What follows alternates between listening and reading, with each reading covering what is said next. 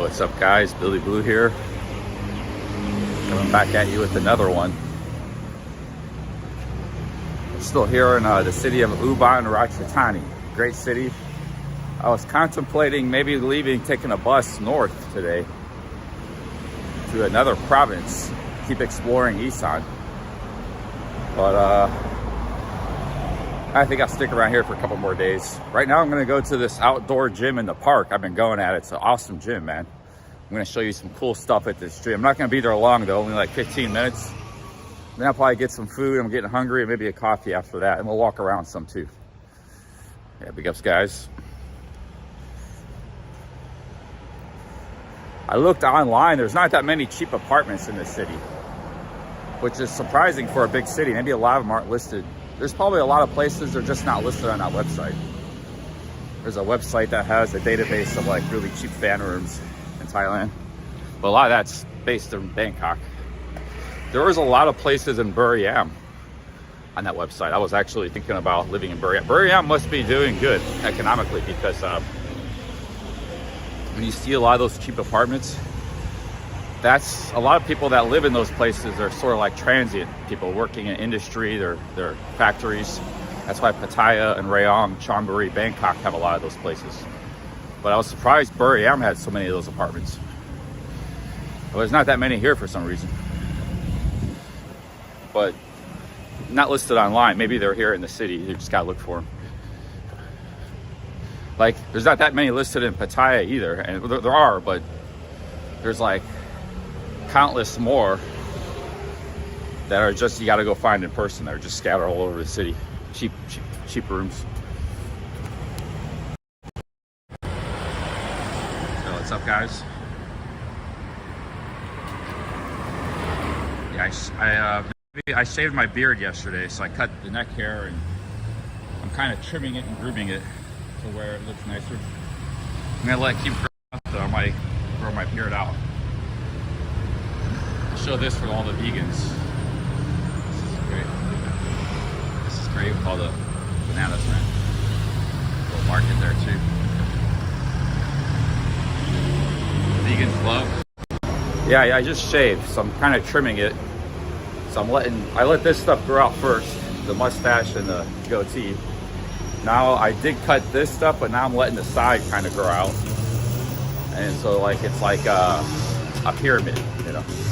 And eventually I'll let everything grow out, with the neck, hair, everything. That's only when this stuff is longer. So I'm growing a beard. I may have to trim the mustache eventually, but we'll see. Trying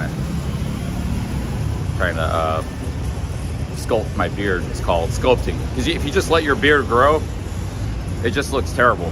But if you actually sculpt it, trim it, you know, I might have to like trim the angles here, make it a little more, I don't know, we'll see. But I usually either just cut my hair, I either shave completely, or I let it grow a little bit, like a few days growth. Or if I'm just being real negligent, I just let the whole thing grow and I don't do anything with it. And then I just eventually cut it. But yeah, I'm trying to sculpt a beard. We'll see how it goes. But you guys can follow the progress. You see me all the time.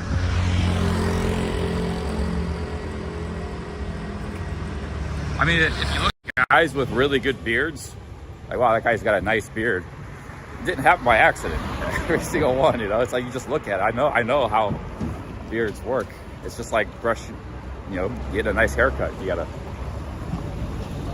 don't go Grizzly Adams. But we'll see how it goes. Maybe some guys can't grow a nice beard. Maybe it's, you know, it's like some guys can't get a nice head of hair.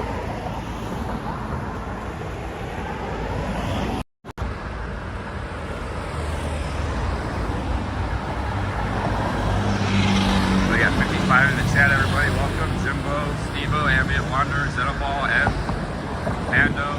Cheers, guys. T-Rex, okay. Terrence Graham, SF Time. Doing horizontal stream now. I'm still gonna be doing some vertical streams, but what I'm seeing with the vertical streams is you get new people and new subscribers. That definitely happens. But your view numbers go lower. So it's just people stopping in briefly. My view numbers are actually higher on my vertical stream, or people in the chat, because people like the horizontal stream. People that watch me like the horizontal stream, so they stick around more, the numbers get higher, but you don't get a lot of new people. So maybe we got to mix it up, you know, do a little bit of both. I got like 40 new subscribers just doing a few 2-hour vertical streams, which is pretty big for this channel. It wasn't growing at all. Imagine if I did 12-hour streams for like 2 weeks straight, vertical stream, I'd probably get like 1,000 new subscribers.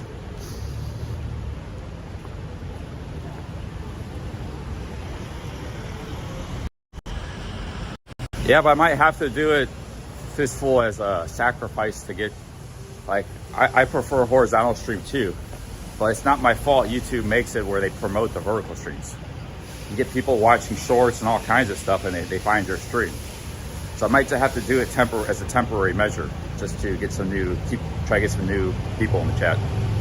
Because, you know, we got a great community, but we also don't want it to just get stale. We want to see new people and stuff, and because there's people that leave all the time and never come back. We have to get new people to replace them, you know, otherwise the channel could eventually die, you know. So we have to mix it up, probably. But right now I'm doing vertical, because I haven't streamed in a few days, a couple days, so. Okay, let's go to this park, guys. We're gonna do a quick workout. I'm gonna show you this awesome gym. It's an outdoor free gym. That's why one of the reasons I was thinking about staying here, living here.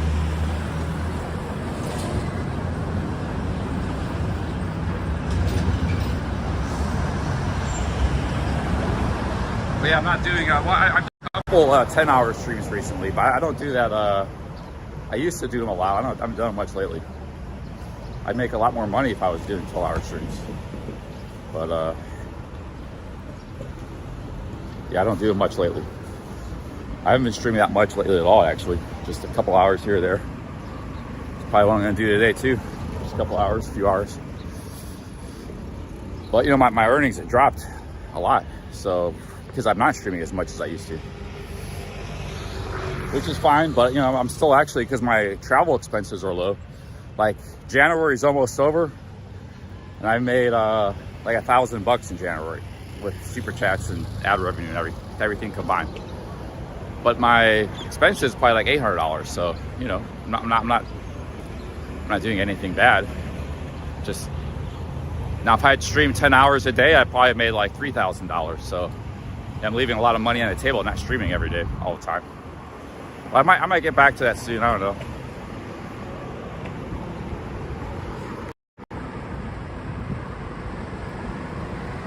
I mean, basically, streaming, you make as much as you put into it. If you travel and stream 12 hours a day, I'm assuming you have some sort of audience, because if you only have 3 people in the chat, no matter what you do, it's probably gonna be hard to make any money.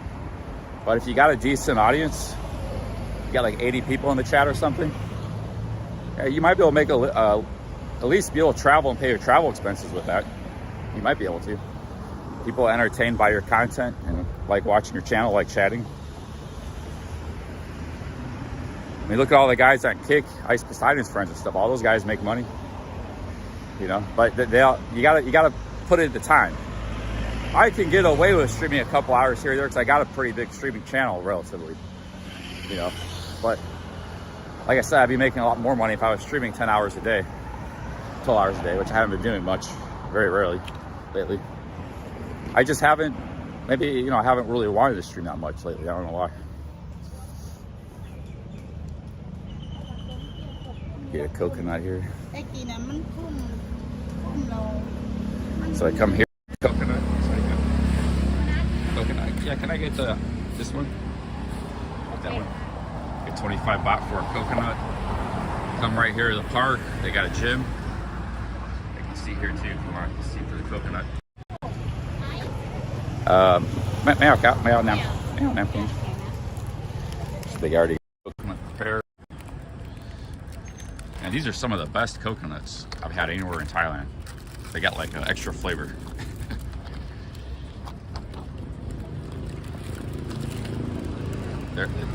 These things are amazing. They said they're local, you know.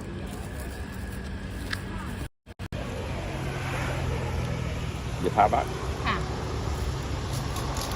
Okay. So we got some little coconut, cold coconut, and the flesh. We're gonna go to the gym here. Just do like 15 minutes of working out, not real long.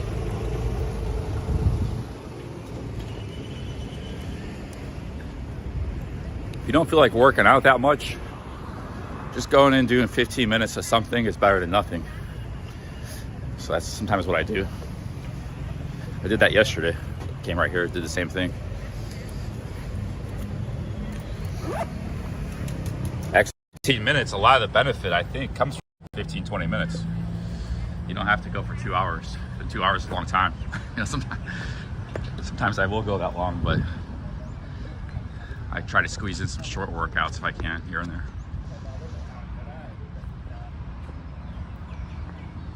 Gym's right there. It's a free gym. There's people over there right now. They got some great stuff over there. They got dips. They got this lumberjack. I call it lifting up a tree thing. I've never seen it anywhere in the world. So I almost just wanted to stay here. It's better than the chair. This is better than that chair in Surin. So I wanted to stay here. And the dips, which is my new favorite exercise. They got the dips and they got this lumberjack machine. It's all free over here. And this is something you won't be able to find anywhere in the world. It's a unique thing. So I gotta show it to you guys. First, let's have our coconut water. It's like you're lifting up a tree, man. It's awesome, awesome thing.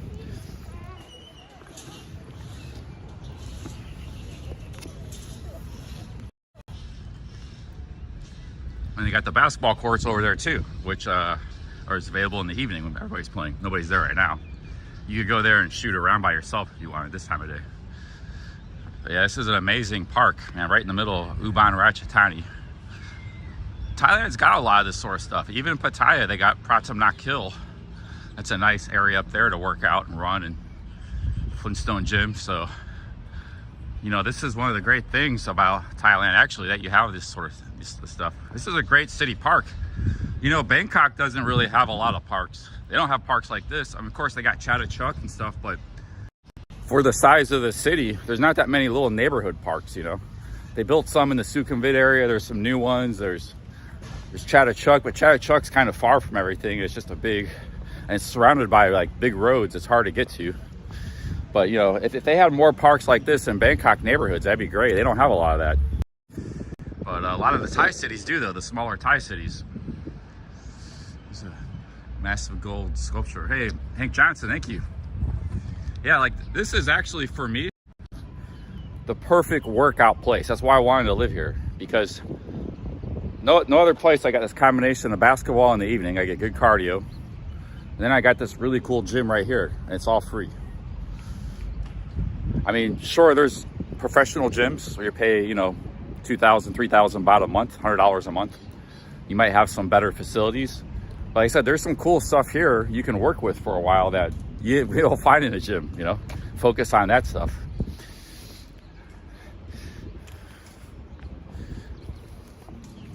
Thank you, Hank Johnson, man. Thank you. Give a super chat a heart and a like. Hey, what's up, Nigel? Oh, wait. Oh, I'm back on Prism. I can't give a heart to the super chats. Something I have to do on YouTube. Yeah, I'm streaming on Prism right now. I forgot.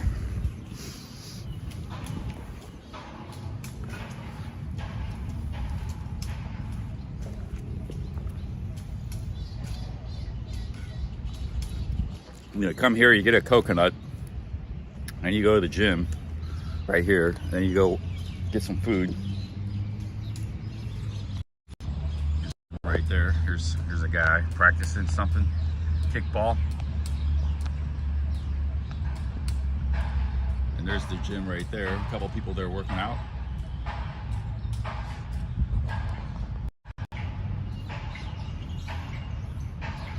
Hey, Poet's Corner with the $2.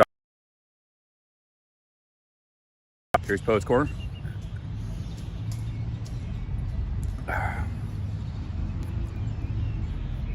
Says unstable network connection. Getting the bad connection. But thank you, Poet's Corner. Hank, thank you guys for those super chats.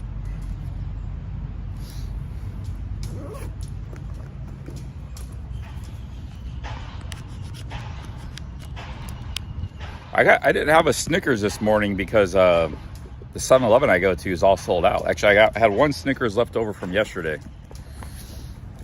A small one though. I got that in my bag in case I get a coffee later. But shit, yeah, this spot has got bad internet for some reason. Damn, we gotta move.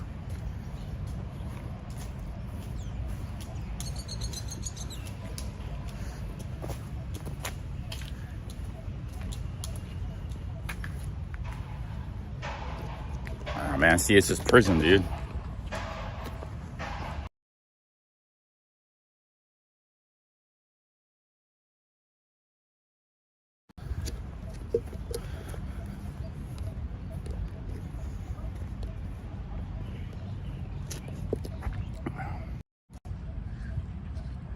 Yeah, it was in the 7-Eleven was all sold out of Snickers and Reese's. So I bought these cookies. It's 20 baht for a bag, and those were pretty good. Actually, I almost think I like those better than the Snickers. I knew about those cookies. I just haven't bought them in a long time. It's like, I forgot what they're called. They're pretty good. So I might just start getting more of those. They're cheaper, and I think you get more calories.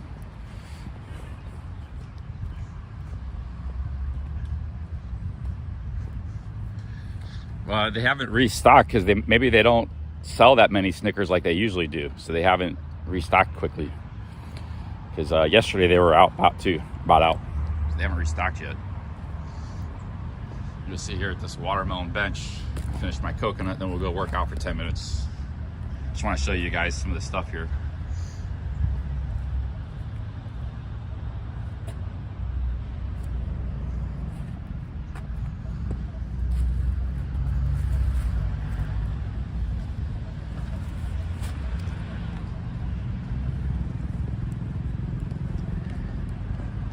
Man, Donald Trump's doing all kinds of stuff. I'm very impressed. He's doing all kinds of good stuff. He gave federal recognition to the Lumbee tribe. That's me, man. That's some of my family. Lumbee Indians in North Carolina. They never got recognized by the federal government as a Native American tribe. He passed an executive order to do that. Might be opening casinos down there in Lumber County or something soon.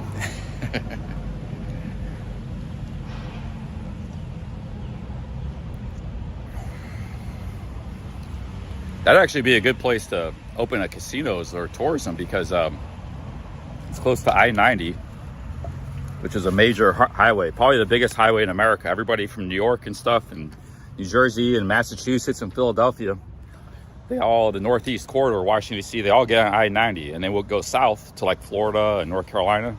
That's the road they get on. So the Lumbee Indians' homeland is not far from that road, and you got a lot of beach communities and stuff too nearby, about an hour or two away, which have already gotten popular with tourists and expats. There's Myrtle Beach is not too far from there, you know, Charleston, all that stuff. That whole coastline is getting really developed. So shit, man, the Lumbees might as well as develop their stuff. They're just farmers and stuff, and mostly, but tobacco farmers and stuff. But they might move up in the big time. Land be worth a lot of money. I don't know if they'd get their own land because that's all privately owned land. So I don't know, but they might get privileges like they could open casinos and things like that.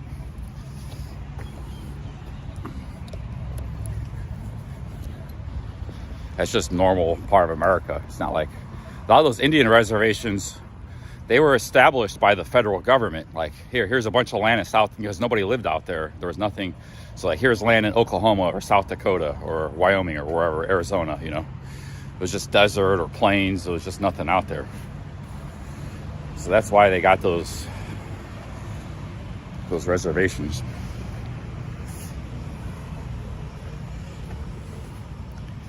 Yeah, Trump's doing all kinds of great stuff.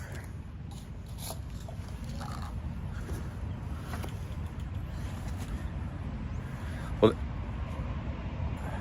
got the squirrels are back.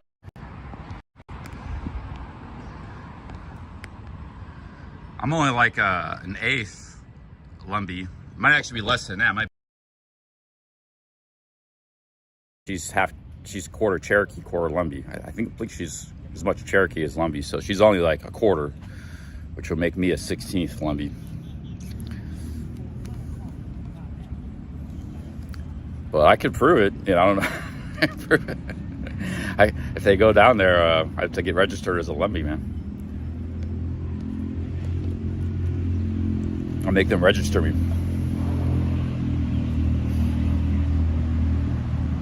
Hey, Road Dog Travel, what's up?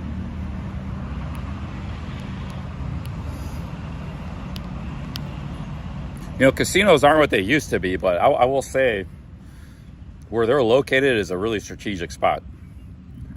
You know, the South's booming, and yeah, they could make a new little metropolis down there.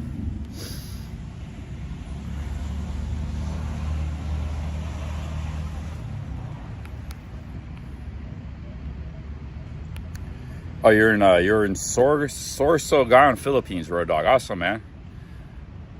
Road Dog's got a picture of Ohio. Nice, man. Nice thumbnail. I never heard of that place. Not nice. Yeah. Big ups, Road Dog. Road Dog Travel in the Philippines. Luis Cabo is thinking about there's gonna be a big meetup in February at Pattaya. I don't know if I'm going back to Pattaya. I was thinking about taking the bus north to Mukdahan. Keep traveling around Isaan and stuff. Check out different places. But apparently Robert Mack's going to be there. Wander Nirvana is going to be back. Jay Easy is going to be in town in February. But, you know, I might not be there. So, I don't know. It's, you know.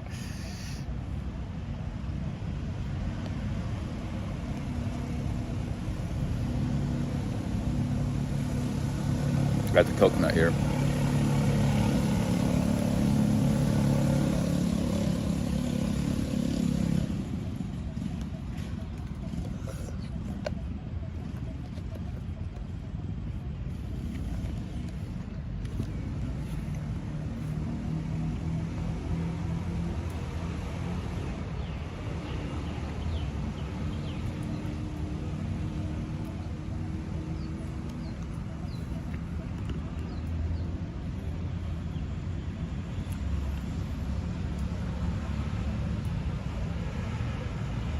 Oh, you got it in Manila. Nice, man. Yeah, check out Road Dog Travel's channels. Are you making vlogs or live streams from the Philippines? I met him a couple of years ago on the Ohio walk. He helped me out. Him and his wife. He has a Filipino wife.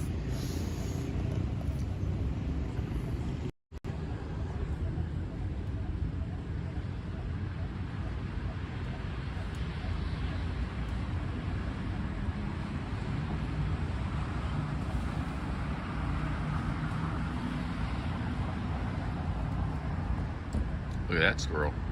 Man, that's look at that. These squirrels are, I just watch these squirrels all day, man. They're so like agile, and it was going upside down on that wire, jump to that, jump to there. They're amazing animals, the squirrels. They're all over this place. Yeah, it was like upside down, and it jumped there and jumped onto the tree. I am a city called Uban Ratchathani, far-flung corner of Thailand. It's cool here. I mean, I met some cool expats here too. Of course, there was Mike. We met on the first day, but I met like this guy who was been stuck here through he was stuck here in the pandemic, and he never left. He used to ride his bike all around the world. He's got this bike, 20-year-old bike. He still rides it. It's how he gets around town. Really cool dude. So there's some cool expats in this town too.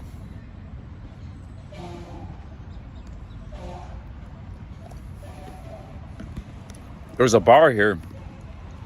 There's a bar that has a little bit the center of expat life. When I walk by there in the evening, there's a bunch of kind of like a beer bar. I see a bunch of expats hanging out there. Well, there's not a lot of tourists here, but there's a few expats. There is one hostel in this town. There's a few tourists that come through here. I've seen a few of them, but Thailand's getting so popular, you know, there's no stone left unturned. But, you know, I didn't see a lot. There's not a lot here. There wasn't a lot in Surin or Buriram. Most of the guys I saw in Buriram and Surin, they were all only there because of their girlfriend, you know. They all had a girlfriend with them.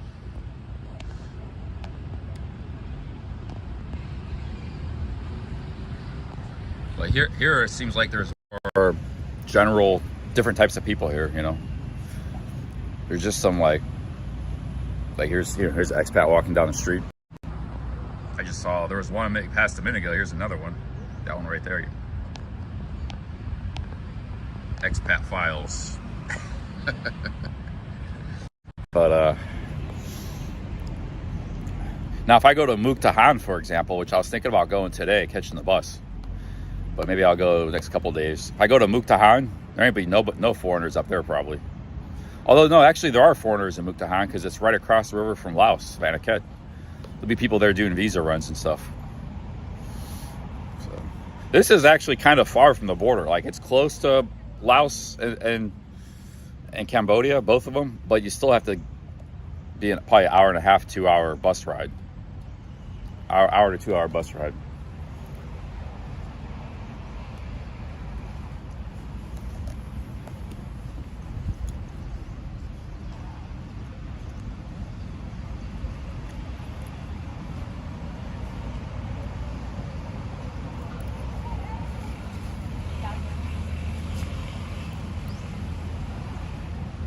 Time out blabbering fool here. Let's all go to Da Nang. It's cheap here, man. Yeah, it's cheap here.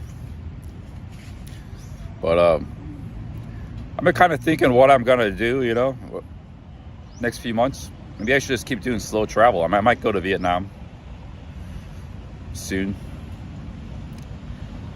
But I don't have a big desire to go back to Pattaya, guys. I just don't want to go there, man. And it's costly to get there. Pattaya is kind of expensive with the hotels. Like there's one hotel I like that I've stayed at before. It's a nice place. They're $22 per night.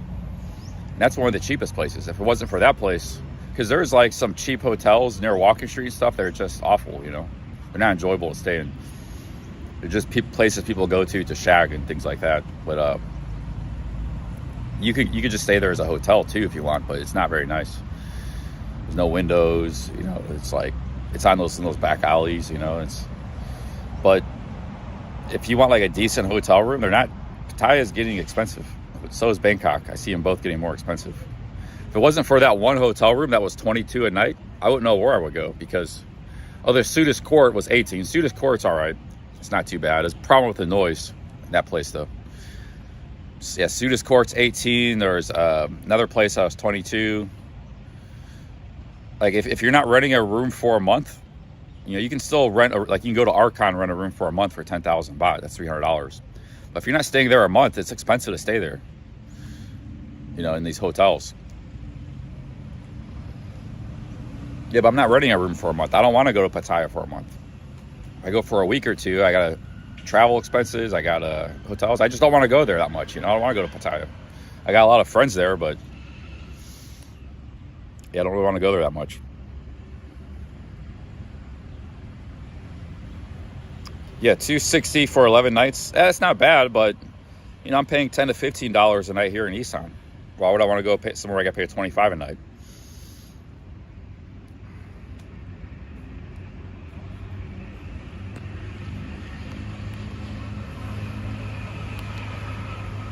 Well, W, I'm always pretty nice to chat. People leave me bad comments all the time, and I just let it fly, you know. So I'm actually very nice to chat. I don't abuse the chat. Once in a blue moon, I might fly off the handle, but that's pretty rare. Sometimes I'll call somebody out individually, you know. One person I'll call out. I don't like. I called out Bangkok Bert the other day. I called out the fines the other day, a couple weeks ago, a few weeks ago. That's not abusing the chat. That's calling out one person. You know, it's calling out one person.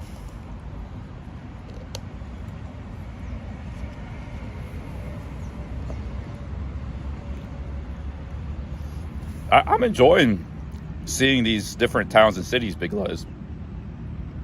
Like, I know what's in Bangkok. I spent a lot of time there the last couple of years, live streaming and stuff. I mean, Bangkok's all right, but, you know, it's not something new to me. There's always new neighborhoods you can go find and explore. That's cool, and Bangkok's expensive. Pattaya, for me, is like a drinking place, you know, and it's old hat to me. It's not anything new. I've been there a million times. I loved the place before, but it's okay. I still like it, but I'd rather go to new places, you know. And Pattaya is getting more expensive too. Like Isaan, Cambodia, Vietnam, maybe Indonesia, you can travel for like $10, $15 hotels, and that's not staying in hostels. I might even start staying in some more hostels too, because you meet travelers a little more, you know, a mix of the two. But Pattaya, Bangkok, Phuket, these are getting like big. Those three cities are like 3 of the 10 biggest tourist cities in the world, believe it or not. As far as international visitors, I think Bangkok's in the top 2 or 3, maybe number 1. Bangkok might be number 1. And Phuket and Pattaya are both in the top 10. In there with Rome and all these, Paris and all these amazing cities as the most visited cities in the world by international tourists. Believe it or not, it's true. They're in the top 10, all 3 of them. So, you know, the only reason it's kind of stayed cheap is because, you know, the Thai capitalist economy, they're good at building a lot of hotels, and the competition keeps the prices down. But at that much demand, eventually prices are just going to start going up, which is kind of happening. People just keep coming from all over the world. Sin City and Bangkok. Ain't nobody, too many people coming out here though. So. And you know, these are nice quality here in these towns.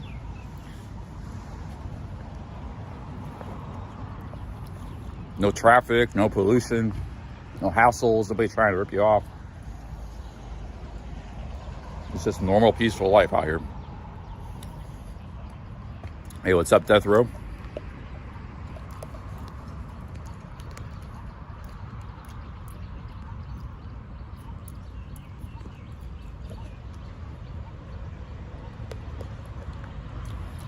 I'm here in the park. I'm gonna go to the gym in a moment.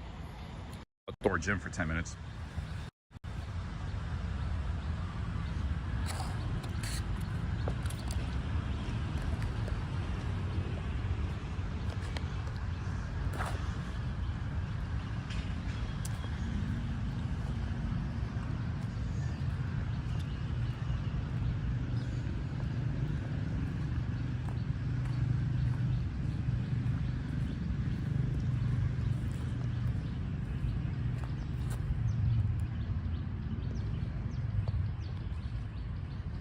Somebody from Uban in the chat. MG Uban, you want drive? I drive you around Uban.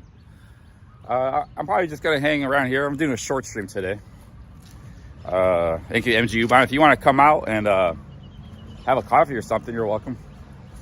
I'm just gonna do a short 2-3 hour stream today. Yeah, there's stuff I want to do, but I'm gonna get some food and get a coffee a little bit after this short workout. Yeah, thanks for the offer.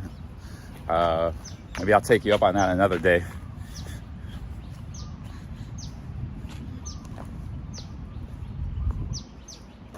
Yeah, we got some Uban expats. We met Michael. Michael's very nice. Michael, you see this shirt?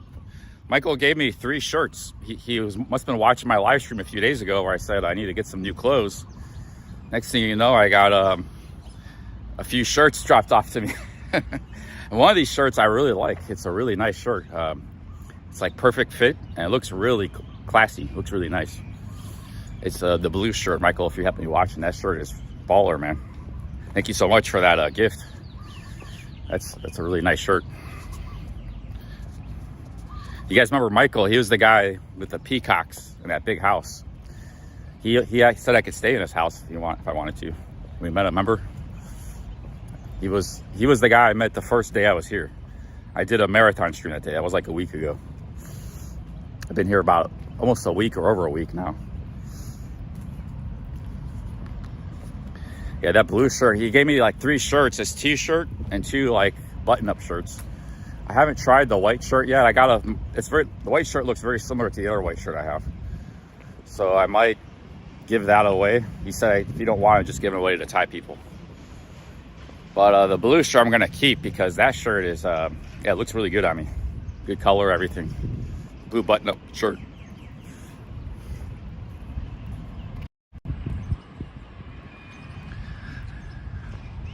I'm very particular about clothes. I travel light, and he probably knows that, you know, from watching me. So, but yeah, it was very nice of him to drop me off. And like I said, that blue shirt is really cool. Wow, there's more gym facilities over here.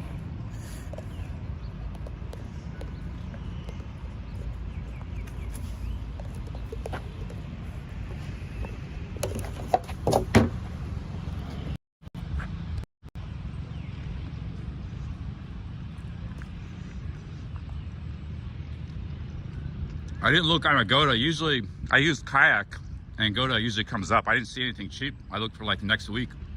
Everything looks pretty pricey. I mean, there are some like real scroungy hotels that are like 15 or a bit under.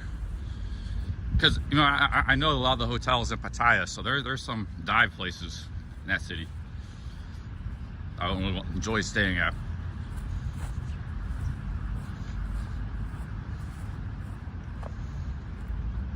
They're actually, they can be unhealthy too, you know, bad air conditioning and not much ventilation, just dives, you know.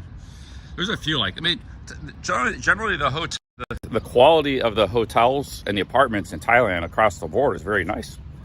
Even if they're small or something, but you know, it's very clean. You know, I stayed in that fan room in Pattaya last year and a half ago. I don't think I saw one cockroach in that place. I was paying 2,900 baht a month. And I was there for like 4 months in a fan room 2 years ago in Pattaya. It's 3,000 baht a month. I didn't see one cockroach in the entire place.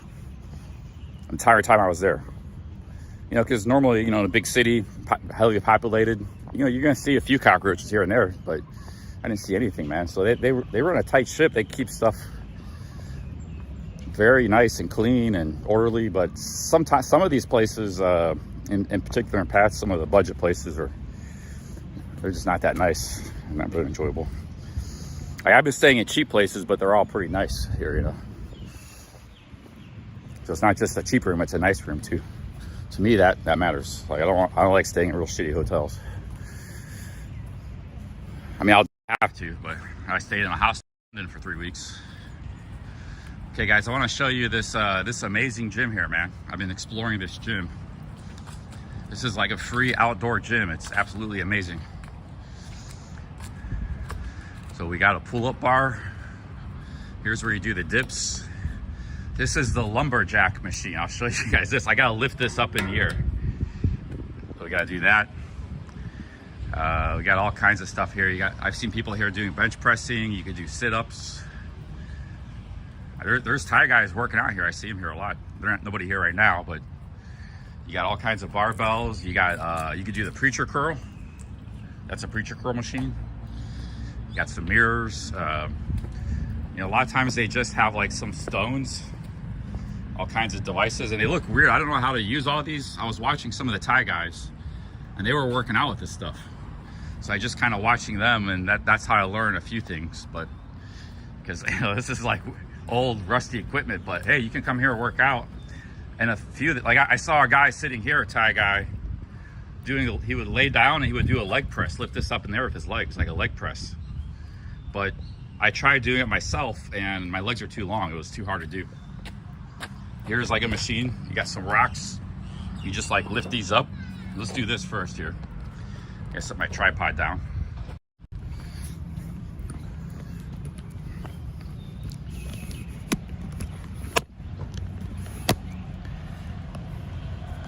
So we're gonna do this right now.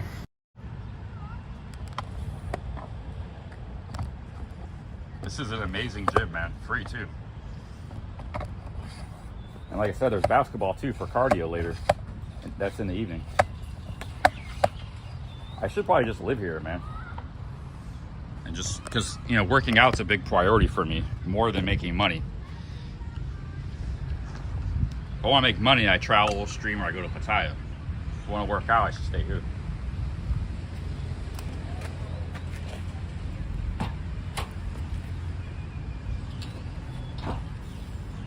Yeah, this is heavy. I could barely do this. It's like a push down, tricep push down. There's a lot of rocks on there. If you want to lower the weight, you just take some of these rocks off.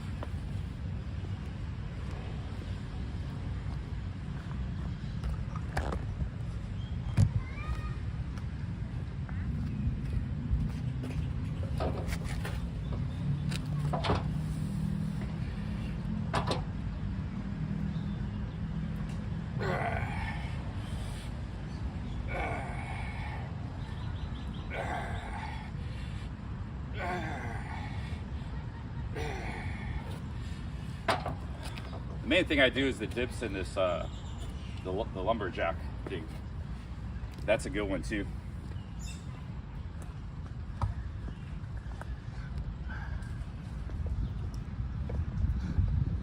guys, this is the star of the show right here. This thing right here. You gotta lift this in the air. This is an amazing thing right here for developing your back. No gym has anything like this. This thing's absolutely amazing. Better than the chair.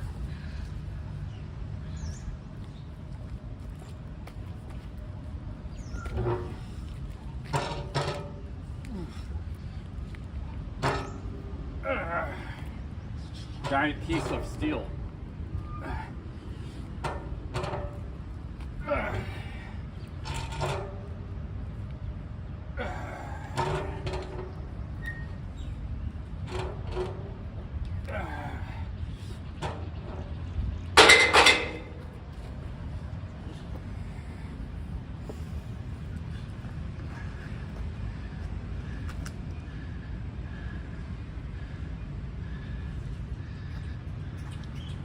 And you see I had like a leg like this, and what I'll do is I'll switch legs and do like that.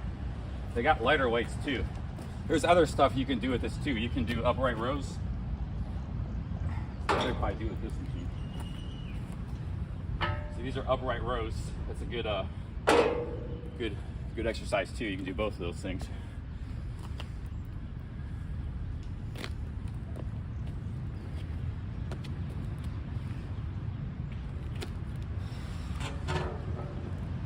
I don't know how much this weighs, maybe 150 pounds. It's a lot. I mean, it's on a hinge, which makes it a little easier, but it's a lot of weight.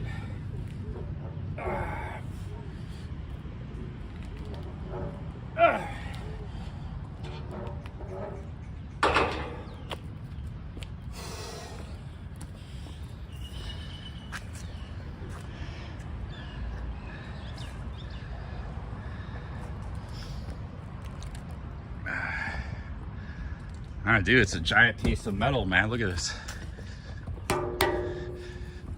It's a lot of weight, but it's on these hinges. It's bolted to this thing, so yeah, it's pretty good. Yeah, 200 plus pounds maybe. Yeah, I don't know.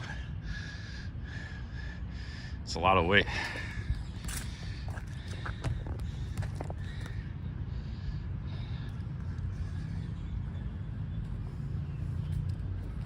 I'm gonna do a few sets of this and a few sets of dips, and that's about it. And then we're gonna get some food and coffee. But they got all kinds of cool stuff here. This is just one thing.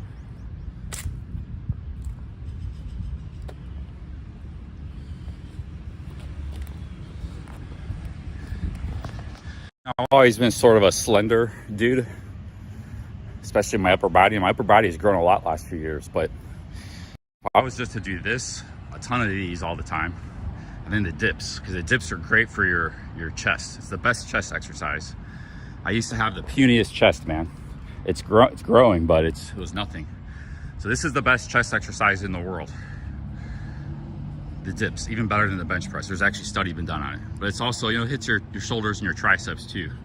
This is amazing for your back. So between this and this, you know, maybe throw in a few bicep curls or something, but you're good to go, man. You build a nice upper body with these two things right here, right next to each other. Now this you can do high volume. Even if this gets too easy for you, you just do like 10 sets of 30 or something. I'm not that strong where I could do that, but if you are that strong, because the volume is good for the back. It's kind of like, it's a half slow twitch, half fast twitch. You know, your bicep and your chest, they're fast twitch muscles. So you gotta lift heavy weight. But you can grow your back muscles, like your calves are slow twitch. You can grow your back by doing high volume too.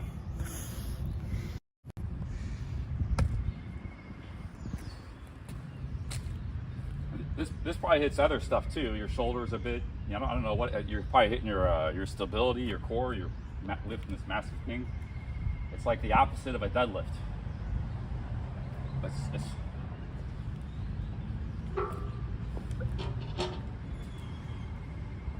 Imagine you're a lumberjack.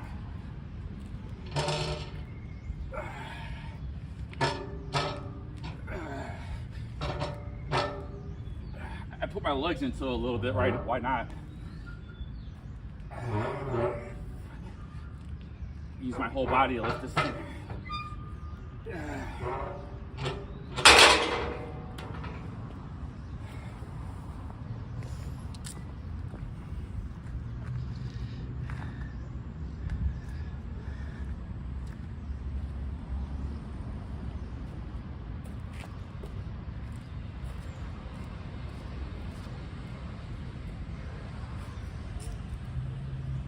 Got some light dumbbells here. These are probably 10, 15 pounds.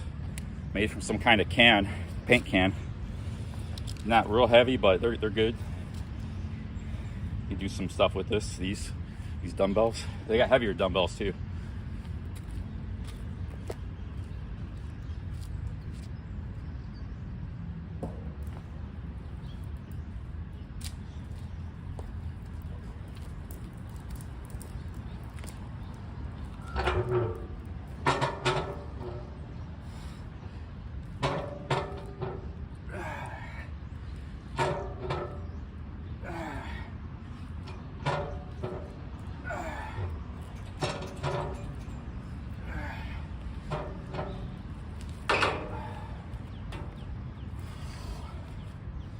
Do one more set of those and do some dips and leave. Dips are actually gotten harder for me. I was doing those in Burry. I can only do like 4 or 5. I was doing 6, 7, 8. So I hadn't done them in a while. I think I got weaker because I was like not eating good food recently. Eating too much sodium foods makes you weak.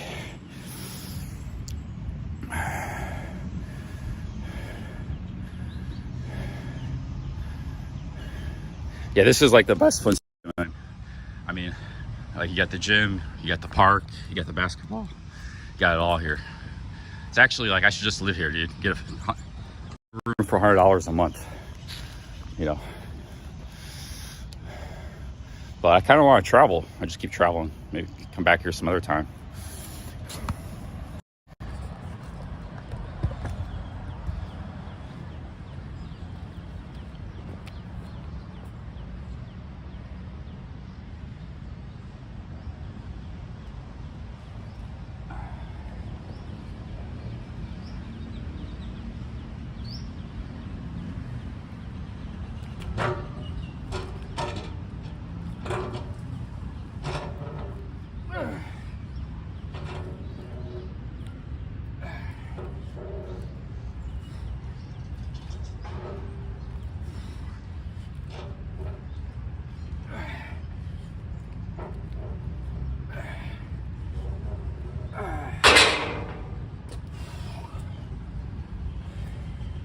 And that's ball buster. You do 10 sets of those of 20. Come here every day. That's a hell of a workout in its own right. All right, guys, let's do some dips. That's gonna be it for me. I don't really feel like working out that much today.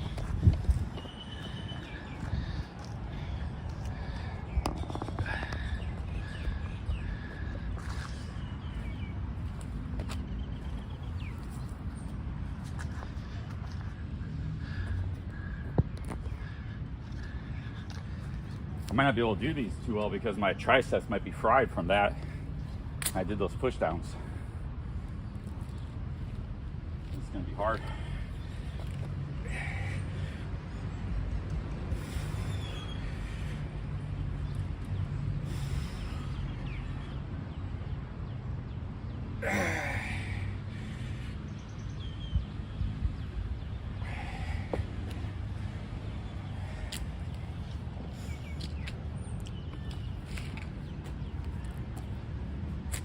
Okay, I had enough. I'm still not feeling that great. I'm gonna get some turmeric water. I had a little kind of cold trying to hit me last few days. I didn't get a cold, but it was trying to get me. Just work out a little bit.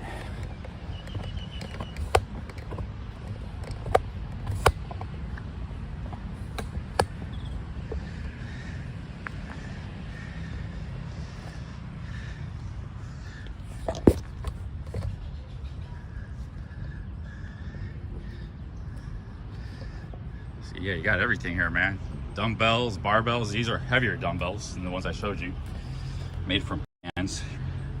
Synthetic gloss paint. But shit, dude, this is probably like, yeah, 25 pounds or something. It's like a paint can filled with something. More dip bars. All these things work. They look real sketchy, but I've seen people working out with this stuff. So I haven't tried everything here, but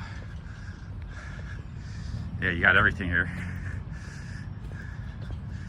These are cable rows. So you just put some rocks on there and then you pull the cables, just like at the gym. Yeah, another Thailand Flintstone gym. What other country has stuff like this? There's just so many cool things in Thailand you don't see in other countries, you know.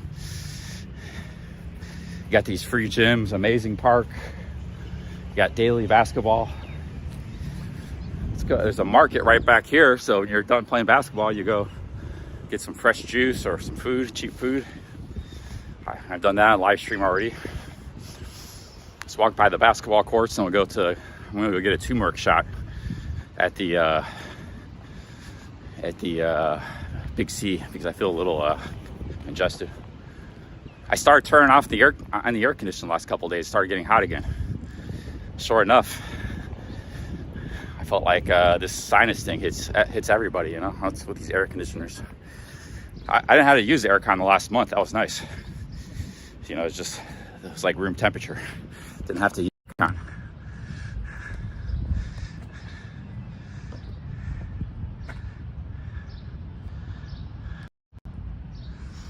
I wonder if they got elephants in this province. Probably. There's some wild land between Isaan and Laos and Cambodia and Vietnam. If you look at the borders and stuff, and there's some wild. They used to bomb the Laos, Cambodia, Vietnam border in the Vietnam War. There was airplanes were flying. There's an airport 2 miles from here, but I just look at the border between Laos and Vietnam. It's just like 100 miles of dense mountain jungle. So they're just dropping millions of bombs on just jungle, man. Probably a bunch of elephants and whatchamacallit, bit the dust, but like, you know, we Americans or Australians, you look at our countries are so vast.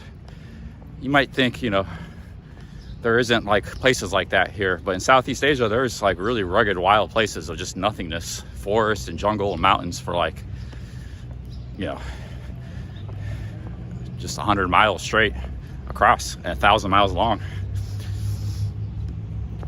A lot of these borders in these countries exist for a reason because there's pretty big geographical borders. Just see looking at Google Maps. So here's the basketball courts. So people out here playing in the evening when the sun's setting, there's always full of players. Right now you can just come and shoot around if you wanted to. I like shooting around by myself sometimes, but the sun's a little bit intense. Shot for getting sunburn or skin cancer. And bring the hat out. I don't like wearing that big hat, that goofy hat. I gotta find like a baseball cap or something. That's all I need right now is a baseball cap.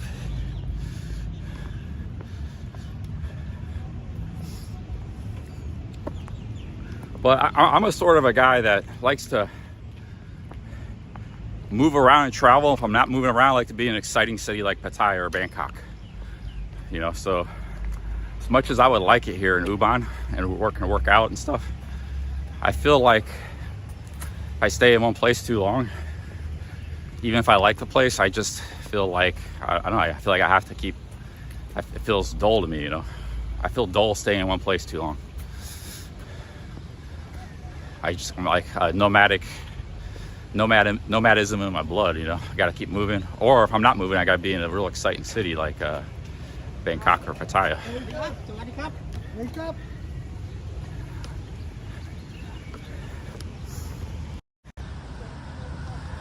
Or Tokyo, or New York. Believe it or not, I used to be in Tokyo, which is the biggest city in the world. I would even get tired of that place. Like it felt nice to catch a train, go somewhere else. Because even in Tokyo, it's not that you're necessarily bored of the city, but you feel like it's such a vast urban jungle, like 30, 40 miles across. You feel like you're, I don't know, when you're in that for a long time, like a month, you start to feel like you're just like in a swamp. Like, I don't know how to describe it, not a swamp, but like sometimes you just need to get out and see some landscapes and trees in the countryside or ocean. Because you don't, you know, Tokyo is right by the ocean, but you don't ever see it. There's Tokyo Bay, and then there's the Chiba Peninsula that blocks it off from the ocean. So you don't ever really go by the water, even though it is a port city. Some cities are like that. You don't ever really go by the water, even though they're built on the water. All the neighborhoods are well inland. It's just like industrial stuff that's around the port. Osaka's like that too. Bangkok's like that. You know, there's not, but Bangkok has the river, so river kind of opens things up. But man, if it's a big city like that, it's just a big concrete mass and there's nothing opening it up, a big river or some landscape or big parks or some ocean or something. You just feel like the walls are closed in on you. You're just a little bit, you know. It's nice to get out of Tokyo and get into the countryside or something. I like cities. It's not like I don't like cities, but you know, they all have their own psychology to them. Like New York, for example, they're well connected with the water because everything is built next to the water. Manhattan's a peninsula. It's only like 2 miles across. It's surrounded by water. So there's no, and that kind of opens the city up. You know, you walk across the Brooklyn Bridge, it's beautiful. You see all this massive vistas. You know, we have this weird need as humans to see vistas. I don't know what it is, but otherwise we feel like we're too much in an enclosed space. We don't mind being in enclosed spaces. We got that, a little bit of that, you know, like we can do that, but we need to be out in open vistas once in a while, whether it's ocean or landscapes. I think that just comes from our evolutionary biology, because those are the environments we grew up in, you know, thousands of years, 10,000 years. In Africa, the savannah, Ethiopia, everywhere, you know. But we've adapted to cities, but we still got that ingrained in us to be out and to see the countryside and stuff. Yeah, Pattaya does have a bit of a vista with, you got the Pratamak Hill and you got nice views, and then you also got the beach. So that does actually make a difference. It adds to the quality of life of the place. Even though it's not the nicest beach, it's still something.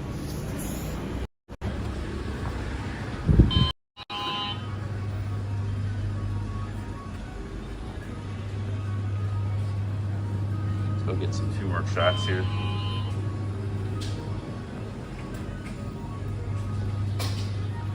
Vancouver, I might just keep traveling, man. I might go to some new cities. Got a lot of friends in Pattaya. They wouldn't mind me coming down there, or I might just keep traveling north. I don't know.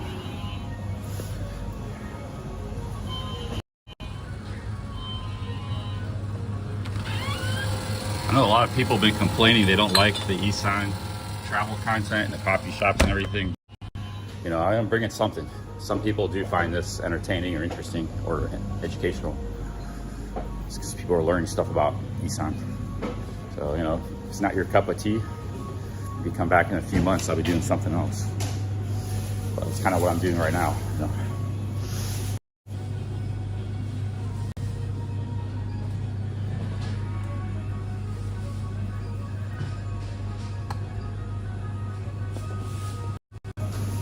Yeah, Nigel likes to hear. Everybody's different, you know. A lot of people have been giving me a hard time, saying you think it's stuff really boring content.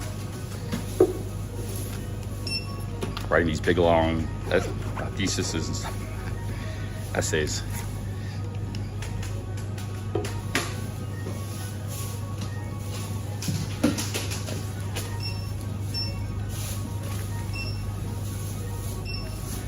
Yeah, I understand where it's coming from, because there's people who, in the past, whatever type of content, might have been the drinking content, may have been the hiking content, but there's people that have been really entertained at some point in my live streaming career, some of the stuff I used to do, and they just frustrated because they keep tuning in and they keep like, it's boring, it's not entertaining like it used to be, doing something really exciting. So, you know, hanging out in a bar with ladies in Pattaya, or hiking, you know, going on a hiking adventure. So I understand it's not as exciting as some of the stuff I've done in the past, but, you know, I'm not Superman. I can't just like magically entertain everybody all the time. Sometimes it's just gonna be boring. It's a channel, just gonna be boring. That's the way it is. You know, try to, like I said, you know, if you want to unsubscribe, you can unsubscribe, or you can just come back a couple months later, see if I'm doing something else that's more to your liking. But live stream is called in real life because it's just in real life. Life's not always super exciting. I'm not always going on some crazy exciting adventure, you know. I mean, maybe I could do that 24/7, but you know, but I think I will be doing some adventures in the future. So, I mean, I'm on an adventure now. You know, for a lot of people, coming to Thailand and traveling around Isaan by train and bus, it's a pretty big adventure. But I guess to your guys' standards, it's not enough. To some people's standards on this community. So, you know, like I said, and then you also have the Pattaya drinker bar crowd. So not everybody's going to be happy all the time. Some people like Nigel are perfectly happy wherever, you know, just me watching me doing whatever I do here. So, you know. But for me, I really enjoyed coming here to Isaan, seeing more of Thailand, traveling around, exploring, slow travel. I'm not in a rush or a hurry. I'm not stressed. I'm just hanging out, checking out different places. And I've been pretty happy everywhere I've been, you know, pretty pleasantly surprised. See, here's the city. You got the Moon River. There's actually a lot of stuff here to the south. The train station's down here. I didn't know that. That's where Michael picked me up. That's where the coffee shop was, that really nice coffee shop. And then this is the city. This is right now, right in the middle, this park. There's the airport if you want to fly to Bangkok. You got a golf driving range. And then there's a whole lot of city up here too. It's a pretty big city. This center part's just a small part of it. Got some more parks. Hawaii Mong Park, more golf, all kinds of stuff. More rivers here, you know. I would like to walk, maybe one day we'll go walk over here because I've mostly been in this area, but if you keep going east, like here's a market over here. There's a bunch of stuff over here, I think. Maybe we'll keep going and check this area out someday. East. Yeah, there's we're not too far from the Laos border, maybe an hour or two by bus. If I go due east from here, you'll get to Laos. It's near in the southern end of Laos. It's called Paksay. But Paksay is like a good hour or two from the border too. So there's a lot of travel just to get to Paksay. Because Paksay is not right on the border. It's not on the Mekong. It's actually inland. But Paksay is like the second or third biggest. I think it's the second biggest city in Laos, in the very far south of Laos. That would be cool to check out. And then if I go north, think about going north to Mukdahan. Mukdahan is right on the Mekong. It's in Thailand, in Isaan. And from there I could cross over into Savannakhet, which is right on the border, also right on the Mekong. They're like sister cities. One's in Laos, one's in Thailand. Right across from each other. So I think I'm gonna keep traveling and just keep exploring. Because I looked at the hotels and all these places, hotels are cheap, you know. When hotels are like $10, $15 a night, I don't really stress about stuff that much. You know, I can make that in one super chat, so. Or even a little ad revenue. Some of these streams can make $5, $6 in ad revenue. So I'm just kind of chilling, you know.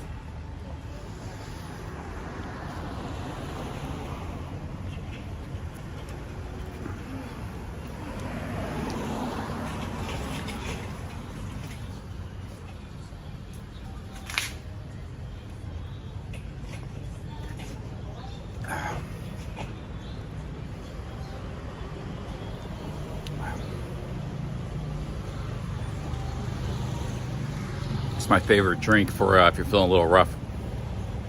It's got curcumin is the stuff that's in turmeric. That's why it's yellow. Curcumin is very yellow. If it's not yellow like that, it doesn't have much turmeric.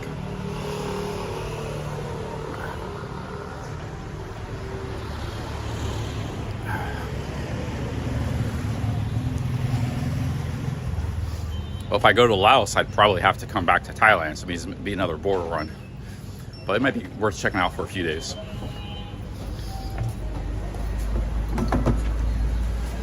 Oh, hey, how's it going? I'm doing my live stream. How are you?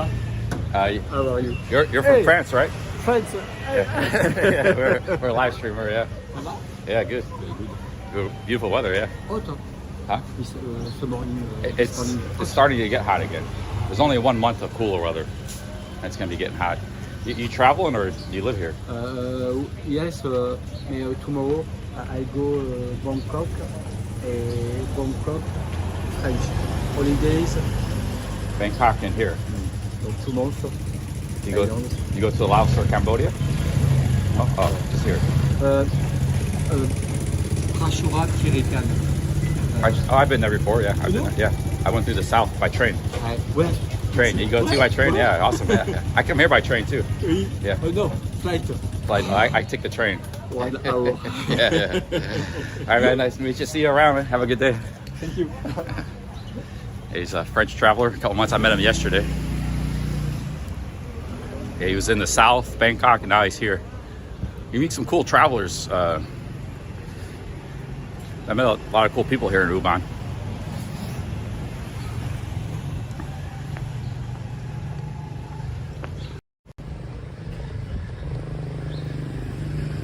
Okay, guys, let's go. Food. Yeah, I would like to travel around France and Germany, like I did with England a little bit, because yeah, awesome food. It's just expensive though. Maybe I stealth camp a lot. Maybe we should go to Europe this summer or winter or like spring. I heard they're like, Europe is like making it difficult for Americans to come there. Like England's passed this, even if you're just transferring at the airport, you have to get electronic authorization. They won't let you into their country for Americans. I think it costs money too, even just transferring. So don't transfer in London if you're flying to somewhere else. They want to pass all these new rules. Didn't exist for decades for no reason. At least maybe they have it out for America or something. Keir Starmer. Want to make it harder for them to come in the country. The rest of Europe, the EU might be doing that as well. But you know, if I'm going there to visit, it's worth it for me to jump through whatever hoops I need to jump through, but I still don't like it.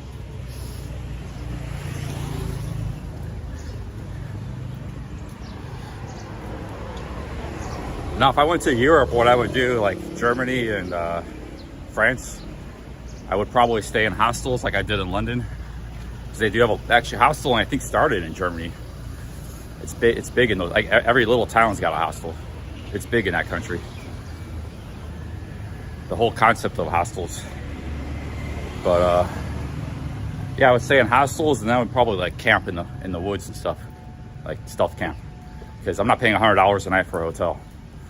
Maybe like once or twice I would do it as a splurge. A couple times. That one guy, big ups, the $2, thank you. Prague would be epic. Yeah, I've been to Prague before in 1999. I was backpacking through Europe. It was very cheap back then. I was in Budapest, Vienna, and Prague, and Istanbul. Just a couple days in each, 2 days in each city. But yeah, you know, Prague is like a big beer city. It's one of the greatest beer cities of the world. When I was there, they were saying the beer was like 50 cents, and it was like some of the best beer in the world. It's probably more expensive nowadays. Prague's, you know, a major international tourist city, so actually there's a lot of scams in Prague. The cafes will scam you and stuff, but this was like 1999. They just got independence from the wall, you know, the Iron Curtain. So things were pretty good back then in those countries. There's a mixture of low tourism, cool places. They hadn't yet got flooded with tourists, and beautiful places and low prices, you know. But nowadays, if I went to Czechoslovakia, I probably wouldn't spend a lot of time in Prague, because the thing about Europe is, yeah, you can go to like Amsterdam or Prague, but those countries, they have beautiful small cities, beautiful like mid-sized cities, names you never even heard of before. And I saw that on the train. Like I was coming from Budapest, I think it was either Vienna to Prague. We passed by this city called Brno, which is actually like the second biggest city, but just the architecture looked amazing, you know. So if I did go to Europe, I'd probably just go to like a lot of smaller cities and stuff.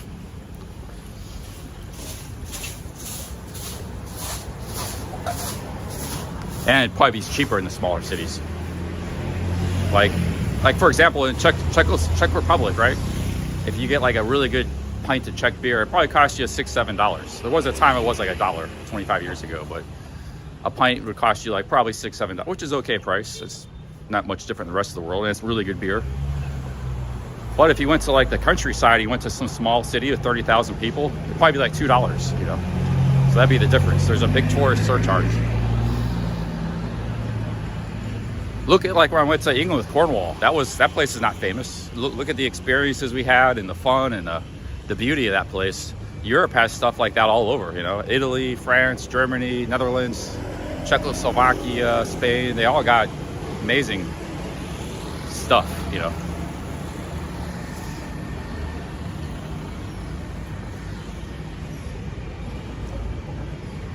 I mean, this isn't said much because Europe has really downplayed itself, and there's a whole, but you know, for the last 1,000 years, Europe was the center of culture, you know, like in the world, and economic technical progress. So there's just a lot of stuff from 500-700 years ago.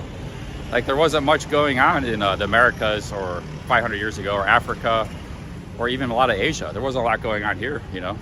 There was in China and India, but that was in Japan a little bit, but that was about it. There wasn't even a lot of population in these places and some of these places and stuff. You know, there was Ayutthaya and there was, you know, some of the river towns around that area, but it was a very small civilization, relatively. That was an entire continent that was just Renaissance and bustling, you know, for hundreds and hundreds of years. So there's just amazing cities and towns and architecture all over the place, man. And some cities had that, but some places had that. Like there's not much left. You know, there was a lot of that in Mexico, but a lot of that got demolished with the, you know, the Aztecs and stuff. So there's still pyramids and stuff from that time period, but you know, there's not much left of the pre-Spanish cities. And the cities that were built later, they're pretty beautiful too, but they were molded in the image of Spanish cities, you know. So there's, if you want to go talk about cities from like 500,000 years ago, there's not a lot in the world outside of Europe, you know, like China is, you know, one of the oldest civilizations in the world, but how much of the old cities of China still exist? Most of those probably got demolished. Because every city in China has 5 million people. So, you know, Hangzhou used to have 1 million people like 600 years ago, but how much of old Hangzhou actually exists? Probably none. It's all modern concrete skyscrapers, I'm guessing.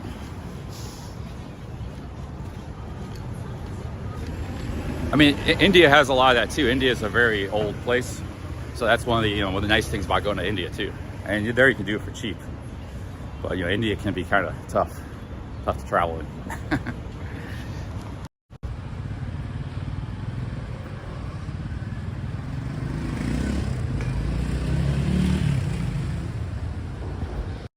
You know, 200 years ago, like 30% of the world's population lived in Europe, you know, 30-40% or something, including Russia. You know, Russia's part of Europe too, but some people leave out Russia, but it's all. But if you include like Turkey and Russia, it's like 30-40% of the world's population lived there. And that's with China and India, which also had big numbers. But a lot of the world was just kind of, you know, desolate. Little pockets here and there of civilization, but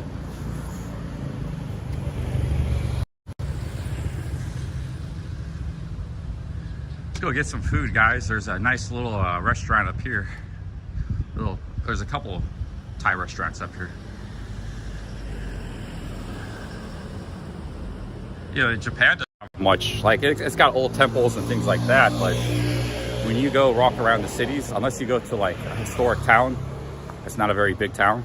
There is some of that, but you're in any Japan city, it's all modern. There's very little, and they were kind of like that on purpose. They didn't care about the past. They just wanted to demolish everything and build anew all the time. And sometimes it happened through war too. But you go through Japan, there's not much. Everything is pretty modern. You know, by modern I mean like built after World War II.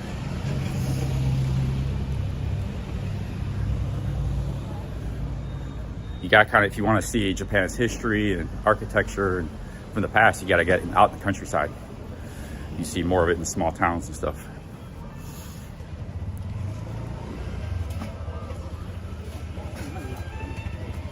A lot of street food in this city. This is noodle soup, choke, rice porridge. Could go for some rice porridge. I haven't eaten here yet. I might try this place out. This place is pretty popular. I haven't eaten here yet.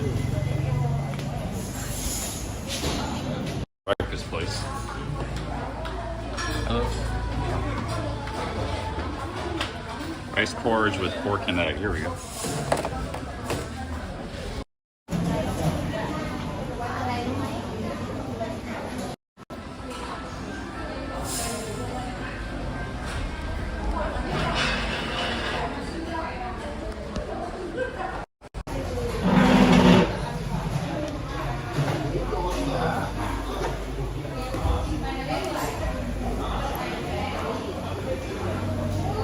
What do you got? Al choke? ยกหมู Choke Thai moo. Okay. Get rice porridge.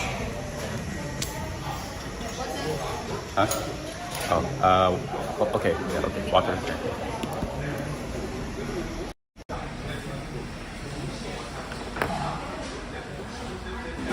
Got a hot tea here. It's like a breakfast place. Okay.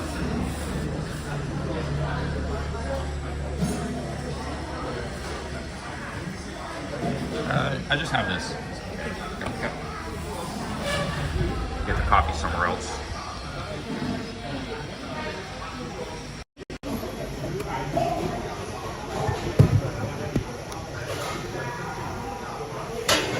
I was gonna go somewhere else to eat, but sometimes I like having joke. I prefer it. I was gonna get like a rice dish with vegetables, normal rice, not rice porridge.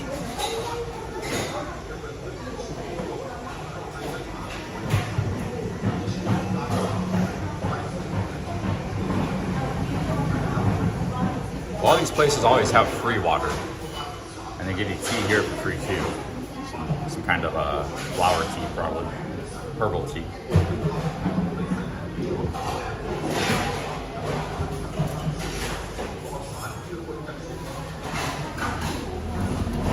Yeah, a lot of traditional places to eat. A lot of places to eat. All right, awesome. Oh, looks great.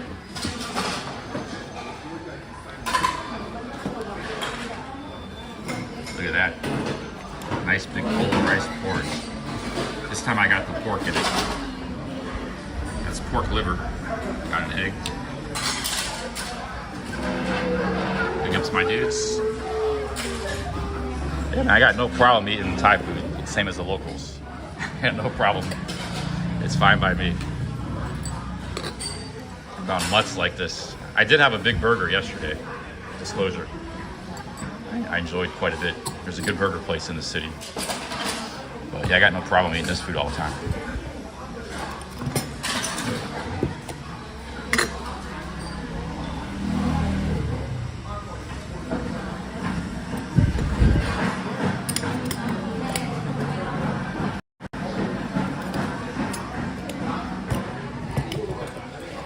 Big ups my dudes.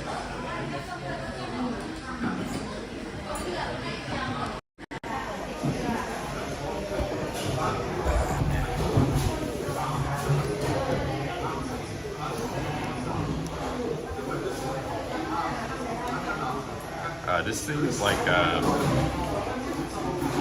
something fried, some kind of filling in there. It's like a tortilla, fried tortilla.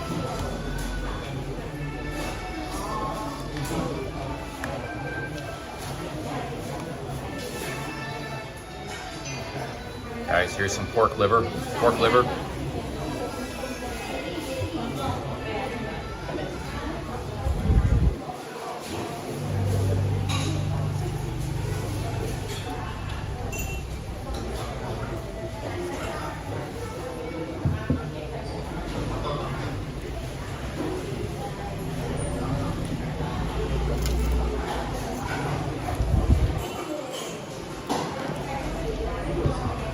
Put a little more, I like a lot of vinegar.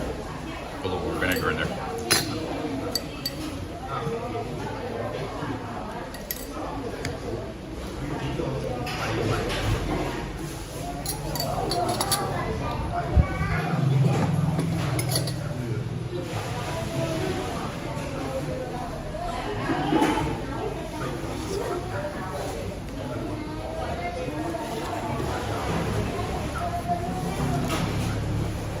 We got a Snickers for a coffee a little later.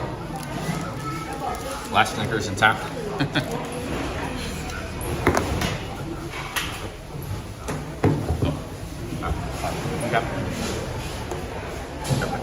Sorry about that.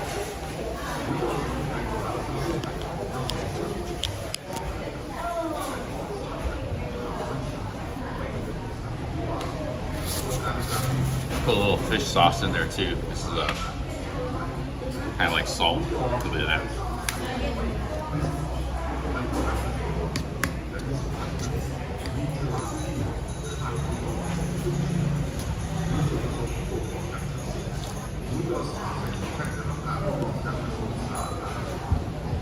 That's a very popular breakfast dish pattern. You can also have it for lunch or dinner.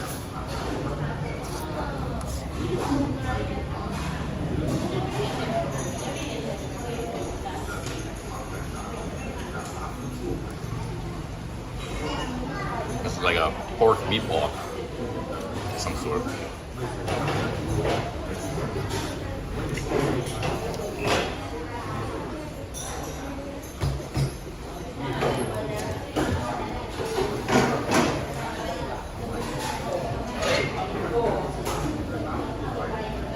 I don't know what it is. Sometimes you just crave this because I think it's so good on your body to digest.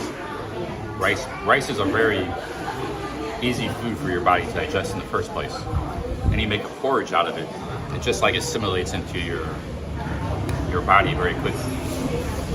And if you're sick, this is something good to eat, for example, because it's very easy on your body to digest. So this is why people eat it for breakfast here, you know.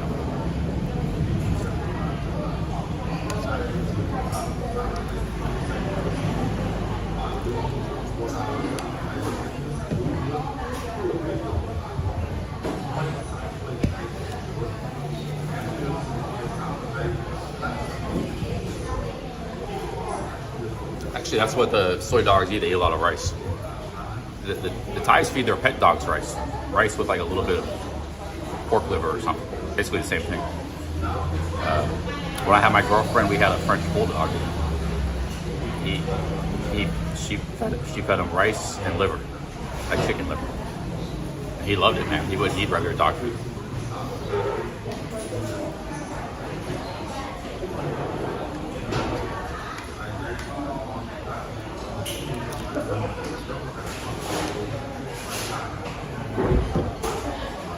So she would go to the market and buy liver for the dog. You know, buy chicken liver. So that's what this is, yeah, rice and liver, pretty much. Some other stuff here too.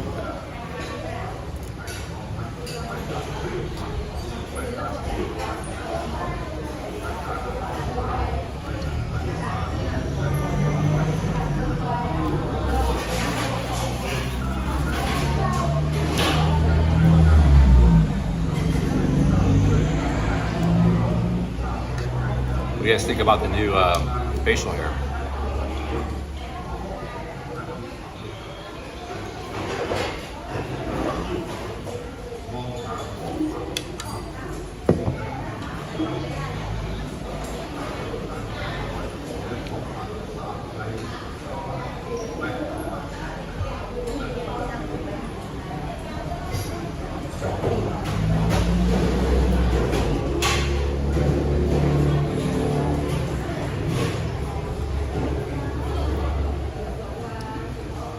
Growing out a manly beard, you know, lumberjack side of the game. And you look a little more alpha, you know. Power to them, as long as they're not committing crimes or hurting anybody. You know. There's a lot of people that just drink their whole life, and they know it's not the best for them, but that's what they want to do. We all get to choose what we want to do in life, you know, live. I miss drinking sometimes, you know. My best, funnest times were when I was drinking. So, if I didn't drink, my life would be a lot less rich than what it was.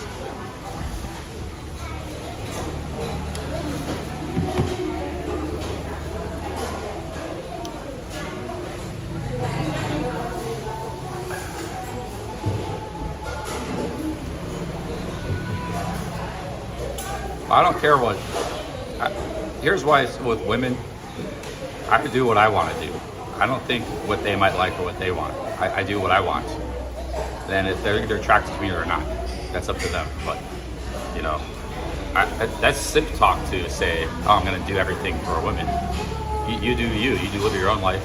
You want a beard, grow a beard. Is it a little weird to some women, perhaps? But if you want a beard, grow a beard. That's like simp talk. You know, changing what you do in the hopes that women will like you more.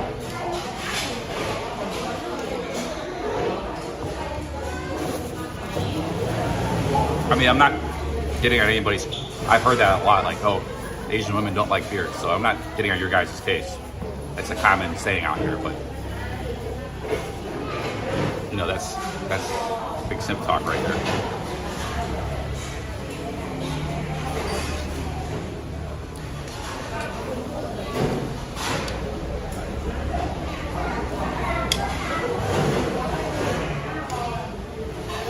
I kind of like the word simp now.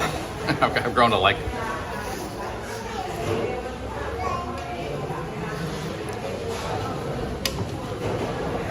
Because actually it's kind of exposed something, like every politician in America was a simp to the rest of the world and the corporations, you know. We're always apologizing for being America. So Trump was the first one that wasn't a simp for a long time. Maybe Bill Clinton wasn't, maybe JFK wasn't, but I'm just speaking in general. The congressmen, it's like we're kowtowing to everybody and everything. And even though we're the most powerful country in the world. So had that word simp might not be around, I would actually, it's actually kind of exposed some stuff. Yeah, maybe we shouldn't be like that. You know, those countries aren't acting simp behavior. Why should we be doing that? So Trump's like the first guy to come along that hasn't been like that.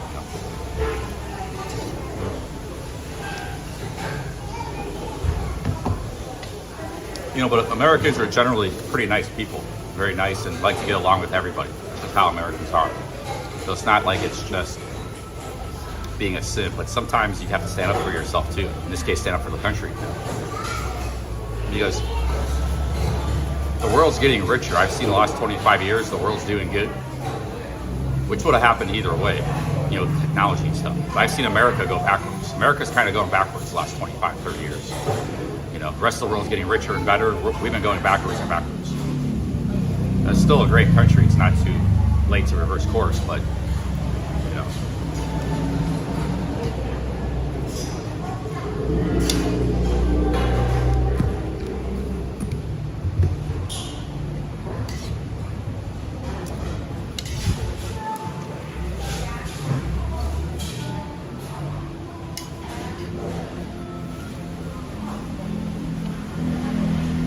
To attract a mate. Well, that's why I work out. One of the reasons I work out. So, you know, it's not the only reason I work out. It's one of like 10 reasons. But if I'm jacked stud, I got a beard, you know, I don't think that's gonna, if some woman doesn't like the beard and it's just not the woman, but you know, I might cut the beard off, so who knows. I think I look a little more manly with the beard, you know.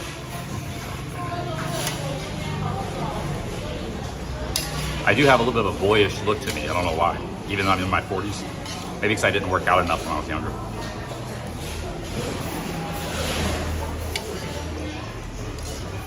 Because I'm actually getting kind of jacked now and I'm still kind of got that boyish look. So.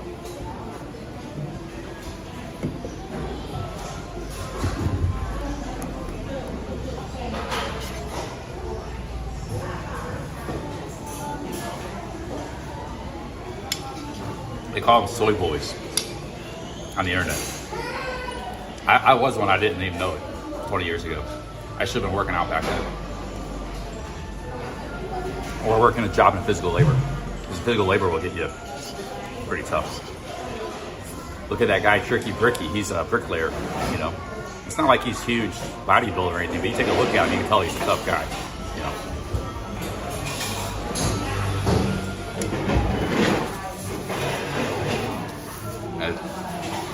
It's just not the way I look. Although I'm getting better, you know.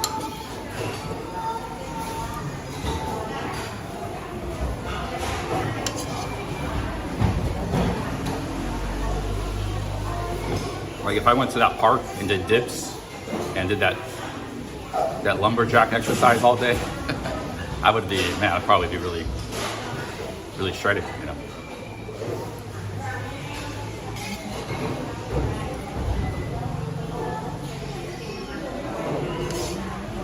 Now, one thing I learned in life is people do sort of judge you the way you look, you know. They'll take a look at, it says people aren't gonna look at you in a bad way if you're overweight or you're skinny or unathletic or this or that. It's just that there's this perception, even if it's subconscious. So, you know, I would like to have a little more of a physical presence, you know.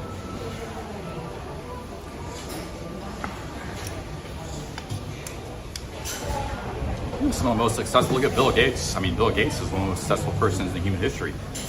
That dude is like soy boy looking as it came, you know, back in the day.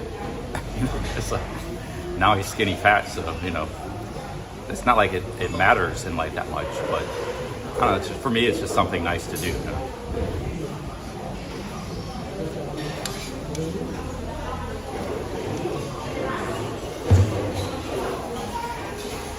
Oh, thank you, T-Bone.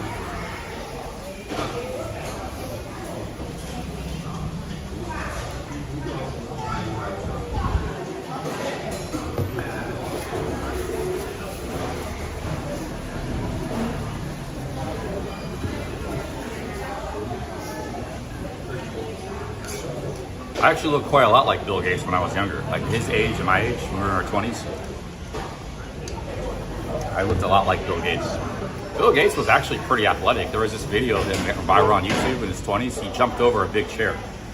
So some of us nerdy looking types are a lot more athletic than you would think. I didn't know that about Bill Gates, man. He jumped over a chair. I couldn't probably do that. He had hops.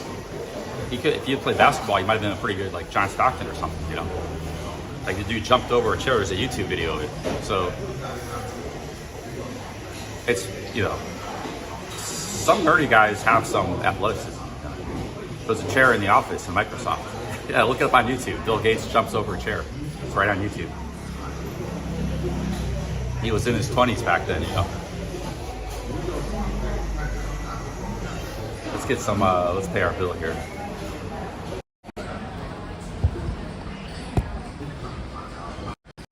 You know, there's a lot of people, they watch me and they said, I met you, I thought you'd be like 5'5" or something, like this little puny guy, you know. But then I'm actually somewhat physically imposing when you see me in real life. You know? But a lot of people say, I thought you'd be this little shrimp guy, you know, when you've been watching you on YouTube.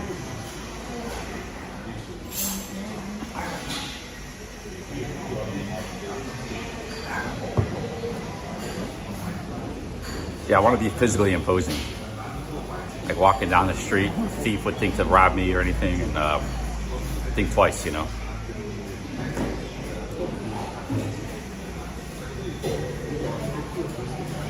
Let's go get some coffee soon, guys. We had some nice joke there.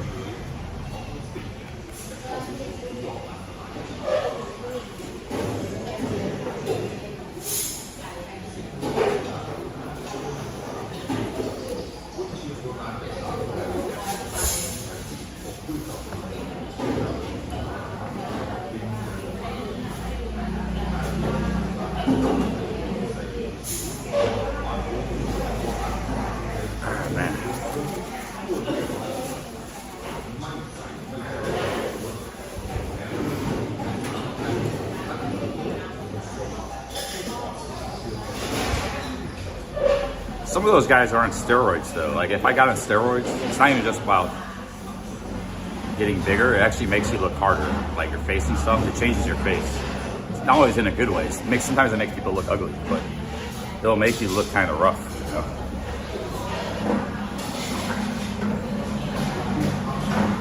It'll take away whatever softness you had in that appearance, especially if you combine that with working out.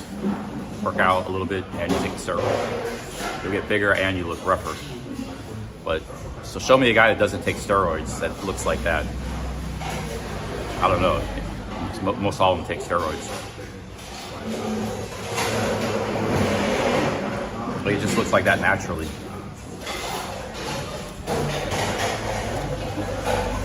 Looking rough and tough is what I mean, you know.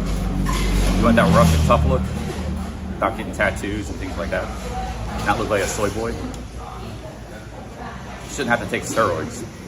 But maybe some of us, we just, like me, I can't change it.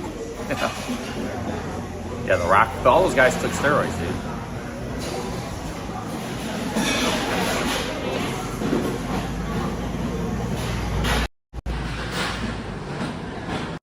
I mean, yeah, Alex Jones is pretty manly looking, dude. He's never probably taking steroids. I don't know, maybe it's just a weird thing I'm preoccupied with. We all have our things of our appearance. We don't accept about our appearance. We all have things we don't accept, you know, we want to change.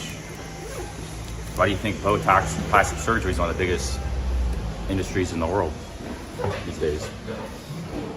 I'm gonna use the bathroom, guys, real quick.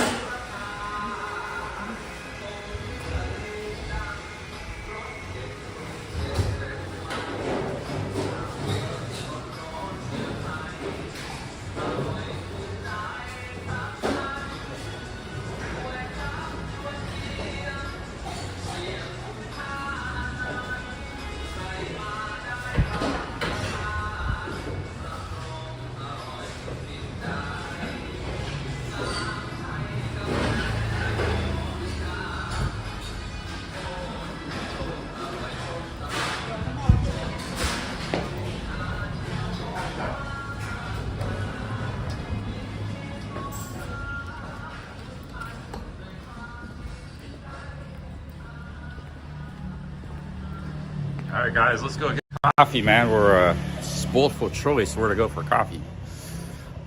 We could go back to that drip coffee place. It's a little more expensive, but it's premium. We could go to across the river. I don't know if I want to walk a lot in the sun though right now. I'm trying to stay out of the sun.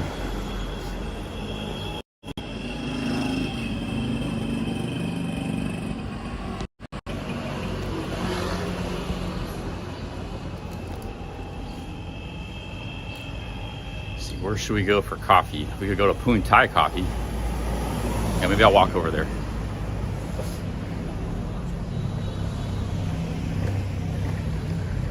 Then that's probably gonna be it for the stream. The Poon Thai Coffee. Let's do another 2-3 hour stream today. This will be my second coffee, probably the last. So hey, Nigel with the 5 British pounds. Thank you, Nigel. Thank you, Nigel. And Nigel covered my coffee. Thank you, man. Big ups, Nigel.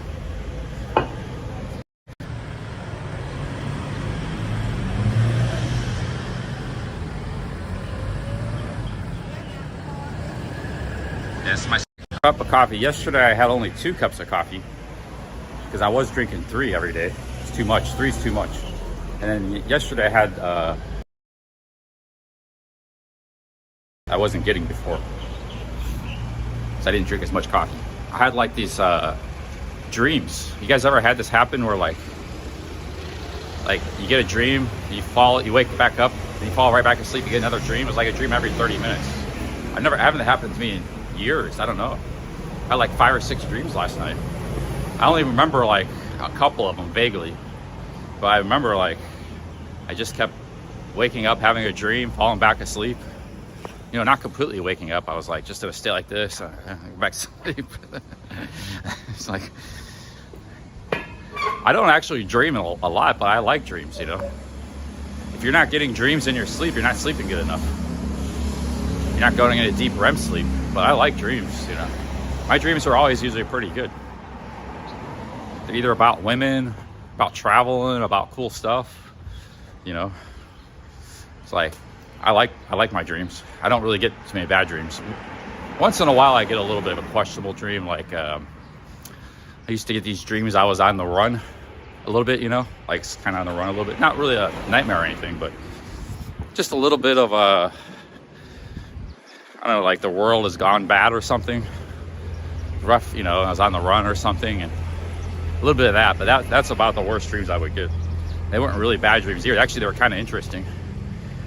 But thank you, Nigel. But I don't dream all that much. I like dreaming. I should research on how to dream more. I used to get dreams of places. Like I would have a dream I'd be in Argentina or New York or Pattaya, and most of these were dreams that places I've already been to, you know, already been to before. And every time I had a dream of Pattaya in a long time, but you know, every few months I would get this kind of dream where I was in Pattaya. But there's a couple interesting things about those dreams. One, the city didn't look or feel the same. It was like a good dream. I was having a great time, but it was like a different place. Like it was, I knew it was Pattaya, but it was just different, you know. And then two, they were like always good dreams in Pattaya, you know. Now, when I had dreams of Argentina, it was like more of an adventure dream. Like the world was kind of going to shit. And I was down there for some reason. It was like the end of the world, kind of. But it was like interesting dreams. It wasn't a bad dream. It was kind of weird. I don't know. I haven't had that dream in a long time. I used to get that sometimes. But the best dreams were always the Pattaya dreams, man. I haven't had a Pattaya dream in a long time. I have a dream I'd be out like till 6 in the morning, 7 in the morning, sun be rising, drinking, discos, women, beer bars. I would actually dream of Pattaya. Like I said, the city looked and felt different though, but it was still, you know, you knew you were in Pattaya. But it was like different architecture and all this stuff, you know. So that, you know, that's why I never speak bad about Pattaya, because like for me, it's been a great place and always been great. I loved it there back in the day. But you know, drinking and partying was a big part of that. Fortunately, I don't do that anymore. Hey, good vibes. Thank you. Thank you, good vibes. Thank you, good vibes. Thank you very much. Sometimes I have a dream of family or this or that or other things, you know, friends or anything, but don't have dreams of friends very often. But every friend I've had, there's probably once or twice where they were in my dreams. Family tends to be more in my dreams. A lot of times I'm just by myself in my dreams. Nobody, or there's me, or you know, I don't know. But a lot of times, mostly it's just me. Once in a while, a friend might pop up or something, or like a family member or something. Thank you, good vibes. Thank you, Nigel. Thank you, guys. Yo, Wander and Hawaiian. Big ups, Wander.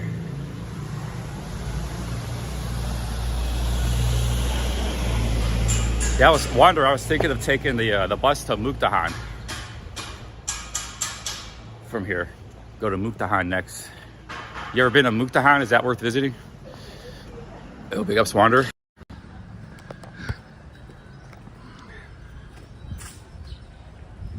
Let's see, where's that coffee shop at? I think it's, I don't know, we'll just walk around. I just don't want to be out in the sun too much. I'm scared I might get skin cancer on my nose or something. My nose has been hurting a little bit, too much sun. Oh, look at that house. Holy cow, beautiful house. That wall in America would cost the same as a house. But here it probably is cheap. Cheaper to build here.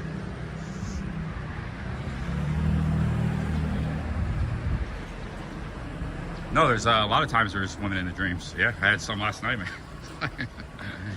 Women are a big part of my dreams, yeah. And not always, but about 20 to 30% of the time.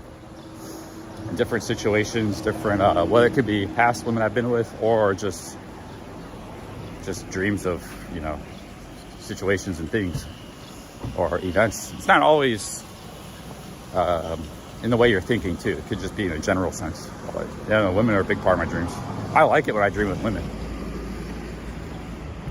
So you guys always pushing I'm a gay or into Lima Bravos. I mean, I'm having dreams of women and stuff and busting a nut sometimes, you know, in the sleep. It's like, what the? I'm pretty sure I'm not gay. There's no question there, you know. Like that shit just happened last night, man. What the fuck, dude? So I don't know why you guys have to try to push this narrative that I'm gay or something. Like, I'm pretty sure, you know, maybe there's some people that are confused. I'm not one of them, you know. It's like...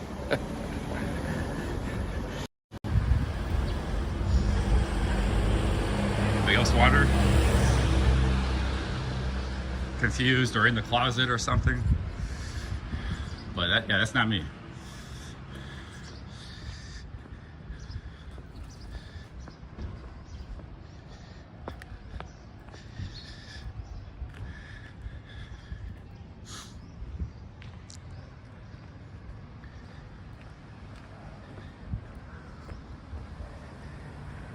Simpleton says, I had a dream last night, moved back to condo in the 22nd floor, it fell over.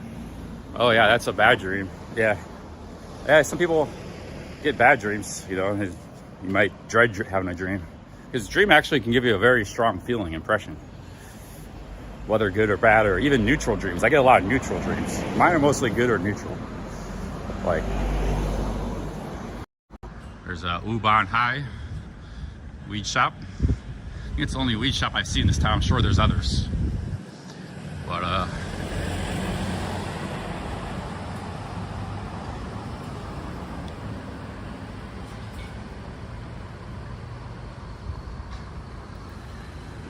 yeah. If I was gay, I would just, you know, say it. Or if I like ladyboys, Lima Bravos, there are people here who like the Lima Bravos, but I'm neither of those things. So I mean, I guess people are gonna joke about it no matter what, but yeah, for me, there's no question, you know.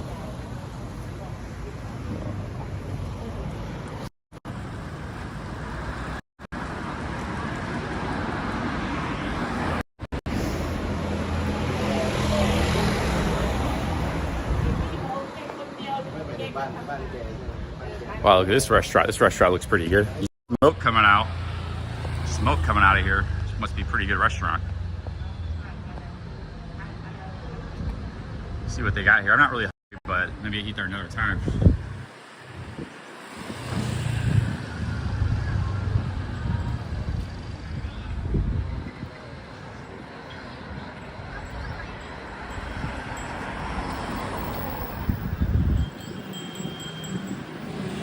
Yeah, if you do the no fap thing, this is sorry for the ladies, but this is kind of guy talk. I just saw Kim's in the chat. You might want to tune out, but there's this trend of no fapping. I've been like that for years, you know. Don't watch porn and don't fap, you know. But if you don't do that, if you do that, you're eventually in sleep, it's gonna come out, you know. It just happens.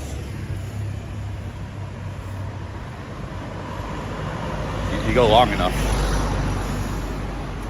But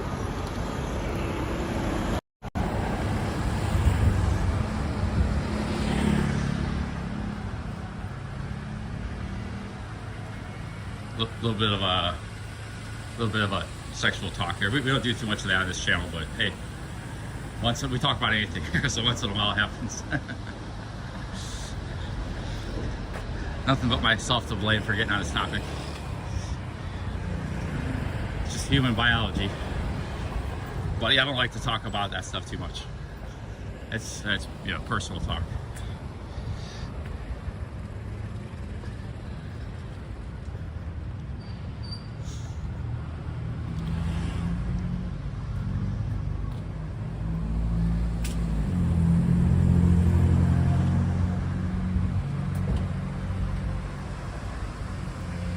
What's with yes? You guys, you never had a wet dream? That's only that ever happens to me. I haven't had one in a while. I mean, that was the first one maybe in a couple months, but you know, it does happen sometimes, especially, you know, you just let it go too long. I'm sure I'm not the only one that has it. It happens to everybody.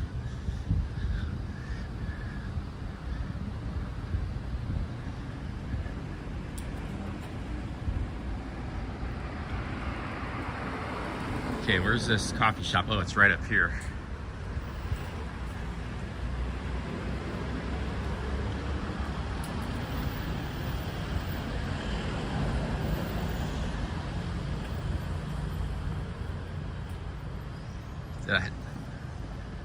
No. There's a cricket. Cricket of some sort.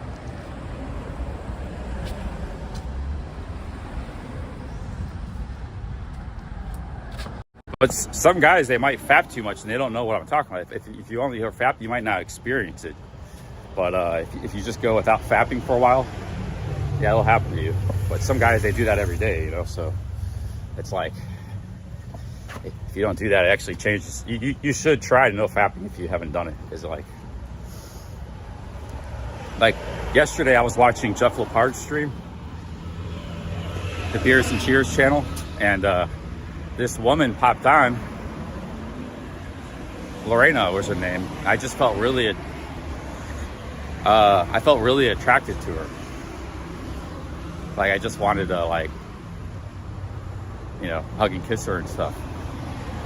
It's like, so that stuff like will happen. Like, just like she popped onto the Jeff's live stream in the StreamYards, and the Beers and Cheers, you know, you just all of a sudden you just start really attracted to, like, you know, any woman you see, you know.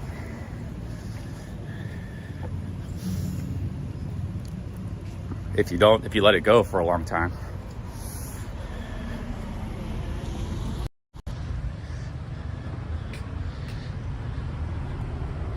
But she was a pretty lady, but, you know, I was just really attracted to her.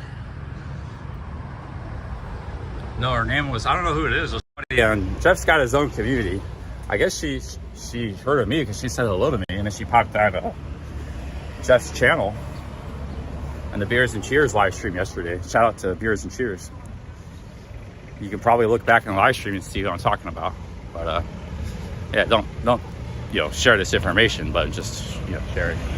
But that was because I hadn't, you know, no fapped in a long time.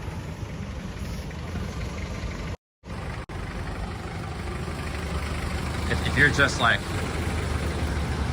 it takes a lot out of you when you do that too much every day or something, or you become a little more potent if you don't do it. It's actually ancient Chinese medicine. It's called the Tao.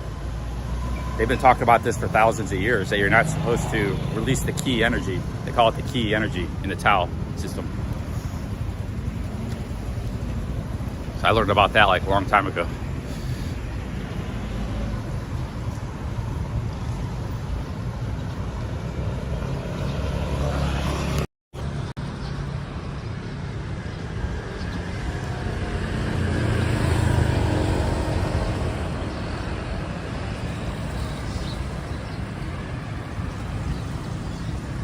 Yeah, look up Taoism.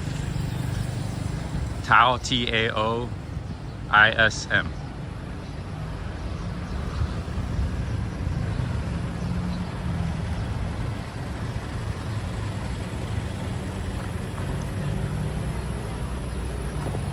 It's like a philosophical system, but, you know, addresses things with health and stuff.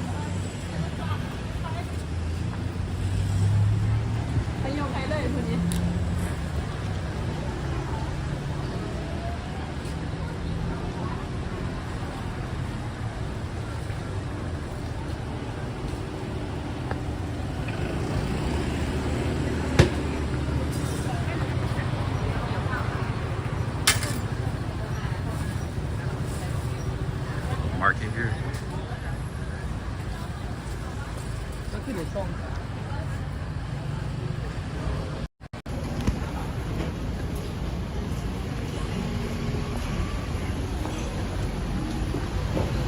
Here's another joke place. Got a lot of joke here.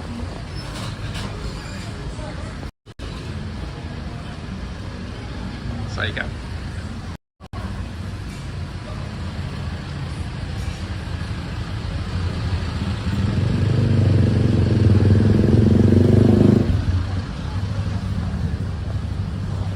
Gotta plug in my battery. Almost forgot.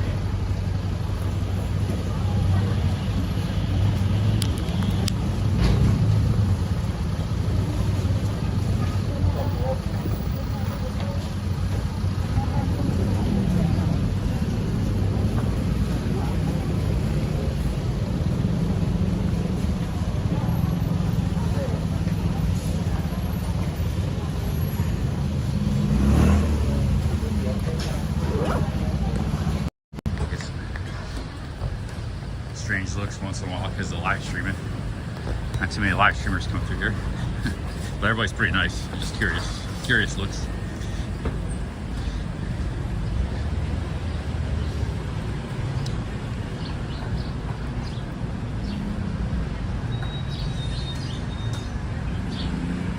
Here's a bar. There's a big nightclub around here somewhere I haven't been to. But I might go there and have a coffee. But yeah, I don't do nightlife stuff right now.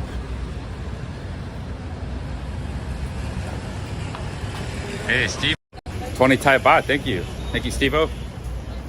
Thank you very much. Thank you, Steve-O.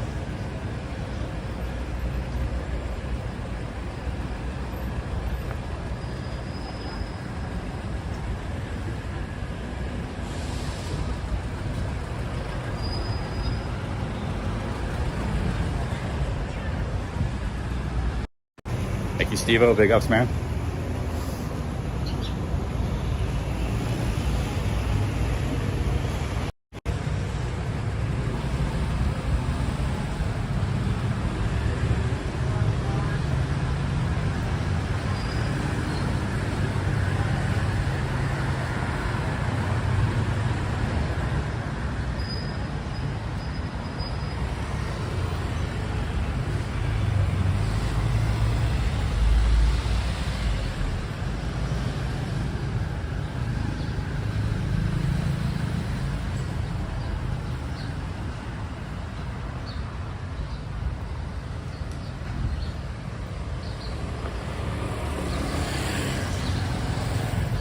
I haven't been to this area yet.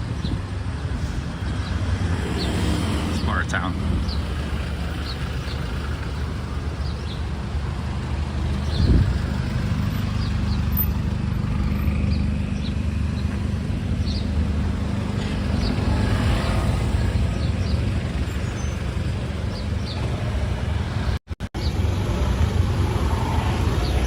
Might go back here and get a coffee, but we can explore this some other time. There's a lot to explore in the city. It's a pretty big city.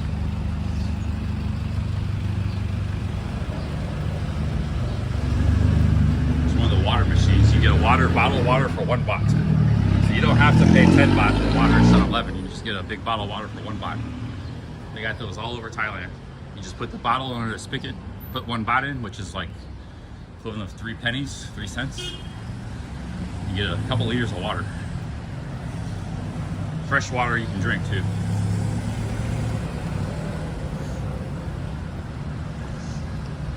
So yeah, like, you don't have to spend money for anything. The essentials in Thailand: transportation, water, food, and living. Even healthcare can be very cheap here. You're just basic stuff. So you got the basics covered.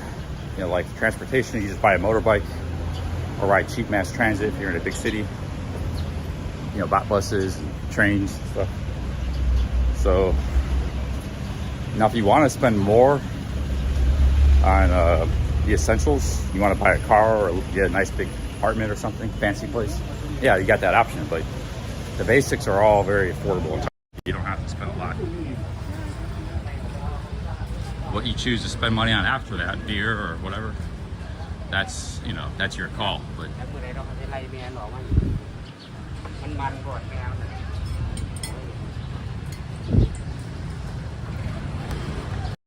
you know, a guy like Mikey travels.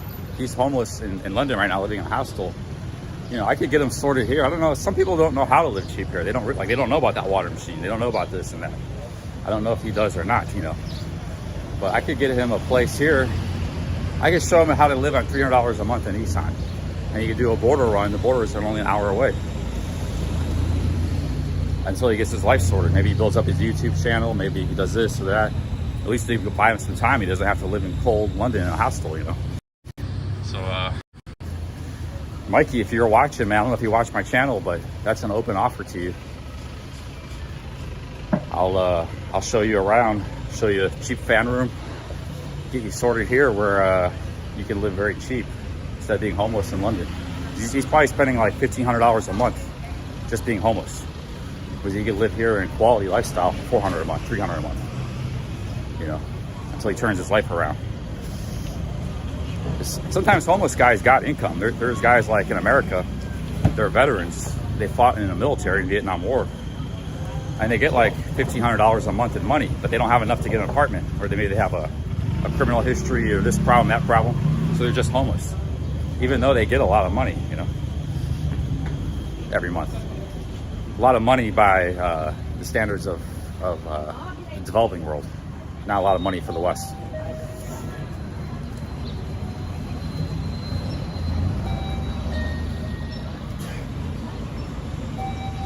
But you know, if you're living the Pattaya lifestyle, which I think he was at the time, that's where I met him. You're going to nightclubs, you're drinking, you know, you're gonna be spending a couple thousand a month minimum. You're staying in a $400 a month room, eating at restaurants all the time, you know. So if you're making decisions based on that level of expenditure, yeah, it's gonna change the equation. But dude, I mean, if I was in his position, I would just come here for like $300-400 a month and bust my ass on not just YouTube, but on internet. There's a lot of ways to make money on the internet. I would work on this thing, that thing, that thing. That's what I did with YouTube. I was here, I was broke, and I just busted my ass at YouTube, made a bunch of videos, and then boom, I was doing good, you know. So if I was in that sort of position, that's what I would do. I'm not in that position now. I got an established channel, I make money, and I got some savings. But if I was in that position, you know. Got 2 established channels actually, not just one.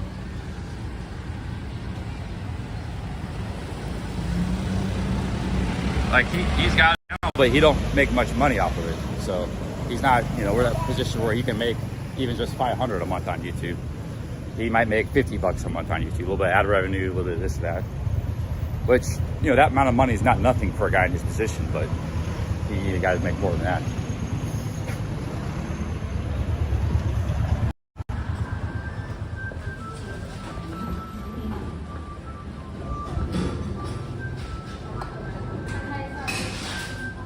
Sorry, can I have a? Let me get one of these milk coffees.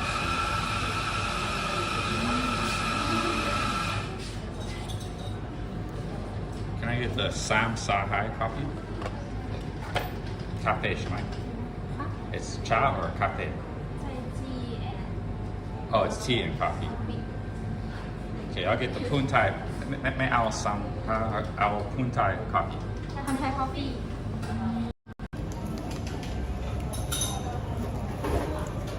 You need iced coffee and walk around with it, guys. Coffee shop's kind of crowded. 16. $60.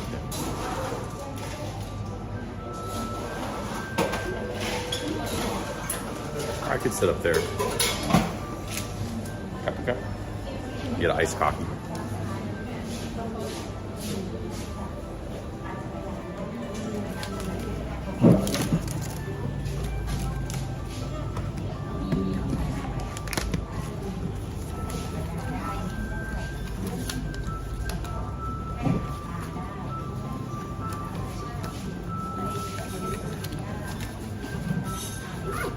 Something in my neck, because remember I used to have a fat neck. I lost that weight, so but it looks bad. Like it looks wrinkled.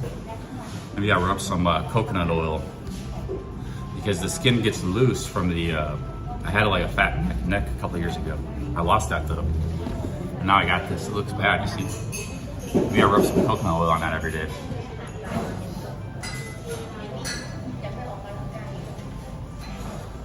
What do you guys think would help with that? Yeah, I lost the neck rolls. I still got them a little bit, but you can't see it. You can kind of see it.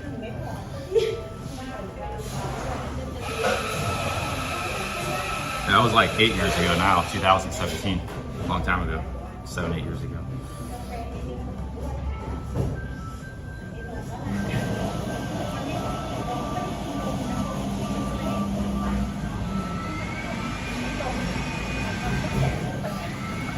Perspiration H. I think I'm gonna buy some coconut today and try that.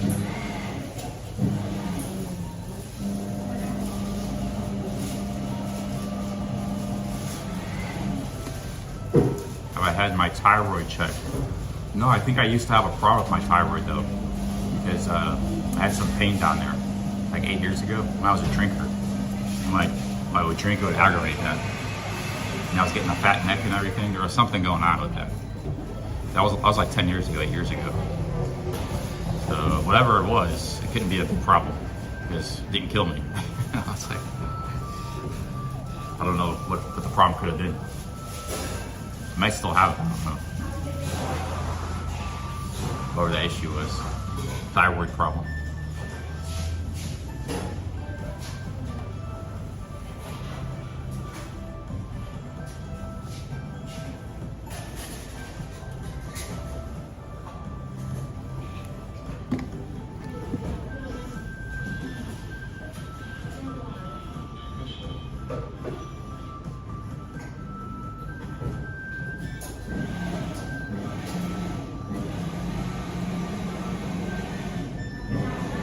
Yeah, maybe that's the reason I can go back to Pattaya too. I can get a blood test. I can get that done here. If I know places to go in Pats, I don't know where to go here.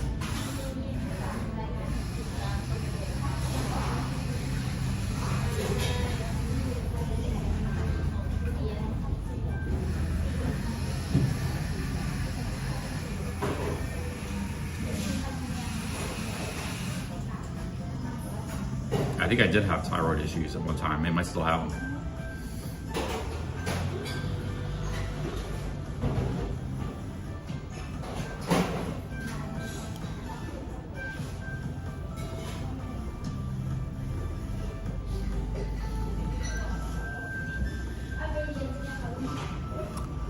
Yo, Steve-O, what's the cause and what's the cure for a thyroid problem? Yo, Steve-O, thank you. Thank you, Steve-O. Thank you, man. In my 30s, I had a lot of health issues develop, and that was one of them. I turned stuff around. I got health conscious. I started drinking, fresh juice, eating more fruit, exercising more.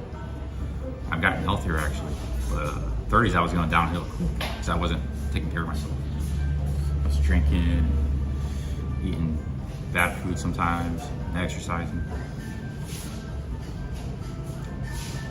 Exposed to pollution and contaminants all the time when we travel.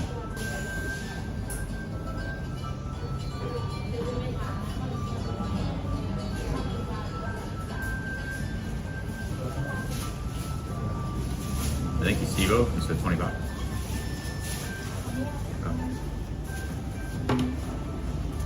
Okay.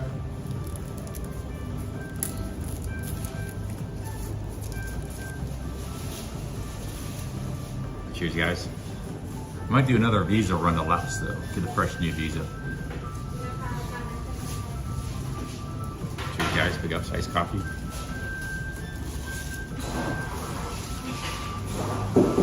This is a mix of milk and coffee.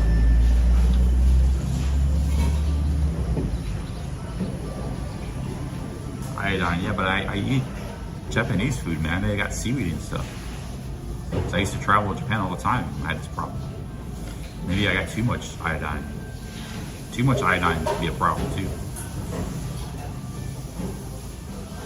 In Japan, every meal's got seaweed in it. Seaweed's like a major source of iodine. There's no way I'm iodine deficient.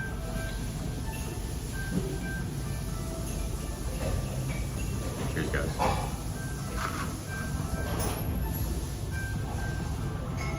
I need some more sugar in this.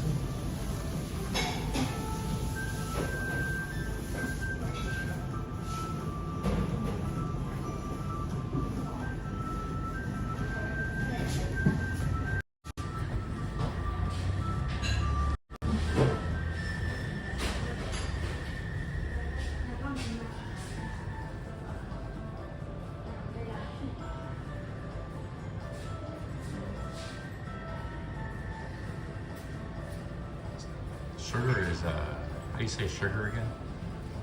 I always forget that word.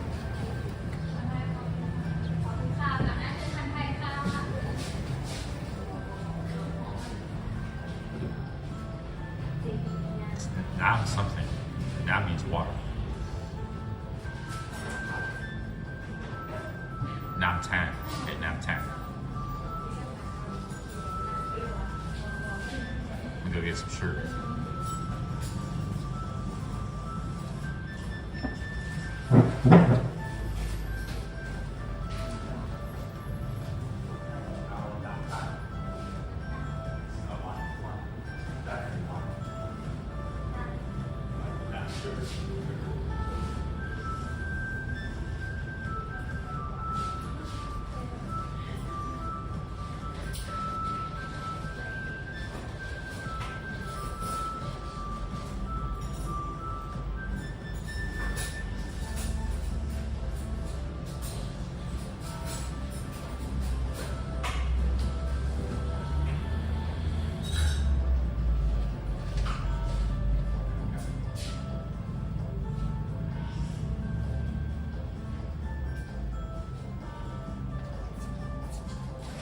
Okay guys, cheers. I just got some more sugar.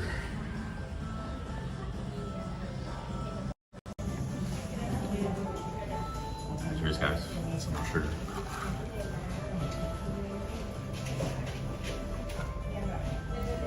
That's good.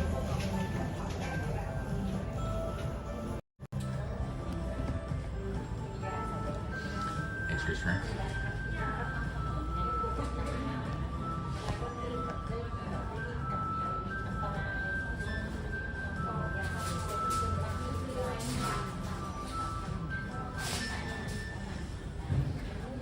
There's little people watching me.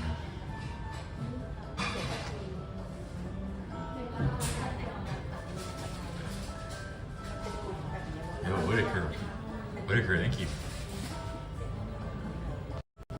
Thank you, Whitaker.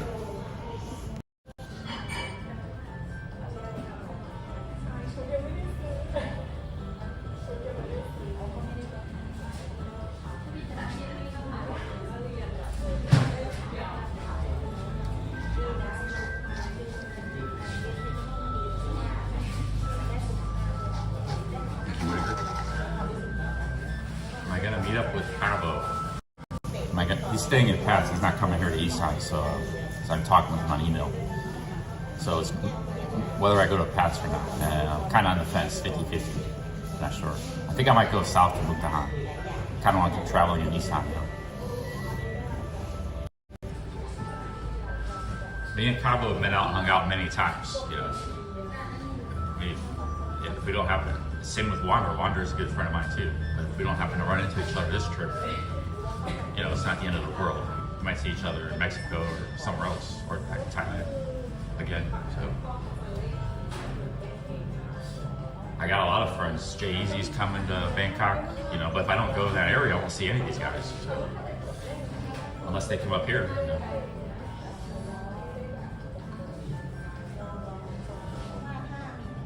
No, Cabo, he was going to come to Isaan in Laos, but I think he changed his mind, so he's not coming now. He's happy in Pattaya, so he's happy to stay there. But, and Wander is in Hua Hin right now, so I didn't get to meet Wander either this trip. I may still want him to Wander later, because he might go to Vietnam or something when I'm there. But,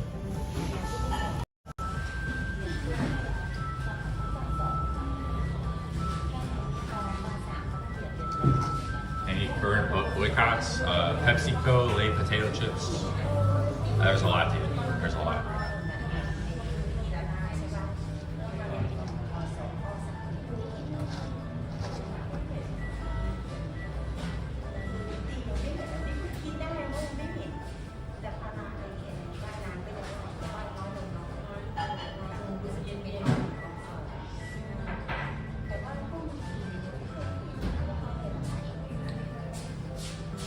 Vancouver, Southeast Asia is a great part of the world.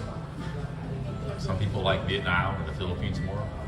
For me, Thailand is just what I know, and I spent a lot of time memories here. A lot of relations and good times. For me, Thailand's like a second home. Vietnam and the Philippines isn't. Well, they may be great places too.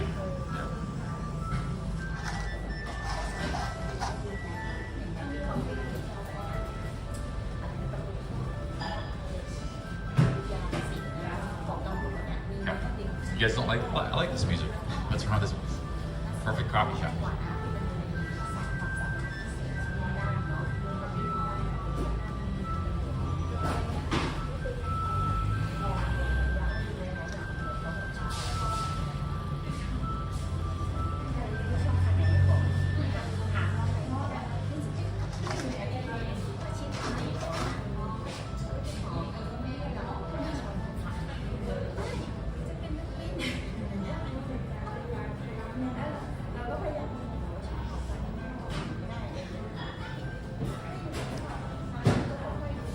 You guys want to know how Bangkok 112 would make videos? His style. It's a really good strategy. I'll explain it. I did a bit of this too, but let me explain here. I'm kind of doing Bangkok 112 style right now. So what you do, find like a cafe or a bar. In Thailand, a lot of the bars are open air, so you got a nice view of the street. So you find a little bar stool, a nice seat. You just sit there for 2-3 hours, drink a beer, drink a coffee. You got your camera, you can zoom in and out, and film different situations and things. And that was like, that was a big part of his channel. If you look at his videos from like 5, 6, 7 years ago, sometimes he's walking around doing other types of filming, but a lot of his content was just sitting in a bar for 2-3 hours. And then he would go to another bar and do the same thing. And then he would edit the clips and make a nice video. It's like a people watching video. That's not hard to do. You can do that anywhere in the world. There's always cafes and places to see and just sit there, I was doing that on the beach with Cabo. I was sitting on the beach in Cabo San Lucas. He had beach chairs, and Miami I was doing that. I just sit there in the beach chair, film stuff, make B-roll. It's not bad. You can't just do that. You gotta mix it up too. You gotta edit it. You gotta film different things. But that can get you a lot of footage. But you need the right camera. A GoPro's not going to work because you don't want an ultra wide. You need a zoom lens, zoom wide angle to not a super zoom, just a normal zoom is what you need. He was in the Canon G7X2, I think it was called. It's like a $600 camera. It had a fixed focal length. It's just a small camera, but you can zoom in like wide to zoom in a little more. You can zoom in to about 90 millimeters in that camera, 24 to 90. It was a good, and it's good stabilization for walk-around shots too. You can walk around. So I got the perfect camera and lens to do that. It's like walking around with a gimbal, and I got a big zoom, 24-200. I could make great travel videos, people.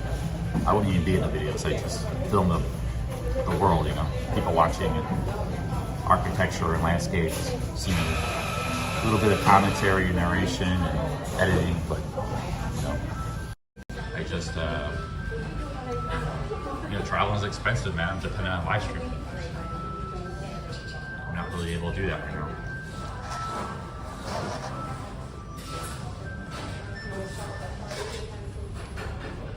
That's what I used to do, yeah. Although my style was a little different than Bangkok. It was a little more mixed, Sean was a big part of my channel. It was day in the life stuff.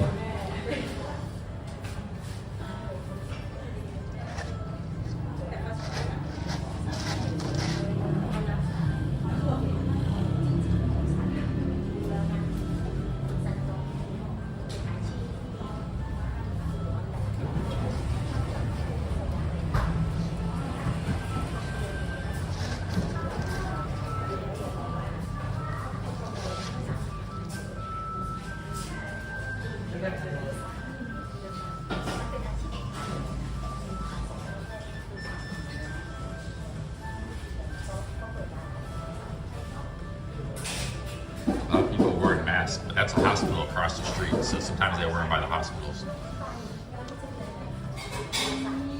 A lot of people wearing masks in Surrey too.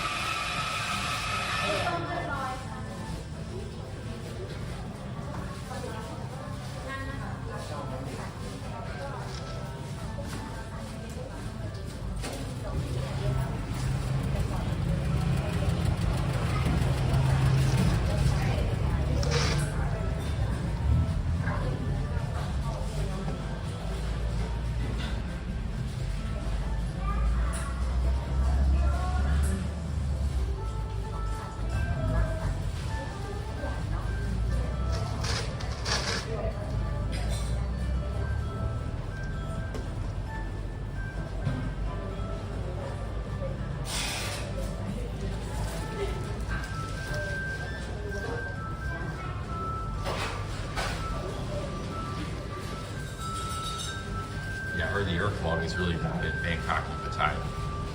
I don't know if it's bad here.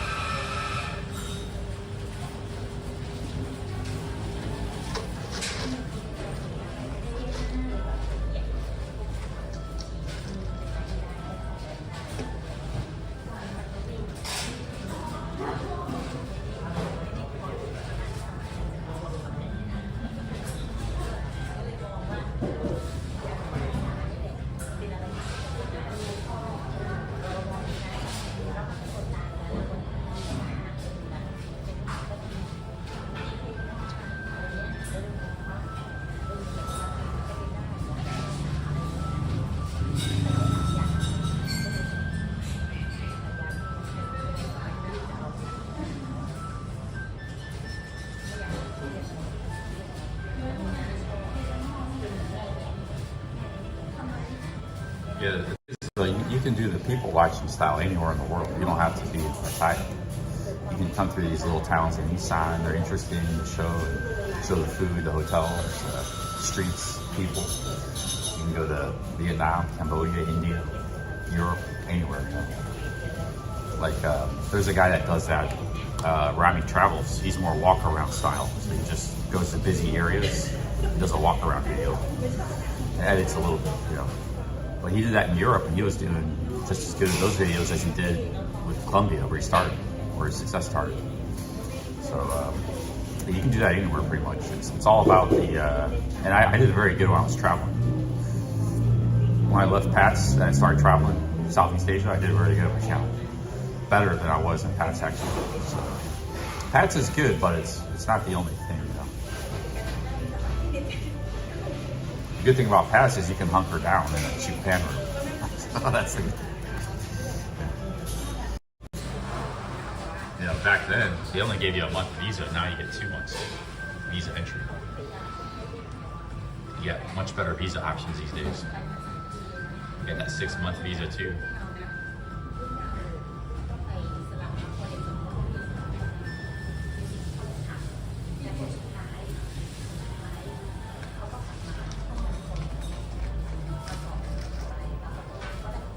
I don't know, Alma. Not sure.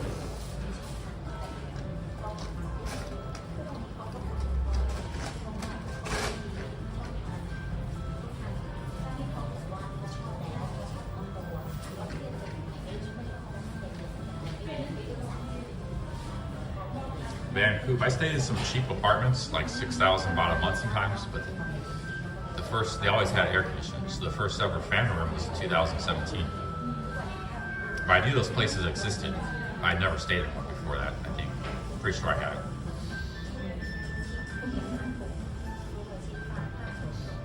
But, you know, I stayed in some rough places in America when I was young. That was different than, you know, traveling overseas. Like I stayed in a boarding house in America, in the slum, in the ghetto, things like that. But talking fan rooms in Southeast Asia, different thing. Because you don't need air conditioning there so much. Even in the summer, a lot of times it doesn't get that hot. Here it's hot like year round.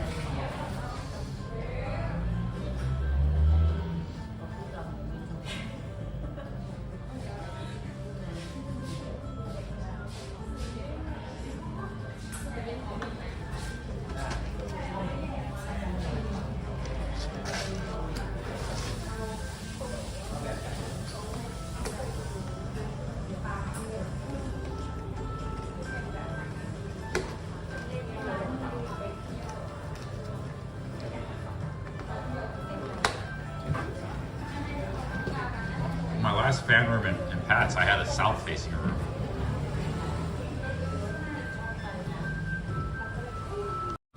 I had a south-facing room, and I like that. I don't like north-facing rooms. My current hotel room is a north-facing room, and it's dark in there all the time. You know, I like the sun. So, yeah, it might help reduce the heat though a little bit. Be like a cave, you know. But that fan room I had in Pattaya 2 years ago, man, the sun would come in the morning. Perfect. It was a corner unit too, so you had both sides. The corner unit gets in more sunlight. Had a window here and a window here. And the sun would just come in full blast in the morning. Beautiful.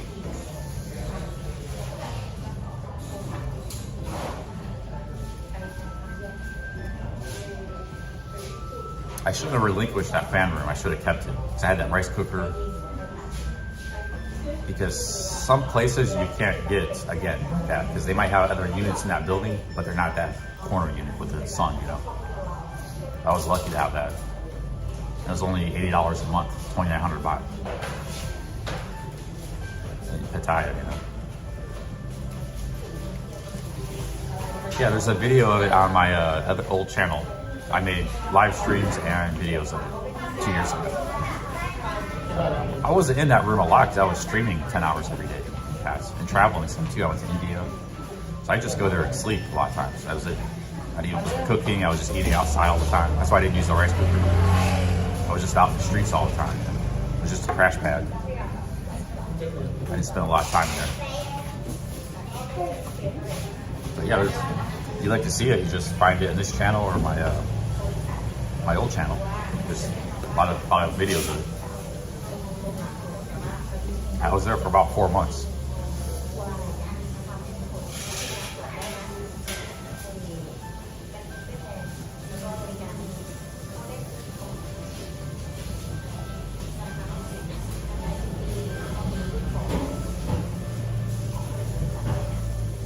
All right, guys, I'm gonna close the stream soon. Go walk around for a few more minutes and probably go take a nap. I was up at like 3:30 this morning today. I didn't try to fight it. But I went to bed like 7:30. So I was like, that day I did go back to sleep again. I was up to like 3:30 to 4:30, and I went back to sleep to like 6:30. So I had a lot of sleep yesterday. But I'm getting like waking up earlier and earlier.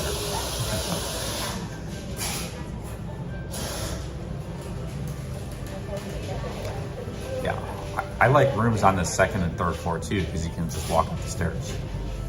If you get up to the 4th or 5th floor, it's too much walking up the stairs every day. You know? Second or third floor is good. I like walk-ups. My room was a walk-up. It had 4 floors. I was on the 3rd floor. They had 1 more floor above me. You have to walk up 3 flights of stairs every day if you're at the 4th floor, which isn't too bad. 4th floor is manageable, but if you're above 4, that's like how the New York Times used to be. They used to have like 6 floors. So if you live on the 6th floor, you have to walk up 6 floors every day. Up and down, up and down, up and down. Good workout, but I don't like to be forced to work. I want to work out when I want to work out. I just want to go get a cup of coffee or some groceries. I got to walk up 20 flights of stairs. Second or third floor is good. Well, ground floor can be, you know, there's bugs, spiders, tarantulas, insects. You're a little more exposed to snakes. There's been snakes that have gotten into houses and stuff in the ground floor. So you're a little more exposed to critters on the ground floor. Second or third floor is a good, that can still happen on the second or third floor too. They can crawl up, but you're a little more, you know, a little bit more away from nature. You can get broken into on the 1st floor. People can break into your apartment a little easier, steal your stuff through the window. Normally like a Chinese shop house, this is architecture around the world. Europe had this too, Italy and stuff. You got 4 floors. The 1st floor is like business. It's like you know, it's business, shops, retail, factories. 2nd, 3rd, 4th floor is residential. You know, most of Paris is like that. There's cafes on the ground floor, shops. 2nd, 3rd, 4th floor is all residential apartments. That's a good way to go. You know?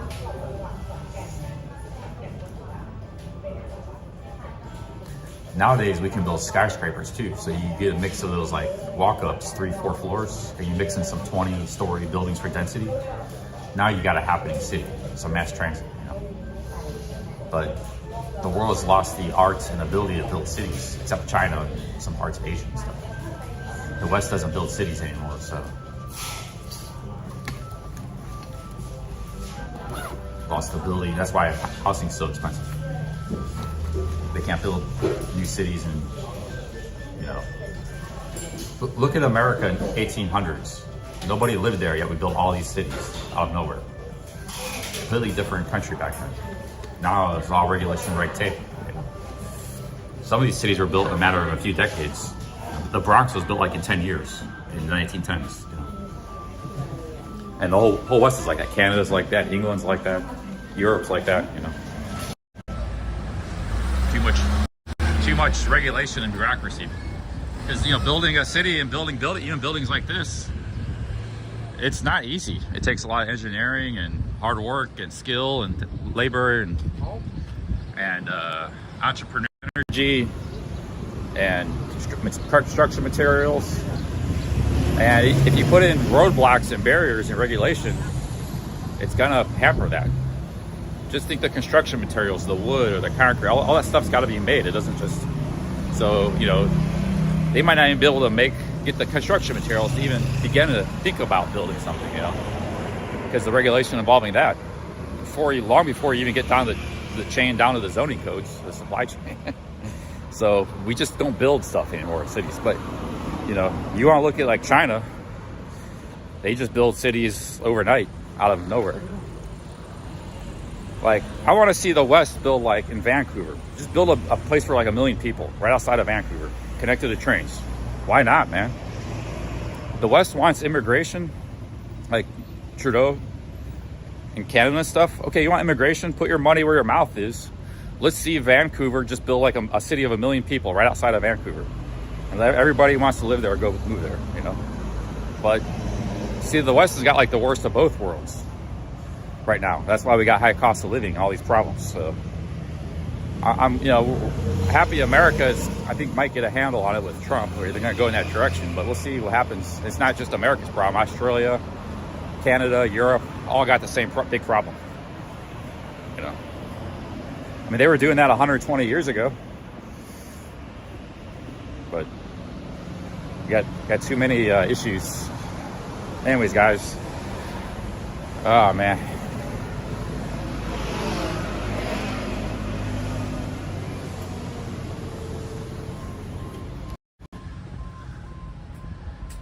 Yeah, it's all these. I don't know where that came from, because we didn't have that red tape 100 years ago. They were building cities and all this entrepreneurial energy and boom and stuff.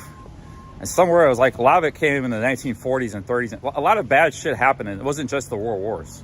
There was like all these bad ideologies. There was socialism, Keynesianism, and I know in architecture and urban planning there was all this stuff. But it's not even like there was this thing called modernism. And then in the 70s, it was the postmodern world. These are like what these intellectuals and university types and stuff think about. But it was all, at the end of the day, it was all bad stuff. Even if they weren't like necessarily bad people, it was all bullshit. Le Corbusier and all this stuff in the 30s. So like all that happened in the World War II era, and cities just stopped building, and they can't build anything. Oh, of course they build a skyscraper here or there, or they build some houses. The suburbs did boom. The suburbs in America were one place that was able to grow. They had to grow in a certain fashion, but that did happen. But nowadays, a lot of people don't want a big house. They don't even want a car. They want just a little apartment in a city and live a cheap, minimalist lifestyle, But even if you want to build suburban housing these days, that's not easy to do either. There's not the land for it, or this or that. Because the suburban housing takes up a lot of sprawl, man. Like Atlanta is not even that big of a city, and it sprawls like 60 miles in all directions. Atlanta is like 4 million people or something, 1/3 the size of Bangkok. And probably takes up 3 times as much land as Bangkok does, or twice as much. And it's just all traffic and single family homes. Some of those neighborhoods in Atlanta are like very beautiful, for example. There's big trees and stuff like that. Nice leafy neighborhoods, but it's all the same thing. It's all cars and strip malls and houses. You don't have the option of just like living here and walking around and going and get some food. And a lot of people would like to do that. You should have the option of both. They should just like start building stuff. There's a lot of young people, a lot of old people. We just need a place to live. Immigrants too. They don't have that option to go live in some cheap apartment like you can here in Thailand, or you can in other countries, or you used to be able to do in America. But sorry to get on this topic again, but it's just people are finally realizing the housing is like a big problem because it's part of the cost of living expense. You know, people can't afford to go out and get a house anymore with the level of current wages or even an apartment. So now, you know, like at least people know, like both the general public and the politicians and businessmen know it's a big problem. But it's not something everybody's ever talked about or addressed. So, and the problem is very complicated because it's not just a housing problem. You need transportation, you need this, that, you know. Like, sure, you can build a bunch of apartments, but you need parking lots for all those. And they all need cars because that's the only way they can get around. There's no transportation. So there's all these, and there's all the zoning codes and all the regulations, and a lot of that's like local. You can't, like, the federal government can't get rid of that. The states can't get rid of that because it's all local based. So it's all just like, it's like a big, if you made like a big wire, like you had a million wires, like a spaghetti nest or a rat's nest, that's what it is. It's a rat's nest of a million wires all tangled up. It's going to take a lot to untangle that. Unfortunately, it got to that way, you know, but I say just start building new cities, you know, like fine, let Atlanta be Atlanta, let Vancouver be Vancouver, build a nice big new city outside of Atlanta or outside of Vancouver or in Wyoming, build an airport. Like, there needs to be some kind of economic activity, a reason to go there. Maybe it's on a beach, so there's tourist potential. Maybe like in Wyoming, they find a big oil field, and there's, like they have this in North Dakota. There is a city, there's a big shale oil mining there that happened the last 15 years, and people are just living in trailers and stuff. They could have built a whole new city there because they have the economic activity. People want to live there, but they got no housing. So that was a huge opportunity to build a new city. But there'll be new places like that, you know, in the future, especially when they deregulate. The energy industry can actually be, in the mining, can be a spur to build new cities again. Because that creates you need an initial economic impetus. And, you know, like if they open some big oil field in Alaska, and there's all these people got to move there and work, that's bringing in a bunch of money into the city. So you need businessmen, you need barber shops, you need grocery stores. So that's an opportunity to start building new cities, you know. And the oil or the mineral extraction or whatever it is can act as the catalyst, you know. That's what used to happen in the West. You know, San Francisco, one of the greatest cities in the world, started out as just a gold mine town. There wasn't nothing there. There was like a few houses and a missionary. It was a very beautiful landscape, but it was nothing. And near San Francisco in the 1860s, 50s, they found gold, a lot of it too. And the world actually needed gold. There was a shortage of gold. So it was like this big gold rush, and this town started. People even were coming from China to San Francisco in the 1860s, you know, 60s and stuff. So that can happen again, but we need to, you know, so deregulating energy might actually be a blessing in another way. Sure, you'll get cheaper energy and materials, but it could create new cities that could offer new opportunities for young people who don't have jobs. They could go move there, get a job, get cheap housing, and start fresh with cities, not all this bull crap zoning codes that we got in the West for some reason, where you can't build anything, everything's expensive. And suburban West stuff, you know. The problem is a lot of Americans and people in power, and Canadians, Australians, all they know is suburban sprawl. Their whole life, from womb to grave, they grew up in a McMansion and driving a car, or even in their kid, they're getting drove. So that's all they know. They haven't traveled much, because you can live a baller lifestyle in America, and you're just, the entire time you're in the suburban sprawl. It's vast, you know. It's where Donald Trump lives. That's a big suburban sprawl land in North Florida or South Florida, Palm Beach area. It's just all like luxury condos and houses, and it's very hodgepodge. But so it's hard for people to formulate something they don't even know. You know, I know these things because I've lived in and traveled in cities my whole life, but not everybody knows this stuff. But what we need to basically do is build like 3-4 story walk-up tenements that cost, like, here they cost $100, $200 per month. There they might cost $500, $600 per month.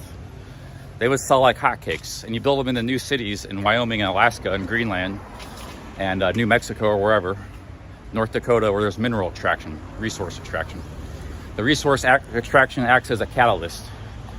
Guys, let's go get a haircut here. We got a haircut.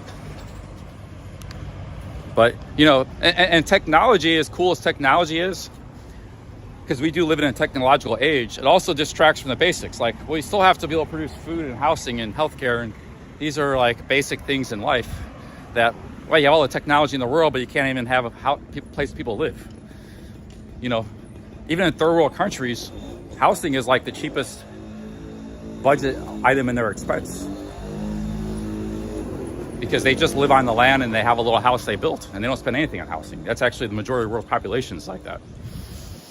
Here's a barber shop, but he's busy with a customer.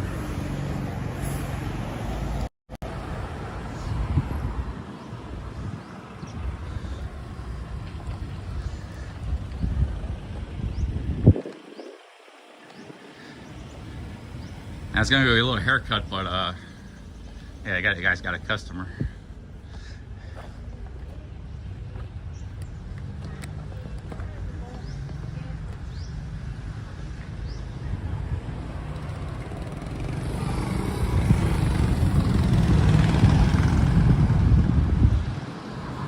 You know, in Thailand, there's a lot of middle class and upper class people. They live in nice big houses and nice, just like in America. And they would never think of living in a cheap apartment like this. You know, maybe that place is like $100 a month, $75 a month. And it's not like that place is bad. It's clean. It's just simple, you know. But if you had that in Vancouver, in Sydney, Australia, in San Francisco, there'd be people moving to the city just to live in that apartment, and if they get a good job, they make $50,000 a year and they live in a $500 a month apartment. It's just a little fan room or a little one bedroom studio. So there's no reason we shouldn't be able to build buildings just like that, look exactly like that, right in the middle of cities. There's a parking lot here in San Francisco. The guy could sell the apartment and just build a bunch of tenements, you know. That would solve a lot of issues in the West right now. That would attract labor. Now companies get employees, they would get, you know, cheaper labor. The cost of living would go down, and cheaper labor, that's not a bad thing, because if, let's say, like a guy like me, I can't make $40,000 a year in Ohio where I live as an unskilled, uneducated person. But I could go get a job as a janitor in San Francisco, Bay Area, Silicon Valley, probably make $80,000 a year, or you know, doing about anything. So imagine that 80,000, a bunch of people like me moved there because there's these cheap rooms to rent. So now that salary goes down from 80,000 to 40,000. You're still making bank at 40,000. It's like you're living $500 a month, eating a rice cooker food. You know, you're spending basically nothing. You're spending like $1,000 a month, and you're making $4,000 a month. So you're saving like 60% of your income. Now it's the opposite. You're making more money, but you're going into debt. It's like, so that's just good for everybody. It's win-win. It's good for the employee. It's good for the business. It's good for the city. It's good for the country, the cost of living, you know. Yo, Tricky Brickies, he's a bricklayer. He knows, man. You can start building some walk-up apartment in the West. Hey, Tricky.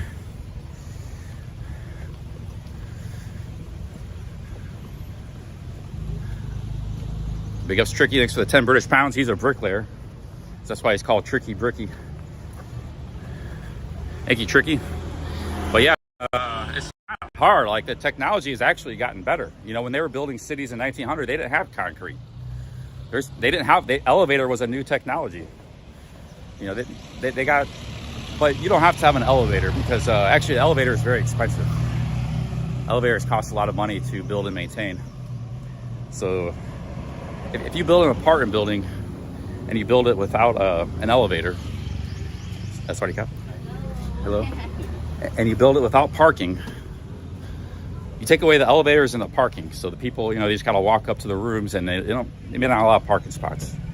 That dramatically lowers the cost of a unit. It needs less land, and you can make the apartments a lot cheaper for people, you know. You have a little bit of parking. Some people might have cars or motorbikes or whatever, but you don't have a lot of parking. It's like first come, first serve, or maybe you get a unit, it costs a little more. It's got a parking space. Thank you, Tricky.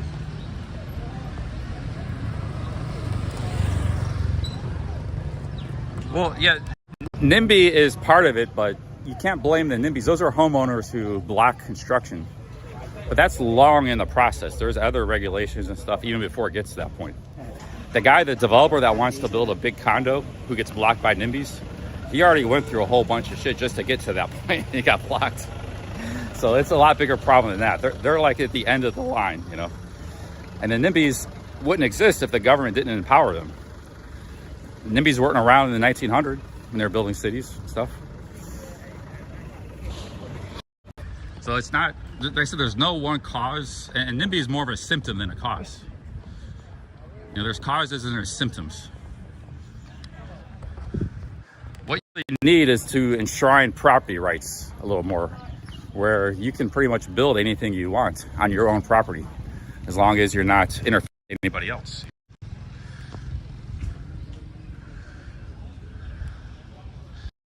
Unfortunately, property rights aren't highly respected. But when the founders of the Constitution of the American Republic, when they wrote the Constitution and Declaration of Independence, it was life, liberty, and property was the creed. Right to life, liberty, and property. No government or nobody should be able to infringe upon those things of yours. Life, liberty, and property. But they changed property to happiness because, I don't know why. They were a bunch of lawyers after all, so... the founding fathers were actually mostly lawyers. So some reason last minute they changed property to this vague notion of happiness. But it should have just remained property. But they could still do something, make a constitutional amendment to restrict these local governments from violating people's property rights. You know, it's not just property developers. Let's say you have a house and you want to build a little back unit for your grandma or your family, you know, say like a double family unit, or just want to build something to rent out to people. You can't do that 99% of the time. You know, you want to build something in your backyard in American suburbs. You want to build like a smaller little house. It's impossible. You got a half-acre lot, which is plenty of space. You could build a whole apartment building on that size lot.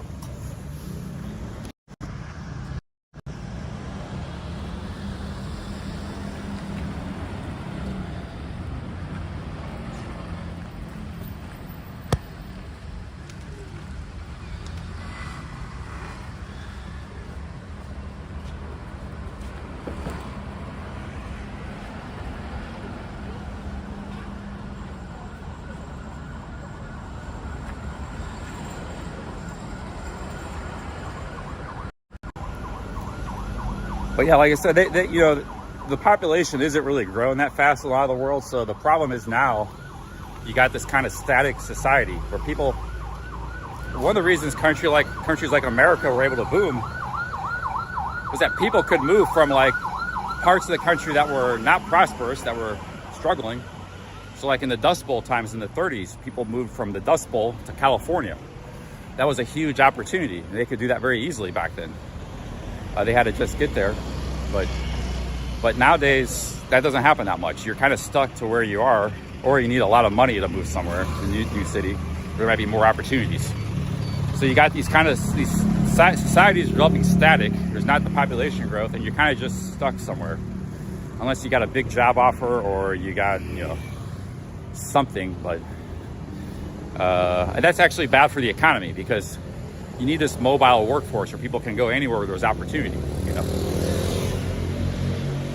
I mean, the British Empire used to be like that. People would leave stagnant parts of England for Australia or migrate there or for London or for wherever, you know.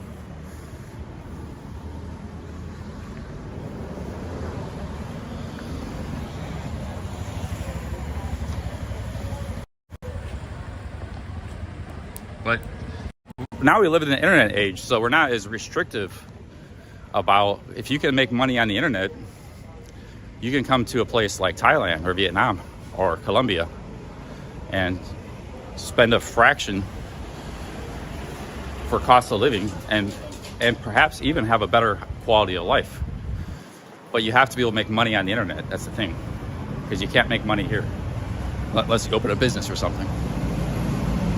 So the digital nomad movement is very popular. The problem is, you know, it's not easy to make money on the internet. And a lot of the ways you can make money is very, it's not a very strong foundation, you know.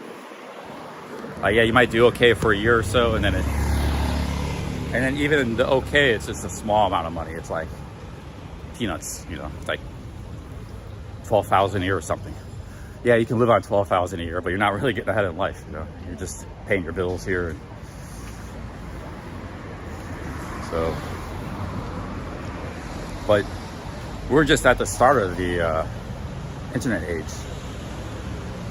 And so digital nomad is just going to become more prevalent, I think, in the future.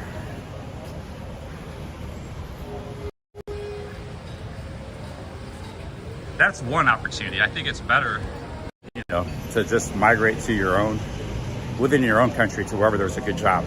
Because like in America right now, I know there's in cities like Seattle or San Francisco, you can make a lot of money doing simple stuff, you know. It's just Atlanta but a lot of America's not like that. Boston.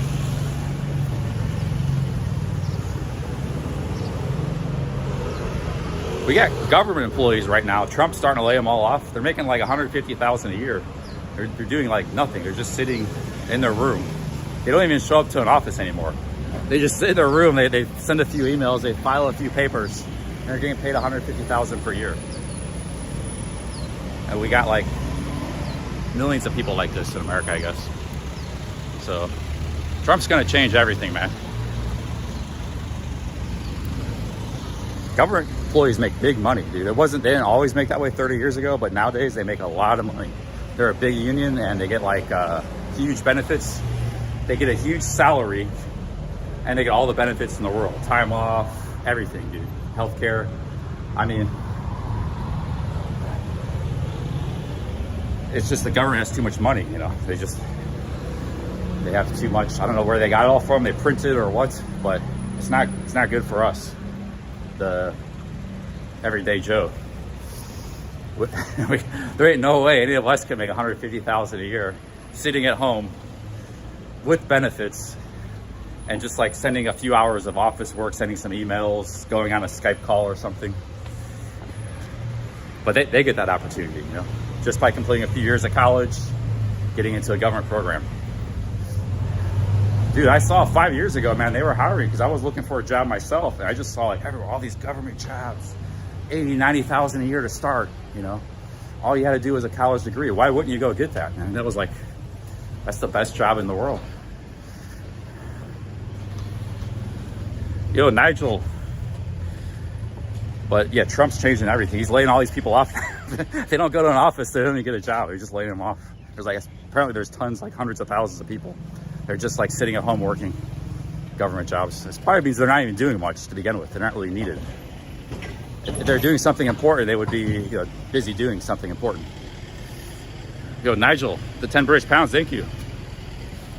Now, if there's a government employee who's working like 8 hours a day and he's like busting his ass at home, yeah, maybe that guy probably should get laid off, but you know, or he just needs to transfer to an office. You know, dude's working in an office, but thank you, Nigel.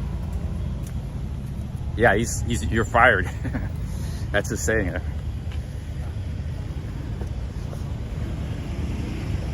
Yeah, teachers too. You know, like when I was growing up, you know, like, oh, teachers, everybody always say teachers don't get paid much. They should get paid a lot more. Thank you, Nigel. He says, keep it going. Now, teachers, maybe they didn't used to make that much. Maybe they made like 20, 30, 40,000 a year back in the 80s or something when I was going to school, which was probably still a decent income. Nothing great, but for that time, it wasn't too bad. But now they all make like 100,000 a year or plus, you know. That's why these tax bills are so high and your housing tax is so high. That's what pays for the schools and the teachers. It's all going to the teachers and the schools and administrators. Some of these administrators, principals, they make like $200,000-300,000 a year. Like, it's, you know, crazy money, you know. All they're doing, I could tell you a principal, you know, administrator, just from going to school myself, they don't really do a whole lot. They're just sitting in their office. They handle a few things here and there. You know, it's a pretty cushy job. And back then, maybe they only made $50,000 a year. Now they make like $200,000. So, yo, Nigel, the 10 British pounds. Thank you, Nigel. I mean, you say, oh, you're just jealous Billy, because you never made that kind of money. But the thing is, the government doesn't respond to economic signals. It just does what it does. It doesn't, a business has to hire, can only pay people what it can afford to pay people, a private business. So it has to stick to the laws of economics.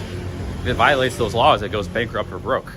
The government doesn't have to violate those laws. It could just raise taxes more, or it can print more money, or do all these things. They can print money, but then it ends up destroying the economy, which is kind of what's happening in slow motion. It makes life harder for everybody else. You know? Yeah, big up Nigel.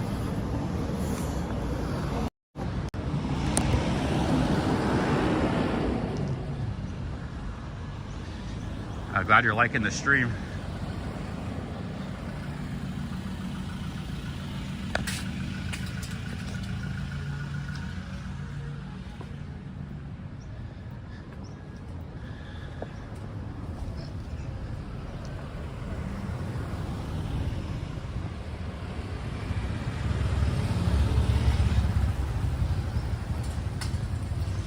And it's a tenured system too, both teachers and government jobs. So once you've been like with them for a few years, you can't get laid off. It doesn't matter how bad of an employee you become.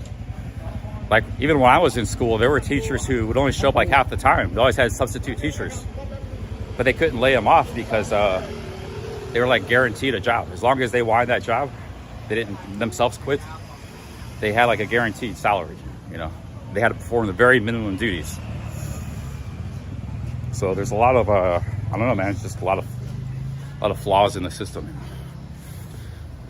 They have just too much money, too much power, the government does. That's why the first thing that, if you want to reform the government, you got to cut the pocketbook. You got to cut the income. You know, that will solve a lot of the problems. And in the government, and that's why Trump's got the Doge. The Doge is the government of economic efficiency. So to try to make the government more efficient, you know. But I don't know where all this money came from the last 25 years, because it's an enormous amount of money. We're just giving away everywhere to other countries and this and that. So I think there wasn't a silent economic boom that got thwarted by the printing press. Like America would be, in the West, if they had more better functioning capitalism, would be like an economic nirvana. Because it was already getting that way, you know, in the 50s and 60s, it was almost like that. But then it kind of had some setbacks. In the 80s and 90s, it was pretty good times. And we had like the internet boom in the late 90s, the tech boom, everything. Had we just followed course and not made these bad errors and judgments, we would have had an economic nirvana. The rest of the world would have done great, and we would have done great too. But instead, we were struggling now because it's all been mismanaged. It's just like a sports player who is making $10 million a year, never made any money in his life. His life should be the best economic life, you know, one can have. But he can squander that in 5-10 years, and it happens all the time if people win the lottery, you know. That's the only way, like we won the economic lottery.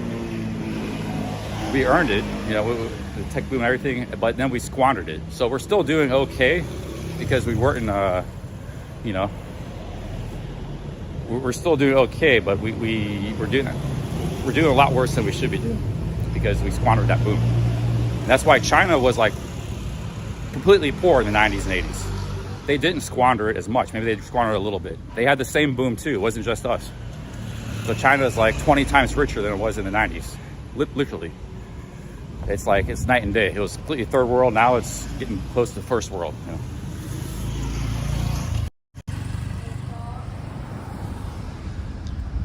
So other countries like Turkey and Mexico and China, and, you know, they didn't squander this blessing, economic, technological blessing that bestowed great economics in the world, prosperity. Some countries did. Argentina probably did. Brazil, I think, probably squandered a lot, you know. Europe and the West did. So they still did all right. They had some growth, but they could have done a lot better. India squandered a lot. India should be doing way better than it is. Like, they're still growing. India was a lot poorer too. But India suffers a lot of the same problems the West suffers from, too much bureaucracy and stuff. So, you know, you can kind of see Vietnam is not squandering the blessing. Vietnam is not. China's not. You can see which countries aren't. I think Philippines and Thailand are doing pretty good. Philippines is coming up. Ricky Drama's like it. Philippines, you know, they got the booming population, but they've actually been growing like 8-9% the last 15 years. You know, there was a time in the 30 years ago, Philippines all just lived in huts and by the beach. You know, there was Manila, there was a couple cities, but you know, everybody just lived in huts, and it was a very rustic lifestyle. Philippines is rapidly becoming a modern country because Ricky's saying you can't date anymore. There's no because there's too much prosperity. It's too hard to meet women now in the Philippines. Whereas like 15 years ago, everybody was saying it was amazing. That's why I attracted so many expats. So there are countries moving up in the world. We're not one of them. The West isn't one of them. The West is stagnant. And if we keep going this way, we'll be like Argentina. You know, we'll be like other countries will be laughing at us. Oh, they were rich and great once, but they had this great economy and did all these great things, but they squandered it all. The West did. 50 years, the West would be like Argentina. Because Argentina is a classic example of a place that used to be rich in the 1920s and became poor through bad policies over a long period of time.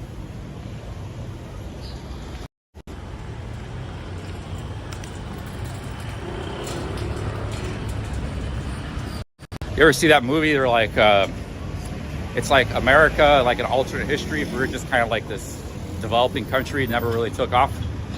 We're just kind of like these shacks by the bay and stuff, in Virginia, and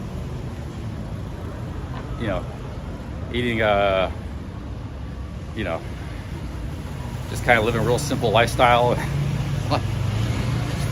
Like, imagine Cambodia or Laos and exchange that with American culture. That's like, there's like a movie like that once. I forgot the name of it. It was really interesting. Well, that's the way we could go back to that way too. Yeah.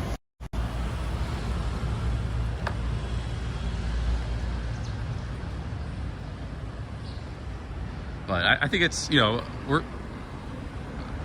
I don't know about Australia, Canada, but the USA is like still, I think, one of the top 5 richest countries in the world, 10. Although there's a huge wealth imbalance.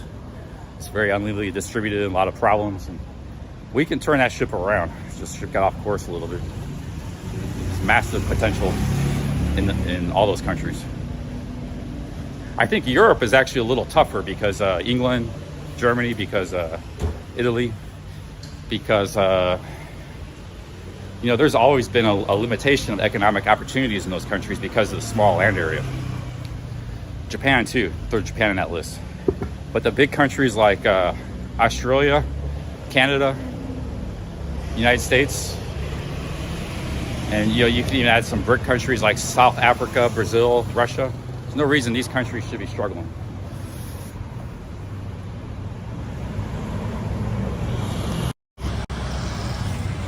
I don't think Australia is, but Canada's starting to struggle. America is. Yo, Nigel, thank you. Thank you, Nigel. You know, here's another thing too. When you come to Thailand or Philippines, the Philippines, everybody will think, oh, you're from America, you're super rich. They think everybody's rich.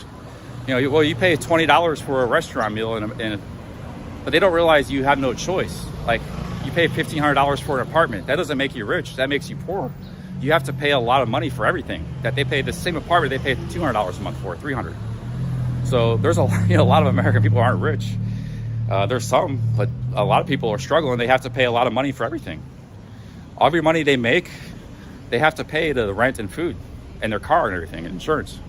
And the only money they have left is, you know, they actually go in debt to just pay for the basics of life.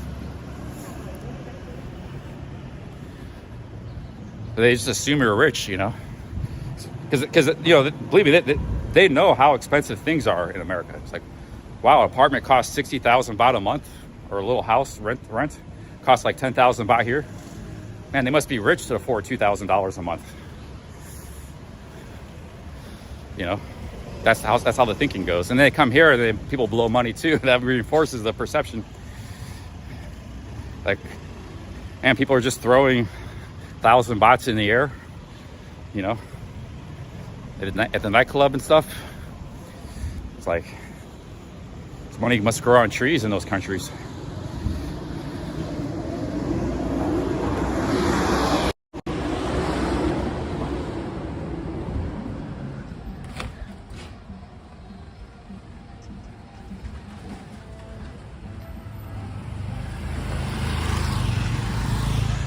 Meatball Cafe, that's the name of this place. Meatball Cafe.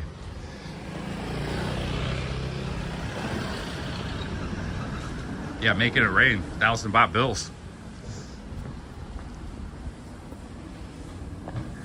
You've seen guys do the 20 baht bill make it rain, but I've seen there's people that have done the 1,000 baht bill too.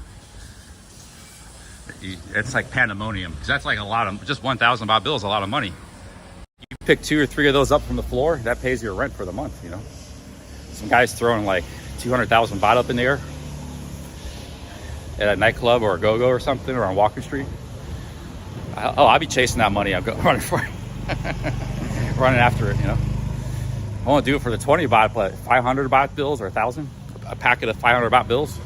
Dude's like throwing a lot of money up in there. But you know, there's some people, 200,000 baht, it's like nothing to them, you know. You know, that's like that's not even like a car payment, or like it's not even like a week's rent.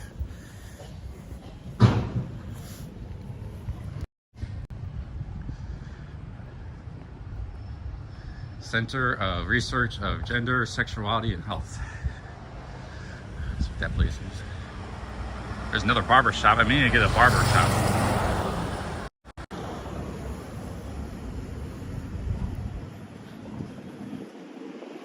Let's go get a barber. But you know, a lot of people, especially in Pats, there's a lot of like kind of broke, cheap Charlies and retirees and stuff living on a budget or a pension.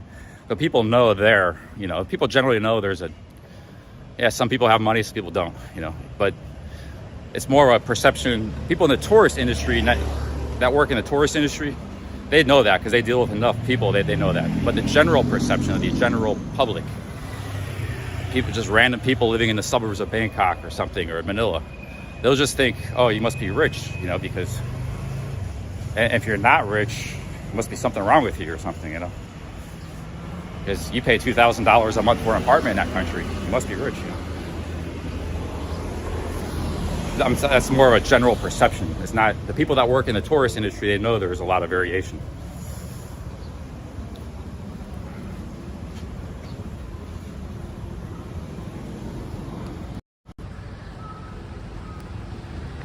It's like, you know, Pattaya, actually, the cost of things are like low, and a lot of the street food is like the same price, or even sometimes cheaper than here.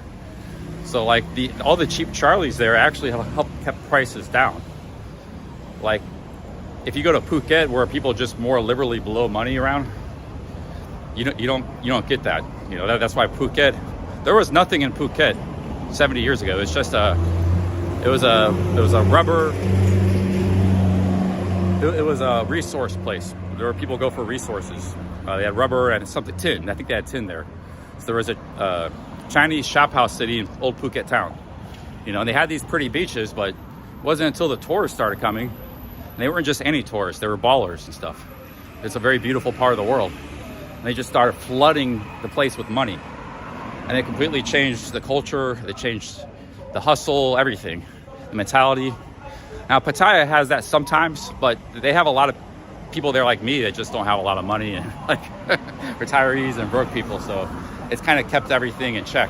And the locals know that. Like, there's a mix of people here. There's some ballers floating around, but mostly not, you know. What Pattaya has is guys who will go for a holiday for 2-3 weeks and blow a lot of money. They got that too. They'll spend $10,000 in like 3 weeks. Like B. Moran does that. There's always been, they're called the 2-week millionaires.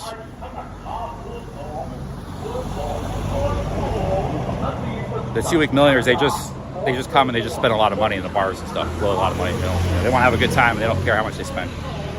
So that's kind of been the lifeblood of Pattaya. But Phuket's completely different, as is Bangkok.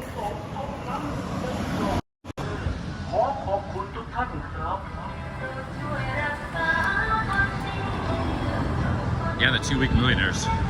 But you know, even like 20 years ago, I'd be hanging out in nightclubs on Walker Street. I mean, the 2-week millionaires were around, but they were the minority. You know, they were. You always had the cheap Charlies, the expats, the digital nomads, just the average dudes. You know, living in $300 a month rooms. The broke millionaires would, or the 2-week millionaires and the real millionaires were around, but they were, you know, they were the minority. They were scattered amongst the masses, the expat masses. Might go get another coffee, guys, because the 2-week millionaires, by definition, will only spend a short amount of time. You know, so a few would show up here and there, but there was kind of like it was like a lottery jackpot thing. You know, if they show up or not. And the millionaires too, because of their, you know, they have a lot of responsibility and a lot of established in life, a lot of things. They would only maybe show up for a few days or a week or something, just party for a week and leave. So only the guys sticking around for weeks and months usually tend to be broke or limited income. The guys that made more money had things to do and places to be, you know.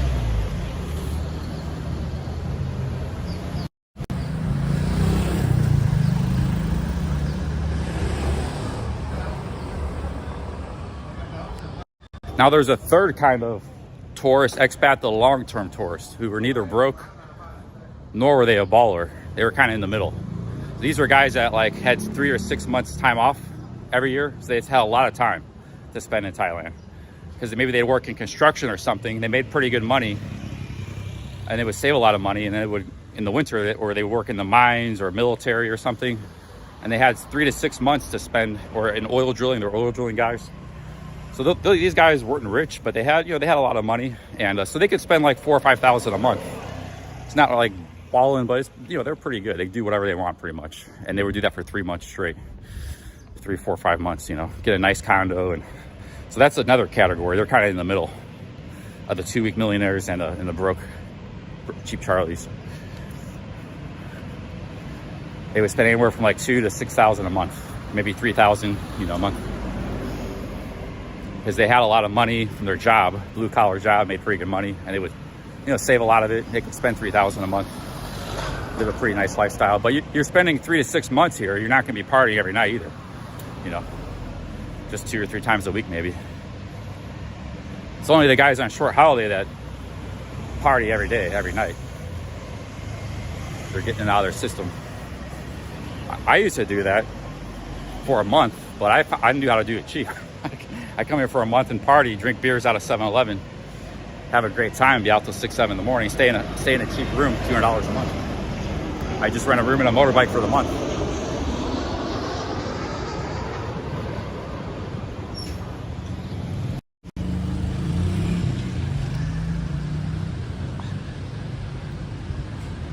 There's something called like the Charlie tourists, but those guys are actually kind of rare,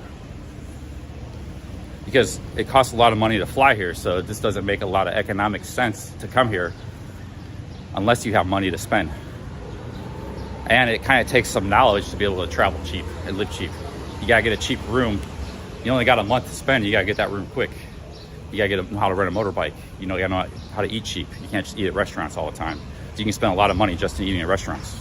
You gotta know how to be able to eat street food. A lot of people don't have that knowledge, and they're not going to pay $1,000 for a flight just to come here and spend $1,500 for a month.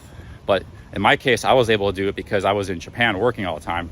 I could come here for $200-300 round trip, so I didn't have to take a long flight to get here.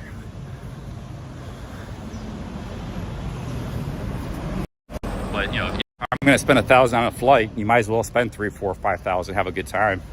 If all you got is a month, you know.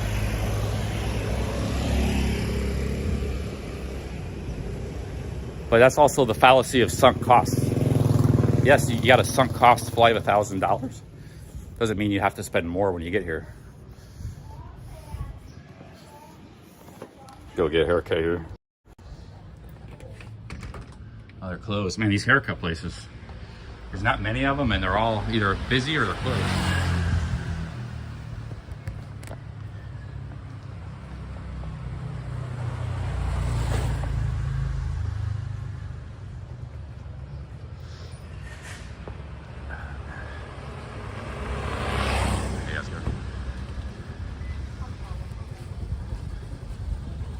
Yeah, it's the fallacy of sunk costs. So we actually make a lot of mistakes based on that fallacy.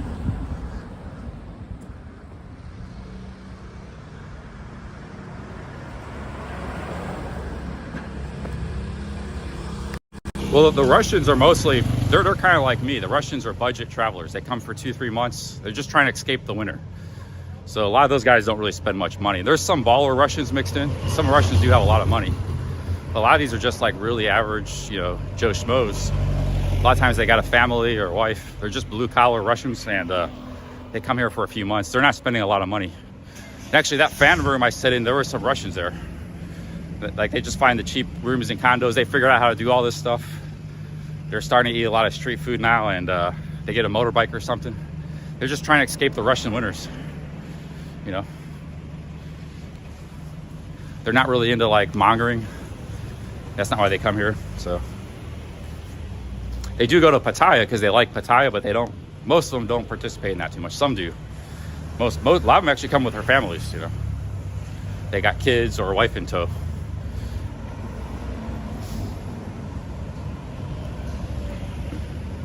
Yeah, a lot of the Russians are just like ordinary people, everyday people. But you know, Russia too, being a cold country, they probably got a lot of laid off construction workers and miners and stuff too that just get laid off in the winter. So like, they're not working.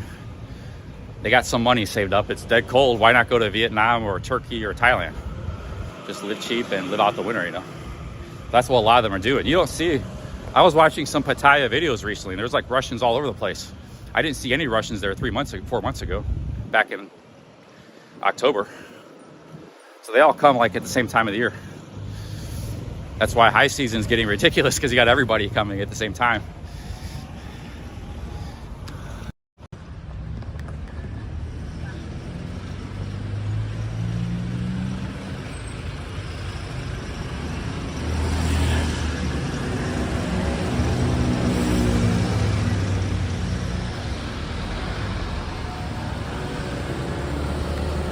Guys, I ain't been reading the chat. Welcome. I ain't been reading the chat much. It's like a nice apartment building back there. I'm gonna sit down here and get some food and another coffee or something, and we can sit and chat.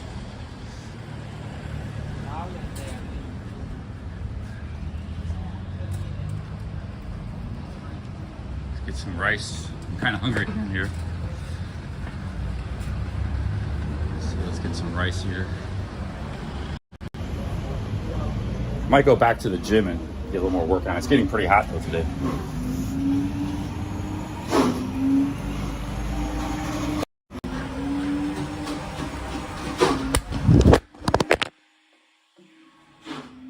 Grab my phone.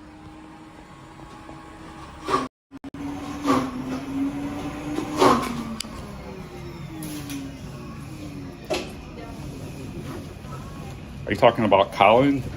Surin Colin? I met him, yeah. We hung out, me and JJ, when I first got back to Pat's. Speak up.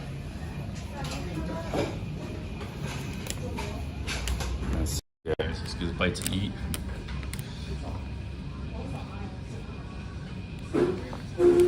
I want to eat here. Cow pad guy.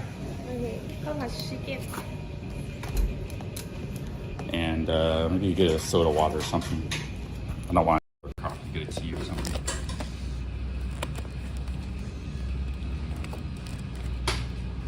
I need cha or cafe? Cha? Cha. Okay. I'll take the this one.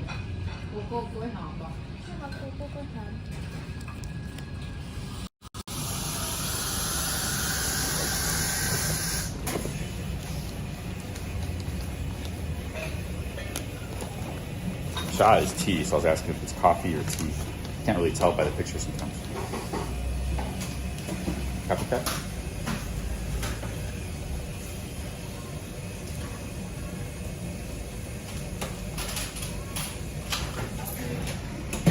Yeah, I'm feeling a little run down though. I don't want to work out in the heat either. Kind of want to work out, but I don't.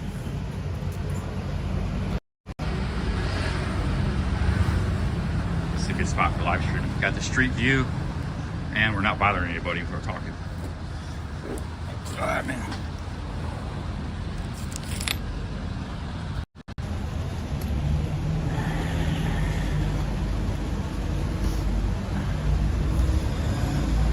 Hey, big ups, Ben Newton Live. Is that the real Ben Newton?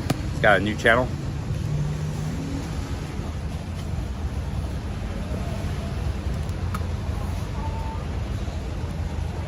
Yeah, I think that Ben Newton Live is probably, if you want people to find you, that's probably a better name, because you gotta go by what people know you by. People want to find your new channel, they gotta search for you and stuff.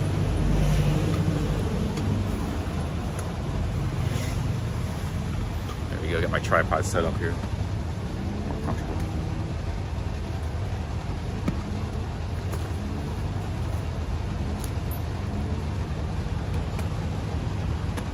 There we go.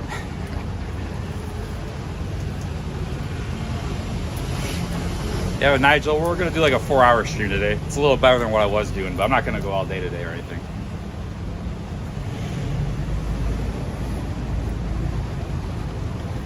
I'm not sick, but I don't feel like great. That people in the chat were saying, well, you get sick all the time. That's not, I'm not getting sick all the time. I was sick once or twice in the last 6 months. But I feel like a lot of times I don't feel that healthy. I feel run down, you know. That's how I feel now, last couple of days. Could be the pollution or the aircon pollution, or could be I eat too much sodium in the food, too much 7-Eleven food or something. I'll feel that way. I just got some fried rice here and iced coffee, sweet iced coffee. I need to be eating more fruit. I'll probably feel a lot better. I haven't been eating that much fruit the last few months. I was eating a lot of durian in Malaysia, and then since then I haven't eaten much fruit. That was a long time ago. That was like 5 months ago.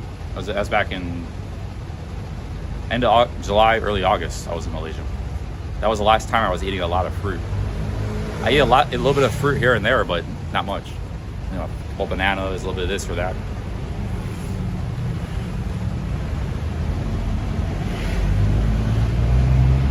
No, I always feel better when I eat a lot of fruit, which doesn't have a lot of protein. Last night I had a big cheeseburger. That's like, I actually eat a lot of meat, but I don't feel better when I eat a lot of meat. I just had rice porridge with beef liver or pork liver. Pork liver is one of the most high protein foods in the world. But I eat like a dinner of fruit, I feel usually really good. I just have to eat more fruit. But I prefer like a cheeseburger over bananas, you know. So a lot of times I eat what I prefer to eat rather than what I should be eating. That cheeseburger place here is really good. Yo, MTK with the 5 Aussies, thank you. Thank you, MTK. Thank you very much. So what'd you guys think of my big rant about housing prices in the West and all this stuff, urban planning? Because I didn't hardly read the chat at all. I was just walking and talking the entire time.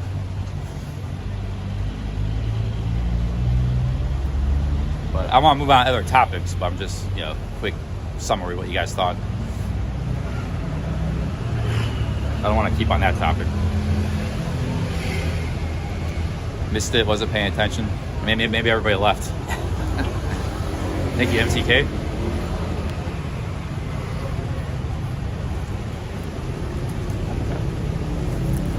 We got some iced tea here, some very fancy iced tea. Yeah, the cost of living discussion. You know, Trump has already mentioned he wants to build freedom cities. So this should mostly be done by the free market, the private sector. But like I said, it could happen in conjunction if they got, you know, like in Wyoming, there's this the world's biggest coal reserves are in Wyoming right now. You start tapping into that. You still got that North Dakota, Williston. Huge shale oil, you got Alaska. So if they start tapping into these places, just build a freedom city right there. Williston, North Dakota. That huge coal area in Wyoming. Maybe build a nuclear plant there or something too. You know, build a few other things. And then you build it, people will come. Build an airport, you know. You know, a lot of these places are in the middle of nowhere. So maybe the government spends a little bit of money up front. And then you have to put in protections in these cities where they don't have the NIMBYs and the zoning codes dominate. This might have to be done through the states or something, but But these states like Wyoming and North Dakota and Alaska are very small, and they're run by very sort of libertarian sort of people in most cases. So you got the makings to start like tabula rasa is like a tabula rasa. Not Tierra Incognita. Tierra Incognita is unexplored, uncharted land. It's charter land, but it's a blank slate. It's like an open canvas. Yeah, start building. So these are places where young people or immigrants, people can move to for job opportunities, and where they also have a cheap cost of living. Sort of the way Texas used to be before Texas started to also get expensive.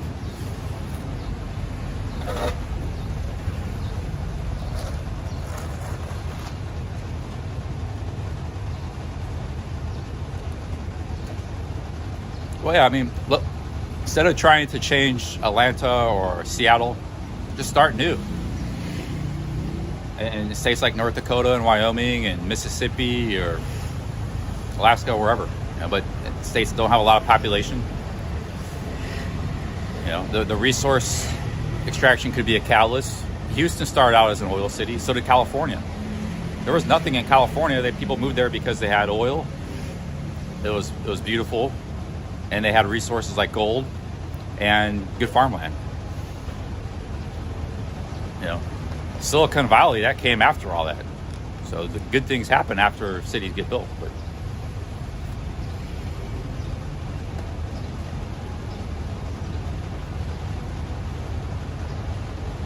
I know there's a problem. Maybe I'll go back to America and document this stuff and show it, because I was actually going to go to North Dakota. Williston is, if you never heard of Williston, North Dakota, it's only a city of 50,000 people.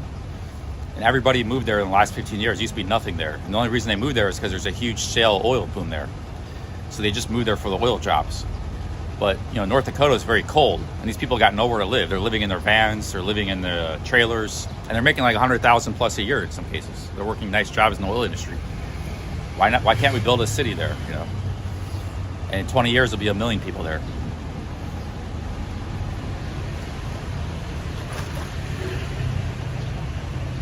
There's already the demand and the need for it, and the economic makings for it,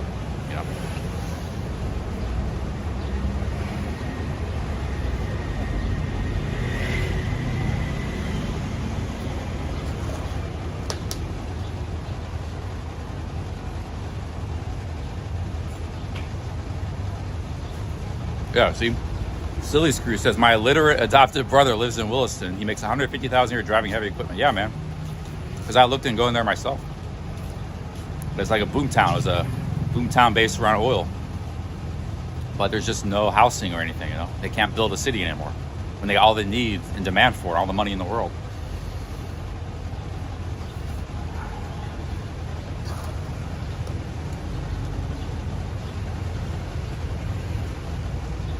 Donald Trump's one of the most successful, before he was a politician, he was one of the most successful real estate developers in the history of the world. If he can't get a handle on this situation, then it's lost cause forever. Then America maybe has to go and complete the third world status before it turns things around.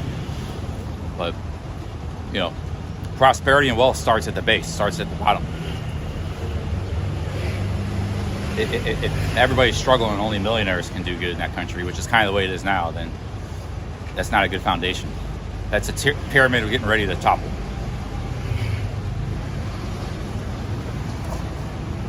I mean, that's kind of what communism Marxists say. I say the same thing, but we got completely opposite solutions. I think the free market's the solution. Capitalism, they think the government's the solution. Capitalism is the cause of it. I think government was the cause of it. So we agree actually in the same things, but we come at completely different conclusions.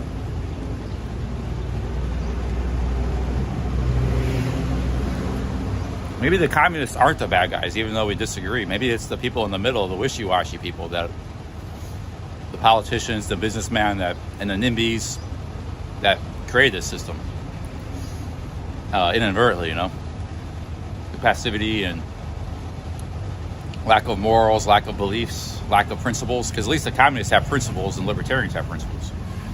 It's the general public that doesn't have principles, whether they're rich or poor. whether they're a CEO or, you know, whatever.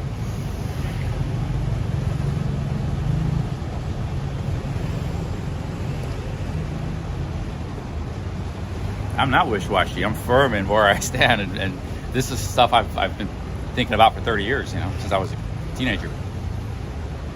I read The Death and Life of Great American Cities when I was 16. That book and Ayn Rand's books was kind of why it made me the first time today. Because I used to be a reader. And I have read both of these books. Some This Libertarian Urban Planner. It was basically those two books. And influenced me. I've never changed since then. So Ayn Rand was like an individualist libertarian tract, anti-communism. She was very famous, Ayn Rand, back in the 30s and 40s. She wrote two books called Atlas Shrugged and Fountainhead. I read them both when I was like 16. And then I read Death and Life of Great American Cities. I was working a job as an electrician. I stopped in this little bookstore in Cleveland. They had these $1 paperbacks. I just found this book. It looked interesting. I picked it up. Those two books completely changed my perspective of everything at a formative age, you know. The Death and Life of Great American Cities was written in 1960. It's also sort of a libertarian book, but it's based around cities. Because back then, cities were going to hell, even back then. You know, because the 70s were awful. That process started like in the 50s and 60s. And she saw it coming, and she wrote a book about it, why cities were struggling. And a lot of the problems were man-made and government created. They were not the same cities that prospered and boomed in the 1900s, 1920s, and 1800s.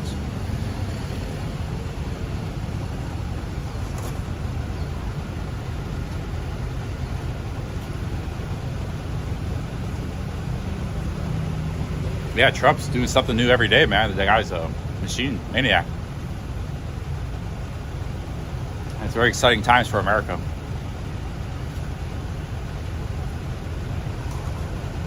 Did you guys see he freed that guy that was in jail for 10 years? He had 2 life sentences. The founder of Pirate Bay or something. That guy used to live in Thailand. He lived in Phuket. He used to drive like a Bugatti. He had tens of millions of dollars. He was caught here in Thailand, I believe. He was Boris Uberk. Yeah, he was put in jail, and he said thank you to the libertarians, Trump did. Thank you for your support. Because that was I didn't know anything about, I'm a libertarian, I didn't know anything about Ross. I heard about him before because I lived in Thailand when he got arrested, or I was here. I heard about it in Bangkok Post. But I've never been on his website, I don't even know what it is. But that guy got 2 life sentences for just running a website. Trump pardoned him last couple days. He's out free now. He made a video thanking Trump, and you know, I guess that was a big cause for a lot of libertarians. Yeah, Silk Road, that's what it's called, Silk Road. I don't know much about it. Apparently there was illegal things being traded there and drugs and stuff, so that's why they put him in prison. But he accepted Bitcoin as payment. So this was in 2011 and 13. So he was accepting Bitcoin as payment for these people could exchange like in eBay or Amazon. He was just the middleman. People could come in Bitcoin and buy things. So it was like there were guys who were on the early phases of this Bitcoin and technological stuff that got into some hot water. You know, I never had Bitcoin. I don't know much about it, but there was something more going on there. Oh, and Trump also released the JFK and Martin Luther King files. Who and why they got assassinated. I mean, this guy is just, you know, he's on a mission, man. So maybe in a few weeks we'll know who assassinated JFK and Bobby Kennedy and Martin Luther King. A lot of people were assassinated in the 60s and 70s. Left, right, center. Malcolm X, all these musicians, rock bands, politicians, JFK. What was going on then? Was that just a coincidence? So I guess there's files and all this stuff. It's all going to get released.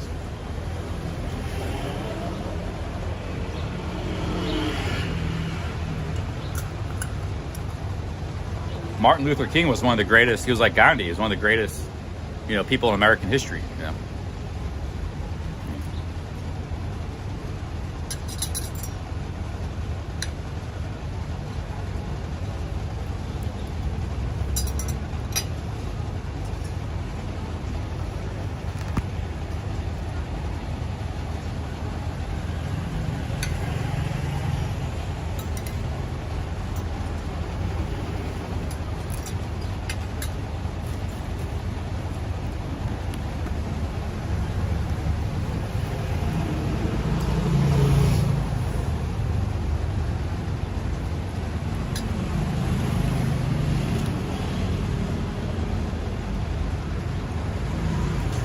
Here's what I always wondered too. You know, why did all the American rock musicians get assassinated or killed or died in strange circumstances? They're young. Rock was big in England and America. There were great musicians and bands in both places. All the American rock musicians died. Janis Joplin, Jimi Hendrix, Jim Morrison, The Doors. The British guys didn't, except for John Lennon, and that was when he moved to America. Why did all these guys die at a young age?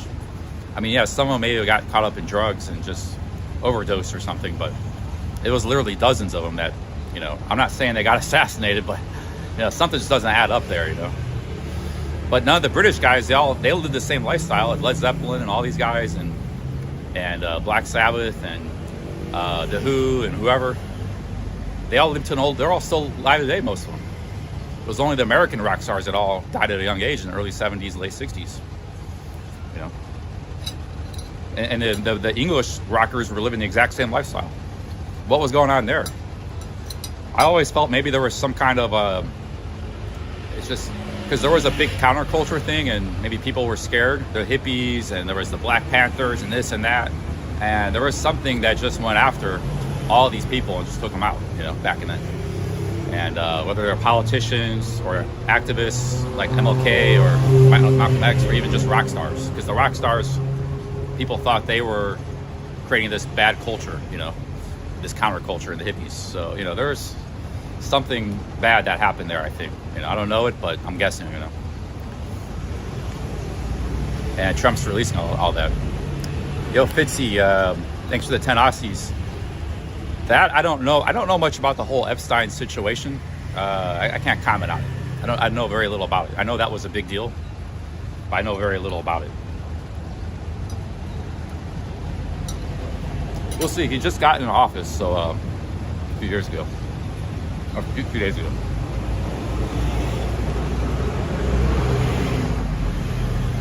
Yeah, but you can blame it on the lifestyle of all these rock guys dying in their 20s and 30s at a young age.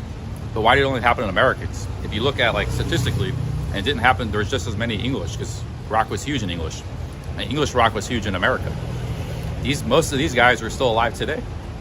You know, Rolling Stones, you know, they're all like in their 80s and 70s, and the English ones. But all the American ones died right when they're just getting going. You know? Yo, Fitzy, thank you, man. Thanks for the 10 Aussies. Jim Morrison was like on the run. He was in Paris when he died.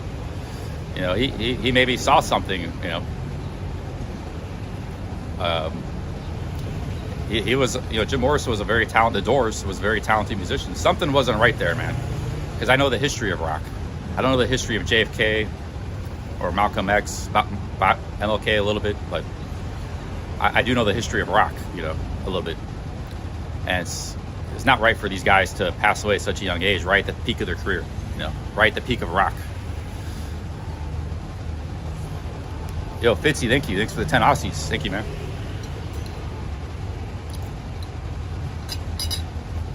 I'm not a conspiracy theorist, but I'm also very savvy with numbers. Like, I knew something wasn't right with COVID, you know. I'm very good with statistics. I used to study statistics. Like, part of my, maybe autism acting up. And I know, like, when I see a big statistical discrepancy, something is off there.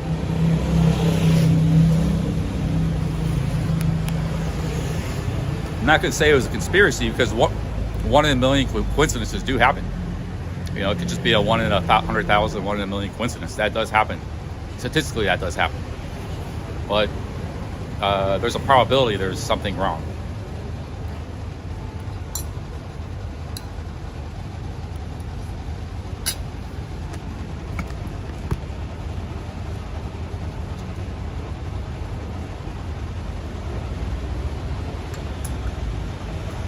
There's a lot of things I think of in terms of numbers and statistics. I may speak in English, but behind that and back of my head, there's like statistical cogworks going.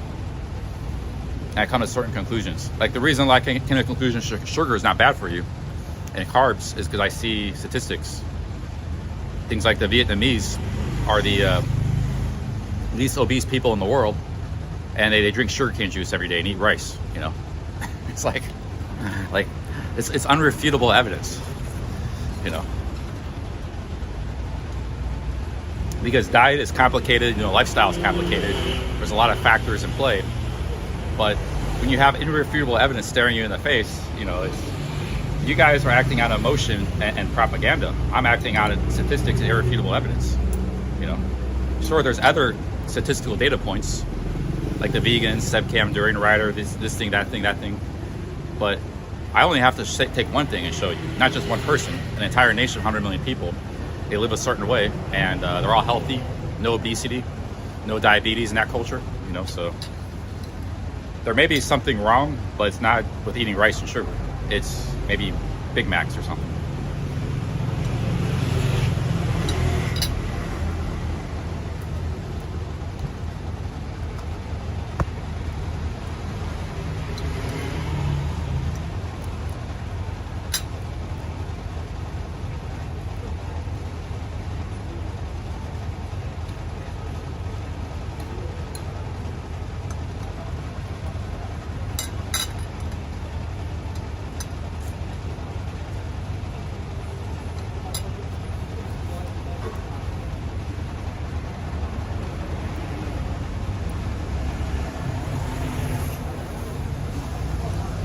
Well, I know statistics can also be doctored or inaccurate, but sometimes you can be like, okay, so the statistic says like the obesity rate in Vietnam is 3-4% lowest in the world. And you go there, you see that. So you can actually see that firsthand. So you have, I don't just take statistics for face value, they can be reinforced. Like for example, I told you guys the population of Pattaya, nobody knows what it is. There's some statistic out there that says it's 100, 200,000 people. I told you guys that's wrong. So if I just mindlessly believed in every statistic, I would have said, oh yeah, there's only 100,000 people that live in Pattaya. That's the official population. Actually, to be really good at statistics, you have to be able to sift through and understand the truth from the, it's not that it's a lie. In the case of like the population of Pattaya, it's just not counted. Nobody knows, so. Or there's other factors like the people that live there, because of a bureaucratic practice, they're actually registered in some other place.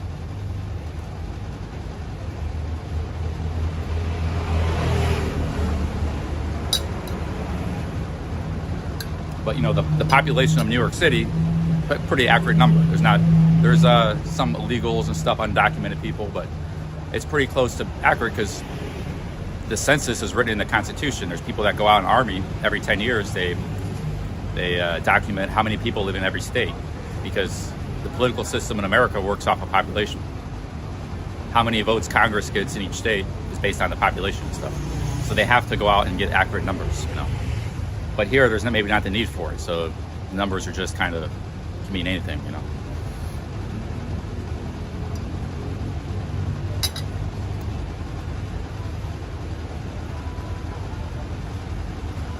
Yeah, see, I don't believe that number for anything. So you can believe that number all you want, but I don't. I think it's closer to 1 million.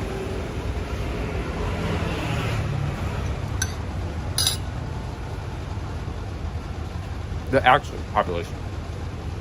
Somewhere between 500,000 to 1 million.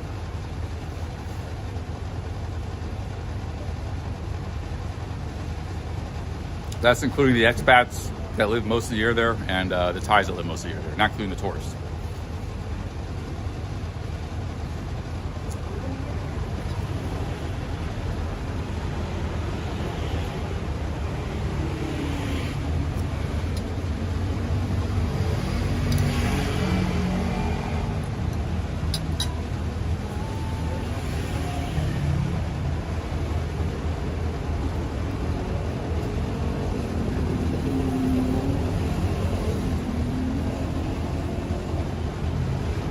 There's a lot less soy dogs in Pattaya than there used to be, because there used to be like some on soy cow and stuff, but just too much traffic. They can't survive in that environment.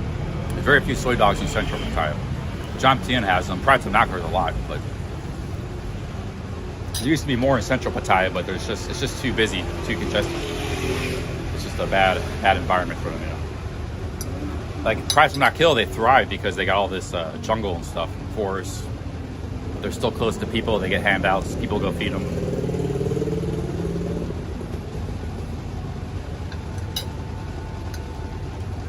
I'm eating fried rice.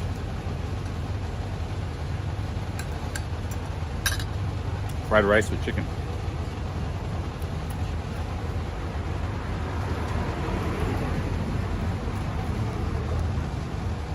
I think we need to stamp out secrecy because like Trump's a very transparent president, whether you like him or not.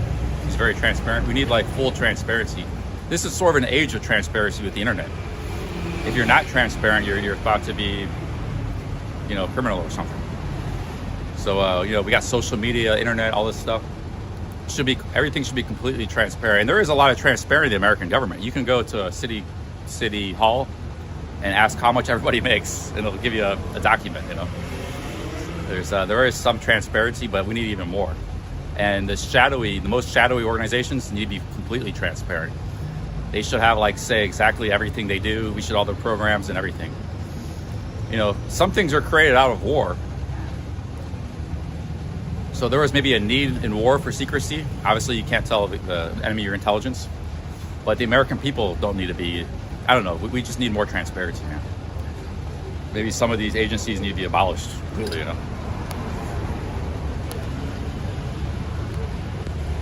But yeah, transparency, cutting government funding.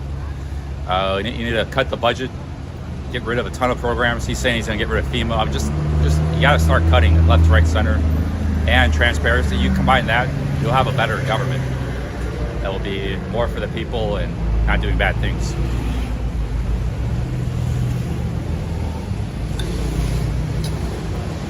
And I think Trump's on a mission to do that.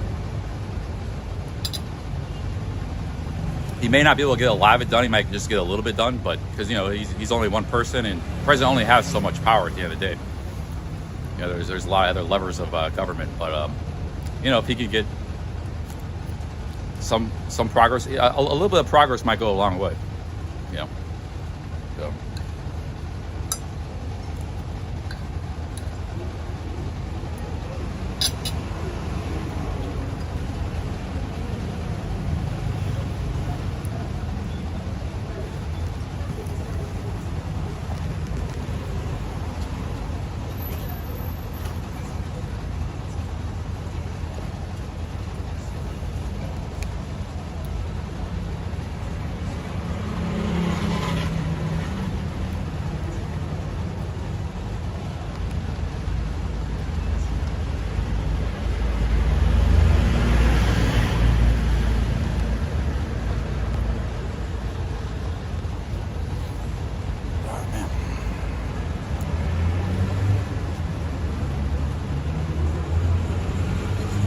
Well, guys, we gotta get traveling again soon, I think.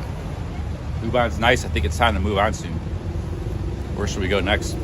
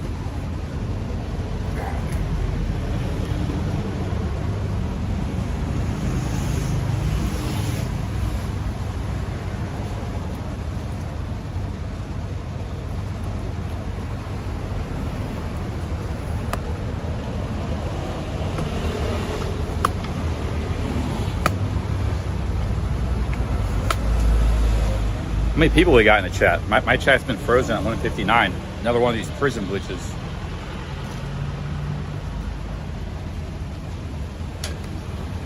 The YouTube app is so much better for streaming. Prism has a few nice things about it, but I don't like Prism that much.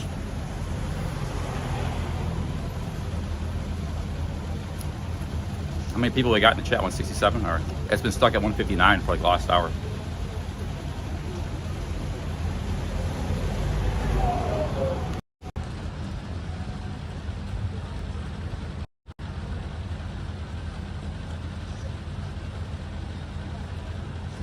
yeah, copy paste. You can link whoever you want, man. Any channel you want to promote. Any channel you want to promote, feel free to do so. That goes for any mod. Shout out anybody you want.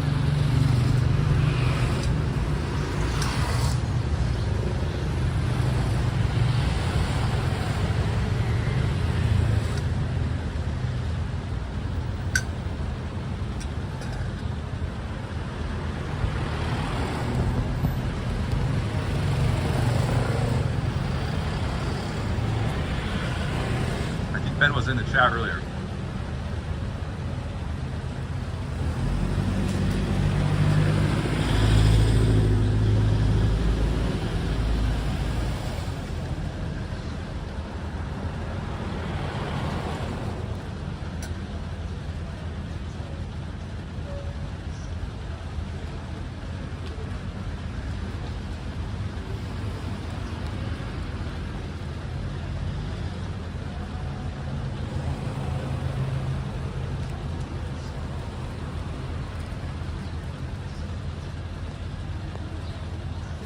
Yeah, Elvis Presley was a little bit older, but he still passed away in the same time. There was something fishy going on there, man.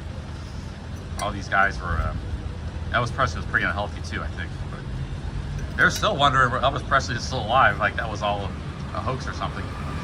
Well, I used to think Elvis Presley never actually died back in the 90s and stuff.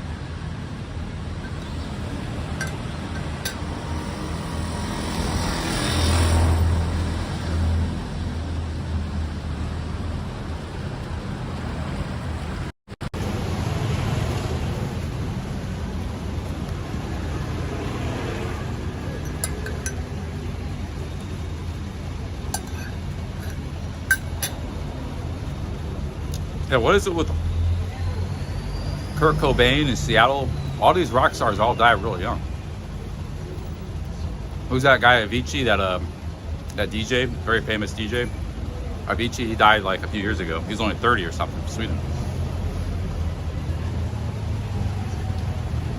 Take steroids or become a rock star.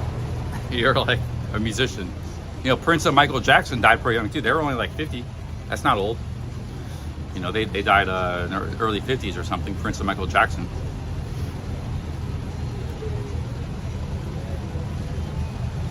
Yeah, you become a pro bodybuilder, take steroids, or you become a rock star. Your lifespan is about 30 years old, 35 years old.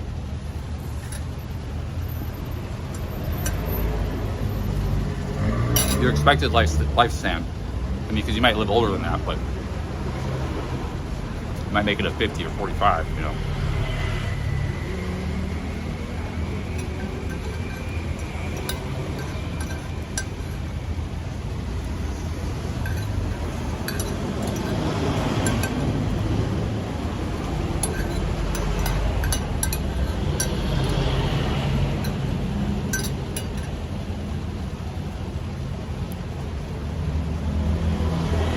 What's up, Dinesh?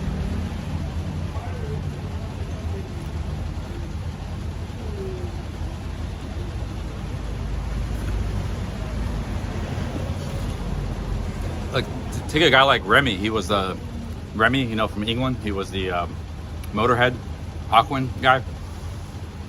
That dude was the most unhealthiest guy ever. He drank bottles of vodka and, you know, smoked everything. And he lived, like, I think in the 60s. He passed away recently, but he still made, you know, for his lifestyle, that's pretty good. That guy was the biggest alcoholic ever, Remy, you know. Lemmy, whatever his name is. Yeah, Lemmy. So, you know.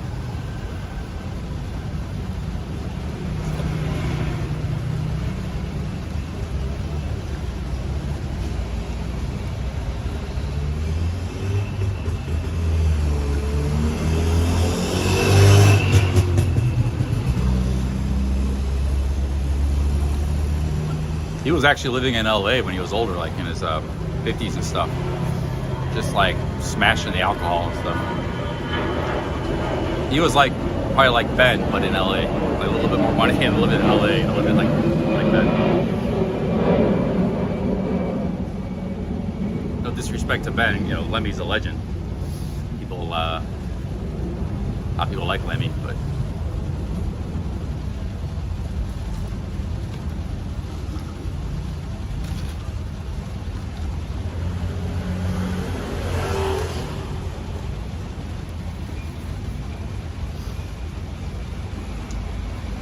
can you be trans in America? You know, the whole trans thing, like, I never saw a trans person growing up. I think the first trans person I ever saw in America was like 7 years ago. I went to a baseball game in Cleveland Indians, and I was on the train and I saw one there. Like, I could, because I had already been to Thailand, I knew what trans looked like, you know. So I saw a black trans getting on the train. That was like the first time in my life I ever saw a trans. So like, that was a very rare phenomenon, and I don't know why it was made such a big issue. Here it's a lot more common, but in America it was very rare.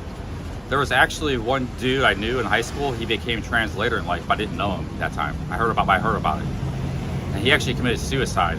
He was 25. It was actually very sad because his dad was a friend, and he took it really bad, and his dad ended up killing himself too. It's like 50s. So, you know, prejudice is bad, and it's a real thing. Like, but at the same time, these things don't need to be made issues to try to antagonize and trigger people and stuff, you know? So I don't know what the solution is, but Thailand does it right. You know, people do whatever they want here. You know, you want to be trans, straight, tomboy, you know, monger, whatever you want to be, you're okay here. But America, there is a lot of prejudice in that stuff, you know. When I knew that guy in high school, he was just normal, you know. And then later in life, he became trans. You know, he switched, had surgeries done and stuff. And his dad was just a very like normal blue collar guy, very nice guy. He took it when his son killed himself because of all the hate he was getting and prejudice. And his dad took his life too later. You know, it was very. And I knew the guy well. We used to go on. He was a friend of my dad's, you know. So we used to go on canoe trips and stuff. I knew him more than his son, because he was like a single dad. His mom, his son was more with his mom. But I did hang out with his son once. A couple days we hung out, did some stuff, you know. But he was just kind of like a normal guy at that point. We were like 15, 16. But you know, I heard later he became trans because, you know, his dad didn't like that, but he, you know, loved his son, so he didn't do anything, or, you know, probably, I don't know, they're a full extended relationship. But when his son killed himself, he descended into really bad alcoholism, and a year or two later, I think he died too, same way. So you know, like, everybody jokes around and stuff, but there's real issues, and people, who knows why people do things. If somebody is the way they are, they're the way they are, you know. America does have a history. So on the liberal side, I'm with them. There is a history of a lot of mistreatment and prejudice and bad. But like I said, you know, trans in general are pretty rare. It's not really, I don't know how to get rid of prejudice and racism and things like that, you know, like how you get rid of that. But whatever the Democrats were doing the last 4 years, I don't think it helped, you know. But maybe it did, I don't know. But, you know, all the woke stuff. That was the movie Brokeback Mountain. It was like two gay cowboys, and then it was about them, the relationship. Then later, you know, they went their own ways, and then the one was killed by some rednecks in Texas. The one gay cowboy. They were in Wyoming when they, you know. I got nothing against gay people or limos, you know, but it's, you know, people joke around about that stuff all the time. But you know, some of those people, unless you were them and lived in their shoes, you know, you don't really know what they experience or they go through. A lot of those people, they moved to cities like New York and San Francisco because they were safer and felt more accepted there, back like in the 80s and 90s and stuff. Did I pay? Yeah, I paid right first. Yeah, I paid already.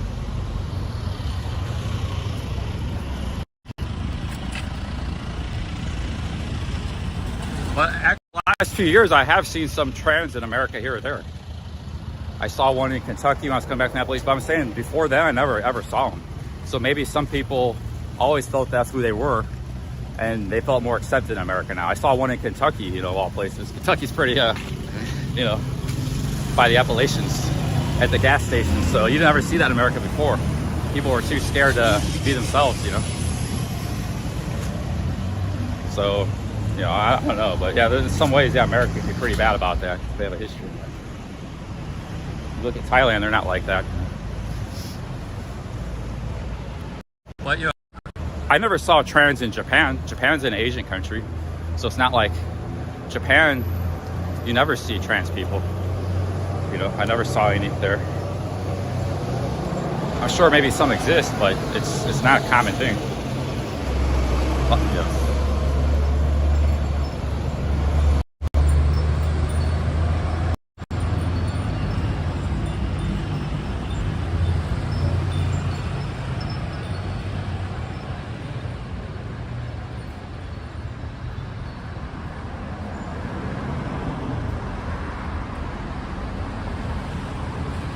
Yeah, I don't think Trump has anything against gay people. He had the Village people at his inaugurations.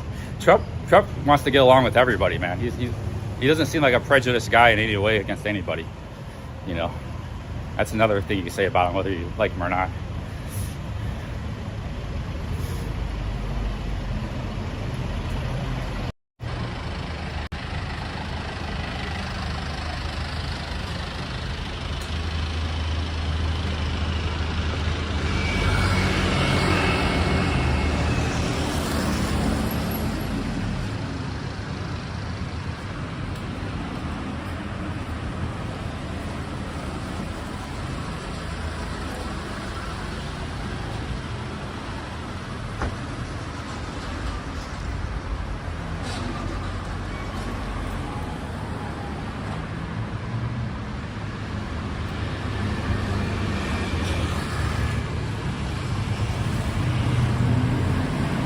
Yeah, well, a lot of where there's a place I was live streaming in Cleveland. It's a city called Lakewood. It's just outside of Cleveland, like a suburb, but it's an old suburb. It was like built in the 20s. It's a cool area. I was streaming there a lot 6 months ago, and that place is known as, you know, the most gays east of the Mississippi per capita. But it's actually a nice place. You know, it's like man, maybe I should get an apartment here. I never really spent much time there, but you know, it's a walkable urban area of the Cleveland area. It's called Lakewood, Ohio, and you know, there's nightlife there. There's a lot of bars, but it's not just gays. It's just like San Francisco. It's an alternative sort of place, you know.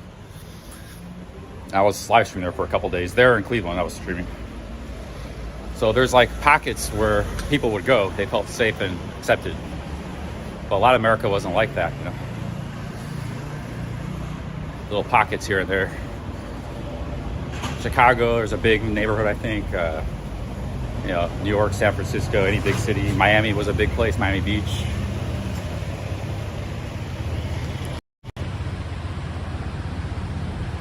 Yeah, Lakewood is actually, I was walking through there, I was like, you know, I could get an apartment here and work at Amazon. There was an Amazon warehouse, or, you know, like, because the apartments, that there's so many apartments, because Cleveland is just not really a boom town. It's always kind of remained cheap.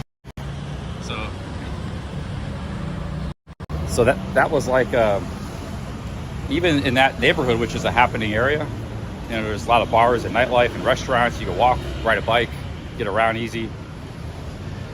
Apartments were like $1,000 a month for a studio, which for America in a big city is actually, in a walkable neighborhood, that's as good as you're gonna get anywhere in America. You know? So I was like, you know, if I really wanted to do something in America, I just get an apartment in Lakewood, which is like one of the biggest gay cities east of the Mississippi, you know.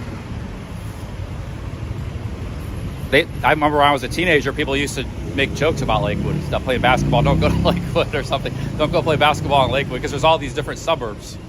And Lakewood always had that reputation. Don't ever go there, man. It's like,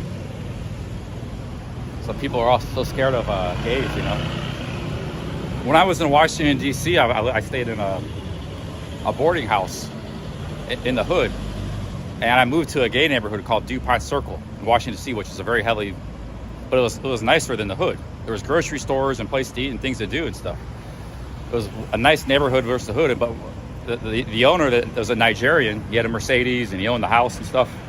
He rented out his house to people like me, vagrants and transients and stuff. And he said, like, don't go to DuPont Circle, they'll bum you or something, or whatever he said.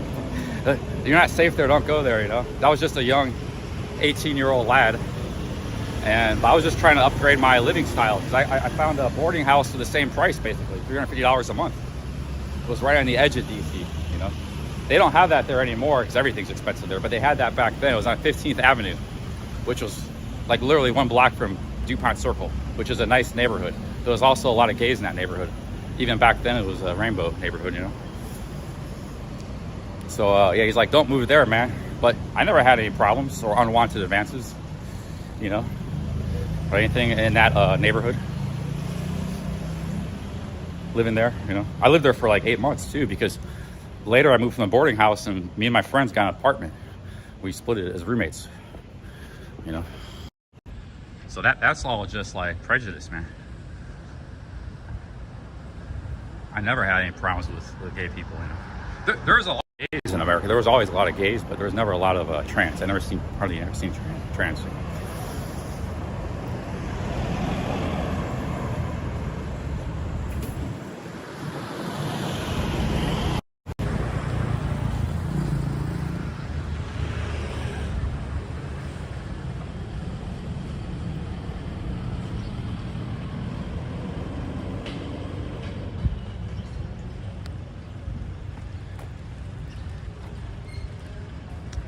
Yeah, that was our house. The first place I moved to when I got to DC, because I was 18, out of high school, I had no money. I had like $500 to my name. I had an internship. So I just found a place in the newspaper. The boarding houses would average, like, it was just a guy with a boarding house. Hey, you have a place to stay here for $350 a month. So this guy was like a Nigerian immigrant, but he was successful. He had a Mercedes and he owned this row house with like 6 bedrooms. But he actually lived there too. He had his own bedroom, and he rented out the other bedrooms to everybody else. So I was one. There was this a couple of black guys. One, I think, went around town and did the vending machines. He was older, in his 50s or something. Another guy was from Louisiana. He was pretty big and strong. Maybe he worked construction or something. Remember, he said he used to know, I was from Cleveland, he said he knew the Bobby Phils, who was he grew up with him. He was a Cavs player, passed away. And then another guy was a white Muslim. He was about my age, and he was in college, but he was going to school at Howard. And he was studying to become a Muslim. And maybe like one other person, that was it. We all lived in this boarding house, like a row house. It was broken up to basically just rent out each unit. So he was an entrepreneur, the Nigerian guy. And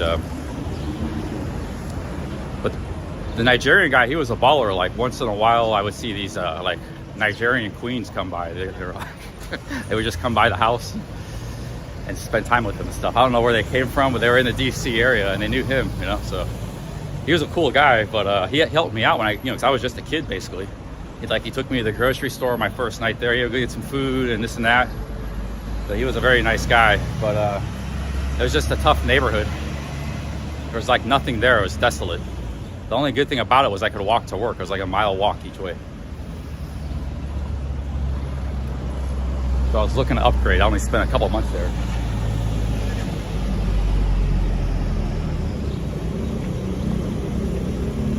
There was also a basketball court too. That was pretty good. But when I moved to a new boarding house in DuPont Circle. That was actually worse because it was like similar price. They were both $350, $400. But this place, it was managed by like an old lady. She was in her 80s or something, an old black lady. And it's like but she was, at the very end of her life. So she might have like run the place. But her family would come and check on her or spend time with her once in a while. But she was just living up there in the upstairs, like the 3. And it was just kind of chaos below. Like there was this crazy lady living there. This crazy lady yelling and screaming all the time. Schizophrenic lady or something. And it was just everybody just put up with whatever because they had to pay a cheap price, to live there. But I started making more money. I got hired a job, so I wanted to get out of there. That wasn't a very nice place to live, even though the neighborhood was better.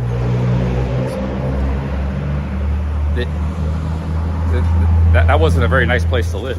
So even though it was a better neighborhood, like I said. So my buddies were in a similar position. We'll just get our own apartment.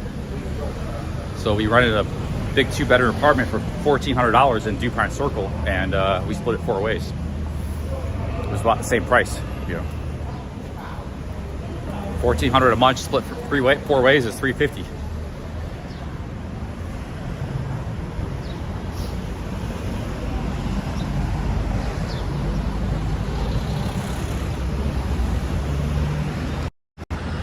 people living in that house too. Like I said, we were all just like working, and there we had no choice but to be there, you know. Like there was a little kitchen in the basement, so I would go there and cook spaghetti. But it was just like a depressing, not a very nice place. It was actually, I probably would have been better off staying at the Nigerian's place. It wasn't an upgrade. Because like I said, the neighborhood wasn't great, but the people in the house were cool. And you know, there was a basketball court. I could walk to work. It was a struggle to get food and groceries, but that's something you put up with. You just, you know.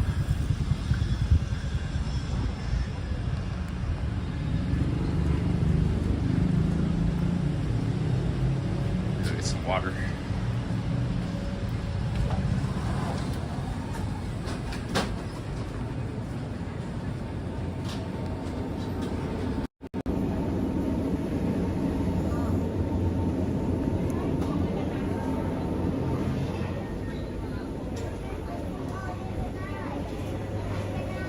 Yeah, there's two nice neighborhoods in DC. There's also Adams Morgan, that's north of DuPont Circle. And I would walk around a lot my time off and explore the city. And you know, Washington's not a bad city. I had already, you know, I've been exploring New York and Philadelphia, and now I've been all over the world. So to this day, I could say, you know, I haven't been in DC since then. It was 25 years ago. I could say it's, you know, it's not a bad city. It's got some nice neighborhoods. Adams Morgan was more nightlife area too. It's just north. They're nice walkable neighborhoods. And then west of DuPont Circle is Georgetown. That's just kind of like it's beautiful and historic, but it's kind of a richy neighborhood. Oh, sorry. It's a very rich neighborhood. And then northwest of that, Georgetown is all like just kind of like, it's still Washington DC, but it's just kind of like more suburban style neighborhoods. You need a car and stuff to get around. They're like leafy, they're nice. That's the money part of DC, the northwest. The north is like neutral, the east is all hood. East and southeast. So there's a big, like, you go, at least it was 25 years ago. I don't know what DC is like nowadays, but back then the east was like everybody was poor. Northwest, like everybody was like rich. Now Kelly, yeah, a lot of you guys know Kelly Codwell. He lives in the nice part of DC, like the suburban leafy northwest part. So he pays a lot of money for his apartment. It's just a tiny little studio because he lives in a really nice part of Washington DC, you know. But he doesn't just live anywhere. Kelly lives in a nice neighborhood, like a prestigious. You know, I know DC well, you know. So that, but you know, his wife's got a really good job or something, you know. Well, that's where they got to live, I guess, you know. Have I ever had an American girlfriend? No, I haven't. I never even so much as slept with an American lady, because I was a virgin until I started traveling overseas. First time was in Argentina. And to this day, I've never been with an American woman yet. Not even on my travels or anything. I've never been with I've never been with a woman from a rich country. So that includes like England, Australia, Canada. I have been with Japan, that's a rich country, but I've never been with a Western rich country. Europe, I've never been with a European woman. Like, I've been with white women because there's a lot of white women in Brazil and Argentina. I was doing my thing there, but I've never been with a woman from like Europe or America or Canada or Australia. I've only been with women like in 4 countries, really. So Thailand, Japan, Argentina, and Brazil, and that's it. I think never been with a woman anywhere else. All my travels. Like when I was in Vietnam, I didn't sleep with anyone. Oh, Philippines too. Yeah, I was with a couple of Filipinos. Yeah. But Vietnam, I never slept with anybody, you know. So now every country I go to, I engage in relationships with people. Have I been with a black woman? Yeah, I have. I've been with every race, just not every country. Like I said, there's a lot of people in Argentina or Brazil. You know, I was with ladies that were looked pretty white to me. I don't know what you call them, but I've been with Latina women. I've been with black, white. Asian. I just haven't been with like women from countries from the West. So.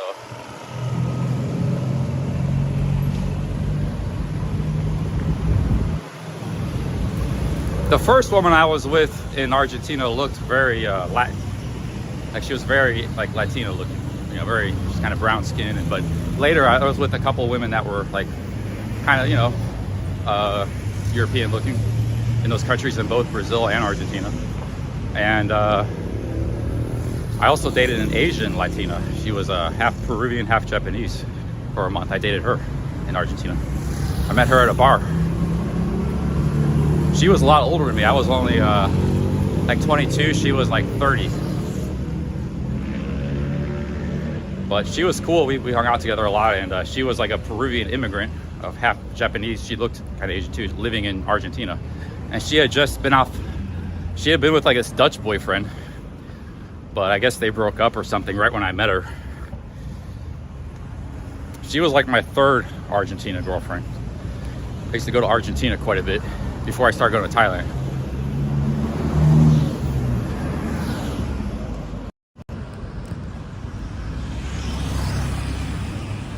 Yeah, but the reason it's half Asian, like a lot of Japanese migrants migrated to Peru and Brazil, mostly Brazil, but also Peru and America, United States, back like in the 1920s and stuff.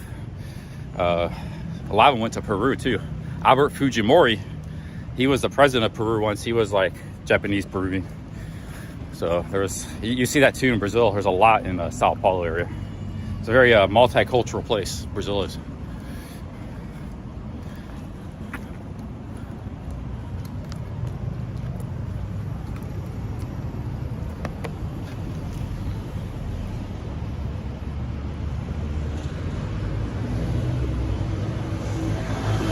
I need a water. We're just walking around town here, guys. I haven't been up to the north part of here, so we're more up in the north. As long as I'm not in the sun, I'm okay. So I'm walking in the shade of these buildings. So I'm kind of, you know, having fun streaming here and chatting. But you know, the reason I haven't never really been with women in America and stuff is I have like a crippling shyness. I used to be a lot worse. It's still bad, but it was like used to be a lot worse. So when I drink alcohol, that'll help me try to overcome that. That's why I got into alcohol. But that didn't always work, you know.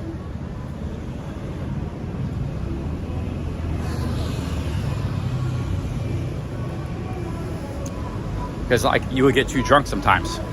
If you rely on something to like overcome an issue, then you'll do too much of it. That's how I became an alcoholic.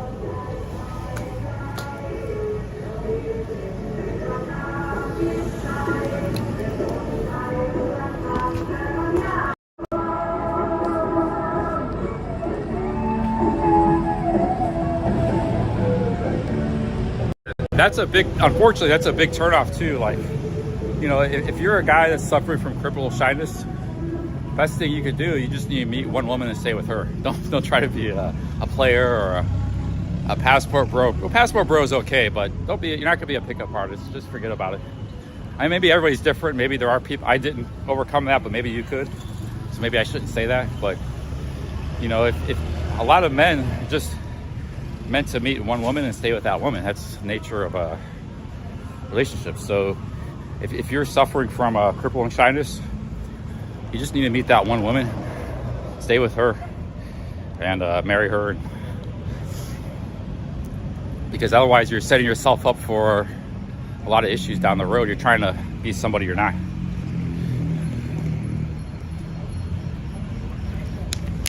That was me when I was younger.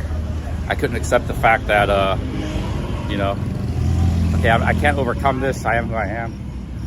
And, you know, of course, that was a big impulse for me to start traveling. Because, I don't know, you just don't feel as shy and easier, and you drink some alcohol and like, you're not, see, you're in America, or let's say you're from France or something. You're a shy French dude, and then you go around French women, they know that your culture and the language and stuff, and they know, okay, this guy's a little odd, a little shy, strange. It's a big turnoff. big turnoff, and then that makes you worse, you know. But you go to other countries, you're just a foreign bloke, you know, you're just a bloke. So that's, and you kind of sense that. That's why a lot of guys get attracted. Not saying every passport bro is shy, but a lot of them are. And, you know, hey, you know, I'm not like, I'm just like a normal person here. I'm not getting judged or, you know, I'm just.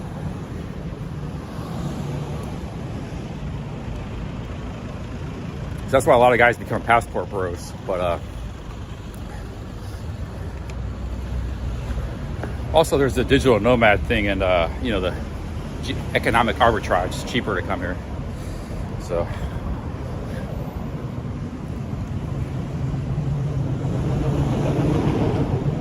that's why it used to be, well, this used to be a nightclub and a hotel here. Look at this.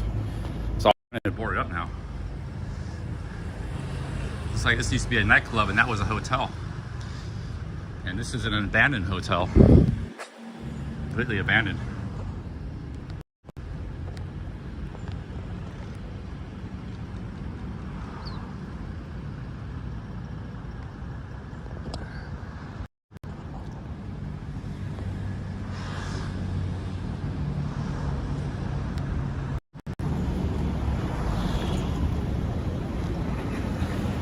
But see, I fell into industries that allowed me to travel. You know, and before, passport bro is a term that was only invented a few years ago. I was a passport bro in 2003, dude, 2002. These stories go back way back then. I was in my early 20s. So, you know, it wasn't easy to be a passport bro back then. I was lucky that I fell into industries that allowed me to do that, you know. Now, what if I didn't? What if I just like didn't start a business, online business, and I became like a construction worker or something? Well, I imagine, you know, I would have had to meet an American wife. So my life would have went in a whole different direction.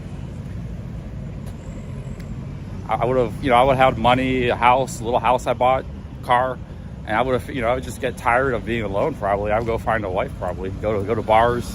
I'd meet somebody. It might not have been the best relationship. Maybe I got lucky, she'll be a good one, maybe not, who knows. I would eventually, just like I started traveling and meeting women, I would have met somebody, but probably would have married her. But, you know, my life took a very different course. So. And here we are today, you know. And this stuff's all, dude, snooker and Cannon snooker, snooker's pool. This is all a bar hotel area. It's all abandoned here. A little bench here.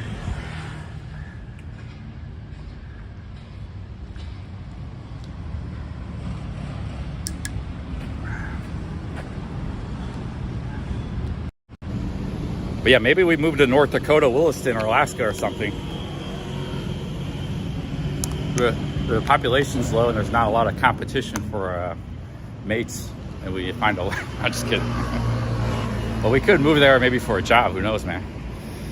Trump's gonna build freedom cities. Being in Alaska, North Dakota, maybe Greenland. If he gets a hold of that. Mississippi.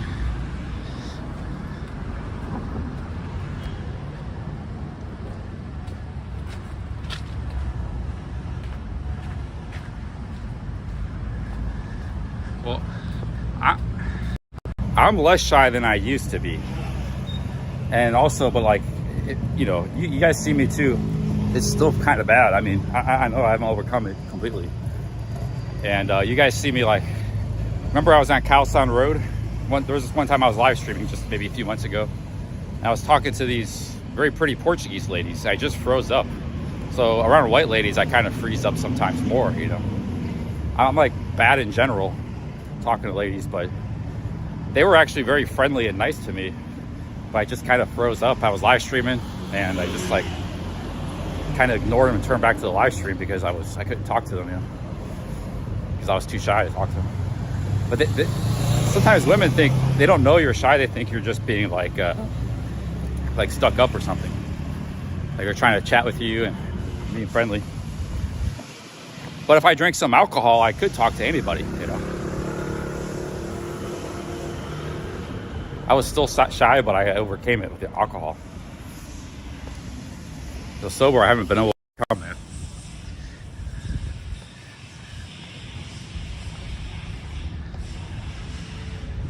These are just some of the neighboring provinces. Yasa, Thong, Amnot, Choraun.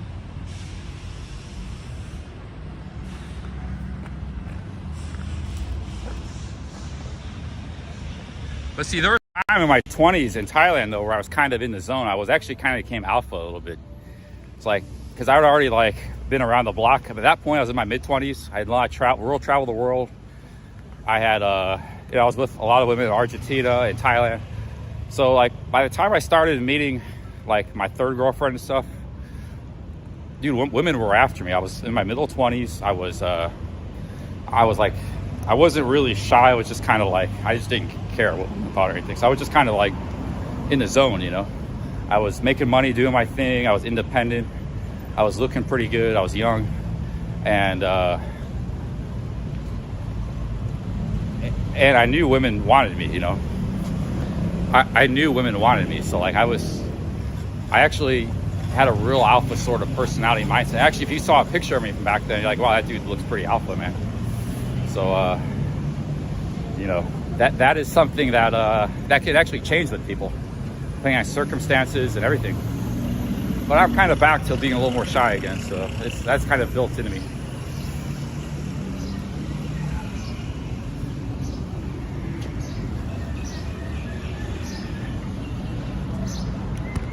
No, this was in Thailand back when I had back in 2006 and stuff, you know, a long time ago.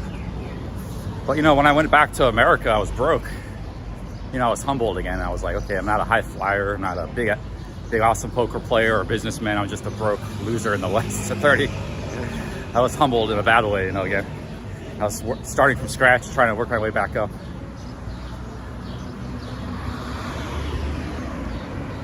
Yo, Lotto. Wow, Lotto with the $50. Thank you, Lotto. Wow.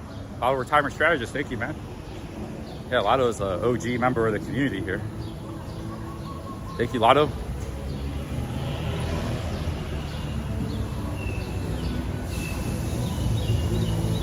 Yo, big ups, Lotto. Thanks for $50. Wow, that's awesome, man. Awesome super chat. Thank you. He says, enjoying the vlog. Thank you, man.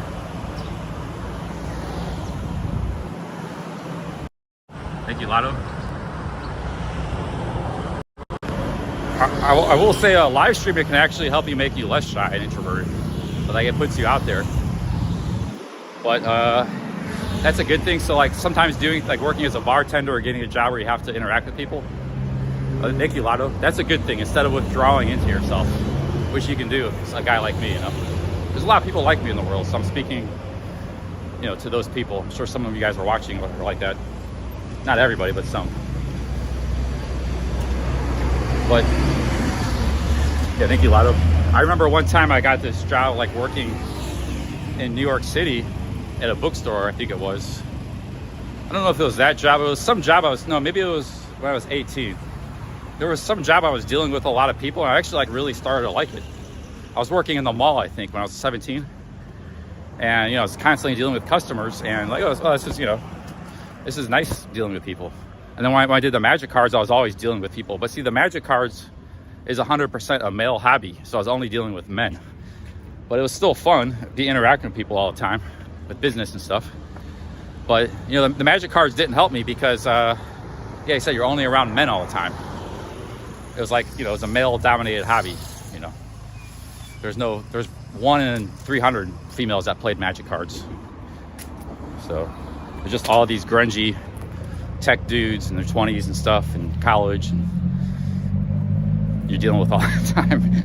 Neckbeards and grungy neckbeard guys.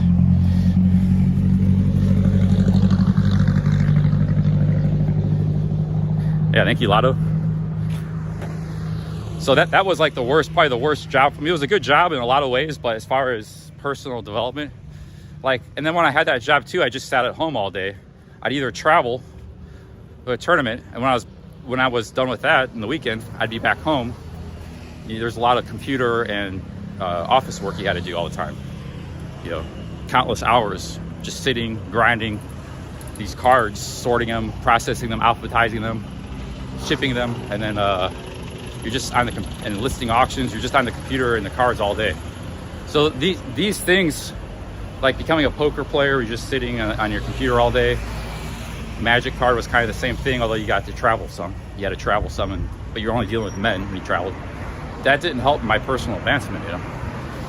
That actually reinforced. I didn't really like personally advance until I came to Thailand, and then I was like drinking and stuff. The drinking was actually a big personal advancement for me. I was just really shy, awkward dude, incredibly shy and awkward. Like incredibly so. Like, yeah, I could go out in the world and do business and travel, but you know, it came to talking to a lady, having a nice conversation. I just couldn't do it, man. Even recently, like 5 years ago, I was like, or a few years ago, I had a flight booked to Colombia. And it was only like a $65 flight. It was during the pandemic. But I changed it. I didn't take it. I balked out of it. But I was staying in a hotel, and the reception was very pretty. And I couldn't even talk to her because like she was like a pretty receptionist, you know.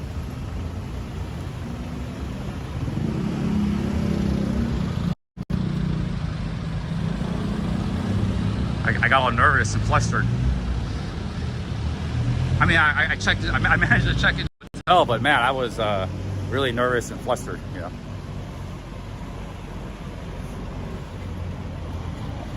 You're shy too, Nigel? Yeah, man. But sometimes the way we live can reinforce that, like our hobbies and the way we live. I think you can outgrow that, you know.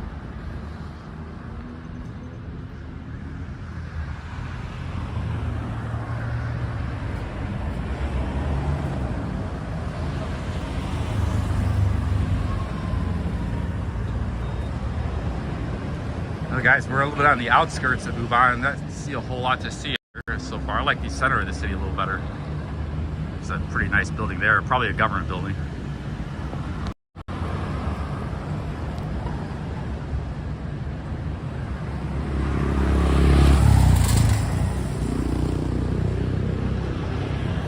Yeah, this is the problem with this area. Let me check my maps. It's just too.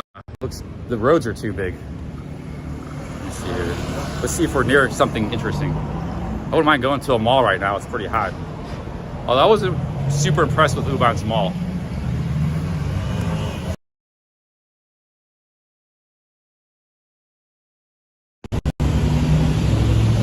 Yeah, maybe we'll just walk to the mall. I don't want to go in the sun. Maybe I'll catch a grab or something. The mall is not very far. Maybe I can buy a hat. Maybe this place has hats for sale.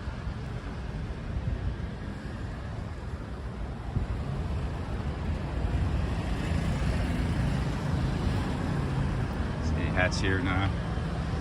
I don't see it. It's like mostly female stuff.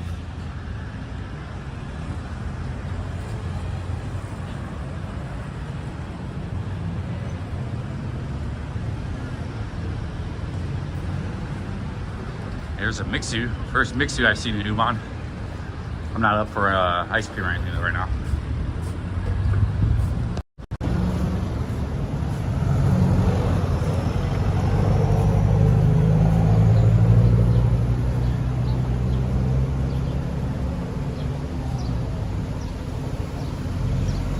Yeah. Sometimes I open up more with I'm with a wingman. I'm a little more confident and open up. That's why the live streaming is kind of like my wingman. It's not as good, but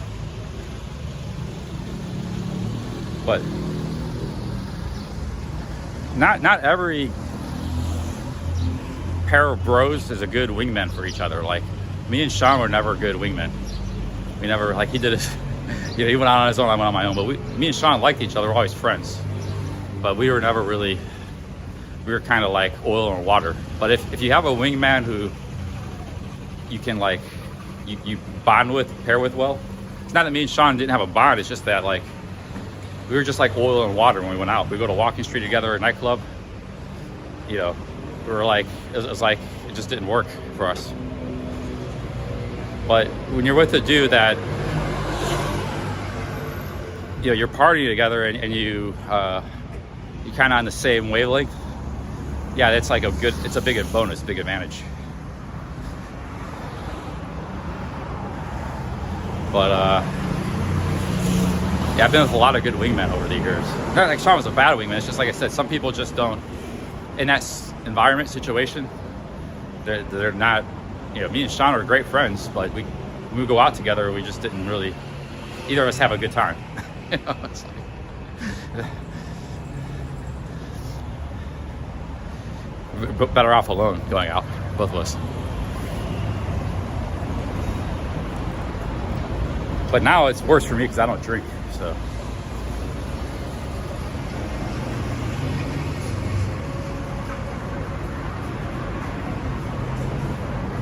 Oh, Sean's a great guy, man. He's just, everybody's got different personalities, you know,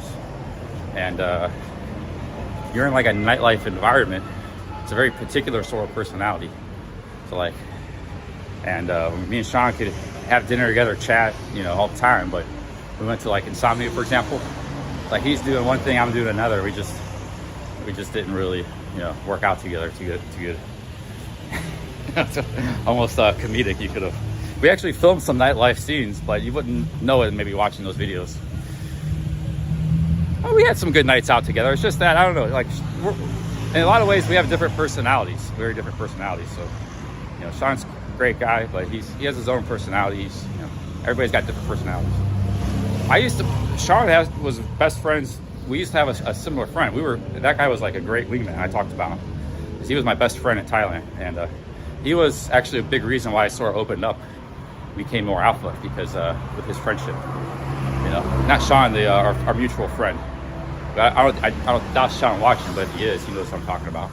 We were friends for years. We just, you know, maybe it's a case of one-sided.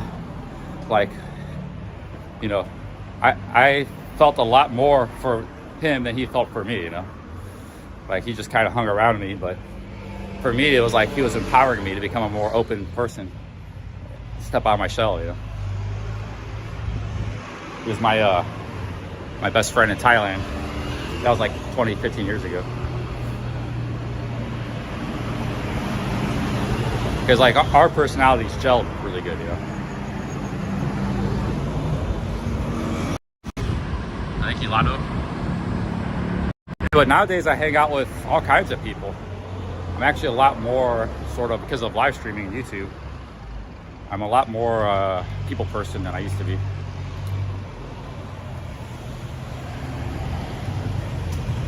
I'm not completely though. Sometimes I just want to be alone.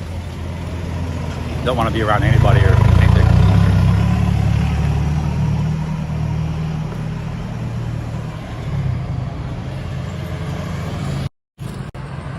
But guys, I don't want to walk in the sun, man. Look, you see that sidewalk? It's all sun. I think the mall is over that way somewhere. I'm just gonna catch a grab, I think. A marathon stream, 5 hours in. Here's an apartment building. Although I don't think I'd want to live here because this neighborhood looks kind of desolate. I want to live back where I was. Let me get a grab.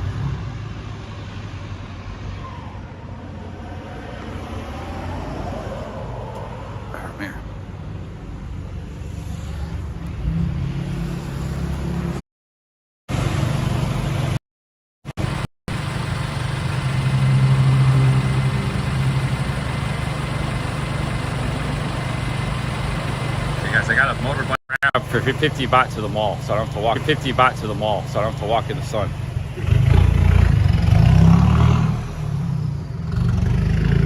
You don't drink.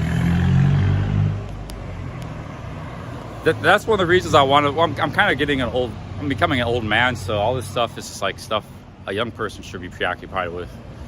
I'm not really young anymore, but that's why one of the reasons I want to build up my body, become a little more like, I look strong and powerful, is because, oh, here's a crab guy. Because maybe I'll be over time.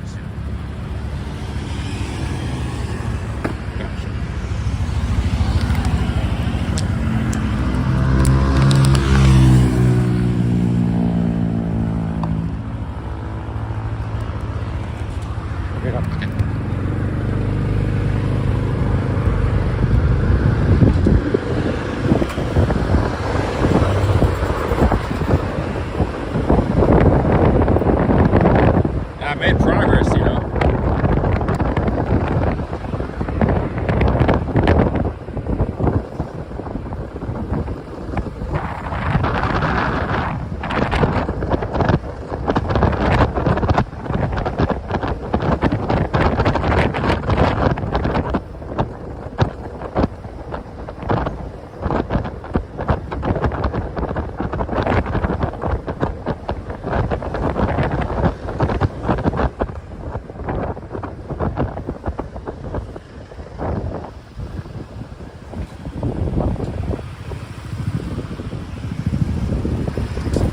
I think it's not a long drive, Nigel. It's a short ride.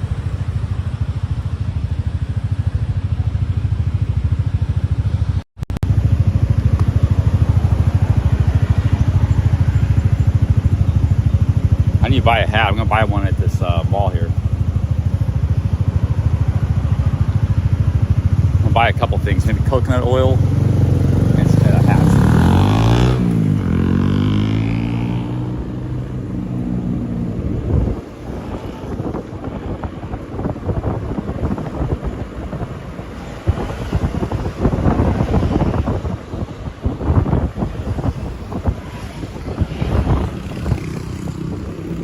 Shout out to Lotto, man. Thank you very much for that 50 bucks. Yeah, you made my day right there. We got some other super chats too, some small ones, but that was unexpected. Lotto, thank you very much. You're still watching? Yeah, just rambling. Ramble live stream about whatever.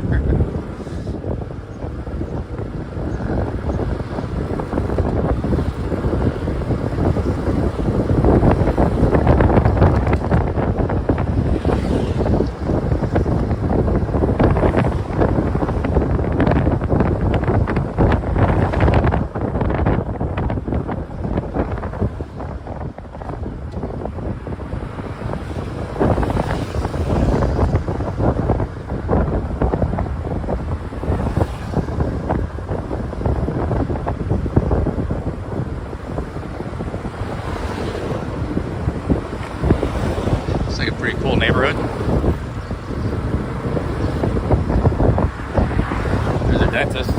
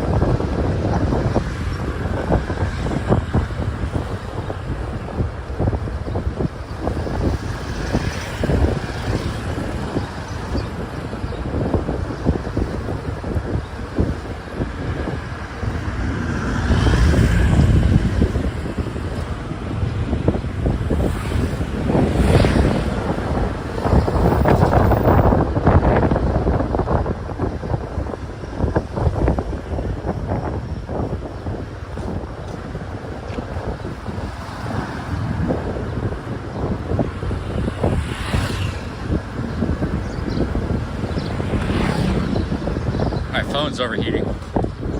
Oh, there's Yogurito. I had that in Bangkok. That's actually really good. Wouldn't mind going there.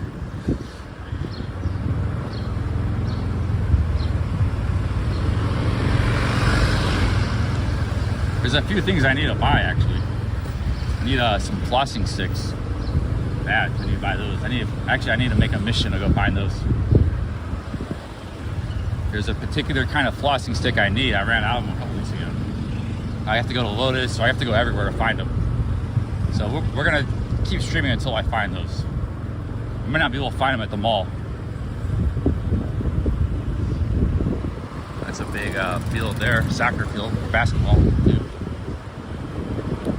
They have a lot of those in Mexico. It's like an overhang, and they have like basketball courts and soccer fields, so you have protection from the sun. I saw those in like every Mexican village in the Yucatan on bus. Every Mexican village had a soccer field and basketball court.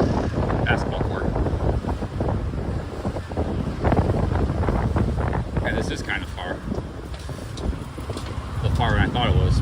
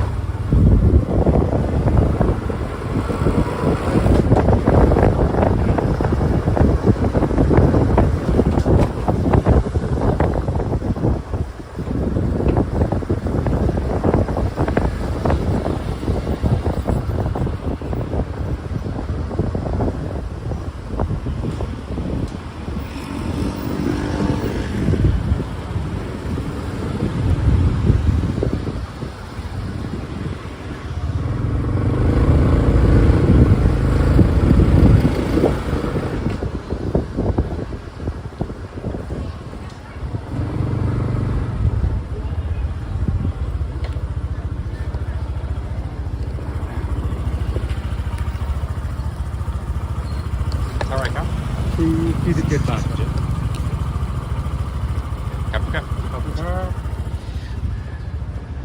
There's the mall guys, big up. Oh man, yeah, I would have wore a helmet or took a car if I knew it was that far. I thought it was closer. Pretty far motorbike drive.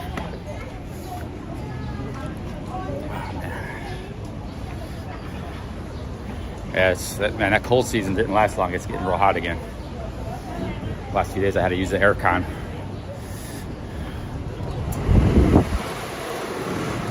Funny thing was I slacked off the perfect time to stream when it was colder.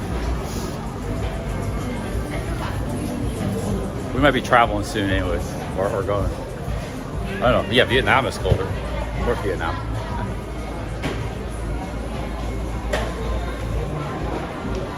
I mean, these motorbike taxis, man, they never have helmets. If you want to wear a helmet, just get a car. And this mall is packed. It's Saturday though, that's why. Yeah, I forgot Saturday. This mall is packed, dude. Yeah, that's one thing I don't like. One thing you gotta say about Pattaya is that they got the malls right in the middle of the city. Terminal 21 and especially Central. It's like right in the middle of everything. And the mall in Southeast Asia is like an asset. It's like, yeah, in America, a lot of people don't go to malls. It's not a big deal. But here, it's an escape from the heat, you know? You can walk around and get some food or do stuff, shop. I actually need some things I need to buy. So I got shopping to do, but, you know, it's nice to get out of the heat too. So, POV mode here. I wouldn't have came here if it was Saturday. I forgot it was Saturday. The weekends, these malls can be very busy.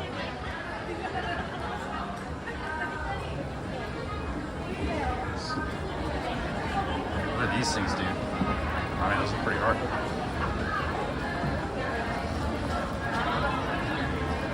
Oh, that's, I don't know if that does much, but sure it doesn't beat just working out.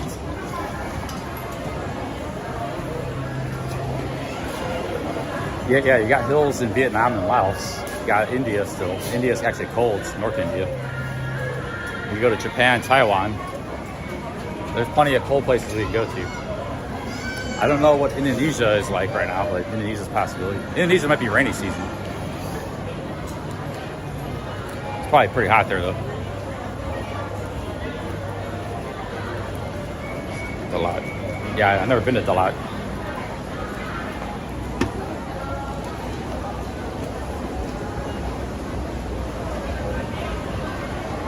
You know, this town, Uban, I think has a lot of Thai Vietnamese people. They came maybe after the Vietnam War. Because everywhere I see in the city, they're selling this Vietnamese noodle soup. I've never seen anywhere else. I had it 2 times already. And I've never seen it anywhere else in Thailand. I think there's a lot of, there were a lot of Vietnamese refugees during the war, after the war, and a lot of them came here. Some came here, I think. I think I heard about that before. So some of the people kind of look Vietnamese too. Because some of those noodle soup sellers are actually Vietnamese. They were from Vietnam. They speak Thai and stuff, so they live here.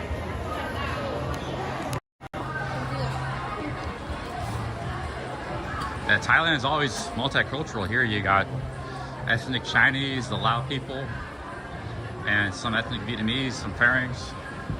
I don't think there's too many Cambodians here. That's more Surin and Buriram. Let's check out the camera store. Nothing I need. But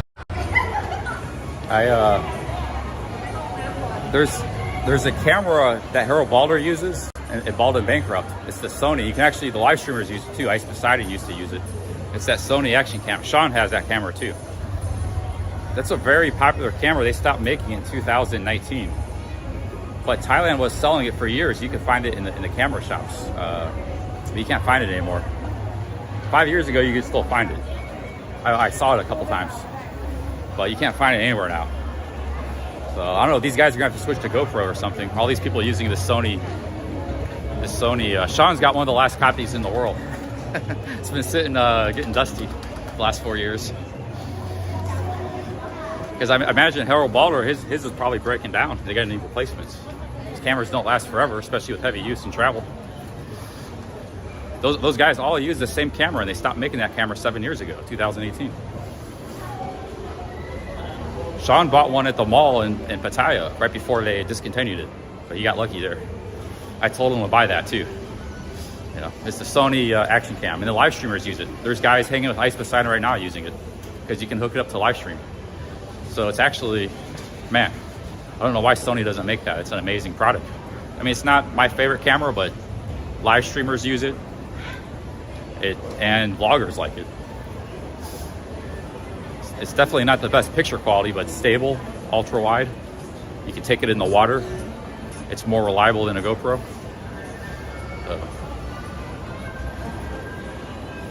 But so I always check the camera shops just to see if I run into one. Because you can actually buy it here, retail price, and sell it for double in America. There's so few of them left. Oh, if I bought one, Harold Baller might buy it for me for $1,000 because nobody's gonna be able to find those anymore. And those guys haven't been able to adapt to other cameras. Kurt Kaz, Dale, Phillips, Baldwin Bankrupt, they all use the same Sony action camera. They stopped making 7 years ago. I would just like to buy it and keep it in the box. One day it'll be worth like $3,000 if Sony never makes it again. Keep it as like a collectible. I'll be in mint condition, you know. And then I'll contact Balder one day. Hey, I know you need a camera. I got your camera. Mint condition sitting in a box. We need a collab. No, I'm just kidding. I'll contact Baldwin Bankrupt. I'll give you the camera for retail. We need a collab for a couple of weeks. I need some subs, man. Subscribers. Yeah, I'm actually looking for a couple things here. So I need, what do I need to buy? Maybe a new pair of shorts. Don't need any jeans, that's for sure. I like jeans, but too heavy. If I see a light, I don't think we're gonna find any good shorts in this department store. It's too expensive. This is an iPhone 13 mini. Yeah, I mean, those guys could just switch to a GoPro. There's a lot. DJI makes action cam. A lot of people use. Some of them might have already switched, but sometimes it's hard to tell apart the footage. You can even use your phone. I use my phone on the Appalachian Trail because it's not like the iPhone is that much worse than the Sony. But you know, if you've been vlogging with that camera and that's your favorite, you like it, and it works for you going into these countries and stuff, you're not going to want to switch to a phone or something. Actually, a phone is a different sort of psychology than a little action cam. You're dealing with people like in their style of vlogging. You know, there's a different, and they know that, trust me. So like, it might actually hinder their content if they had a phone. So there's actually a lot of things at play here. You know, it's kind of more complicated than it seems.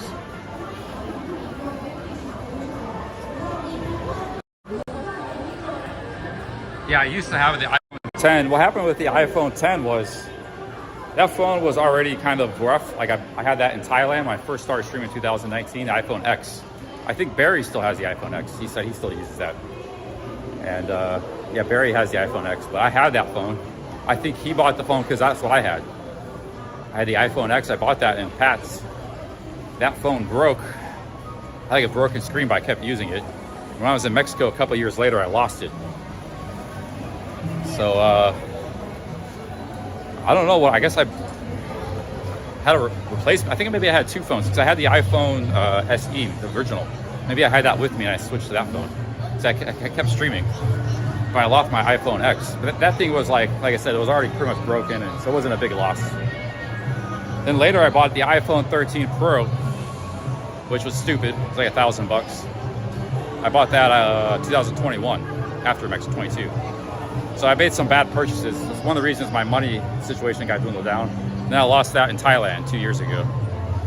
And I bought this phone when I came back from Thailand, back in America. I needed a replacement phone. And I bought this iPhone 13 mini. I wanted the mini kind of when I bought the Pro. I should have just brought the mini in the first place. And I've had this phone ever since. So hopefully this is my last phone I ever buy. If I lose this phone, I probably won't buy another phone. I'll just use a computer.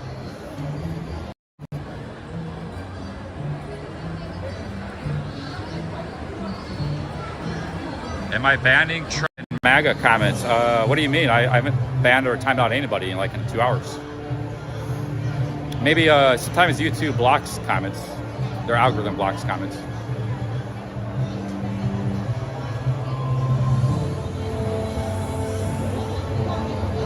It's kind of hot and small. They need to crank up the aircon. Okay, what do I need to buy? I need to buy floss sticks. Maybe there's a pharmacy that sells those. I don't know. Boots? Let's go to Boots Pharmacy. They might have them. If they don't have them, we're out of luck on that.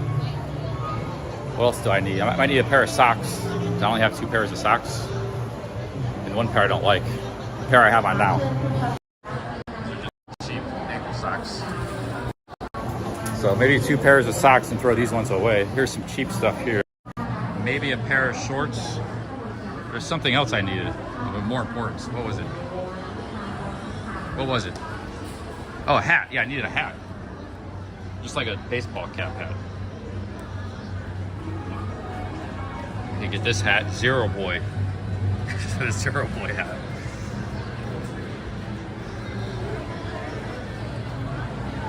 The Looker hat. Yeah, I'm looking for sticks. They may or may not have them. I'm thinking 50-50. It's like a pretty big boots.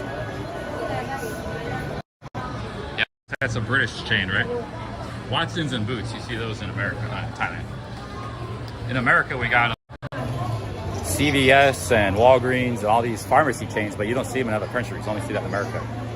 So the British pharmacy chains have actually gone international. Because they're big. Boots is big here in Thailand. I think Watson's might be British too, right? You see those all over Thailand. Okay, we need some floss sticks, guys.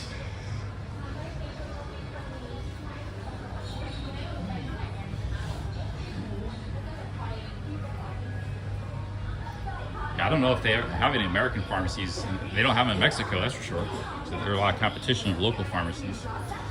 They only have them in America. Maybe Canada has some, but that's about it, probably. England didn't have them.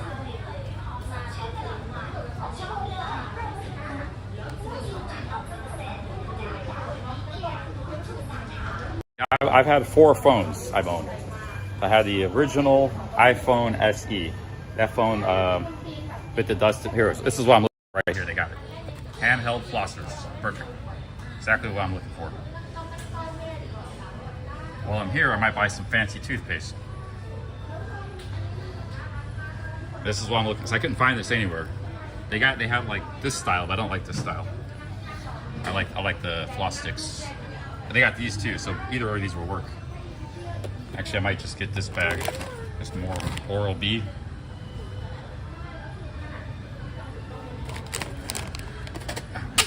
Oh, I gotta buy this bag now. I dropped it.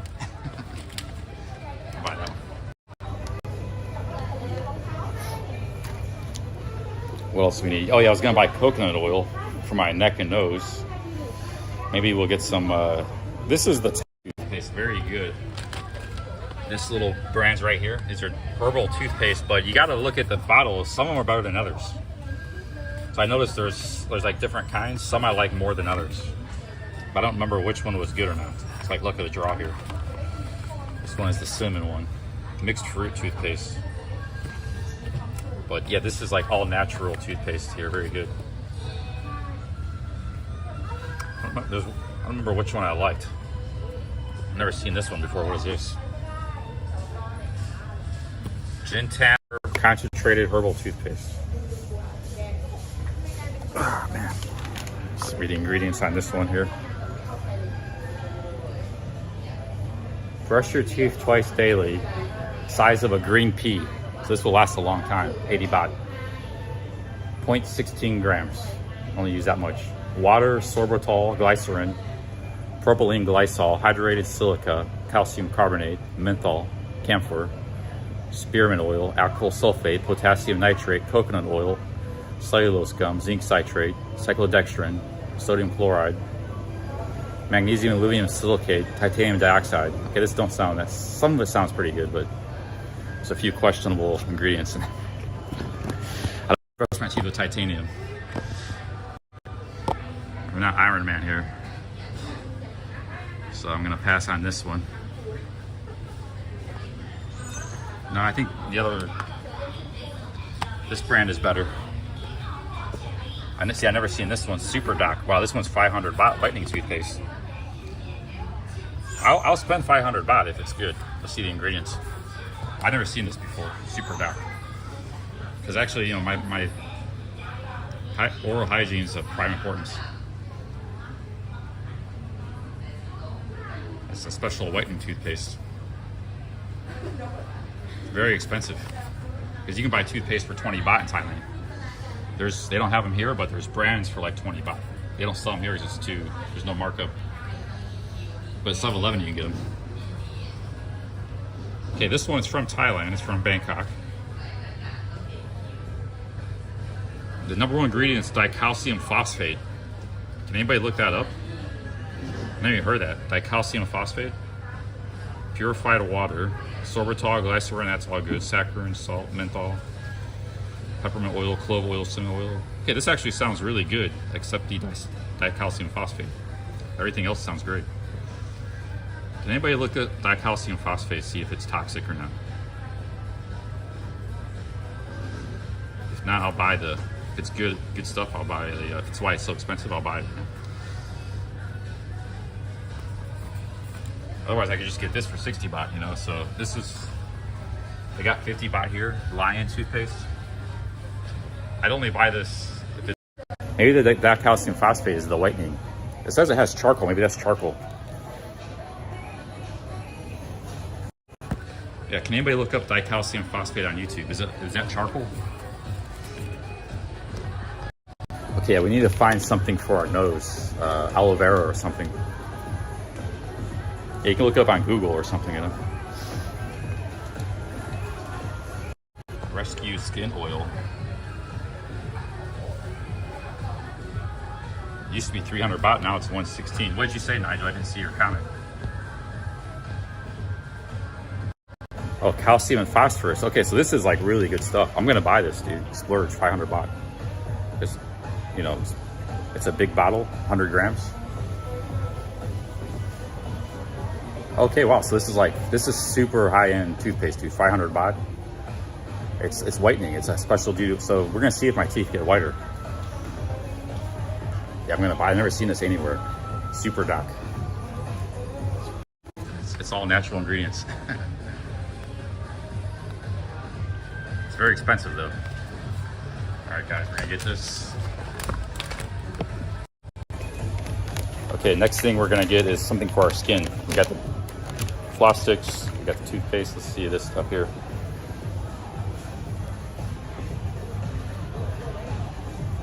Skin oil is formulated to help improve the appearance of scars, stretch marks, and uneven skin tone. Vitamin E. It was 300 baht. It's on sale for 100. It's from the United Kingdom. I don't know. I might pass on this. Sounds like a good though. It's called Rescue Skin Oil.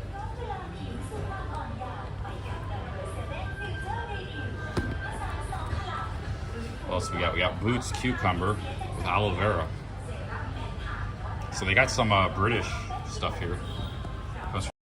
From England. We're looking for something good for our skin. Skin product. I never buy stuff for my skin, but I want to buy something for my neck. So I got that fatty tissue, doesn't look good. And something for my nose.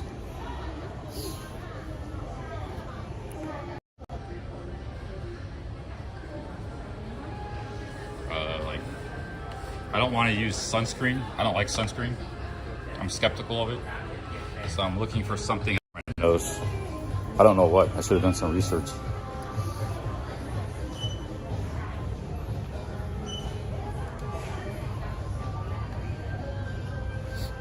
You're gonna think I'm odd. If I'm dropping some money in this place. My toothpaste is 500 baht, so you're gonna think I'm odd though. Just hanging too much time in this store. Ted Baker. Man, you got that's some good stuff. Ted Baker, London. That sounds really. That's like bath oil though. I didn't know Boots was, you know, because I had seen here in Thailand for decades. I didn't know it was from England until I went there. I was, oh, this is boots from England. I always saw them in Thailand.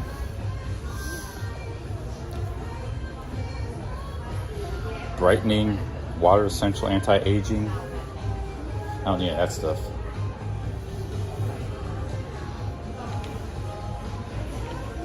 Night repair cream. Serum. I was kind of looking for maybe aloe vera or coconut oil.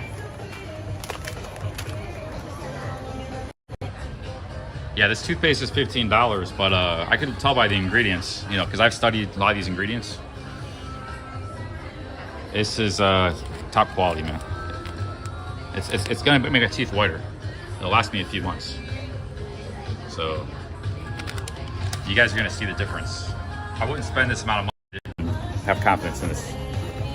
Trust me, they don't sell stuff in Thailand for 500 baht. In the country, you can buy toothpaste for 10 baht, unless it's something really good. It's made in Thailand too. Because the only people buying this are Thai people, rich Thai people probably. So you know it's probably gonna be good. It's not a ripoff. It's gonna do what it claims to do. Let's see here. Here's sun care right here, guys. Because they have really good toothpaste for 100 baht. I was gonna buy one of those. 500 baht, that's, you know, stratosphere.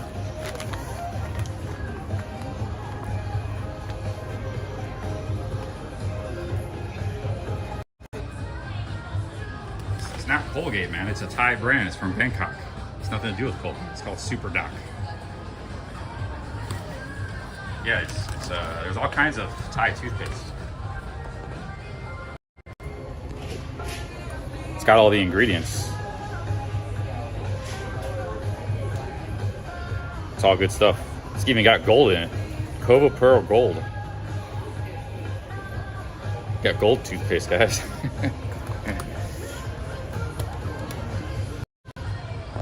It's got some gold in it. See the gold?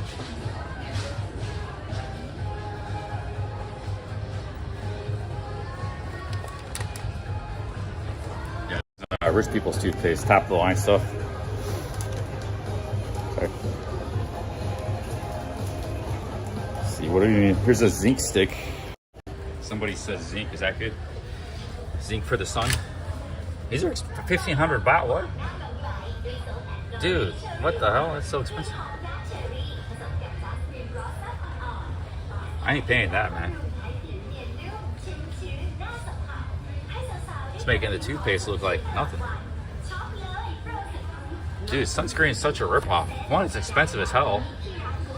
$15, $20.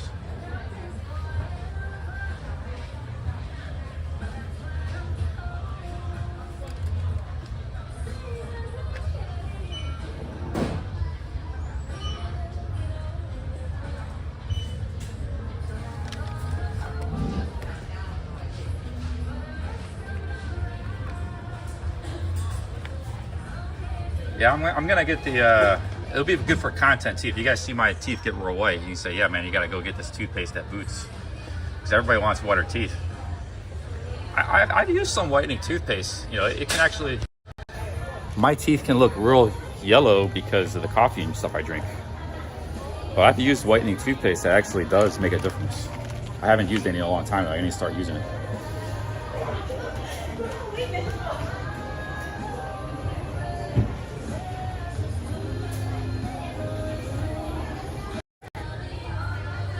Protect and moisturize. I need your guys' help, man. This is British products. You guys gotta tell me what's the good stuff. Somebody says zinc, but it's so expensive. This one's only 79 baht.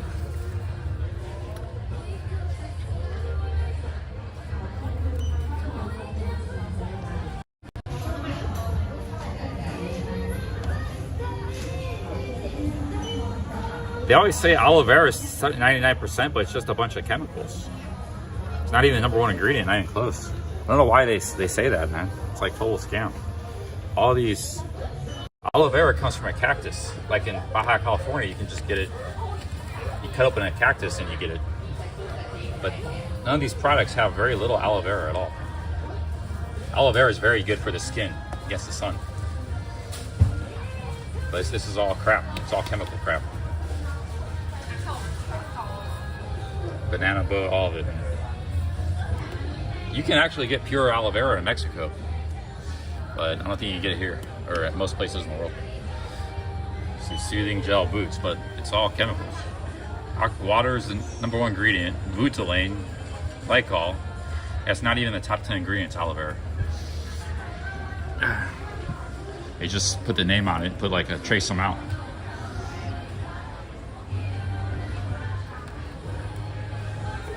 And we try this zinc here. This one's $2.50. Oh, it's a lip balm. I don't need a lip balm.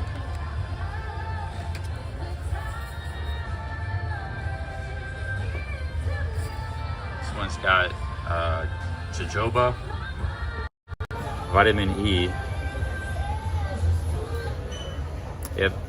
I don't like sunscreen because it's all sort of like space age chemicals. I don't know what they're.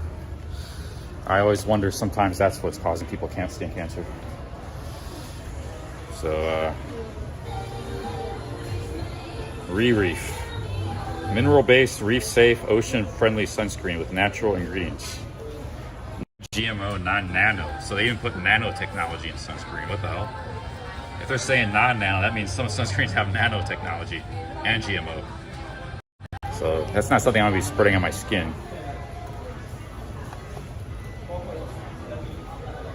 This stuff, well, they're covering up the ingredients with a piece of sticker. I can't even see it, but what I can see, it looks pretty good.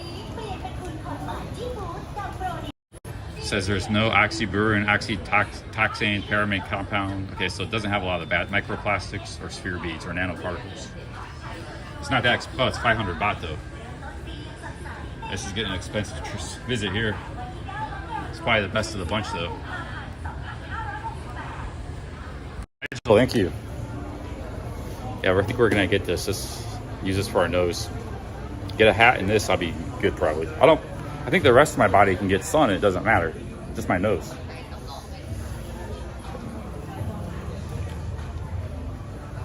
Get some Tiger Balm. Nigel, man, thank you, man. Yeah, you just paid for my sunscreen, dude. Thank you. I had another brand of sunscreen, a cheapo brand. I didn't like it. This is probably good stuff. Anybody research this brand, Reef? Because you guys can access Google. See what the reviews are. What can I say about it on the internet?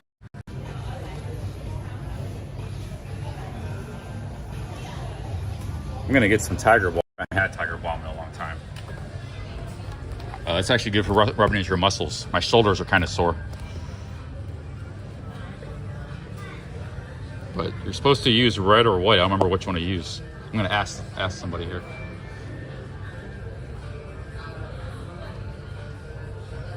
I think it's the white one.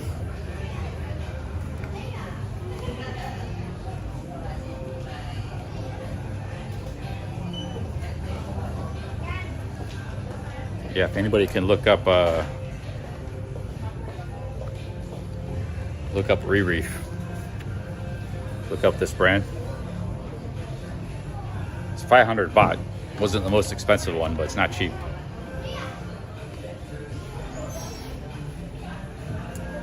Everything is expensive in this store.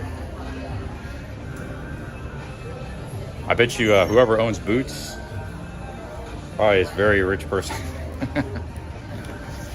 Very, very rich. Here's the vitamin section, all expensive.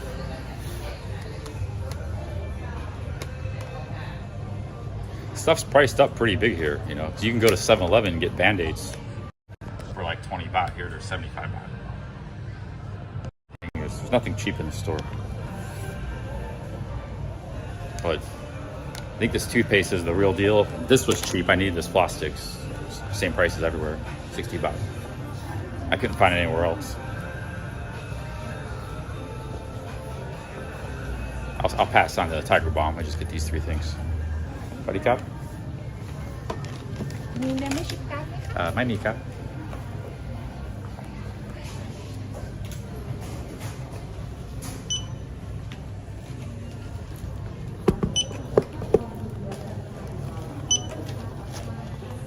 I haven't like spent money on anything.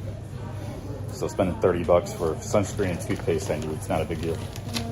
เอาถุงไหมคะถุง4 บาท ใส่ถุงได้นะไม่เอาครับเปิดเลย 1,098 บาทค่ะ 1100 baht. free gift นะคะ Oh, for Chinese New Year Oh, I got a free gift. Dark Spot Correcting Booster Sunscreen. Dark Spot Booster Serum. Vitamin C from Boots. Free gift.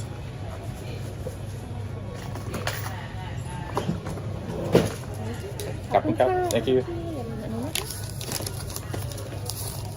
Thank you, Lucy. Okay. This toothpaste, you ever heard about this? Yes. It's good, huh? Whitening?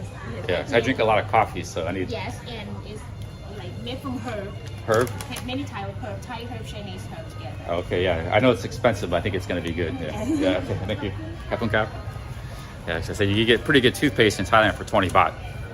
What I like to do sometimes too is I like to use 3 different types of toothpaste. So, you know, you can mix it up because actually there's benefits. They have some really good toothpaste. They're like 1,500 baht. But the toothpaste I was using, it was a natural, but it wasn't whitening very good. So I mainly got this because of the whitening agent for my teeth. Oh, the last thing I need to buy is a hat. I'm good. I didn't expect to find floss sticks. That was a very big thing I needed. Now I can travel and do anything. So I got everything I need. I can go to Mukdahan in the middle of nowhere, no malls, no stores. Not be afraid that I'm lacking something I need.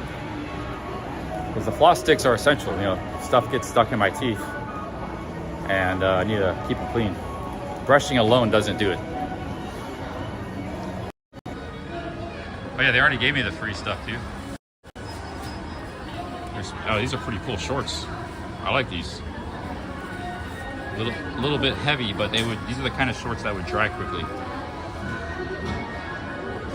350 baht. Not too bad. I had these shorts from Amazon, cheap Chinese shorts for like 4 years now. Hiking Appalachian Trail everywhere. Maybe time to replace them soon. But these are a bit on the heavy side.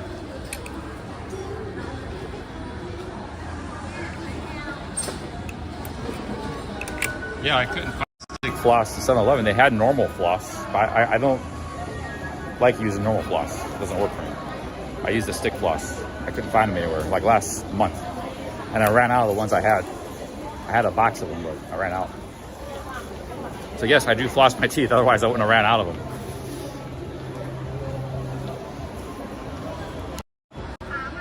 I brush and floss like 2-3 times a day.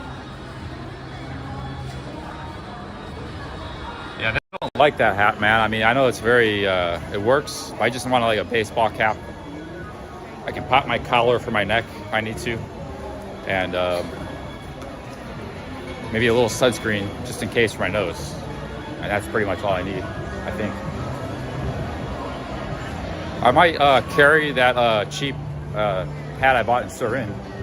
Keep using it. I might bring it with me just in case, but I'm not gonna throw it away. I bought that at the Elephant Festival for 80 baht 2 months ago. But I think all I need is a simple baseball cap. I haven't had a baseball cap since that Red Bull cap I bought in Bangkok 6 months ago. Yeah, the Red Bull cap. I don't remember what happened to that. I didn't think I lost it. I think I just didn't like it and left it behind. Simple baseball cap. Are we going to India again? It's an option. I think I meant to check my SIM card to see if I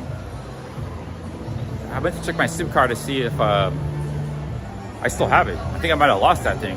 I won't go to India if I lost it because Mintu said to keep it. It should be in my backpack somewhere, but I gotta look for it. I gotta make sure I have it. If I still have that thing, and I go to India, Mintu might be able to get me internet there. I could stream. He said the internet there has gotten better the last couple of years since I was there last year and a half. I was there in like April 2023. So said they got like a better 5G network in a lot of places now.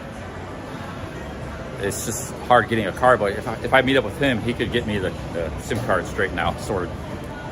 And Mintu, you guys don't even know Mintu, man, how nice he is. Like, Mintu was gonna pay for my internet, like electronically. He can pay for my internet when I run out because you have to keep charging up. He would keep tapping me up like it's like $5 every 10 gigabytes or something. Like, oh, don't worry about it. I pay your internet. Mintu was gonna, if I go to, he really wants me to go stream in India, man. So I'm having a guy like that, I'm real lucky to have. Mintu's a huge supporter, a friend of mine in Delhi. But he pays for my internet, making sure I'm always tapped up. I always have internet.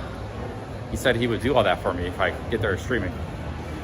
Every time I run out of internet, he would tap me up $5, Because if he wasn't doing that, I would have to go on the Indian app and do it. And it's all a pain, Nothing's easy in India a lot of times, that kind of stuff. They make everything hard and complicated. Especially if you're a foreigner, it's worse. Because you don't speak and read Hindi, it's a different script, language, everything. So like he was just gonna take care of all that stuff for me, But the last trip I didn't go, I wasn't near Mintu, I was in a different city. And I didn't necessarily go there to stream, but when I got there, I kind of wanted to have internet and I wanted to stream too. I changed my mind. I went there to vlog, but I was a bit frazzled and it was just a little too much for me, I'm not gonna do this for 3 months. And actually, I've just been chilling here in Thailand, I guess I haven't really been,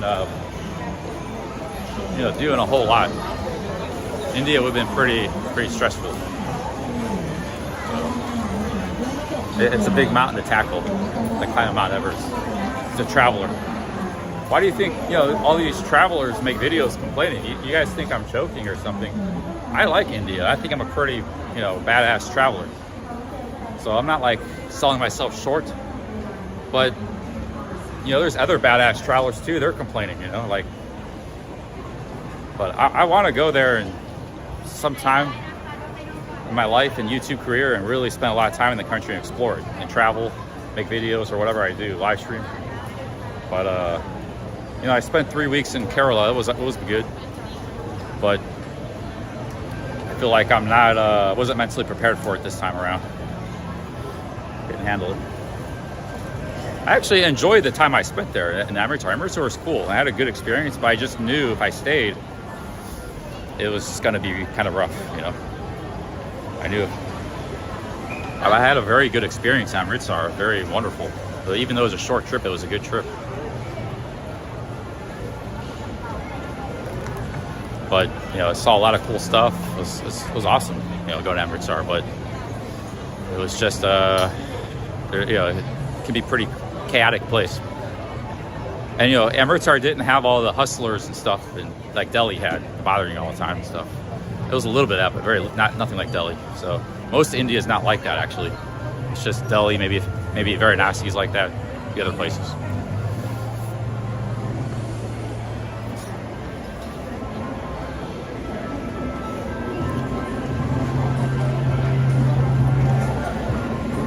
But, I don't know.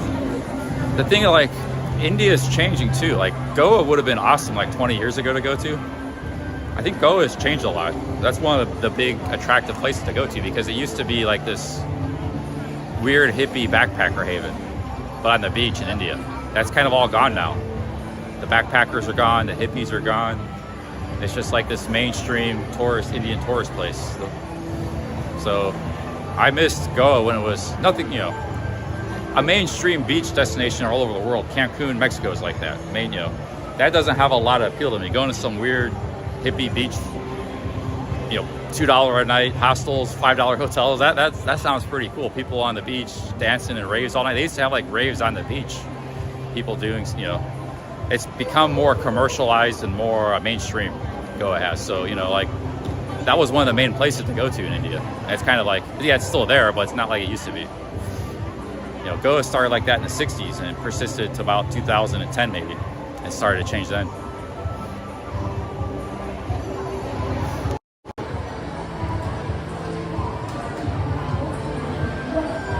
Well guys, I might buy those shorts. I've never been to Goa, but I was in Kerala last year. My first time in India was 2023, a year and a half ago. And I was in 2 beach cities, very beautiful, very similar to Goa probably, in Kerala. I was in Varkala and another city, I forgot its name. I was in a city and 2 beach towns. Both those beach towns were gorgeous. But you could tell, like, even those 2 beach towns, India is not getting any foreign tourists anymore these days. So like those towns felt like they were struggling. And it was only like, in the case, Varkala was still doing good, but it was with Indian tourists, you know. The yoga crowd and it kind of moved on, you know. People moved on. I think it's just because the newer generation, like I said, is not as adventurous. And India doesn't make it any easier. They don't give people internet, foreigners. You gotta get this complicated visa just to go to the country. So India doesn't really do themselves any favors to welcome tourists. So I think a lot of people just say, I'm just gonna go to Thailand or Vietnam or Bali or something. Oh, this Yogarito is pretty good. And no place to sit down though. I like to sit down.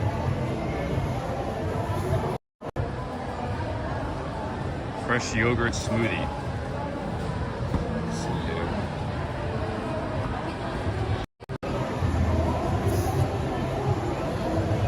Yeah, Kerala was a very, very nice place. You know, it was kind of like Thailand. You know, it was just like Southeast Asia, palm trees, beautiful beaches. It was laid back there in Kerala. It was cheap. Yeah, let's get a yogurt, guys. We'll go here and get a yogurt.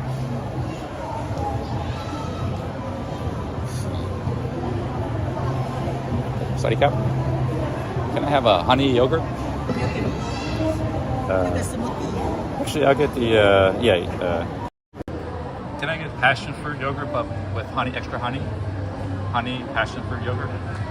No? Okay, I'll just get the honey yogurt. Honey yogurt. Sweet? Number 5? Extra sweet? Okay. Honey yogurt. 1. Okay.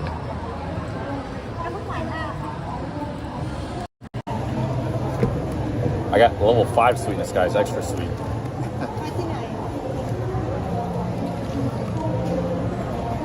That's the standards. I got number 5. Not sweet. Least sweet.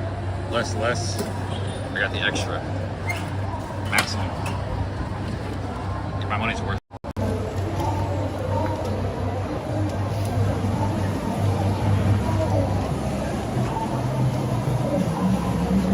Oh, it's actually not like that. There's maybe some parts of India are very conservative, but wherever I was, it was kind of normal. It wasn't like that much. It is kind of a little more of a male-oriented society, but it's not as bad. It's not like Saudi Arabia or something, you know. It's not as bad as I thought it would be.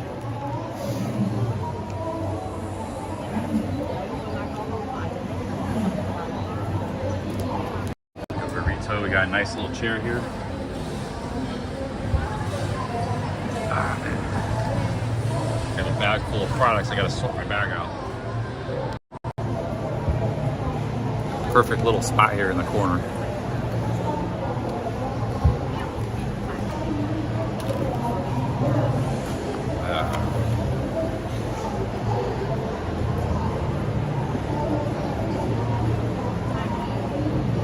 No, there's women around in India, like not necessarily ones you can date, but you see them. I saw some very beautiful exotic women in India. Even right when I got into the country the first time in Delhi, I was at the airport, and I saw some, like, they're dressed in Western clothes, and they like some of the most exotic looking, beautiful women I've ever seen, you know. But because I always really like brown skinned women, you know. Not to sound creepy, but I like that brown skin man. It's like really some really beautiful women on the. You actually see them walking around. But a lot of times they're walking around with their husband or boyfriend or something. So you know you don't want to be like staring at a. I try to be very polite. So like even if I did notice a woman, it'd be like just kind of vaguely glancing. They wouldn't even know I'm looking at them. You know, like only look for a second. But there's Western dressed women all over on the streets and stuff. Everywhere I've been in India. A lot of women dress in that sari. They dress in that sari uniform, traditional clothing, but a lot of those women also can be very beautiful. They dress in traditional clothing, Sometimes they're dressed a little more Western. Sometimes they're dressed in traditional silks, Indian. You know, India was the country that really invented the textile industry, and that was a big reason England went to go conquer them, because they wanted their textiles, they wanted to learn how to make them, and they wanted to learn all about it, and you know, they went after their textiles. India invented the textile industry, so even if you go to the mall, you see these just beautiful fabrics and like silks for both men and women, traditional clothing, you know. Yeah, because dude, a lot of these guys are in awful neighborhoods. Like they're in the slum of Delhi, and it's just like men. They're not in. They don't show you the normal parts of India. There's actually a lot of dishonesty in these vlogs. They're just like in this awful place that women are afraid to go to. They don't want to go to those neighborhoods because they're unsavory neighborhoods. It's just like if you went to walk around a ghetto in London, you might not see that many women either. You see a lot of unsavory men, or the Bronx in New York or something. It's not the place to go to. But if you just walk around normal parts of India, like I was in Amritsar or Kerala or even Delhi, you see women all the time. These vloggers go right to the slum, man, in Delhi, all of them, or other cities. But cheers, guys. We got a honey. It's actually a lot more normal than you would think India is, you know. But it's also exotic, very exotic at the same time. Cheers, guys. Yeah, a lot of these videos are very. It's like if I just went to Pattaya, Soy 6, and like and made like 1,000 Thailand videos. You would think that's all Thailand is walking street in Soy 6. These guys just go to the slum because, you know, there's people trying to scam them, makes for a good video. That's all they see of it. There was nobody trying to mess with me in Kerala. Very little in Amritsar.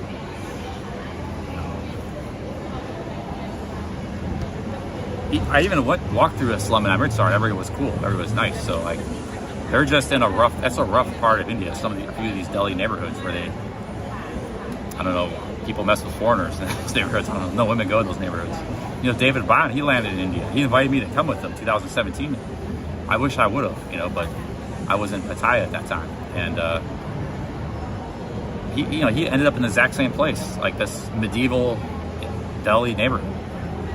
I mean, that area is cool to visit. You can visit it, but it's not India, all of India. It's just one little area. It's old medieval Delhi, you know. Cheers, guys.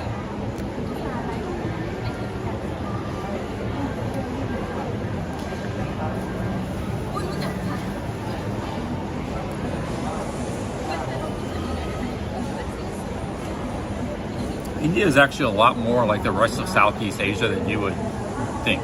It's you know, it's a different culture. Obviously, they're all different cultures, but you ain't going that far from India to Southeast Asia. And backpackers used to go to both places before India fell out of popularity. You know, Mexico fell out of popularity too. So those places used to be a lot more popular.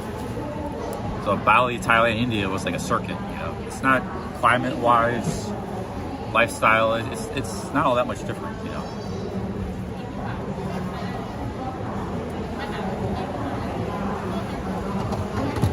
Like you go to Philippines and Cambodia, that can be really rough places, you know. Yeah, and the food is legit in India. The food is you know, phenomenal. Yeah, last season. Hey, SR, 20 Canadians, thank you. Thank you, SR. One of my longest supporters, SR. She's been around a long time. Canada, thank you. Thank you, SR. Got a Yogurito.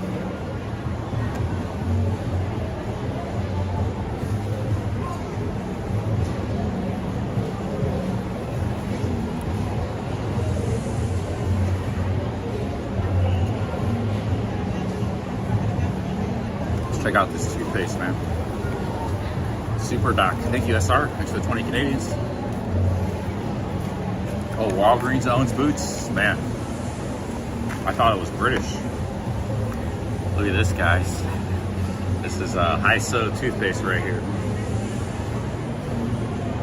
SuperDocBangkok.com. Got the floss sticks. This was free. And I got some heavy duty organic sunscreen.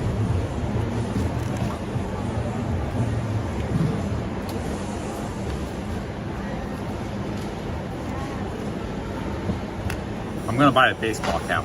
I just have to find one I like. There were 2 baseball caps for sale downstairs. One said Zero Boy, another one said Good Looker or something. So I can have a hat that says Good Looker or a hat that says Zero Boy. Those are my options. Unless I find some other baseball caps. Hat, you know.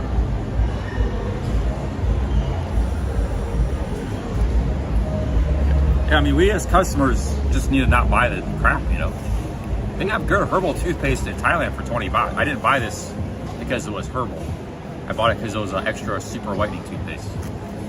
There's you know, there's that brown herbal toothpaste that's like 20 baht you get at 7-Eleven. But this was, all the sunscreen was expensive. I might as well go with the organic stuff. And this wasn't more expensive than the toxic stuff. So hopefully this stuff is good.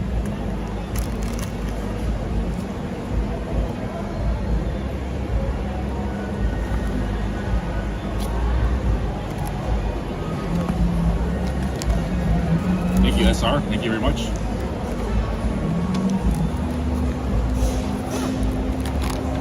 That's like the first... That steak dinner I had a month ago in Surin, that's my first big splurge. I spent over like 25 bucks on something. First big splurge in like a month. I had a Wagyu steak dinner for 800 baht like a month ago at that Wagyu place. Wagyu beef. I never had Wagyu before. That was a big splurge. That was my last big splurge. This stuff here is a big splurge, but it's kind of stuff I need. You know, more white teeth and, you know, good non-toxic sunscreen. So not really a splurge. But that's the first time I spent like over $20 on something in over a month. You know. Thank you, SR.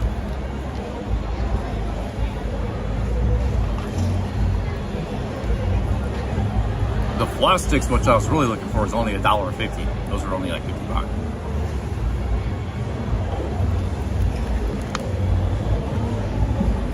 And you guys might see me, my teeth might actually look kind of white. Because I was smiling at the camera this morning. I was like, man, my teeth are yellow. That coffee. What do I do with all the money I earn? Well, last month, my bank account's growing. That's what's happening. So my bank account's growing, so I'm making a profit. December I made, I think $1,700. And Cabo was a big part of that. He sent me some big super chats. I wouldn't have made that much had it not been for Cabo. So I made probably a profit of like $900 last month. I didn't spend a lot of money. But this month, January, I've only made like $900, $1,000. So I haven't really made much money this month. But December was a very good month. Although today with streaming, maybe made like 70 bucks.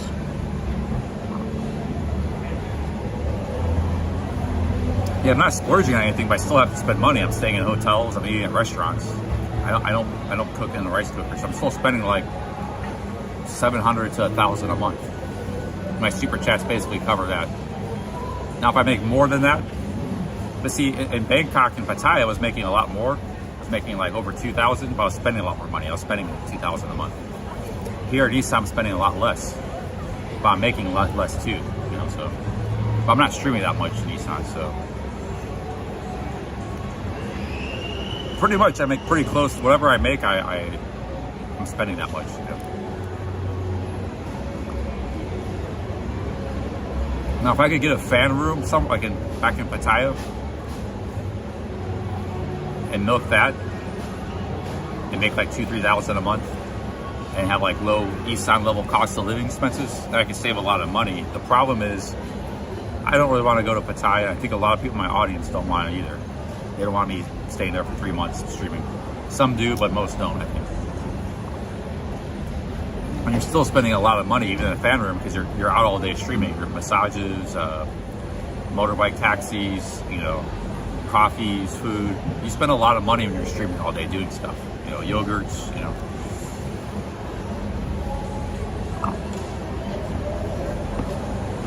Yeah, I think a lot of people are getting bored of Pattaya. They just want me to see other places.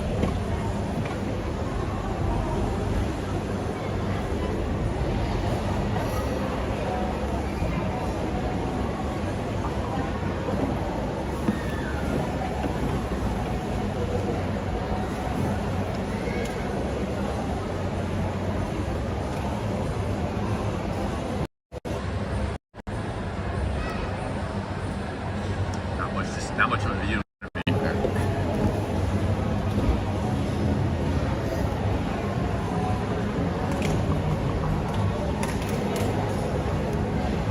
Yeah, well, right now my bank account is at 3,300, and I got 1,000 coming next month from YouTube. So it's growing some. But I bought a camera like 3-4 months ago, so that was a major purchase. I sold the GH5S. I upgraded cameras. That GH5S I had for 5 years, and it was getting worn down. I even dropped that camera once. It's still kicking. They make those cameras really good. Japan does. But yeah, upgraded camera. So that was like $1,500. But I got 3,300 now. My last YouTube paycheck came in from a couple days ago. I just took out 10,000 baht from the ATM. Now I got $3,000 in my bank account, and I can make whatever money I can make this month. But if I just stick in Isaan and go to cheap places, I'll be all right, man. I don't even have to make a lot of money staying out here. Like if I make 1,200 this month, it'll still be a profit. I haven't spent that much this month.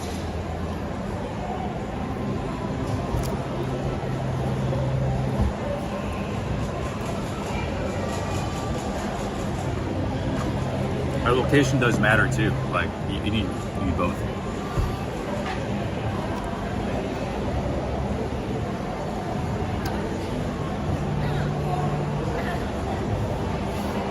Yeah, I get haircut. I'm always doing stuff when I stream. I know it might not look like a lot, but when I'm not streaming, I don't go to restaurants that much, or I just eat street food. But here I'll go eat at food or something, and Fuji's 250 baht versus street food's like 50 or 60 something. So the costs add up when you're streaming. I spend a lot more money when I stream.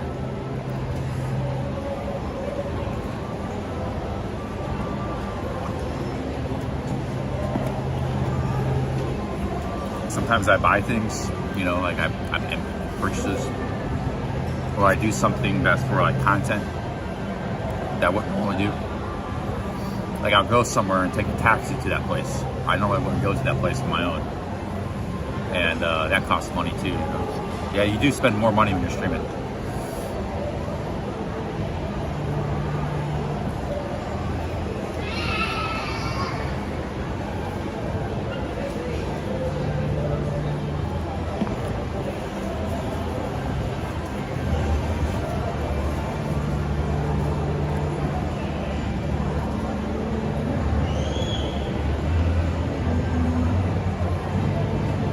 Wore my blue button-up shirt. I got this really nice blue button-up shirt Michael gave me, but I didn't know I was going to be streaming this long today. I thought I was just going to do a short stream. I ended up doing a marathon stream.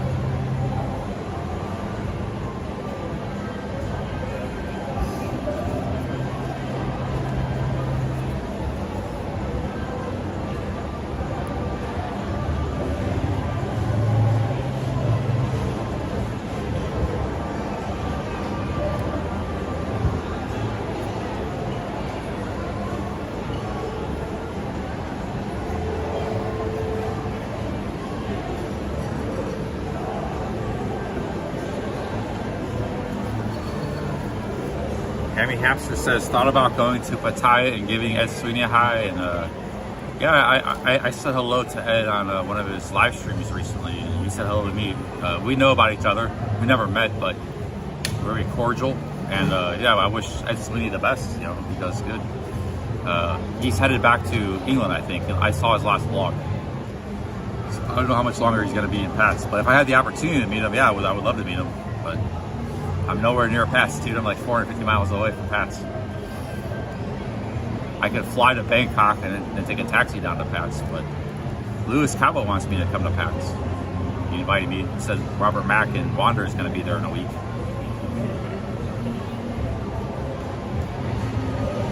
But it's just not on my agenda. I said 3 months ago I went to India. I'm not going back to Pattaya for a while. I kind of meant that. I haven't been back.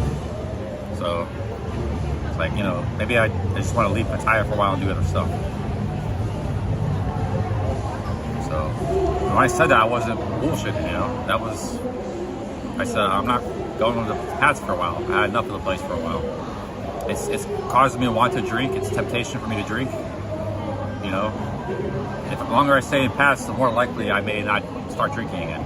I need it better off being in random places, little towns and cities, even going to Cambodia and Vietnam, or Indonesia or something, or India. So, I want to go back to Pats someday in my life, but not right now. It's not the time for me.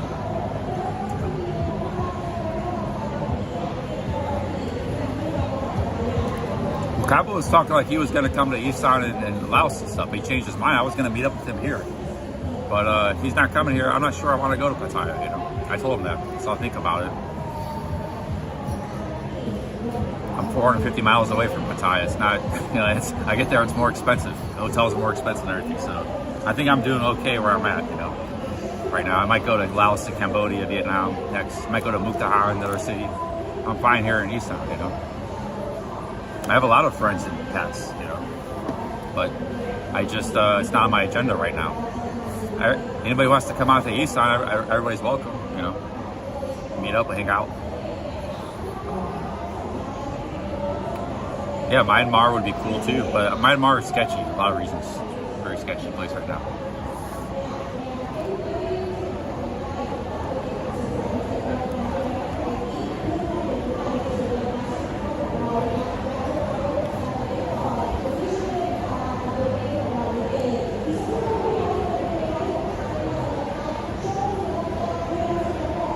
Guys, me and Cabo are friends. I've gone out of my way to meet Cabo many times. I was at the Sexy Bar Christmas party. A lot of people didn't show up to that. Like, I showed up a lot of stuff. I flew across Mexico to meet up with them in Cabo San Lucas. I was nowhere near Cabo. But you know, right now, I have a few reasons I don't want to go to Pattaya, you know, that much. So, you know, I appreciate Cabo's super chats. He's a friend of mine, but I have a lot of friends in Pattaya too, you know, but it's just not in the cards for me, I think, right now, you know, going to Pattaya. And I don't really like streaming there that much, you know, it can be stressful streaming there. Some kind of good content, yeah, there's good content there sometimes, but I think I gotta keep traveling, you know. There's a lot of places I don't mind traveling and visiting still. You know, me and Cabo, I've known Cabo, I was the first guy he met with when he came to Thailand. He came to Thailand because of my videos, you know. And we met up first 2 times in 2019. You know, we partied in Insomnia. We've hung out a lot over the years, you know.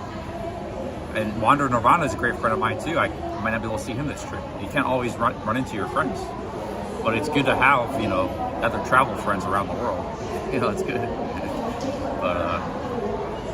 But you know, if I don't see Cabo or Wander this trip, it's you know, just didn't cross paths this time. You know?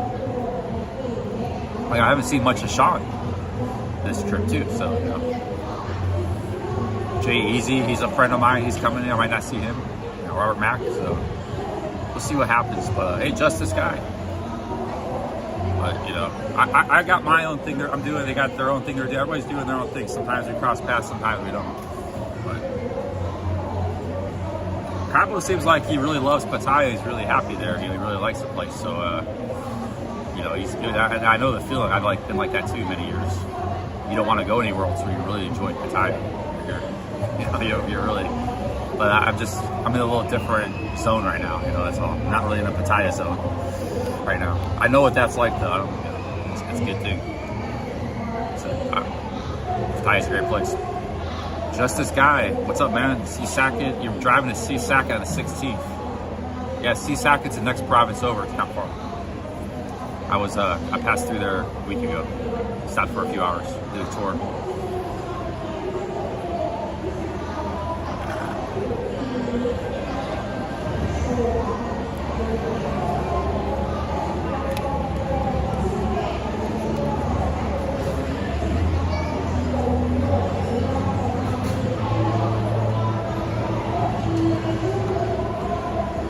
You know, this community is really good because it's hard to make friends. Like, 'cause I used to be here for years, man. And I had like one friend. He was like a really good friend. But I didn't really, know about. There's acquaintances, but. And then later I met Sean, the other friend that disappeared. He didn't disappear, but he just doesn't travel to Thailand anymore. He does something else in America. So, and then Sean became my friends. And I didn't really have any friends. There was like FBI guy, Thailand, Bob. There was acquaintances, but they weren't really close friends. So like, if you can have a network of acquaintances or friends, which you can do through social media, that's a good thing because you don't want to, no man's an island. It's good to have a network out here because people come and go, they travel. A lot of people are just here. It's all like we're all like cats, Like you live in a city in America. You grew up in that city. You know people for decades, years. That's naturally, but here it's all transient people. Like people come for a few months and they never come back again, so it's really hard to make friends here. People from all different countries. It's really not easy to make long-lasting friends. But with this YouTube, you can actually do that. Social media, and you stay in touch on YouTube and online. It's actually a wonderful thing. Because I know what expat life is like before all this stuff, YouTube. What are you talking about, mister? Who's the con artist and scammer?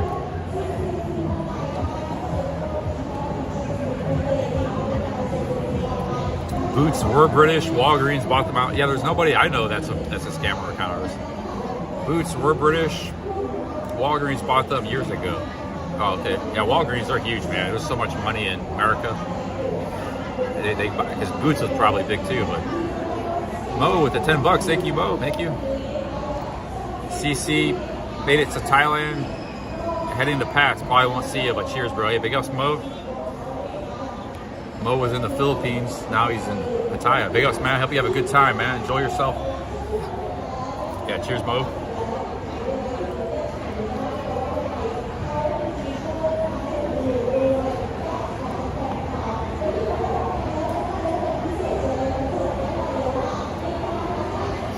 Yeah, big ups, Mo. Thank you very much, man.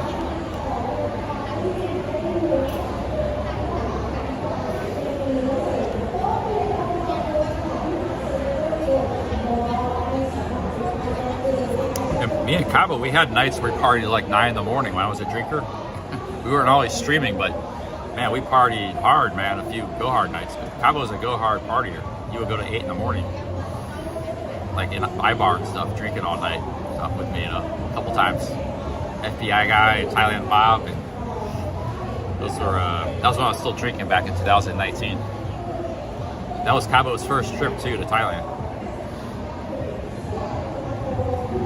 Now he's a veteran. Big up Smo.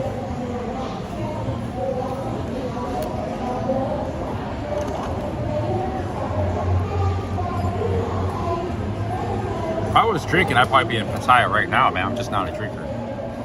So, right now. Press 1, I drink again too, I know. Let's get a little vote here. Press 1, drink 2, no. Yeah, thank you, Mo.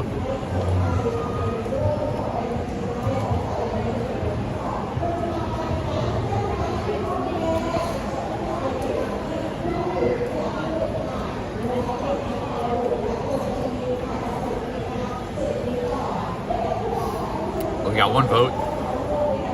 Nobody likes the voting thing anymore. Nobody votes anymore. I see in a lot of streams people try to get that used to work a year or two ago. Nobody votes anymore.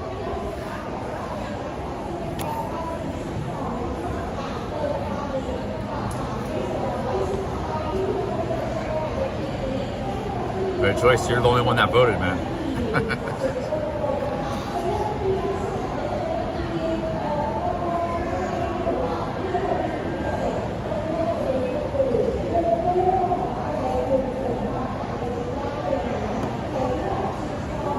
Does Blade still stream? I heard Ice Poseidon talking about Blade. Oh, it doesn't matter. I'm not going to drink. I might drink next year. 5 years. It'll be 4 years in February. if I do something like the Appalachian Trail, or get a 6-pack, I might drink in 5 years from now. I'm not saying I'm never going to drink again.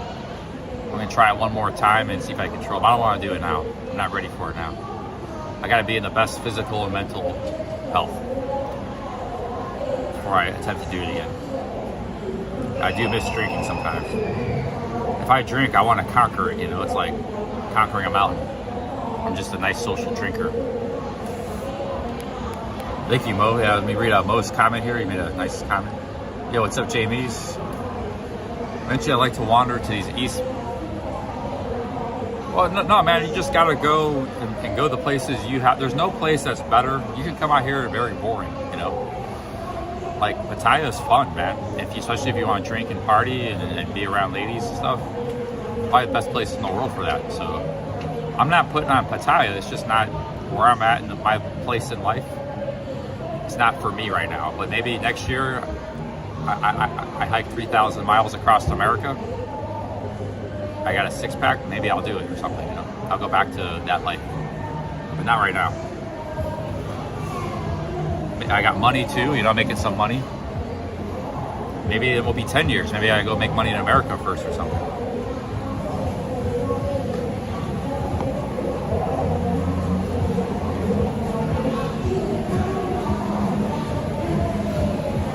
That's some of the best times of my life drinking, you know. I can't. You guys saw some of the bad side of it. That was temporary. I wasn't always like that when I was drinking. I had a lot of fun drinking. So it's just really hard to... People think like an alcoholic, the guy with that problem, it's just, they only see, like, let's take a guy in America. He gets a DUI, he gets thrown in jail, he fights a cop, and does some crazy shit. But that dude probably also had a lot of fun with drinking over the years. You only hear about the bad thing though, you know, the bad side of it. But, you know, I don't want to go to jail or do something bad, so I got to make sure if I ever do drink again, I'm going to be under control. If I do act stupid, then it's just, I'll have to quit it forever this time. But it's not going to be this year, I don't think. I could start drinking again. Ed Sweeney said it best, be merry. He said on his last vlog, be merry, eat, drink, and be merry. Drinking a beer, eat, drink, and be merry. Life's short. He just said it on his last vlog, Ed Sweeney.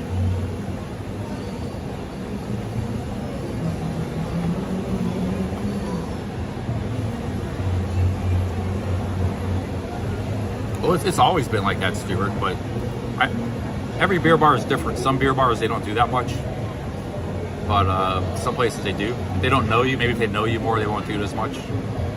But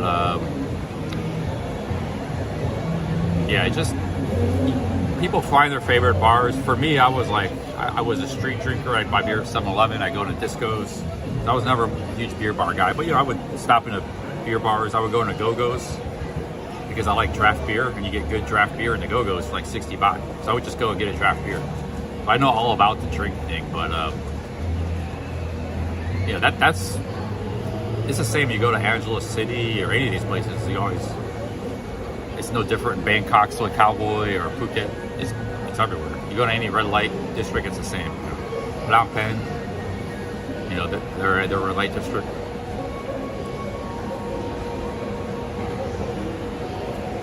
Yeah, like, it'll be 4 years this February. I'll be like 5+ years before I drink again. And like I said, if I screw up, act stupid, out of control, then I just stop again for good this time.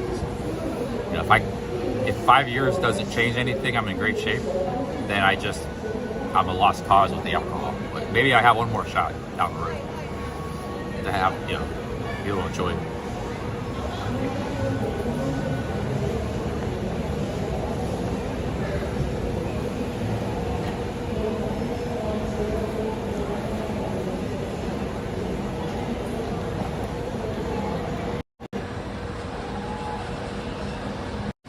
I'm going to do something big. I want to do something big, like hiking the trail in America. Won't be the Appalachian Trail, because the Appalachian Trail actually got destroyed. The part I walked through, hurricane took it out. Trump was just down there yesterday. That's all wiped out. It might take them years to rebuild that. But the northern part of the trail is fine, but the part in North Carolina and Georgia, the part that I went through, is gone. We're gonna have to repave that trail. or not repave it, but redo it. It's going to be a lot of work. That's all volunteers that do that. You know, there's no government agency that does that. And so maybe I'll go do the Continental Divide Trail, Colorado, New Mexico, Wyoming. Or I don't have to do the whole thing. If I just did half of that trail, that would be badass. 1,500 miles, you know.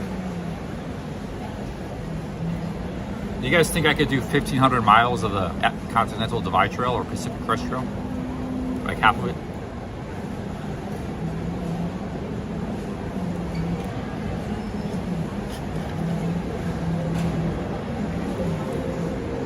Or you think I'm a lost cause with the hiking? I'm actually a good hiker, guys. That's the troll narrative. Like I'm a good hiker, dude. I got to be pretty good.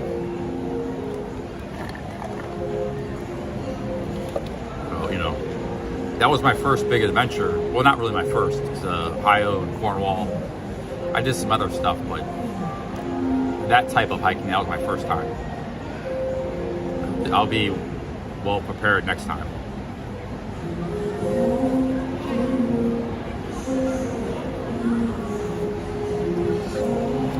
Yeah, but the next time might be even more remote, SR. I'll be in, if I do the Continental Divide Trail. Well, I don't know, the Appalachians might be more remote, because those are like, the geography is so rough. Some Chinese going on here.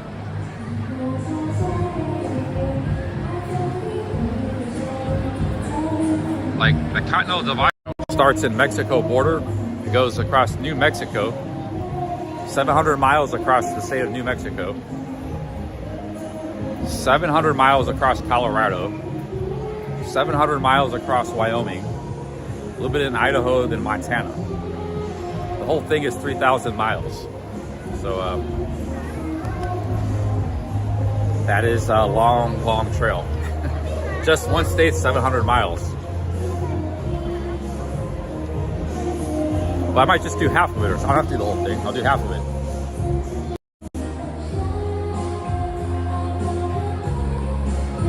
Some Chinese dancers here.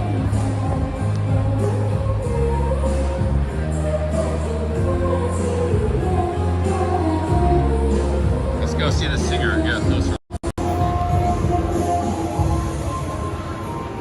Got a Chinese band here downstairs.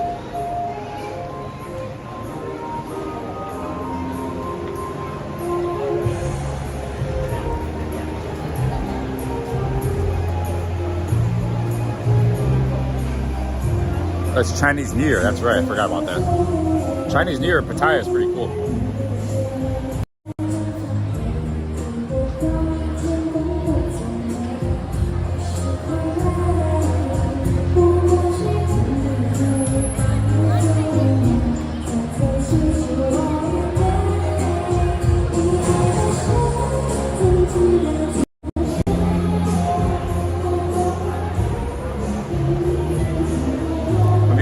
Is today Chinese New Year? We'll go outside and maybe stream it all day today.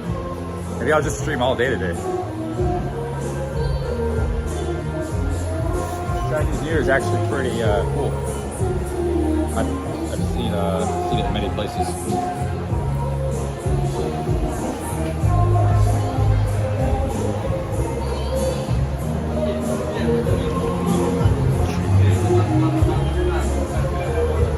I'm literally the first streamer some people have ever seen. There was a foreign guy just staring. He looked kind of Indian or Middle Eastern or something.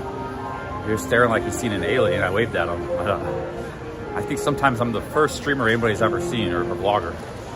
I've never seen a vlogger before. Like they're just staring like,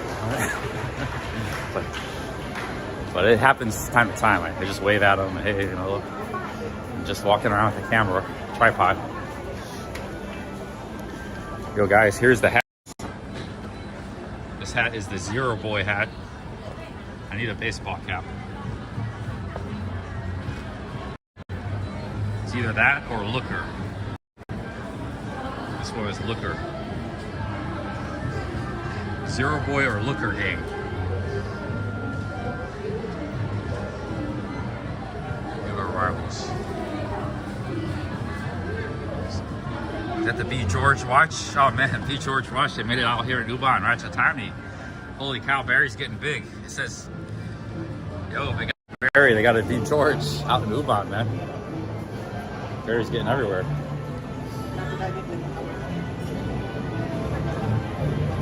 Is today Chinese New Year's or not? Yeah, shout out to Barry, man. There's already people messing with him on his watch, trying to get him in trouble. You know, I was on Kelly's channel, and all these people were talking about. I guess he was doing something against the law in England or something with his watch. It's like these people, they try to find these obscure laws. It's just like the people who say, oh, you need a work permit in Thailand to live stream. You know, that's for me to worry about, not you. So whatever Barry's business, that's his issue. That's complete, you know, even if you don't like the guy, to try to find some discrepancy or some law he's violating, you know, that's just very low behavior in my opinion. I don't understand that mentality, you know. But whatever, you know. Barry knows there's all after. He has to do everything by the book, 100%. Can't make any mistakes. I don't even know what the mistake. They were all talking in Kelly's chat this morning. Oh, Barry's he's violating the law in England. I didn't understand what they were talking about. So they found some weird little law, you know.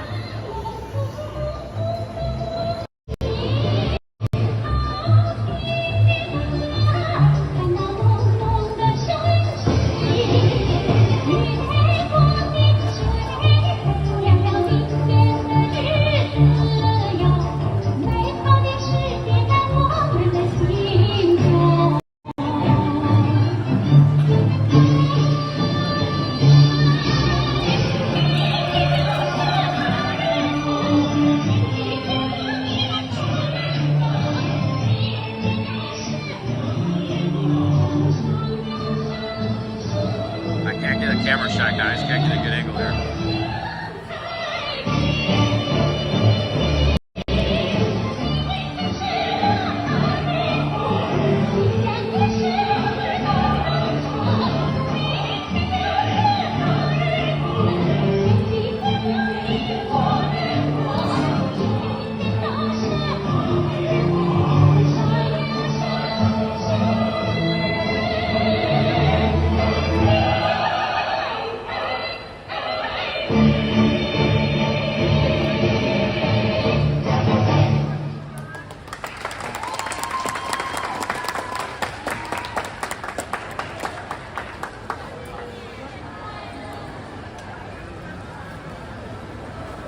Alright.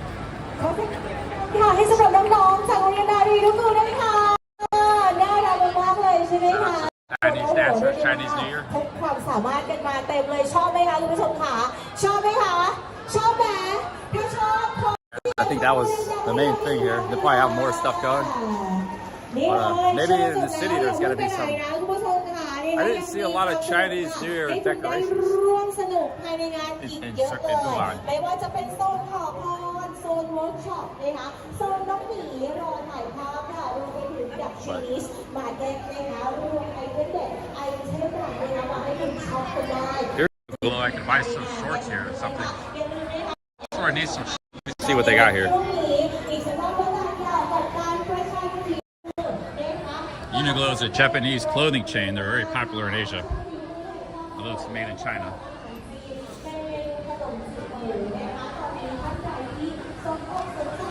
The workshop of the world, China.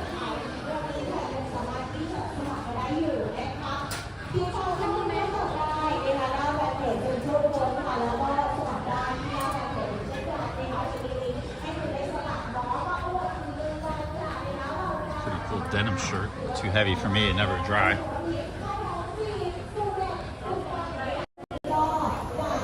You get a pair of underwear here, and so I like Uniqlo underwear. I got 2 pairs of wool underwear I've been wearing from the Appalachian Trail. That's working just fine. But having a 3rd backup pair might not be bad. Uniqlo is actually kind of expensive. It's known as a budget place. But when you've been in Southeast Asia for a while, it's actually, you can see the prices are kind of high. So where's the men's section at? It feels like, I think they're cheaper in Japan than it is in other countries. Like stuff just seems expensive here. But I'll just go ahead and buy the underwear. It's like $6 or something. You see $6 I bought boxer briefs. I like their underwear though, it's pretty good.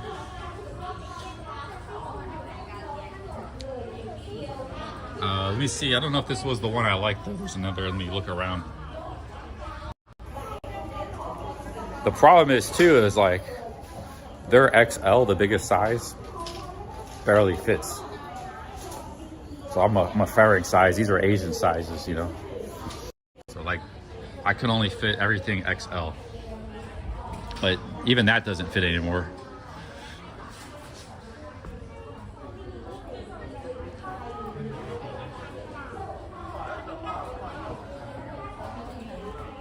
Let's go get I can't remember which one I like to buy. These are pretty. This is Arism. It's pretty good. These ones are more expensive though too. These are 400 baht. Geez, $13. And this mauve is getting expensive. I think these ones dry quick though. Yeah, they don't have an XXL. I'm kind of on the borderline between XL and XXL. I did lose a little weight last few months, so maybe they do fit now.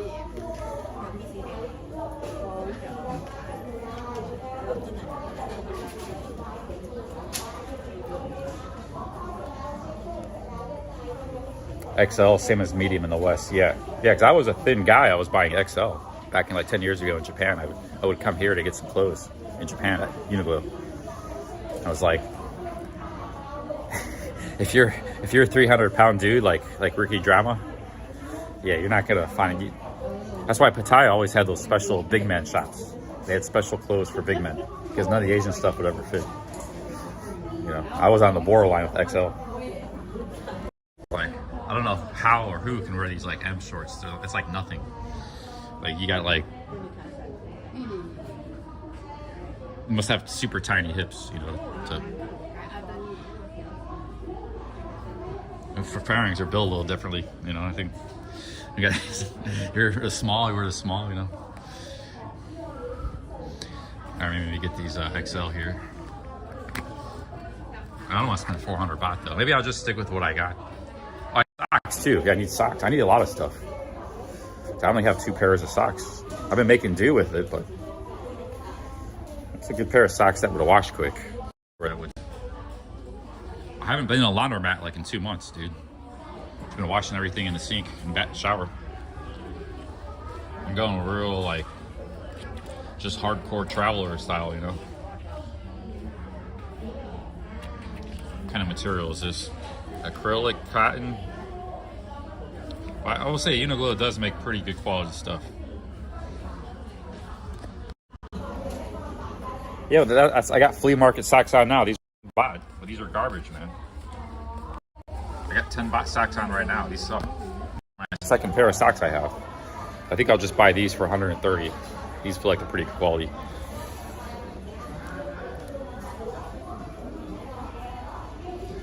Men's 25 to 27. Oh, these are gonna be too small. Yeah, they're $4, dude. $4 socks.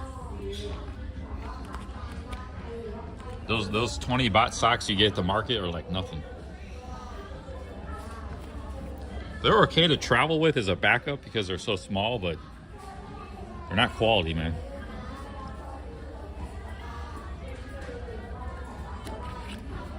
I think I'll go with these.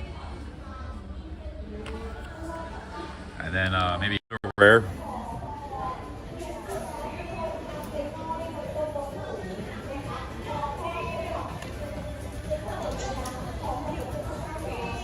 Clueless mood, define exciting content, man. I just do what I do, you know. If it's boring, I don't know what to tell you.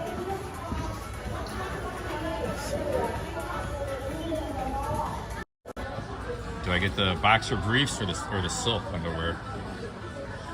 This underwear is like silk, but it's kind of expensive. But it feels like silk. like live streaming is a niche, man. It's all like either you like it or you don't. Like, sometimes I like to watch people by tune in, and it's like it's boring, you know. And I tune in, it's like come back another time to watch. Depends what they're talking about, what's going on in the chat. So, you know, no live streamer is going to be exciting 10 hours a day streaming. Okay, I got underwear and shorts. I should be good. It's all an acquired taste, live streamer, like watching a live streamer. I mean, I've watched the OGs, Ice Poseidon. He's like the best ever. Sometimes I tune into him, it's boring. It's like, nothing's happening here. He was hanging with these Korean guys last few days. I haven't been watching it at all. It was interesting to me. He was hanging out with Suspenders and Sam Pepper. And he was in those Moroccan guys. But these Korean guys is like no content last 4 days. Like, I just don't find Joel funny or interesting or exciting. Joel's like a nice guy. He's polite, but just not entertaining. You know, it's like, I do find Suspenders entertaining though, so I can watch him, Suspenders and Ice. But I'm not gonna watch. I'd rather watch Ice Poseidon alone than with Joel and company. Yeah, I'd much rather watch Ice Poseidon just by himself, rambling and stuff.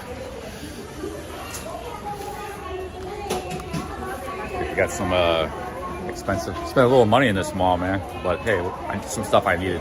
We got quality stuff I needed. Yeah, Taemin, that guy. He's a Korean guy. Taemin, there's like 3 Koreans. Joel's been around a long time. He's a good streamer, Joel. Like he's been in Africa, India. I'm not dissing Joel as a streamer. It's just that him and Ice together, it's not exciting content, you know. But when you know, him and Suspenders or Sam Pepper, that's a little more exciting. So they have like funny stuff they talk about, interact with each other.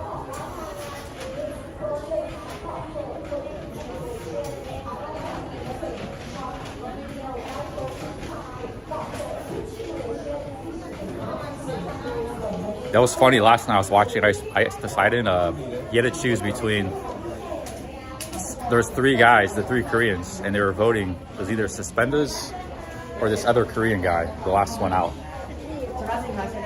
And one was voted out. The Korean guy lost. Suspenders made the cut. Would you like to buy the whole bag, sir? No bag, no bag. Okay.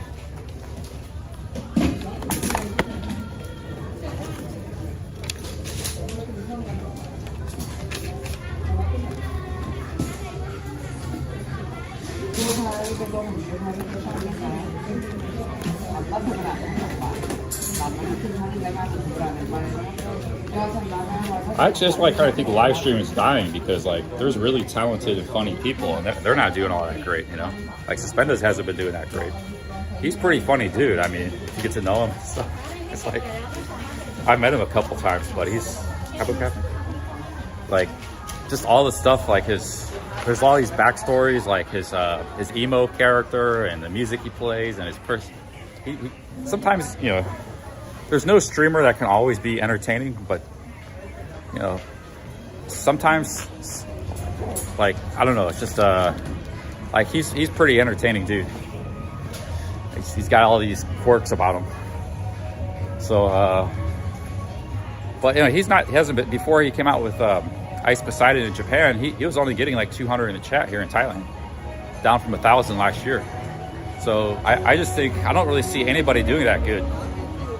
Like there's dudes hanging out in Japan with like Benny the Mat. They're only getting like 100 in the chat a kick. So I just don't think you know, people are doing that well streaming. Only a few people are, and that's it.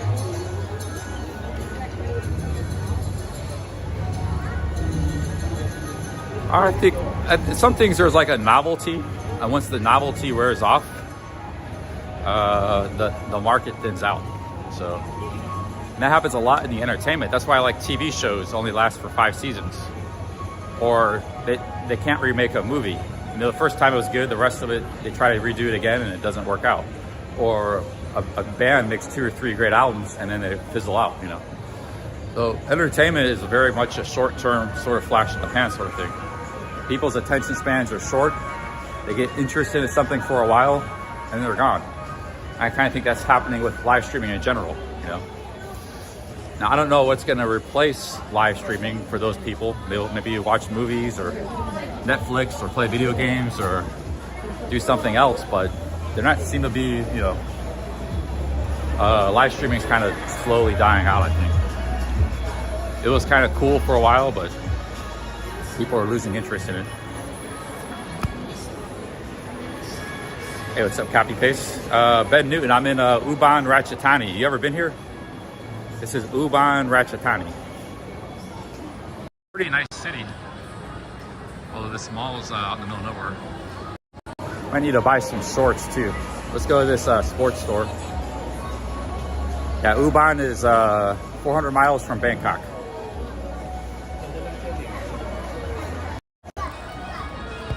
You know, even Suspended is like what he does in Thailand. His relationship with Riri, you know, his wife. He married, all this stuff going on, man. And he was like one of the pioneers of Kick. He was the one that got Ice Poseidon in Kick when Kick was small. Like, he's just kind of an interesting character, dude. But he lived in Japan for 7 years. You know, I heard Suspenda's talking about Japan. He lived there for 7 years. I've been in Japan a lot too, and we actually share the same kind of thoughts about it. Like, he was going on talking about it. He's like, oh man, you know, I'm done with Japan. It's like, I like Thailand so much better. You know, he was only there for Ice Poseidon. But I kind of know where he's coming from. I prefer Thailand over Japan. But, you know, Japan's cool. It's always... Japan is cool, but yeah, man, he's kind of like me. He prefers Southeast Asia much more, Thailand much more. Get some hats here. We got Converse. I need a hat. That was another thing I need. There's actually quite a few things I needed here in this store, in this mall. All-Star. No, I haven't got lunch. I gotta use the bathroom.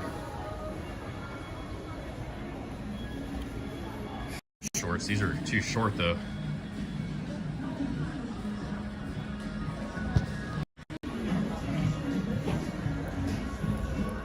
See, if I lived here, I would just go buy one of these basketballs. I gotta go shoot. I take my own basketball to the court. 4,000 baht for that basketball. That must be a pro level. That's a lot. You can get a basketball for 800 baht.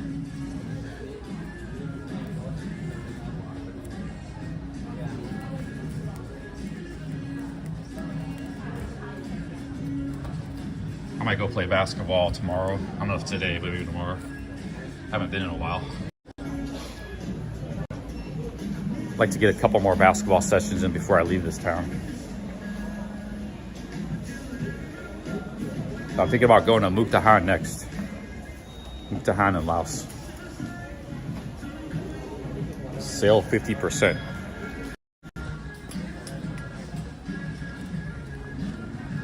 What we really need though is a baseball cap. That's my #1 need because I don't want to get skin cancer on my nose, lose my nose. I don't like that sun hat.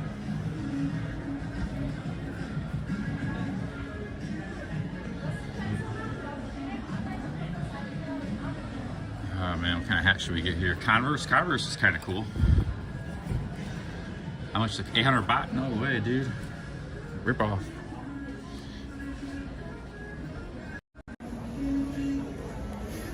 Where does No Time to Be Sad live? Does he live in Mukdahan?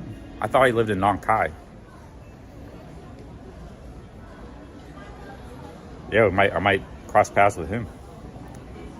What city does he live in? Mukdahan? Dude, these hats are 1,200. Why are these hats so expensive, man? 1,200 baht? $40 for a hat? Dude, we don't need these American prices, man. I'm gonna go to the market and get a hat for 100 baht.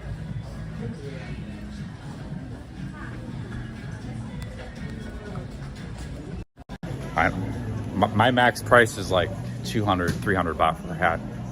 And this store might be able to get that.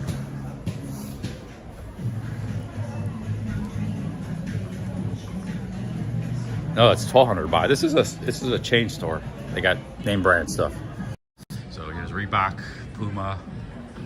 They got shoes, probably Hoka ones. Yeah, they got Hoka ones.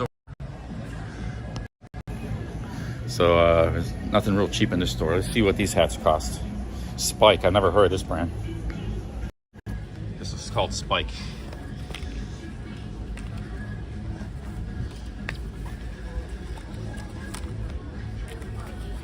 Sweaty cap? Okay, this is a little cheaper, 400 baht. Still pretty high though. But I guess I'll maybe just go ahead and get it because I do need a hat. Spike? Any Spike fans out there? This is the cheapest hat in the store though.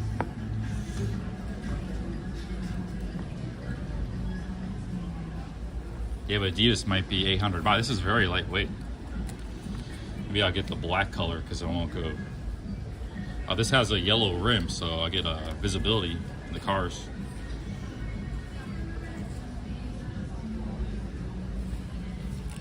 If I get the white hat, it'll get dirty and stained quickly. I do like these hats. It does look pretty nice. I like a hat with character though, you know? This hat doesn't really have any character. I still have the safari hat. I just don't like it. I don't like wearing it. Let me see if there's anything else. Remember on the Ohio walk 3 years ago, I had that weird tropical red hat everybody was making fun of. I would have kept wearing that thing for years. It just broke apart, fell apart. I want something like that, man. A hat with character, not just something generic, and pay a lot of money for it.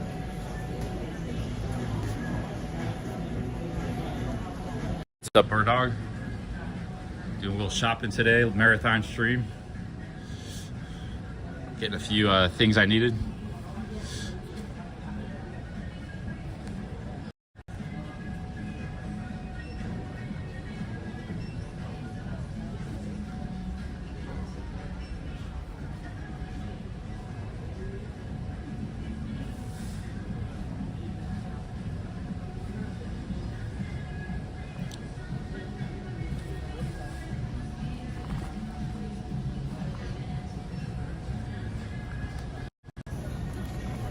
Yeah, Ice Poseidon's gonna be in Japan for 100 days. So I don't know, they're maybe on like day 20 right now. So he's gonna be there a long time. I got a long more days to go. And Suspenders was actually gonna go back to Thailand a few days ago, but he stuck it out. He was gonna leave. Say he might come back later.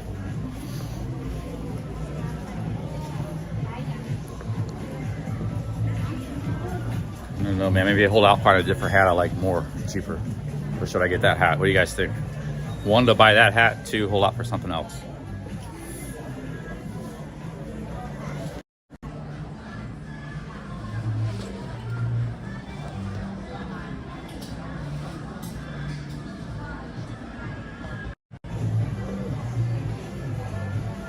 Well, if AI replaces all the teachers, that'll be a lot of money, cities, taxpayers.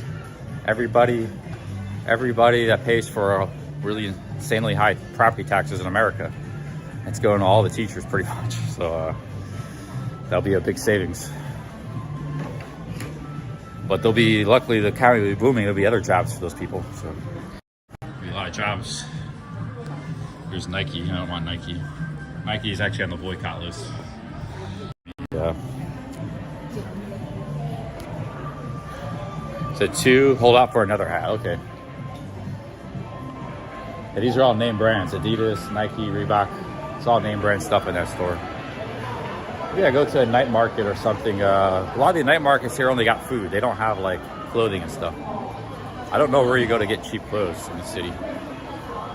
I saw like a thrift store, but it was sort of a thrift market, but that's not open all the time.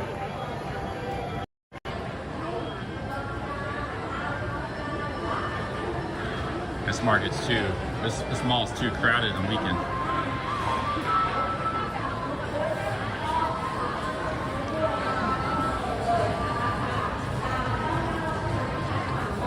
Sometimes maybe this place might have some cheap hats. See what's in here. Beverly Hills Polo Club.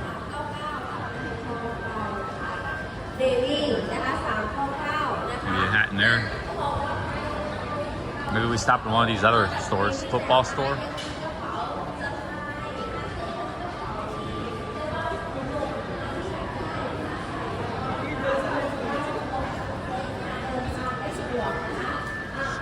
I don't know, I see hats there. There's gotta be some place to buy a hat. My options are a 1,000 baht hat or a hat that says Zero Boy on it. That's not really great options for hats right now.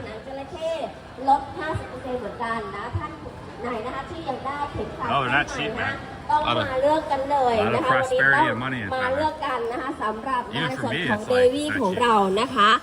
จัดพิเศษตรงนี้กันเลยนะคะ If I was in America seeing these prices, I'd be like, man, that's high. Just, even by American standards, some of these prices. They got some cheap stuff. You come to these middle aisles, you know, this is only 20 bucks. This is a nice bag, shoulder bag. So there are deals in these stores, you know. เท่านั้นนะคะอย่าพลาดกับเรานะคะกระเป๋าเป้กระเป๋าสะพาย399ราคาพิเศษเลยนะคะ Nice shirts here for probably 10 bucks. ท่านไหนที่อยากได้กระเป๋าสะพายแบบ Oh, dude, I kind of like this shirt. นะคะสะพายสำหรับอุปกรณ์นะคะใส่กระเป๋าสะพายมือถือกระเป๋าแพงนะคะก็ใส่ได้นะคะเดินทางได้สะดวกสบายกันเลย Oh, dude, this is a Tequila Joe shirt all the way. He loves these kind of shirts. Demon shirt. If he's watching right now, he'd probably be like, buy that. I don't know, man. It's a cool looking shirt, but I don't know if I want to wear a shirt with demons on it.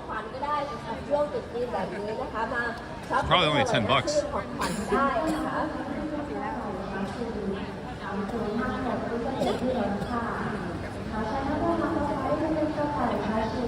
Those are actually really nice shirts. Not too expensive.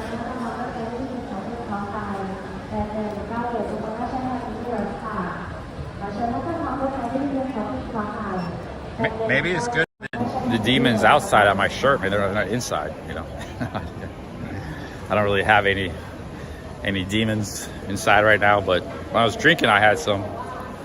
Seemed like I'm actually in a pretty good mental space, you know. So even if I did drink, I think I'd be all right. I was kind of going through a weird. I was like having some of those meltdowns when I was drinking. I was not in a. Going through a weird mental state. But I've evolved, I think, a lot since then. Here's new era hats. Let's see, we got some Yankees hats and stuff. Saudi cap. These are probably kind of expensive, I bet.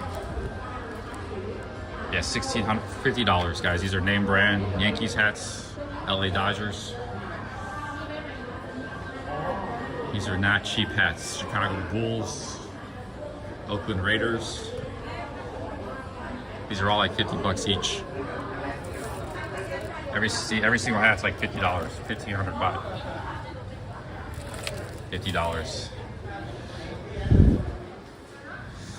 Nothing cheap in this mall, man. These are kind of cool. How much is this hat? $60. I don't know, man. You're gonna have to find some little market. Lenovo. Even the Lenovo hat's $60. These are fancy hats. Lenovo should give you that hat for free because you're advertising for them.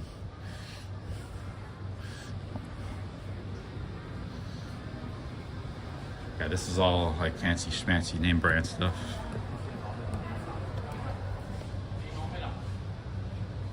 This is suspenders with ice beside them. They like buying this kind of stuff. They like spending $50 on name brand stuff. Ain't gonna happen with me though. No way, man.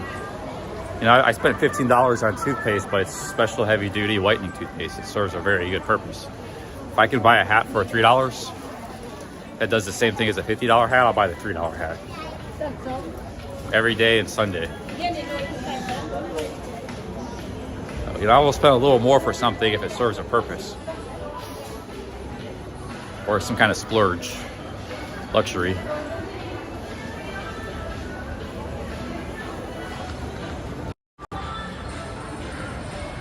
No, dude, like, it's the best toothpaste in the world. It's heavy duty whitening. Even the lady at the stores, I've never seen it before. It's made in Bangkok. And the reason I know it's good is because it's made in Thailand. And that was at Thai market. If Thai people are paying 500 baht for something, for toothpaste, that you can buy in 7-Eleven for 15 baht, for 50 cents, you know it's good. You know it works. Because, you know, that's a lot of money. They're not going to spend 500 baht unless it's good. I've read the ingredients are great too. It's a Thai brand. It's a small company. Make heavy duty whitening toothpaste. All natural. Hey, what's again? Are you watching my stream? Incroyable. Huh? Incroyable. Michael Jai. He's a French guy again. You watch my stream? En direct? Direct? The family? Oh, YouTube. YouTube? 160 people, yeah. I speak a little English. Oh, okay, yeah. Salute. I keep running. Third time in the last 24 hours I ran into him. I think he's watching my channel or something. We're probably just passing the same path. Ace from France. He probably has no idea what this live streaming thing is. People don't. It's like, is that your family you're watching? Like, people don't know what this is. A lot of people don't know what this is, man. It's bizarre.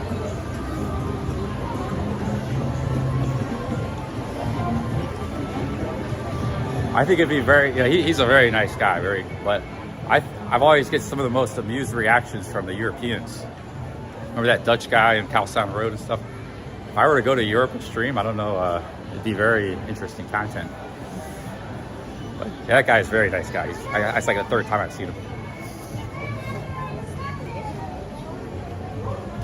Yeah, guys, I don't know. Can't find any hats, man. We got the Looker gang.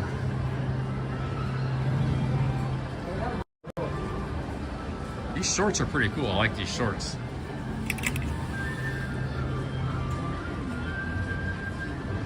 Is this extra large? How do you count? This extra large short? What size? Free size. Huh? Free size. Free size. Okay, I'll go ahead and get this. Yeah.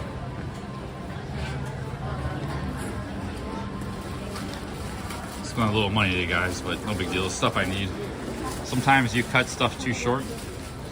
It's you gotta spend some money.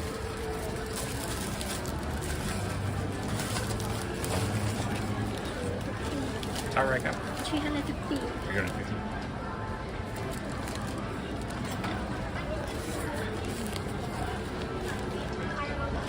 I think it looks pretty big. I think it'll fit. It's got a belt. I think it'll be like, it looks like the perfect size. I don't think I need to try it on. 10 bucks.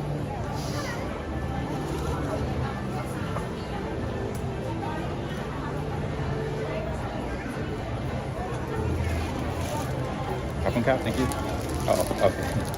Thank you. Yeah, but you know, like everything I bought is stuff I needed. I needed socks. I needed extra pair of underwear. I only got 2 pairs of underwear. So I might be traveling soon. I needed floss sticks. I needed sunscreen. I didn't need these shorts, but I think it's gonna be a good purchase. So I actually have a lot of extra space in my backpack. So I was just cutting it to too few possessions. You know, because now I could go to the laundromat. It makes sense to go to the laundromat. It doesn't make sense when you're just wearing 1 pair of clothes and you got 1 pair of clothes to wash. So I was cutting it too close. But yeah, we might be traveling. You know, this is the biggest city I might be in for a while. I might be in, you know. So it's like, get this stuff while you can, you know, because I might go to the next cities I might be going to, they're not going to have a mall or anything. So like just like Serinpur, where I am, didn't have a mall really, you know. Oh, I need to top up my internet, man. Let's go to AIS right here because I'm gonna run out of internet in like 8 days, I think.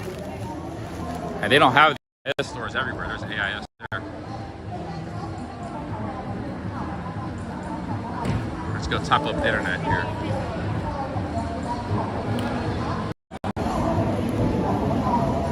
Yo, what's up, M? What's up, Silly Screw? So yeah, I spent 60 bucks today on stuff, but it's all stuff I needed. Or it's like, it'll do me good. Michael gave me a really nice short, that blue shirt. Like, cause these shorts look like trash. They're like hiking shorts, you know? I'll keep these green shorts, but it's like, they're just wearing them around a city is kind of trashy. These are much nicer shorts for 10 bucks.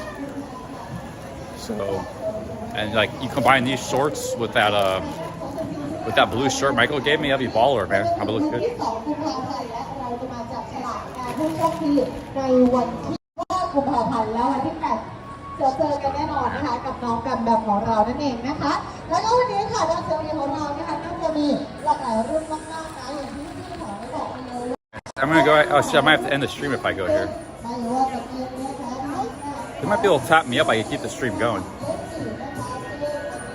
Ready to go? Ready to go?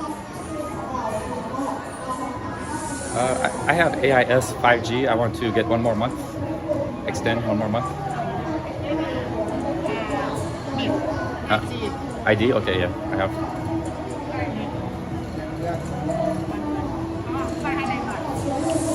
10 megabit unlimited Yeah, I have unlimited right now. 5G. 5G I have it for like 6 more days, but I'm going to travel to like they'll have an AIS store, Mukdahan, and travel around. So I want to get it now, top it up for one more month. I want to top up internet for one more month. Maybe extend 1 month more. 1 month ได้ไหม มันจะเป็นอะไรนะ new SIM card นะคะ มี SIM card AIS มีแล้ว ดูแพ็กเกจเลยจะไม่มีซิมมี My AS ไหมคะ ใช่ครับ อ๋อสมัครใน My AS ได้ค่ะ มีซิม มีซิมมันถึง1 เมกมันอยู่378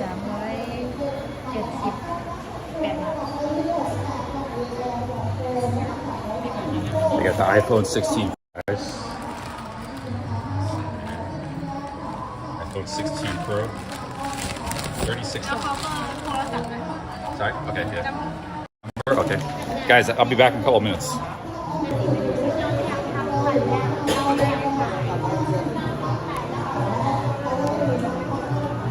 Oh yeah, I could top up True Move at 7-Eleven. I forgot about that. I'll see what they say. That True Move, I run out of it like in a week, 5 days. It doesn't last a long time. I might be back to marathon streaming again. So I need the best.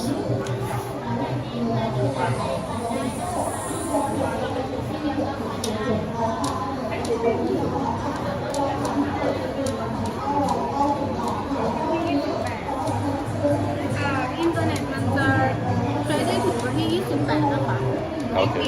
It's gonna end 28th. ใช่ Can I pay for next month? Yes February? Okay. Same.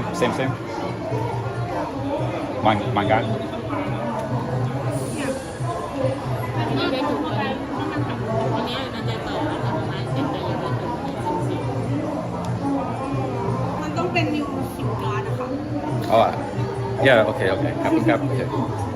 Yeah. See, AIS is weird, guys. They'll give you like internet for 1 month, the best, but only if you're buying a new SIM card. Then they won't give that to you.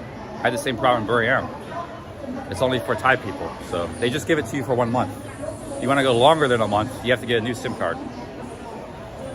So I got like 5 more days. Maybe I'll just wait for 5 days. Come here and get a new SIM card. That's why I keep getting new SIM cards, because they'll give you a lower speed, but they don't give you unlimited 5G unless you get a new SIM card. They only give it for a month.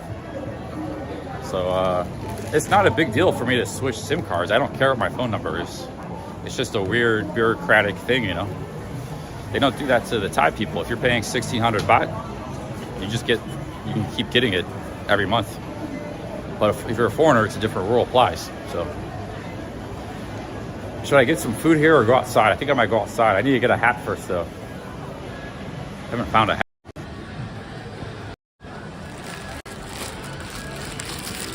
We got the short, we got everything but the hat, man. The hat should actually be very cheap. I don't want to spend so much money on the hat.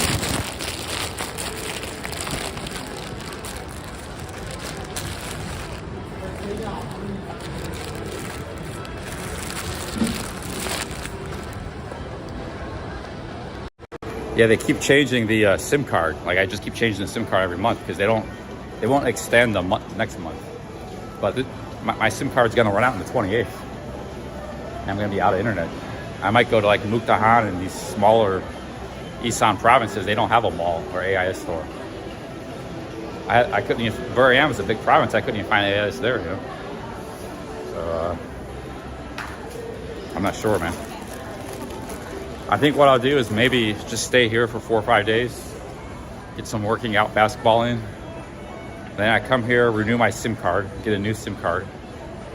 Gotta be good for 1 more month, which my visa lasts another month.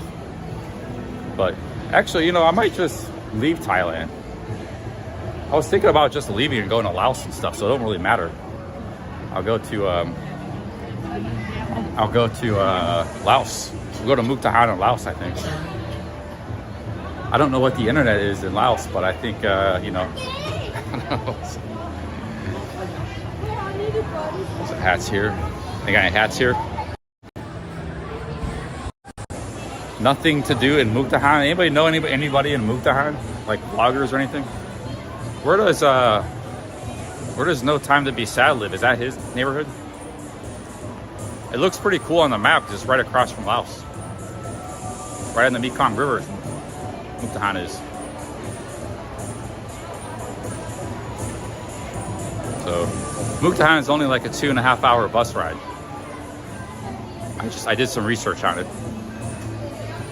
If I wanted to, I could go to Khon Kaen or Udon Thani from there.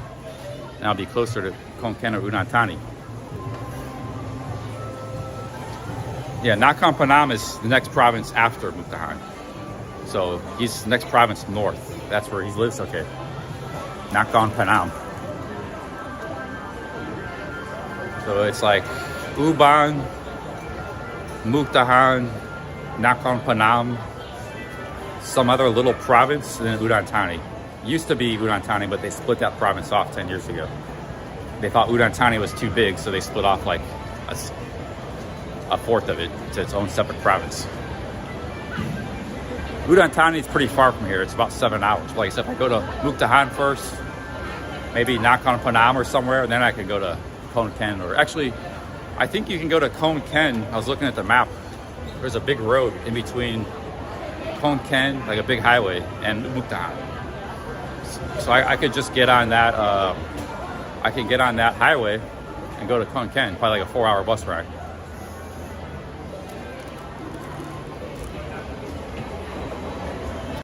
Maybe you go get a snack here, Auntie Anne's pretzels. Maybe you go get a pastry or coffee, something like that. I gotta use the bathroom. KFC. I got KFC. Actually, fried chicken KFC sounds pretty good right now.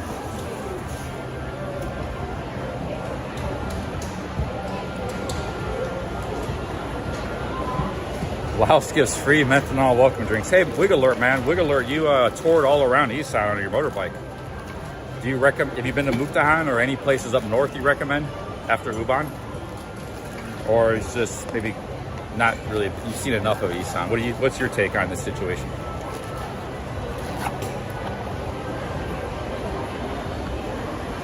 Should I keep traveling in Isaan? Because Wig Alert last year, he rode a motorbike all around on his own. He's not a YouTuber, but he's a guy that lives in Pattaya. I've met him a few times. You think it's worth traveling north? Or should I just fly to Bangkok?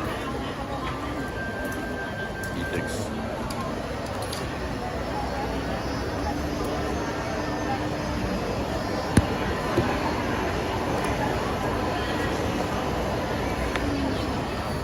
Oh, here's another AIS store. There's 2 AIS in this mall. This is the main one. But yeah, they're not gonna, I've already been through this with AIS in the past. They're not gonna, they don't extend the 5G for a month. They just give that to tourists for your first month. They get it when you buy a new SIM card. Then they give you a slow speed. After that, slower speed. I don't know what chocolate man these guys are using. I gotta ask them.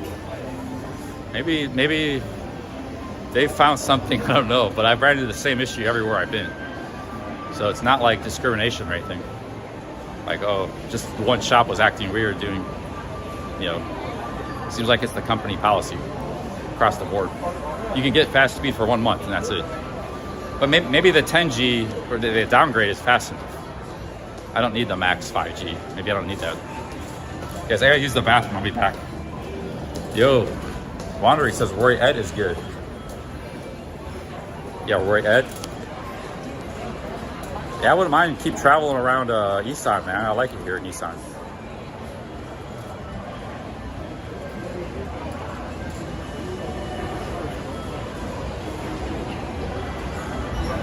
Go to Cebu and help Ricky Drama. He recover all his deleted content.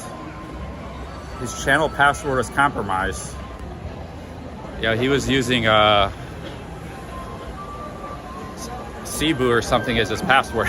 You know, it's like, so he got hacked. He made a rookie mistake. Did he lose his big shot travel too? Yeah, I mean, I like Ricky Drama. The problem is a lot of my friends and supporters and stuff don't like him. So like sometimes when you hang out with certain people, it can ruffle some feathers, you know. Oh, you got 3 months at the airport, but you gotta get at the airport. That's a pretty good deal. Because I'm paying 1,500 baht for just 1 month. I don't know, man. I can't figure out. That's a good deal, I wonder. But I wonder if that would work. I don't know, man. Yeah, it used to be like 300 baht at the airport.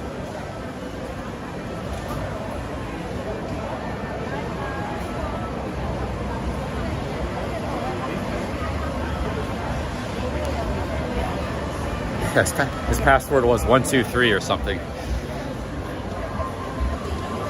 The funny thing is, like, streamers talk about themselves and stuff all the time. So, like, if you watch the guy, like a hacker watched the guy enough and he used a simple password, like a clever hacker that knew the guy could actually probably figure out his password, because he could just keep trying different things. He spent 3 hours, you know, he really was determined. He may not succeed, but if it makes it easy enough, the guy, depending on how hard the guy tried, he might eventually figure it out, you know. Ain't nobody gonna be figuring out my passwords, you know. And they're saying it's not gonna happen. I never got hacked, you know. But you know, I'm sure there's people that have tried to hack me too, but they didn't succeed.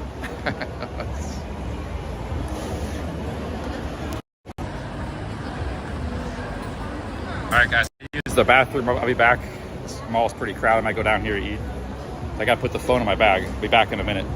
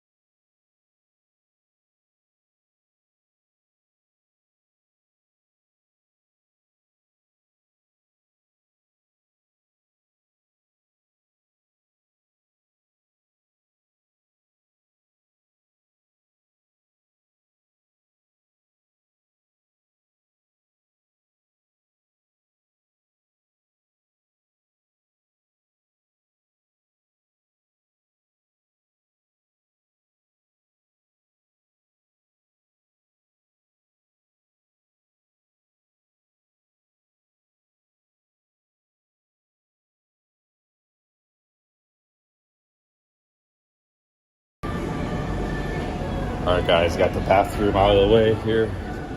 I hate going to when nature calls because it completely interrupts the stream, you know. But good thing we're in a mall. I need to sit down for a minute, take a little break. I've had a little bit of my back's been flaring up since I've been in Uban. It wasn't bad in Surin, but I think either I aggravated it with the chairlifting or something I did in Uban. I don't think the basketball caused it. But I might have aggravated it with that chairlifting.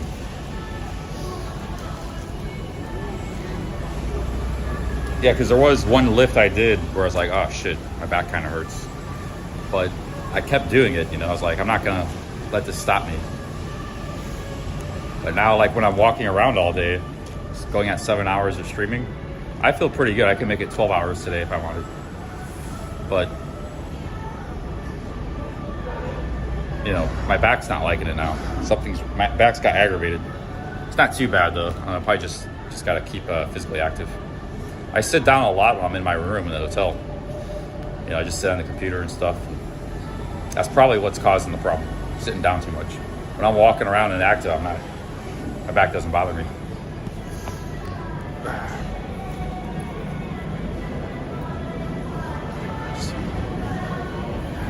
All right, guys, I might get a bite to eat. If not, I don't want to really go out in the sun, so maybe I'll stick in this mall for a little while longer. And then, I don't know what time it is, but might be getting. I'll probably just take a taxi back to the town. I actually have a lot of energy. I feel like I could play a basketball game today or something. Live stream all day and play basketball. I have a lot of energy. It's just back's a little bit aggravated, that's all. But otherwise, I feel fine. I feel great. Whatever little cold I had last couple of days feels like it's going away already. It's bothering me a little bit this morning, but I'm feeling pretty good. But sometimes that's the coffee effect. Once that wears off, you know, the coffee and the tea.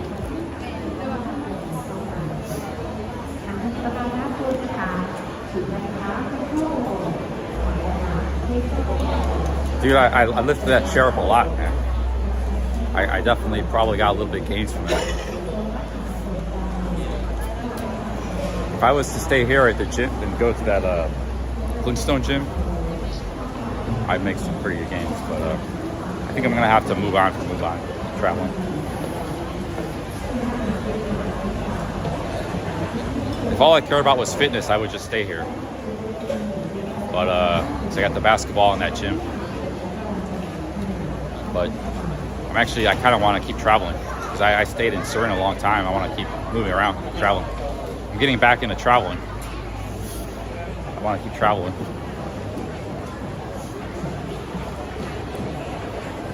A lot of people here. I might get out of this mall. There's too many people here, man. Take the thing back to town. I got movies.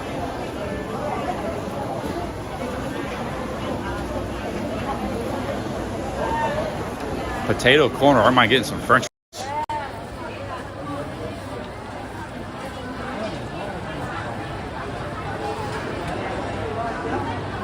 Oh, dude, they got these strawberries. Daifoku.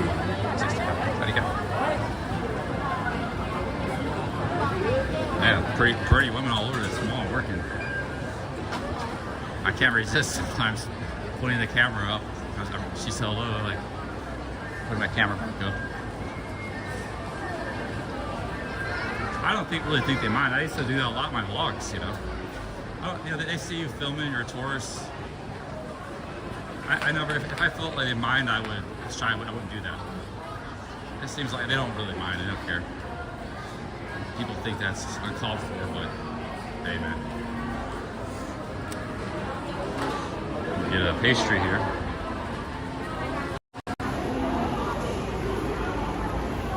Cheese trio.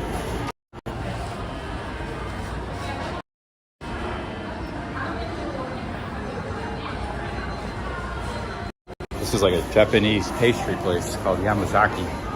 I don't think I've ever had anything here, but the stuff looks really good. You go to a coffee shop and they got a McDonald's here. I've been there a long time.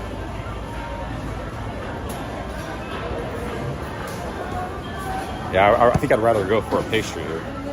Pizza, cheese, pierogi. This stuff actually looks really good. What do you got? A pierogi.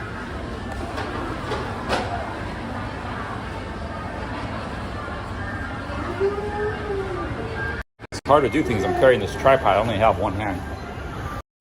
It's hard to do things here.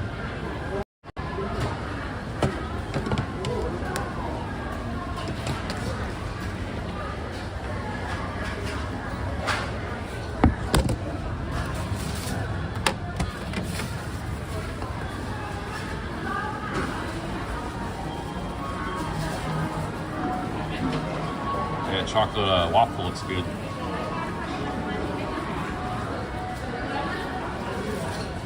I can't resist the cheese, man. Cheese is a luxury in these parts of the world. I'll eat this for later.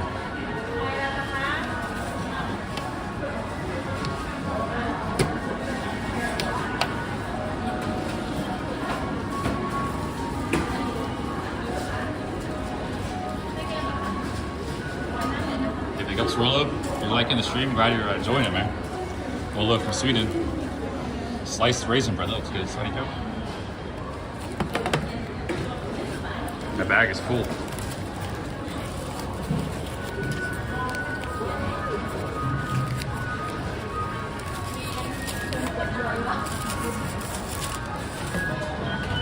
This is a Japanese pastry chain, Yamazaki. I've seen these before. I've never eaten here. Called Yamazaki. Probably pretty good.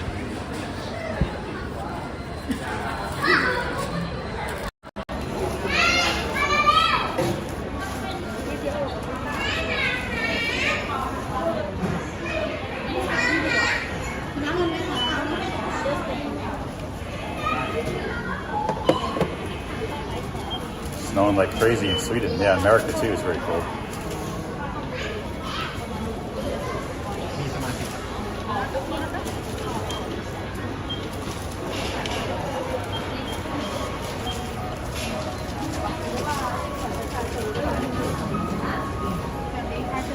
What do you got? From the Yamazaki Uban Rachatani.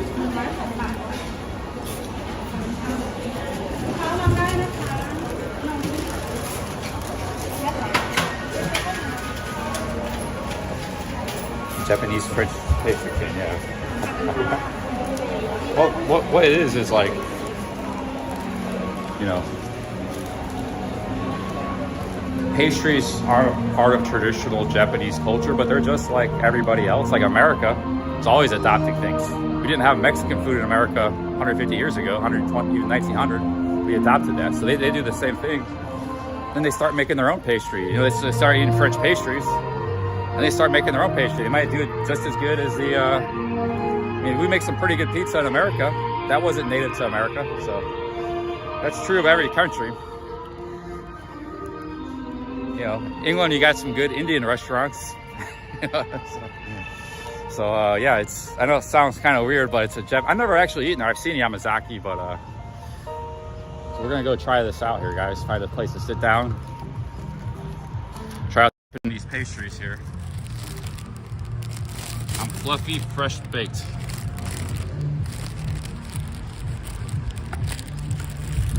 But these are more sweet. They're not sweet, they're more cheesy style pastries. So let's go find a place to sit down and relax. And then we'll get back. Oh, I didn't buy a hat, but I'll just buy a hat somewhere else. I should buy a hat. I don't know, man, because I could go back and buy that $10 hat. But I need to wear a hat.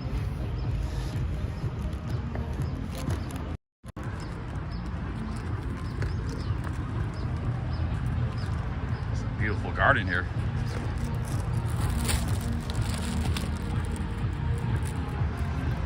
It's the Central Mall. This is actually a pretty nice mall. Yeah, I was. It seems kind of small. Look how big it is, though. But when you're inside it, it seems kind of small compared to other central malls.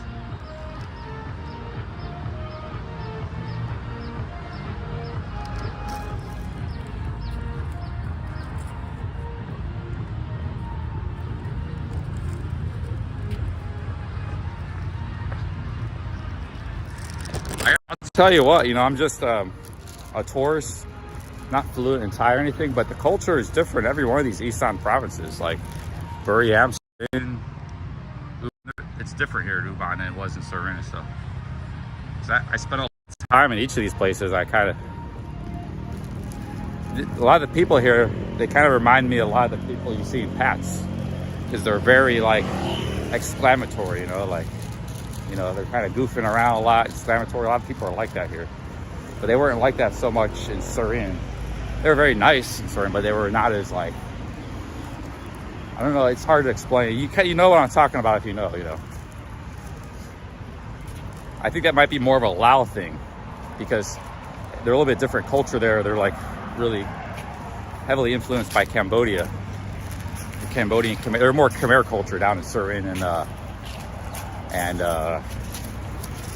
Buriram. Here it's more just straight Lao. There's not much influence in the in Cambodia here.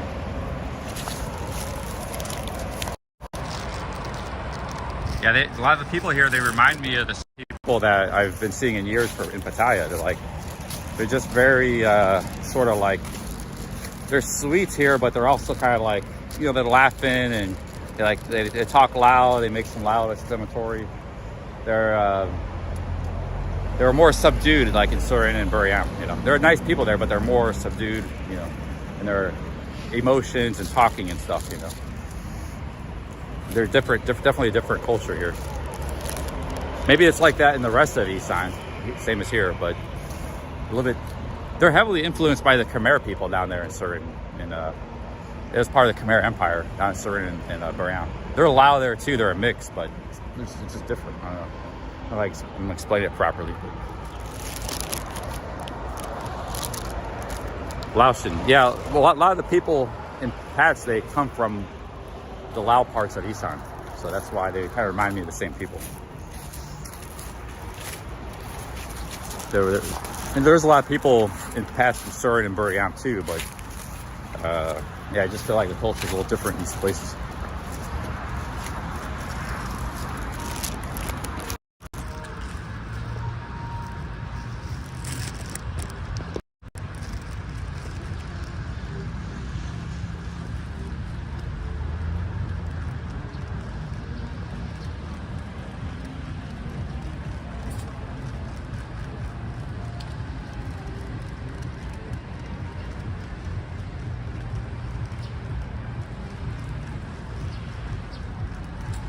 Sit down by this tree here, or maybe we go to the north. I want to get out of the sun and sit outside and have my pastries, have my Japanese French pastries in Uban, Isaan. Have one of them. Maybe save the other one for later.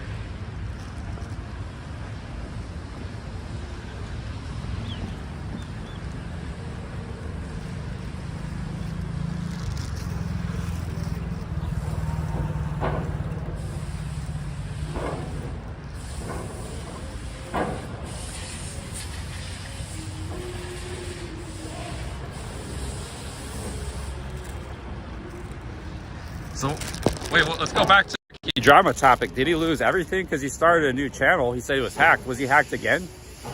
He lost Big Shot Travel and everything? He was completely hacked, or is he... I have to go look at his channel. I think he just lost the one channel, Sick Grandpa. Yeah, I mean, the dude's got a lot of people that don't like him. So, you know, like all those videos he made and stuff. I mean, I can't, and if he made an easy passer, I can't say I'm surprised.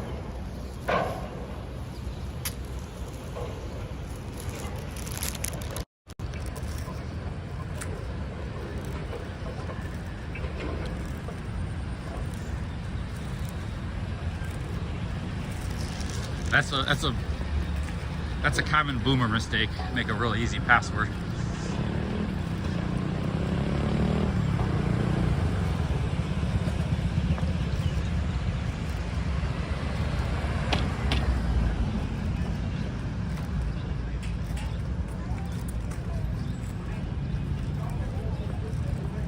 Hey guys, I think I might just grab a taxi. It's down here. Ready, Cap?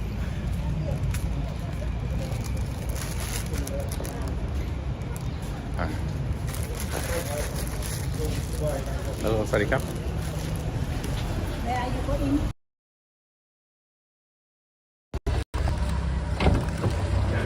Oh shit.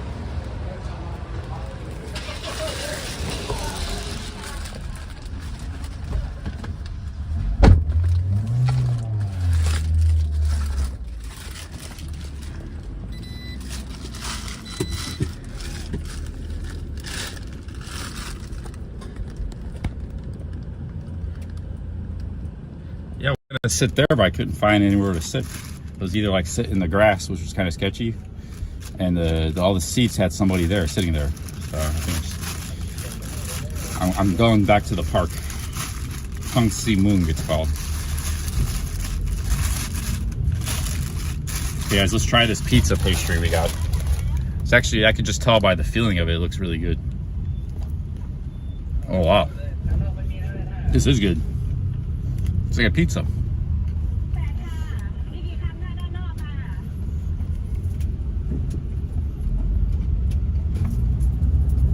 I mean, dude, travel is all about spontaneous. Conditions change all the time. So one moment I was gonna sit in the park, but there was nowhere to sit, so I moved on. You know, it's just, I think that's why travel is entertaining for live streamers, but some people just don't, I guess, you know, understand putting yourself in your shoes, understand the concept of what I'm doing.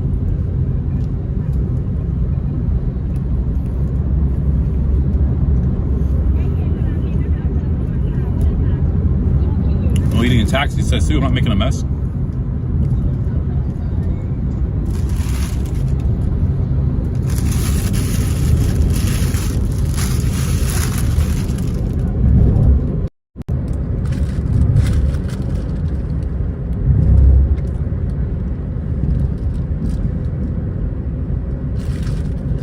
Eat and drink all the time, dude.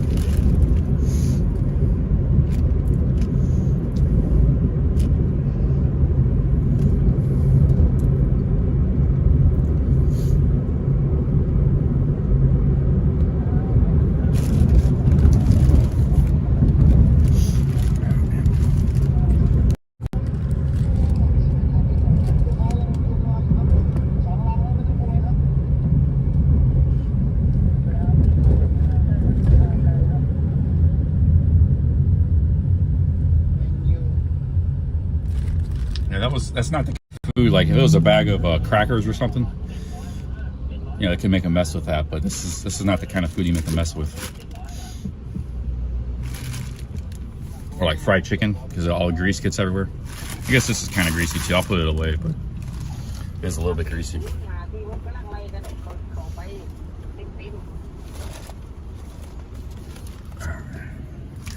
And bought a lot of stuff. Yeah, a lot of stuff I kind of needed.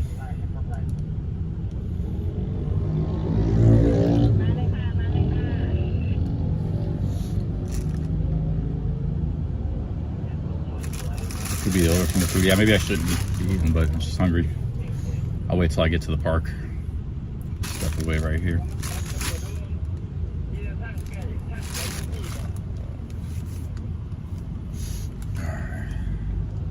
Starting to get a little tired now. I've been doing a lot of these long streams. Maybe I need another cup of coffee. I'll be good.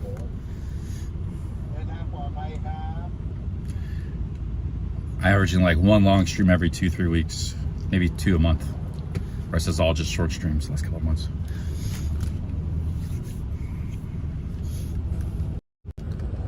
I got it. It's very awkward. I don't like wearing it that much. It's 80 baht. I didn't throw it away. Bought it for 80 baht 2 months ago. But I want like a baseball cap. It's a little more fashionable, you know.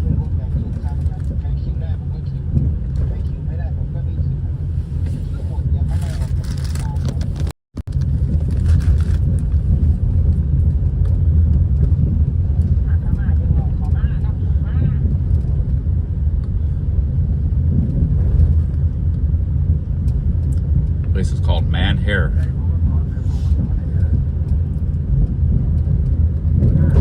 Yeah, I think I might keep that hat because I'm actually go into the desert, like in New Mexico, hiking across America this year. I'm seriously considering it. And actually that hat might be perfect for that situation. But I don't, I'm not in the desert right now. I'm exposed to the sun 10 hours a day.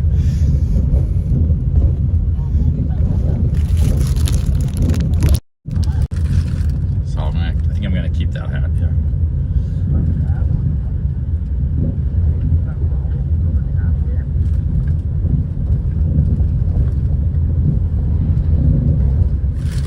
Wheeler says Japan McDonald's is the worst. I used to eat McDonald's a lot in Japan just because I love Japanese food. But sometimes I just wanted McDonald's, like some chicken nuggets or a Big Mac or something. So I get like once or twice a month I would get McDonald's there. Not all the time, but sometimes, like very few times. And it was fine. It was like $5. I get fries or Big Mac. It was cheaper back then, 10 years ago. Japan McDonald's, you could get like a whole meal for $5. Now it's like 10, 15 everywhere. I don't know what happened to McDonald's. I wouldn't pay 10. $5 I'd pay. I wouldn't pay 10 for that stuff, It's pretty. It's not like you're getting great food. You're paying a lot of money for it.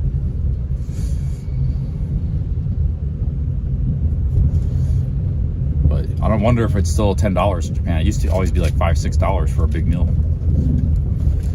Japan was kind of popular in Japan. Like Japanese people would go there. It was. They had some business.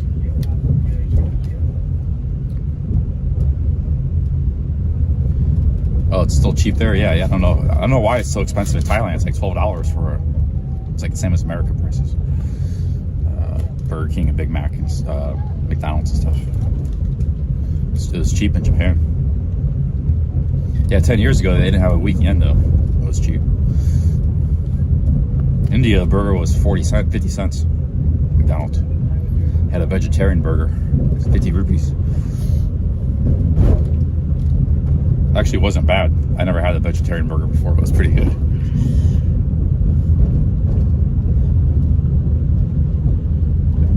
I actually kind of regretted eating it because, like, I was really enjoying the Indian food. But, for what it was and the price, it was all right. I was pleasantly surprised. I wasn't expecting much, so it's like it exceeded my expectations. And the price was really good. I went there for the coffee, Went there for the buying the vegetarian burger, try it out.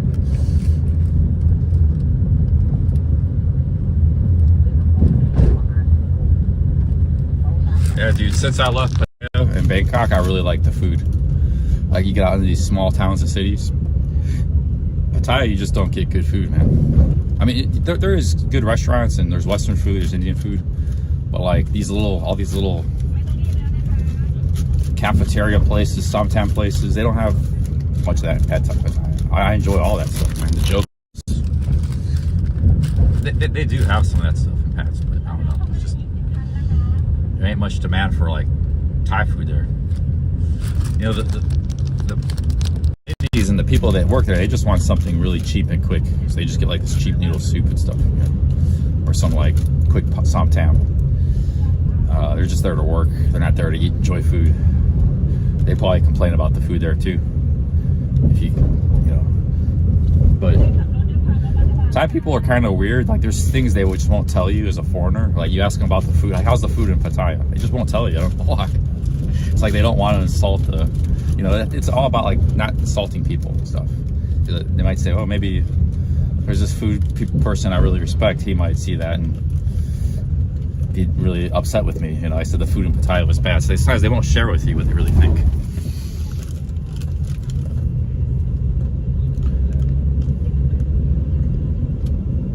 When I was in Phuket, I saw that, I'll tell you a story here. Or they know somebody, their friends have like a business. It's not a scam, but it's a little bit of a hustle. And a guy asked a question. They won't tell that guy what to do because they know if they don't tell him, he'll likely give his friend's business, hotels or whatever, or taxis. So they'll just kind of be very vague, or they won't tell you, It's like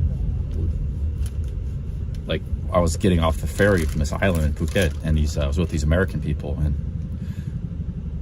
we were with the guy from the boat, the Thai guy, and he was like, where's a cheap hotel at around here? He wouldn't tell them. And right 500 feet away, there was all these cheap hotels, like 500 baht a night. I stayed at one the night before. There was even a hostel there, right by the docks. And I said, it's just right up here. There's some cheap hotels. And they, oh, thanks, but I didn't say that right away. The Thai guy wouldn't tell them because they wanted to go to the expensive hotel. You know, a lot of that kind of stuff happens in the tourist areas. But you can't just ask them, what do you think about the food in Pad Thai? You know, they won't tell you. But food is definitely better out here in the provinces, in my opinion, the Thai food.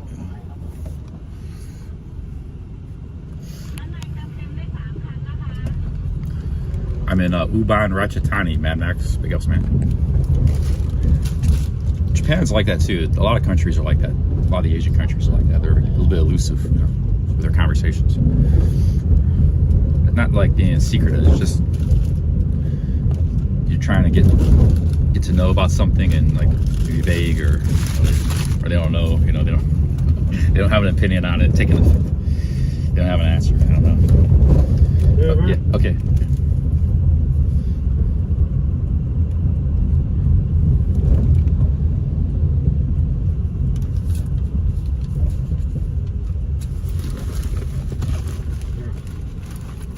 Okay, copy.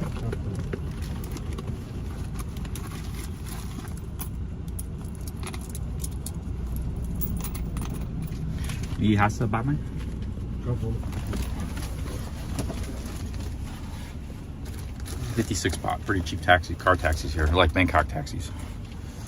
Okay, copy.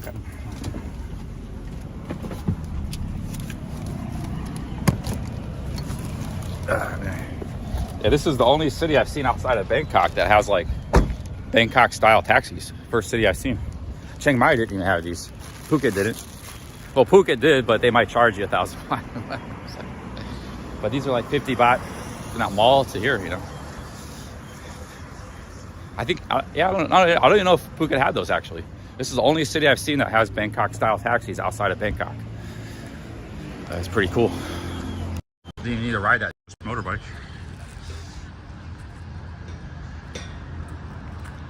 Here's the park. Back at the park. I'm gonna have these pastries. Maybe go get a drink. There's a night market over here. So I'm gonna go get a drink. Or maybe I'll just eat the pastries. I'm hungry. I don't wanna wait. I'm kinda hungry.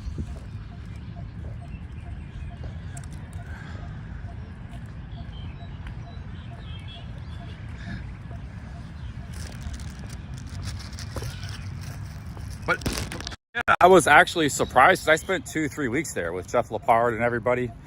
There are like kind of cheap parts of Phuket. I thought the whole island would be expensive. It's actually not. Like I said, that one little area by the docks, the old town, it's a big island, dude. There's a lot there.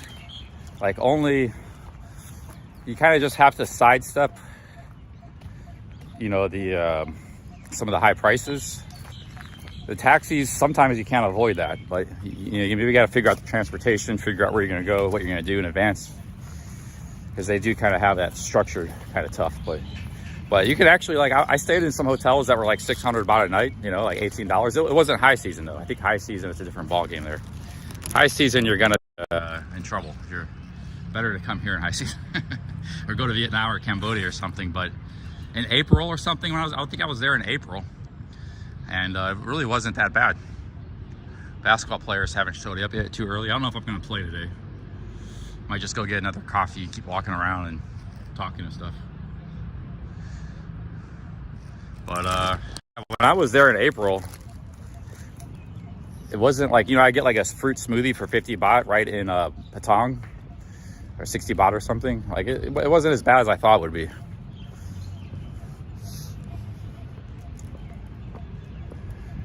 I think there's a lot of foreigner tourists, they don't really mind, like everything is, even if they're paying a high price for something, everything is cheap to them.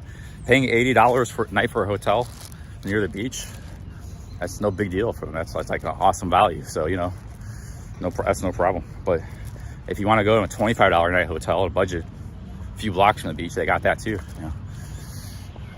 Here's back to the gym. Uban is, it's like a medium-sized city. It's not a massive city or anything, but It's not small city. It's like there's 4 big cities in Isaan: Konkan, Udon Thani, Uban Ratchathani, and Karat. Nakhon Ratchasima. Nakhon Ratchasima is the biggest, but I've never been there.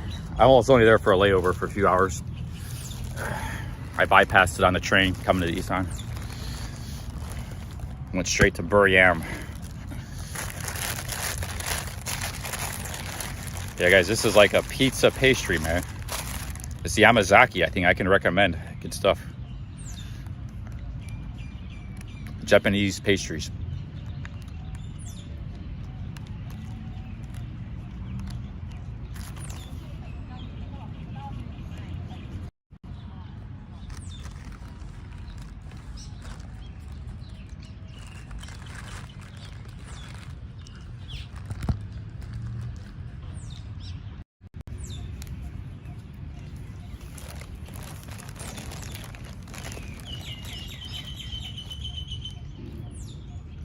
Yeah, I wouldn't mind visiting Phuket Island again. It's not a bad place.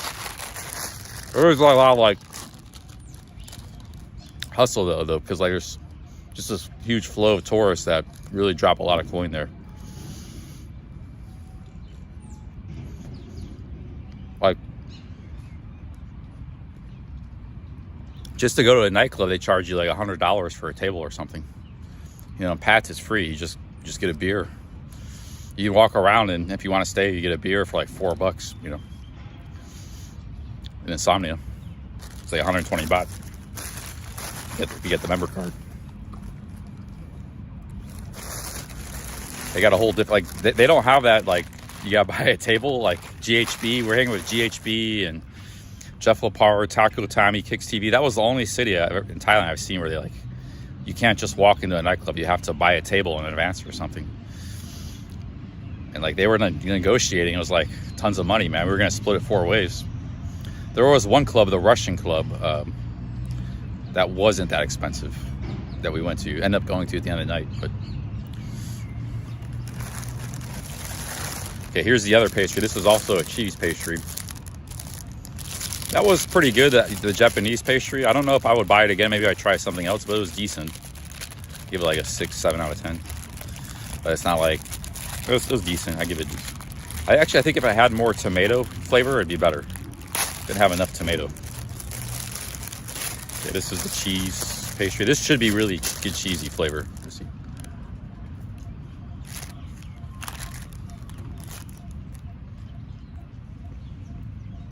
It's like, now this is actually kind of weird. It's like sugar and cheese. Okay, this is like the weird Japanese pastry. This is more to their suiting. This is all right, but I wouldn't buy it again either. Because the problem is the cheese, which isn't to my liking. It's like a sweet cheese. It's not a, I like a sharp cheese. It's all right, though. I'm going to save this maybe for coffee later or something.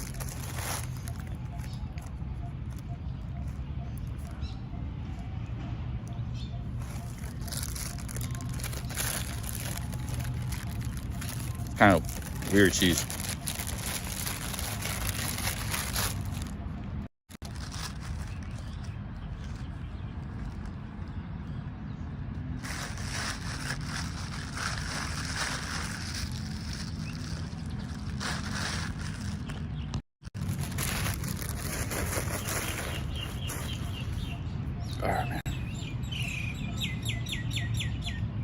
Well, guys, since we're here, let's do a 5-minute workout, 10 minutes of workout.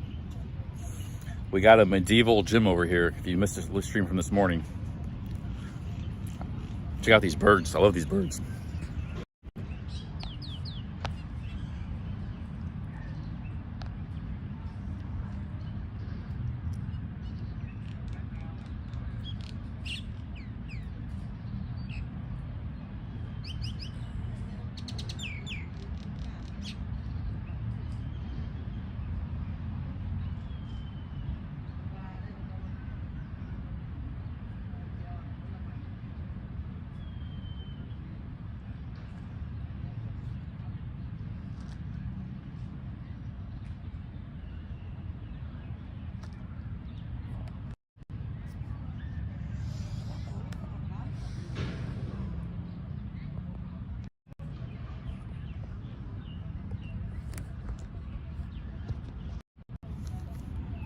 I could go for another coffee. It'll be my third coffee of the day. So I had a coffee at 6:30 in the morning. Then I had one on Livestream around 10. That was that iced coffee. I go for another iced coffee. I'm in the iced coffee mood today. Yeah, another iced coffee at 10. Then I had a tea, a sugar sweet tea. So this will be my third coffee plus tea. Or maybe I should wind things down here. Close the stream in an hour. I don't know, I'm getting kind of tired. So I don't know what I'm gonna do the rest of the day too. Kind of like just go back to my room. Maybe I hit it hard today and then I could, I've gotten really lazy, man, streaming. It's like, maybe I'm not as into it as I used to be, you know? I used to be really into it. I just want to turn the stream on all the time. I mean, I had a good day today. I enjoyed myself, but I'm not as addicted to it as I used to be. It's a good and a bad thing. Good but just being a normality, but bad in the sense that I'm gonna be making less money if I keep it up like this. I need to be streaming more. You know, because I could just keep walking and talking endlessly all day, every day, all over Asia or the world. Nothing really has slowed me down other than me.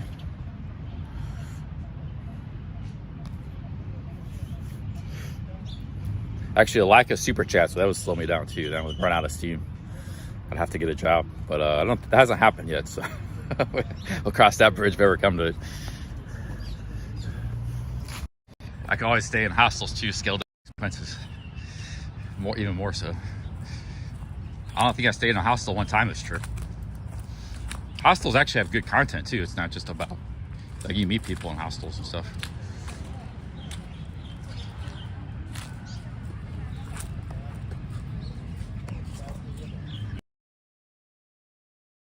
Okay,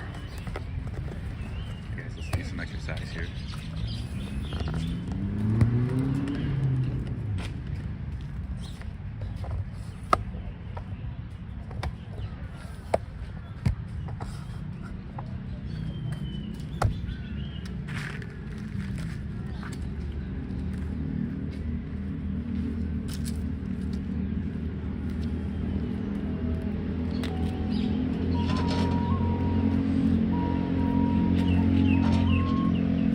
Sore from yesterday. I don't think I can do much of this.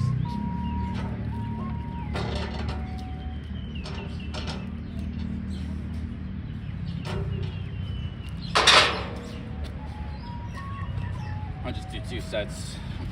My shoulder is kind of hurting a little bit. It's kind of tough to do a lot of stuff.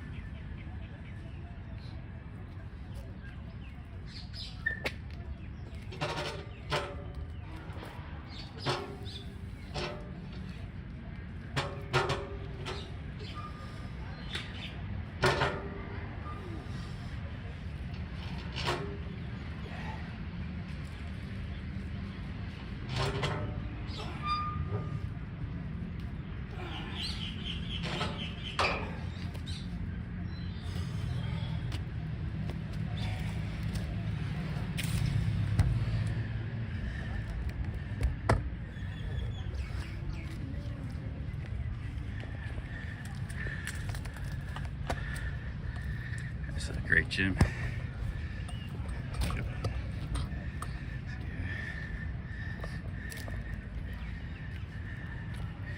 They got this for preacher curls, but there's no preacher curl barbell here.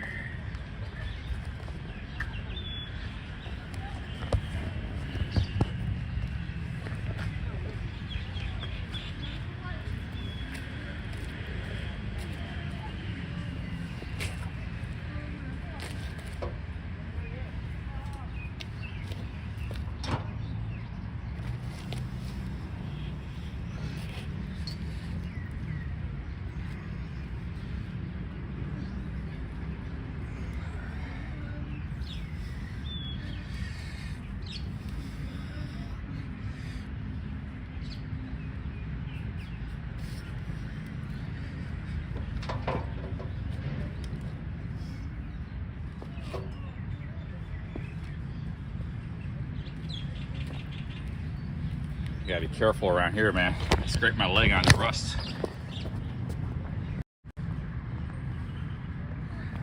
Right in this rust right here. Gotta be careful what you do. Walking, I scraped my leg right around there. It didn't draw blood, but if I did, it could have been contaminated. I think it'll be all right. Just wash it. But yeah, this is an awesome gym. So I was thinking about living here, free too.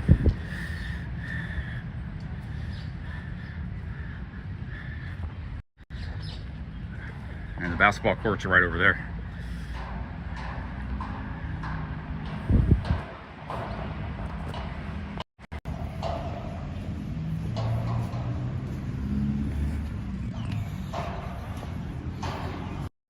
I haven't done dumbbells in a long time.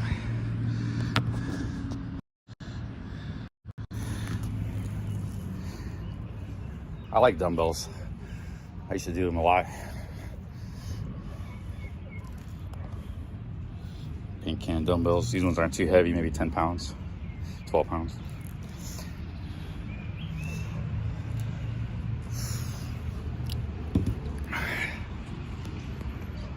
Get back on the tripod here.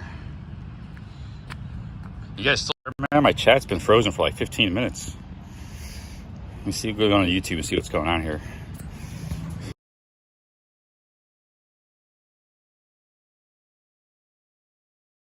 Yeah, looks like we're still going. It's a Prism problem. Prism just looks like the chat that's back now, but I've left it for a while. Prism keeps malfunctioning.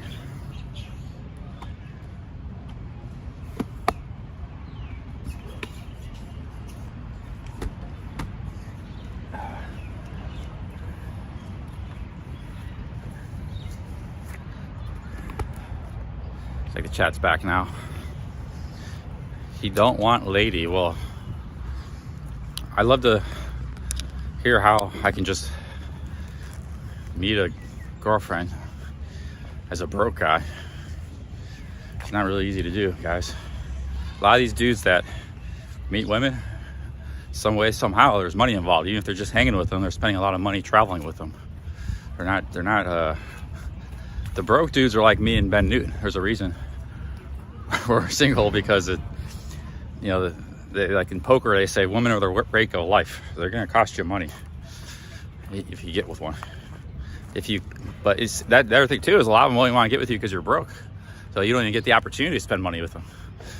Even if you wanted to spend all the money you had, you know. Do I want a woman? Sure, but either I got to make a big commitment. It's a, you know, very conservative lady, one of these towns, and they're only going to date you if they're, you know, if they're really serious about being with them, you know. They're not looking for playboys. And if you want to do that, you got to go, you're going to play girls. Both people are playing, and they're going to be, you know, there's usually money involved some way.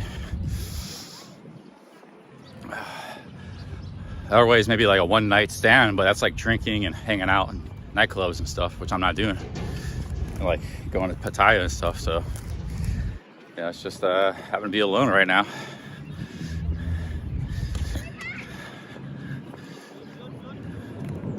It is what it is. Tell you, the basketball players are starting to show up. Let me go to the night market here. Chat numbers are pretty low. I looked on YouTube. My chat says 159, but we only get 124. Yeah, plus I'm getting older. Not really like, I'm kind of old man now too. But I could find a woman like that tomorrow in Pattaya, you know, but it's gonna cost me in some way. It's gonna, if she wanted to be with me, spend any time with me, you know, it's gonna, like I said, even if there's not a monetary expense, it's still gonna cost me. Like, say she just wanted to travel with me. Well, you're doubling my travel expenses right now. Maybe not quite double because we're splitting hotels, but actually one of the reasons I reached out to my ex-girlfriend was because I was lonely, but she was a good traveler, you know. I just thought maybe we could hang out and travel again together. She was a very good traveler. All ladies aren't like that. Maybe just you know, they get bored in day one, and I never, she was the best traveler of any I don't know. She was. That was one of the amazing things about her. She didn't have the best qualities all around, but she, like, I really felt like I really had a real travel partner when I was with her. You know, I didn't have to. We weren't arguing about things, or we would argue a lot and fight, but it was like in pats. When we were traveling, we were good. Like, we really gelled together real well when we traveled, you know. But there's other women I met that they couldn't. I stay in a budget hotel and they were like, "Oh my God, this place is terrible," and they're freaking out, and they left. You know, really good Koh Samit, you know. So it's like they were mad because I didn't get a nice, expensive. It wasn't like a bad. It was just a typical cheap hotel, but they were mad because I didn't take them to an expensive hotel. You know, that's the kind of woman you don't want to travel with. It's going to cost you a lot of money. Now you got to meet her expectations. You can't just travel how you wanted to travel. You got to like travel luxury. That's what she expects, you know. A lot of women are like that. Or they just don't even like travel, period. Like I was with a girlfriend in Argentina. We went to Chile together, took a bus. And it lasted about 2 days. I was trying to walk around the town, the hills of Valparaiso. She got tired in like 2 minutes. She couldn't walk anymore. She was tired. Wanted to go back to the hotel. And I think she left. She might have just left on her own. Yo, Luis Cabo with the 20 bucks, big ups. We were talking about you some today. I said I might not be coming to Pattaya, but yo, Luis with the 20 bucks, big ups, man. Get a haircut, get your ass back to Pattaya early February. Ha ha ha. All right, man. I don't know. I was thinking about going north to Mukdahan. No time to be sad's territory up in that area, the Mekong River. Maybe cross over in Laos. So I don't know. I was kind of 50-50 on the fence, man, but I'm not sure. I'd like to keep exploring Isaan or something. Thank you, Lewis. Yeah, I don't know, man. Lewis is trying to lobby me to go back to Pat's. Wanderer is going to be there. Robert Mack, Jay Easy. Maybe I just go for a few days or a week or something, and then go back to traveling other places. Big ups, Lewis. Thank you very much. Thank you, man. I'd probably make some extra money in Pat's. I tend to do well with it, making more money there.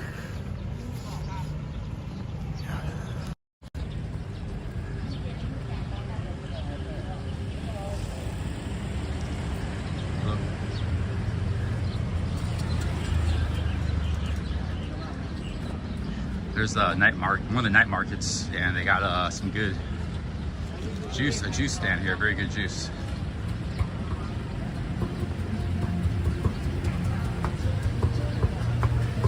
Thank you, Lewis. Thank you very much, man.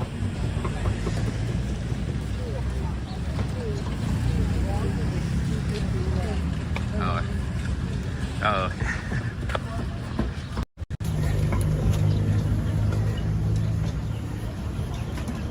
Got a fairing cooking, you know. I can't show that. The trolls will be snitching.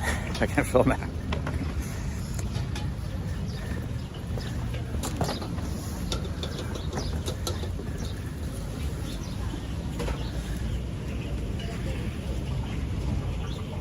Unless he has a work permit, I guess. But these trolls, they always, I gotta be careful what I film sometimes. No, big ups, Luce. Go snipe interview Chuck, no time to be sad. Everyone should be here by the 8th. Oh, that's a long time away, then I have time. Okay, maybe I'll just come for a few days. Hey, big ups. Big ups, Lewis. Thanks for the $5. Thank you, man. I can still go to Mukdahan and stuff in Laos and maybe come back. Yeah.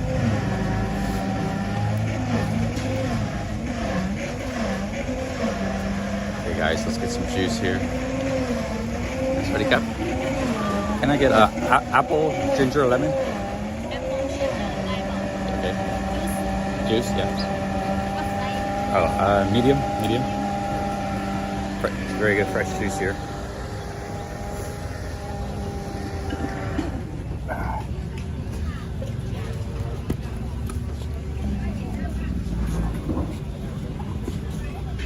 Thank you, Lewis.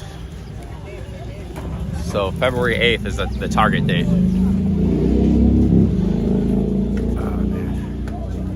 Maybe I do another border run to Laos. Go to Mukdahan and cross over into Laos. I don't have to go across the border, but I kind of want to go to Laos anyways.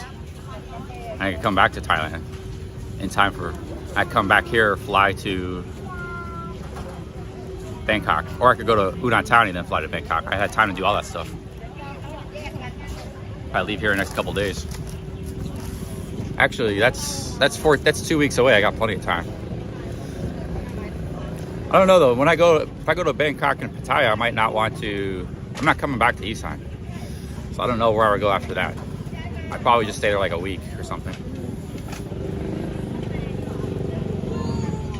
I could just go back to America, maybe get ready to hike the new trail or something next spring. I don't know if I have the money to do that trail, but I could live stream or do. I have to do something. I could live stream on that trail, vlog and stream it, both. Turn on the super chats this time. I turned them off on the Appalachian Trail. Would you guys like me to see me do the Continental Divide Trail in New Mexico and Colorado? Press 1, yeah, or 2, no. Wyoming? I think it's time to do stuff in America because of Trump, you know, MAGA. We need to celebrate America right now. Get involved in America. Fly our American flag. 1-1, you guys would like that? I mean, it's just going to be out in the middle of nowhere in the desert and mountains. I'll probably have to vlog most of the time, upload when I can.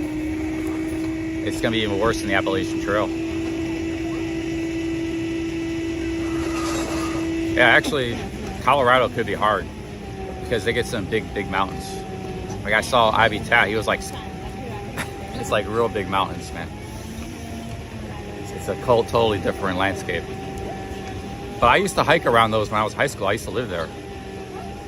But maybe it won't be too bad. If I want to leave, I could just leave in Denver. Denver's a big city. Get off the trail in Denver, that's like half the way.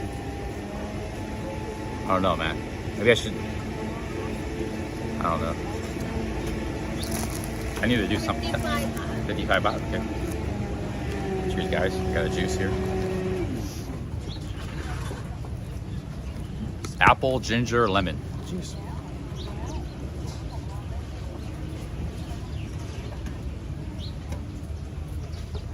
Oh man, that's so good. Cap and cap. I have to do research, see what kind of internet service you get out there. So CDT is like the least known trail, the least visited trail of the big three. The most popular is the Appalachian, second is the Pacific Crest Trail. It goes right by Luis Cabo's hometown, Seattle. It starts in Mexico, goes to Canada. Goes across the mountains, California and Oregon and Mexico. That would be cool, I'd like to do that too. But there they kind of gotta get a permit. You gotta apply like a year in advance. Maybe I could just like, I could swing it and hope I don't get in trouble, you know.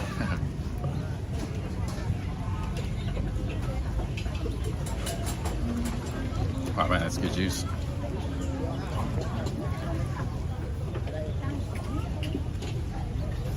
Got a coffee shop right across the street. I don't mind getting a coffee. Rentillion says, continue traveling to Isaan. You've done Pats to death. It might just be a quick visit to see friends. I don't know if I go there. I don't know, man.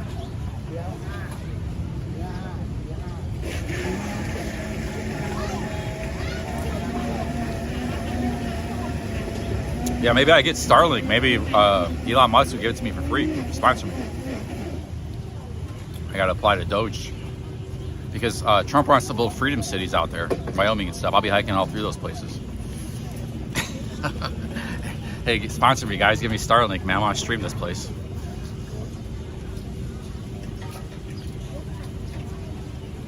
Yeah, Starlink's actually becoming a real thing for streamers. There's people using it. I think Chris Travels use it. Deepak in India is using it.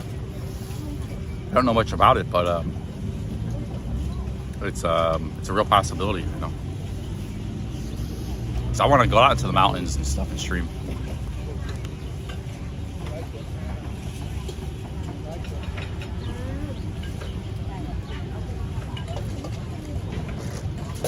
Oh, we talk about all kinds of stuff, Brett. We're traveling this moment. We're sitting in a market 400 miles from Bangkok in Uban, Ratchathani, dude. So I've been traveling, but we also have an eye to the future. I might be leaving Thailand soon.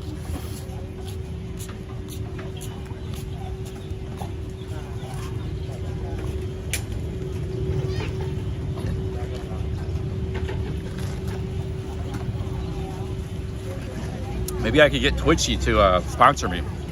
He'd get the Starlink plus a bonus. Me and Twitchy are kind of like on talking terms again. You know, I called in a show. I think he's cool with me. I'm cool with him.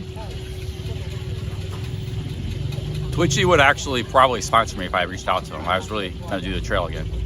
So, you know, my first attempt, I love hiking. I'm going to do it. He tried again. And he'd pay for Starlink too, because he'd probably be watching me. Twitchy's into America now. He doesn't care about Thailand anymore. He likes America. He wants to know about all those states. He travels to those states himself, out west and stuff. So I would be doing him a service going out there and doing it, you know. He might appreciate it, you know. Whether he sponsors me or not, you know, he might appreciate it. I don't know.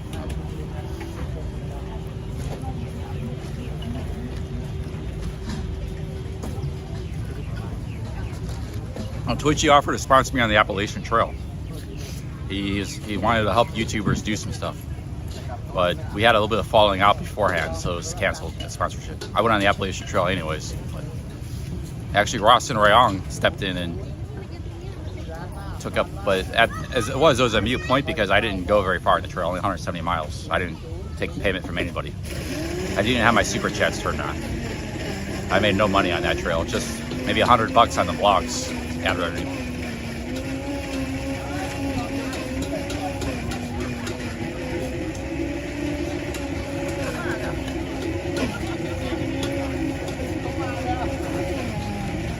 Actually, Twitchy would probably come visit me. He lives out in Arizona, so he'd probably come out, give me some food and stuff, resupply.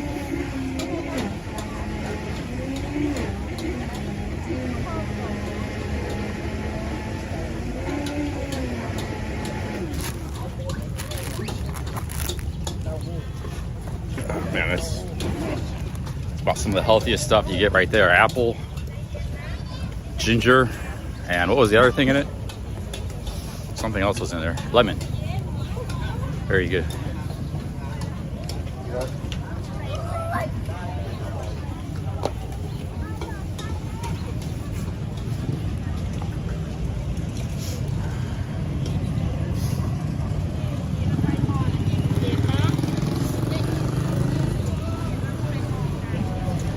The thing about the CDT is they got grizzly bears up in starting around Yellowstone Park and all the way through Montana.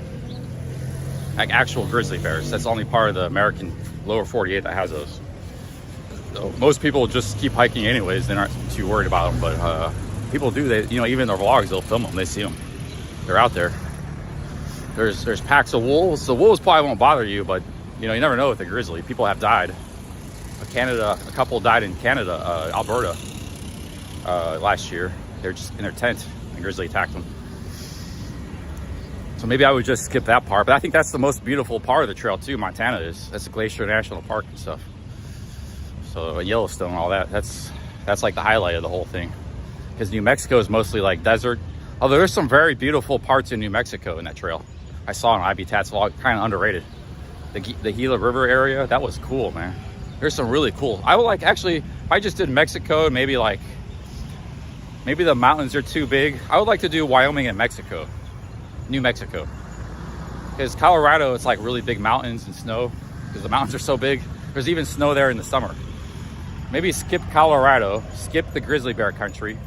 So just get to Yellowstone where the grizzly, just do like Wyoming and New Mexico. That's like 1,500 miles. And that's good enough. I don't have to do the whole thing. Risk my life with grizzly bears. Wyoming is kind of just like open land and boring, but I think it's actually kind of cool. I would like to do Wyoming and New Mexico, but those are like the parts people least like to do. It's just a lot of hiking through barren land, you know. The terrain is not that tough though, but water is a little bit of a problem in both those places. Maybe I'll play a game or two of basketball, guys. Jump in a couple games here. I got some players assembling.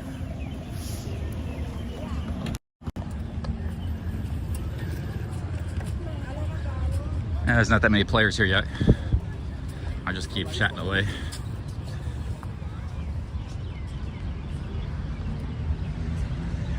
Big ups Luis Cabo, thanks to the super chats.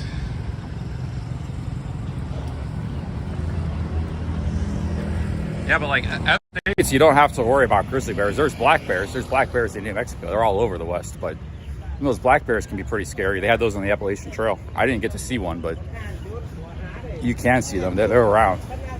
I just didn't, I was on the trail long enough. But I know there was some near my tent in the middle of the night. I heard them, but I didn't see them firsthand. But I'm not too scared of black bears, but grizzly bears, they're madder, man. Those things are, they don't have no fear of people. They're not really out there to mess with people. They got no fear of you. Like a black bear actually kind of has some, they're smaller, so they have some fear of people. They kind of just stay away from you, do their own thing. Try to maybe raid your food if they see an opportunity, but.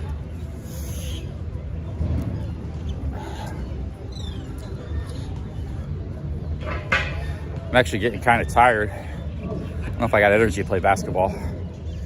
Yeah, I don't really feel like playing basketball. I don't know. Maybe come back tomorrow.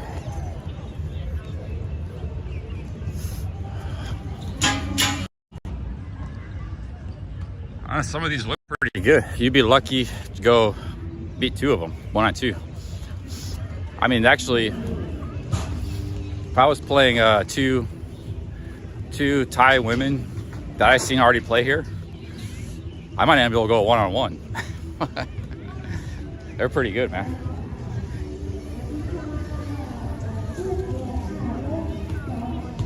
Like I said, if you see a woman playing basketball on these courts, anywhere in the world, with playing with the guys, she's pretty good. Yeah, I don't got the energy. I think a couple guys recognize me, look at me to play, but I don't got the energy to play right now. It's been a pretty long day. I was up at 3:30 in the morning today. I went back to sleep, but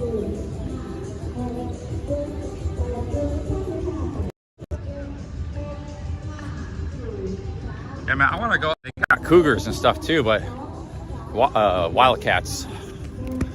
They got those out in, well, those are all over America. They have those in the Appalachian Trail. And actually, sometimes I would take a break. It'd be like a top, because you constantly had to go up and down these small mountains in the Appalachian Trail.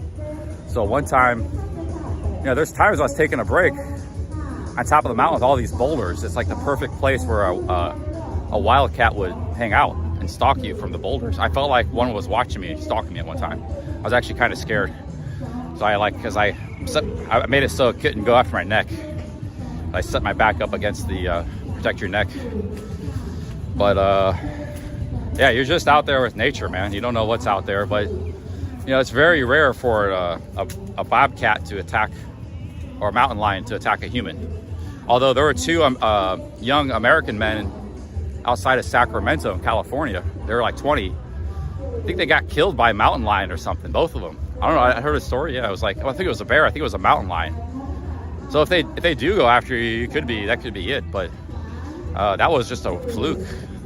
Yeah, that was like last year. Two Californians were like hiking in the mountains by Sacramento. But normally they don't go after adults. They might they'll go after pets and a kid. They'll actually go after your child, a small child, but they won't go after an adult because we're just big, scary looking creatures to them, So we're not their prey, natural prey. But if they did decide to go after you, they're starving or something, I don't know, man. I don't know if he'd win that fight. Yeah, two like adults. They were like 18 to 20. They were full-grown adults. Got attacked or killed by a mountain lion. That was in the news. I think it was a mountain lion. I don't remember correctly, but that was like a year ago. No, it was in the mountains of Sacramento. There was mountain lions all over America, in the mountains, in the deserts. Pumas, that kind of thing. Appalachian has them too. They're just not that common, and they're hidden. You don't even know that there could be one right over there, and you wouldn't know it.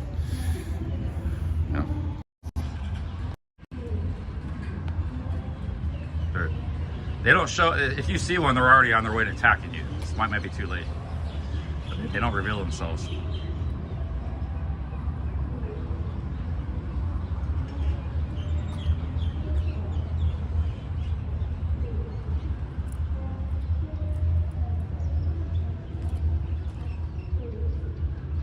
Let's eat some food. I owe Nigel, I told him I to go feed some of these squirrels, man. Just put some food in their cup. Their food bowl's been pretty dry lately, every time I come here. Feed the squirrels. Let's go to 7-Eleven and get some, I think sunflower seeds probably is the best. There's a whole bunch of squirrels that live in this park, and they got little cups hanging on the trees. People feed them. But every time I walk by these cups, they're always completely empty. I don't know if anybody's feeding these squirrels. They might be dying right now because they seem, I don't know, man. I don't know if they got any food. I'm gonna go buy some sunflower seeds. Unsalted, yeah. I fed some coconut, leftover coconut for my drink, coconut flesh. And they seemed like they really liked it. The one ran off, was all happy, you know. Picked it up off the ground. Like it liked the coconut, but I don't know what they like, but I imagine sunflower seeds would be, they like it. Yeah, there's a 7-Eleven right up here. Let's go feed them. There's like dozens of squirrels that live in this park. They're really cool. They're just all over the place. I mean, they get some food, natural food from the trees and stuff, but there's so many of them. They probably depend somewhat on human handouts too. They need a combination of the two. You know, there is a lot of trees in the, so I don't know. They probably do get some scraps, you know, from the nature here, but they actually depend on humans for those cups, like street dogs. They're like street squirrels.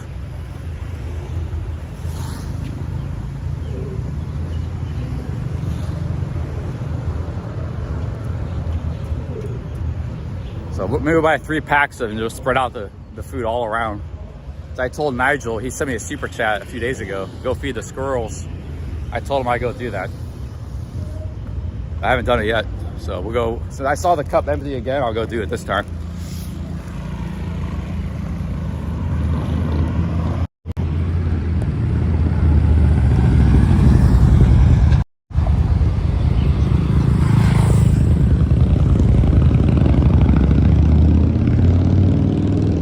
Restaurant, I ate their spaghetti a couple of days ago. It was pretty good spaghetti. It wasn't bad. Spaghetti bolognese. I was in the mood for spaghetti. I don't know if they're gonna, some of these businesses, they can make it. High failure rate, but you know, who knows? If I come here a year again, I see them still in business, I'd be surprised. But their food wasn't bad. I just don't think there's much demand for spaghetti for 120 baht in Uban, Ratchathani. Maybe I'm wrong, yeah, there's fairings. They didn't have a big menu. They just had a couple things in the menu.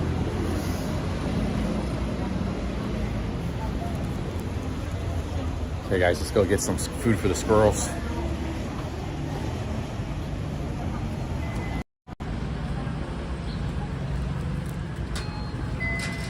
Dog's getting ready to go to 7.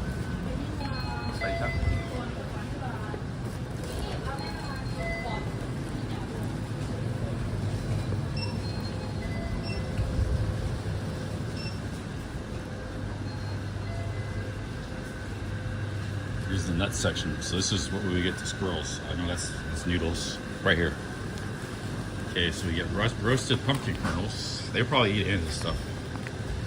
See if there's any salt in here. 0.2% salt, so basically none. We can get that. I mean, they probably go bananas for this stuff. Here's sunflower seeds. I think there's no salt in this. Yeah, 0.2% salt, so literally like nothing. Pumpkin kernels, sunflower seeds. What else can we get? Here's watermelon seeds. These are kind of expensive, 40 baht. I don't know if they would. I'll just get these 2 things, I guess. I've never seen this brand before. This one's got 3% salt. It's too much. These basically no salt.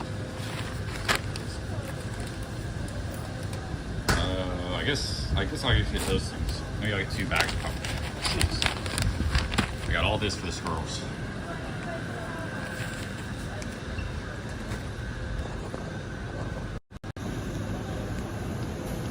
This ain't any problem with squirrels, right? I'm not gonna give them something that's unhealthy for them or something, you know. This should be right up, you know, pumpkin seeds and sunflower seeds, right? You gotta tell me now, guys, because I'm gonna. This shouldn't be bad for them, right?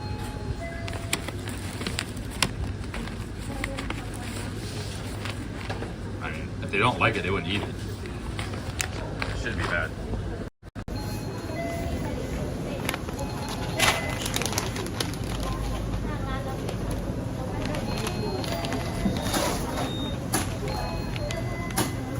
What do you got? Oh, Annabelle, yeah, I'm gonna go to the squirrels in a minute here. They'll probably be all over eating this food. They'll probably be all over.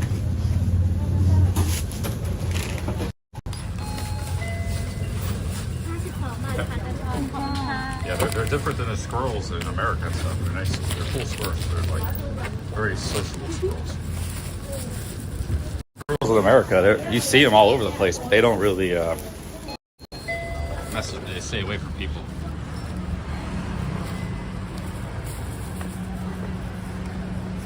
It's kind of different species of squirrel.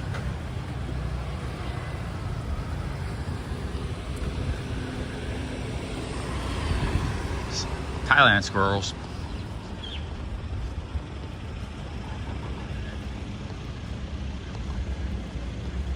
Yeah, like I said, if they didn't like it, they wouldn't eat it. But I think, you know, this is the kind of stuff they eat. They like nuts and that kind of stuff. They're omnivores. I didn't know they eat fruit. It's not surprising. I mean, I gave them coconut. They definitely seem like they like that, so.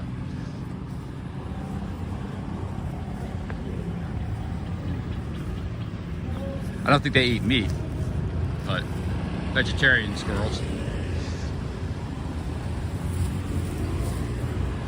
Yeah, AC dogs. Yeah, I told you guys there's only like 5 weeks of cooler weather. It's not even that. It still gets in the 80s in the daytime, but that's it. In Thailand, man, it's hot all year round. You got one. Let's see what Darren John. I told Darren John. Darren John moved here right when the weather was getting nice. And he was struggling with the heat when it was nice. I told him, man, it's just gonna get real hot, dude. Two kinds of heat. Half the year is humid, like humid hot. Other like Saudi Arabian heat. Saudi Arabian heat's coming soon, like 100-degree weather. After that, it's like 80s, but it's like 100% humidity. That was back in like August, October, and September, rainy season. So you just got two kinds of extreme heat all year. You're here, and then it's actually kind of nice. And he was kind of complaining about the heat a little bit when it was nice, you know. So he might not stay here long when he sees this, because if you arrive right in December, that's when it gets nice. December and early January, that's it. It's extreme heat the rest of the year. So yeah, I sent him a nice long message on his YouTube saying, yeah, it's just gonna get really hot, man. I was nice. I don't leave mean messages on YouTube. I have no reason to leave a mean message. But I try also, like, I know YouTubers get trolled a lot, so I even try to be extra polite, because sometimes you might misinterpret something like, oh, this guy is like messing with me or criticizing me, when you weren't trying to do that at all, you know? Like trying to give us information or advice or something, unsolicited advice. I got fish in this pond too. But I was just kind of giving him the heads up about the heat. I was just like, you know, you ain't seen nothing yet about the heat. This is the good time of year. It's gonna get real bad. Some people, I think they can handle the hot, dry season, which is coming up, because it's not raining a lot, so it's hot and dry. But the wet season can break you, because even it's like it's actually not as hot, but that humidity, you get days where it's just the humidity is so awful, man. Like I had a day in Chonburi, Bang Sen, it was like 95% humidity. I felt like I was dying. And it was only like 80 degrees that day. It was like absolutely awful. That was back a few months ago. Okay guys, we got the squirrels. Let's feed them here. So they're gonna probably see me putting stuff here. They're gonna come. quick.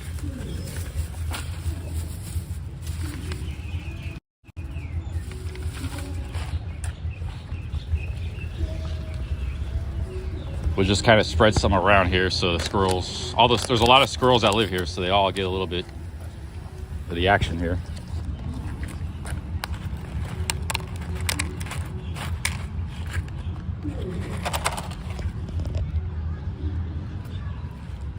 Don't see any squirrels. They probably see this pretty quick.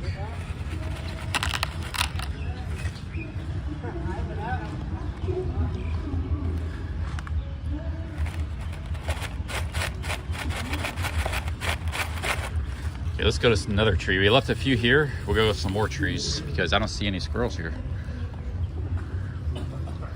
We want to see them up close. Oh, there's a little corgi dog.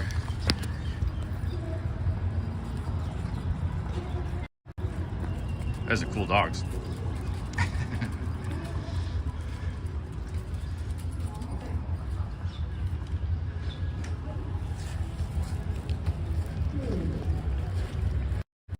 I wouldn't give them Lay's potato chips. That's animal abuse.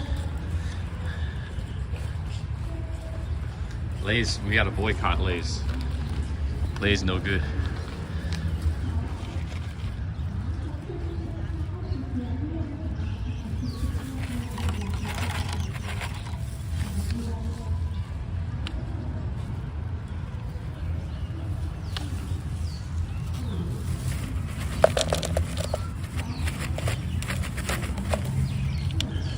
Well, they got some food. There's more cups. I don't see all the squirrels left. They might be feeding somewhere. I don't see them around here.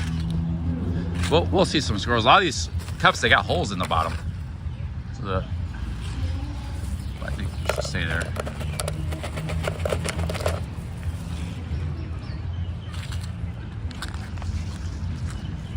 Some more dogs, little dogs arriving. Poodle.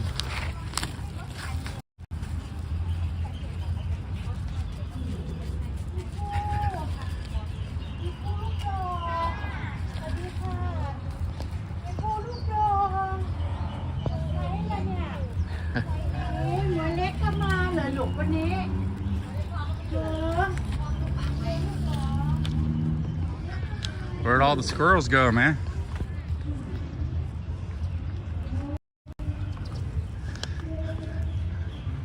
If you stop long enough and look around, you'll see them. Because they're up in the trees a lot. There's so many of them. The other day I saw them everywhere. Birds are showing up. Birds might be getting my stuff. It's for any animal. I mean, I don't care if the birds get it too, but I was hoping to see some squirrels up close. They all left. There's a bird right there getting into the food.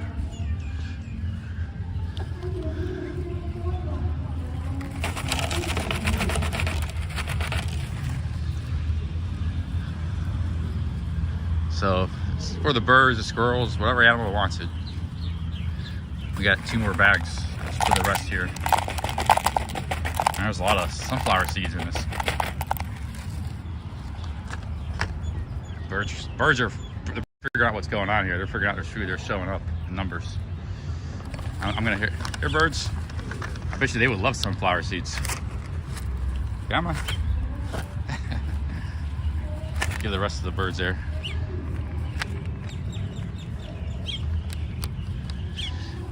All right, let me step away. You guys can go have at it.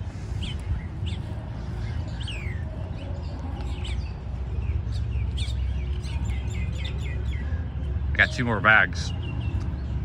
Okay, I see some squirrels starting to show up. I see like 2 squirrels coming now.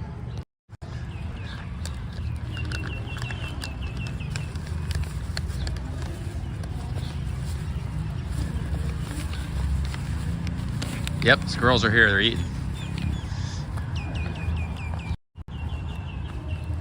Yeah, it didn't take them long. Look at their chowing, dude. Look at this. So they're probably hungry because every time I come here, like these things are empty. Jeez.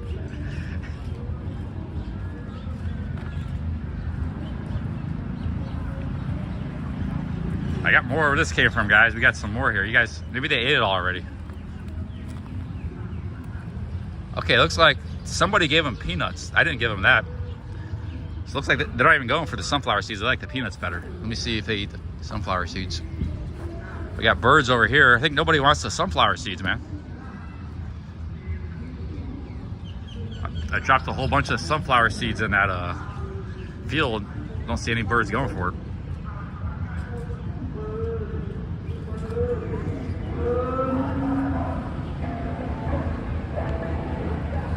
There's a whole bunch of squirrels up in this tree. They're all coming down. As many squirrels as there are here, those peanuts won't last long. I want to see if they go for the sunflower seeds. I just like to see what they eat. They grab one and run away. Come back, grab one. Just like raccoons. And I'll take their turns. I actually think, okay. Yeah, they all showed up now, man.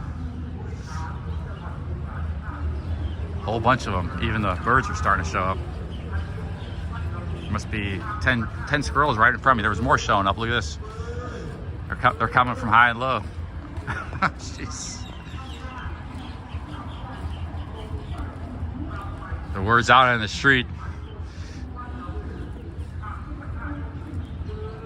Let's give them some more here. Since we got them all here now. Yeah, there's enough of them here. They'll probably want to eat everything. So I'm just gonna put all the food I have here. Since they're all here.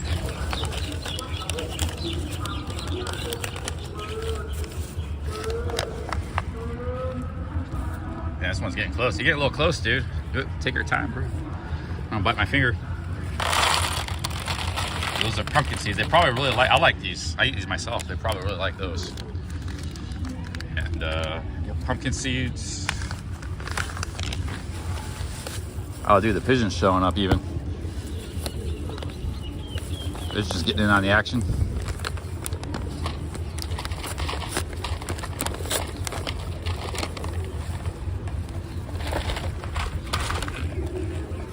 They might like the sunflower seeds, the pigeons do.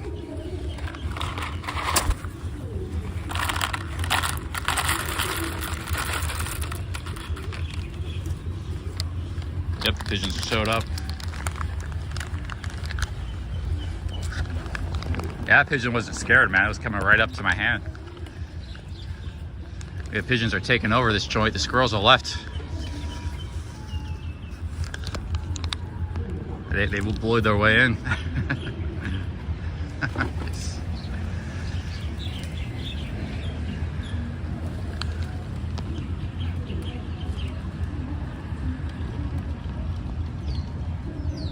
Yeah, competition. Jeez, pigeons gotta relax, dude.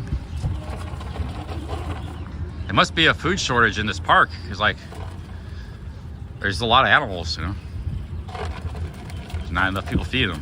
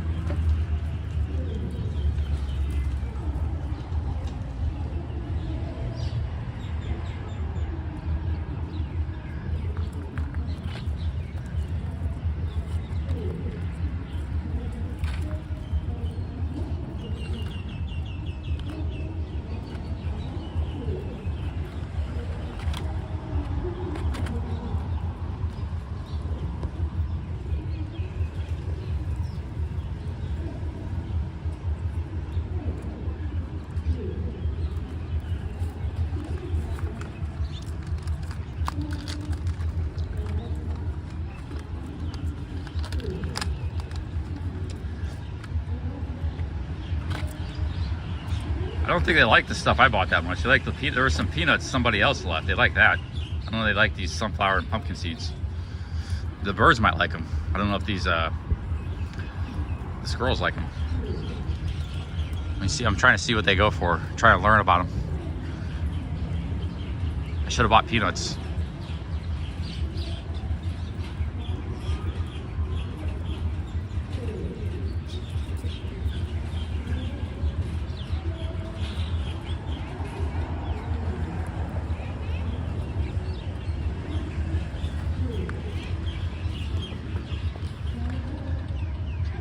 Well, guys, I did my best. I don't know if the squirrels like what I bought, but I'm sure some birds or something will eat.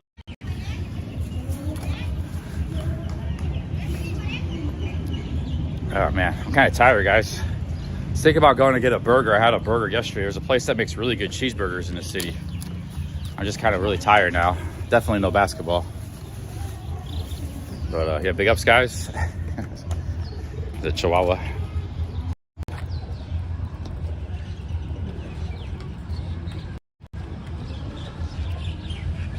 All right, guys. I'm pretty tired, man. I'm not used to streaming a long time. It's 8.5 hours. It's been a long day for me. I could go get some coffee or something, but I figure I'd just go relax, call it a day. Maybe I don't know. I am kind of getting a little hungry. Could go for some food. I might do that later. Or just eat some stuff I got in my room. I think I got some fruit and stuff in there. Just get some ice cream or something.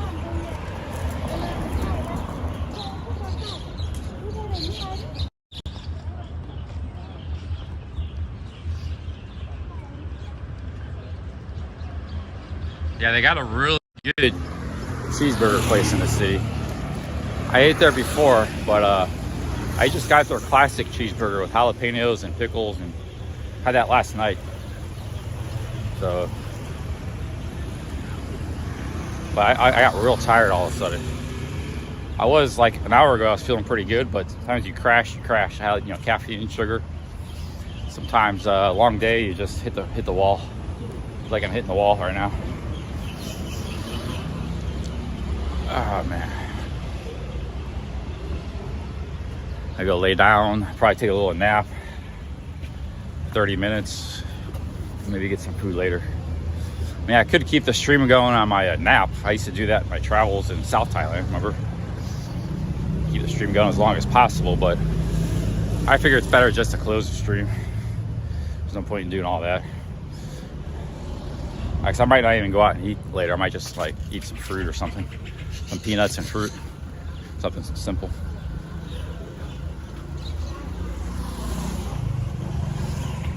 All right, big ups, copy paste. It's not a sugar crash. I just had a long day, man. It's 8.5 hours of streaming, walking around, talking nonstop. Eventually, it's just like a long day at work. Heat, a lot of heat. Eventually, it just takes its toll.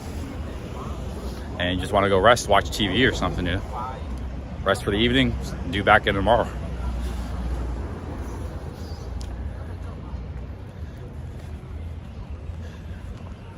It's not a sugar crash. If it was a sugar crash, I would have crashed a long time ago.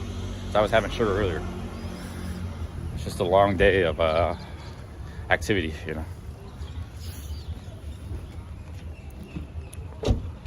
Oh, thank you, Ed C.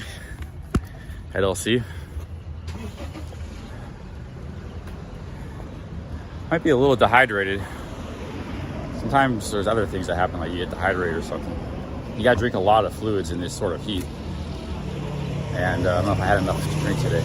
I do feel like I might be a little dehydrated. I'll just have some water in my hotel. Actually, a beer would. That's what I used to do. I like have a long day of streaming in Mexico. And I treat myself at the end of the day, just sitting down, having some mezcal or beer or something, at a cafe. That was actually a really good combination. I was like, if I could drink beer, I would do that right now. But I'm just not drinking, so treat myself to a water in the room. Maybe ice cream or something.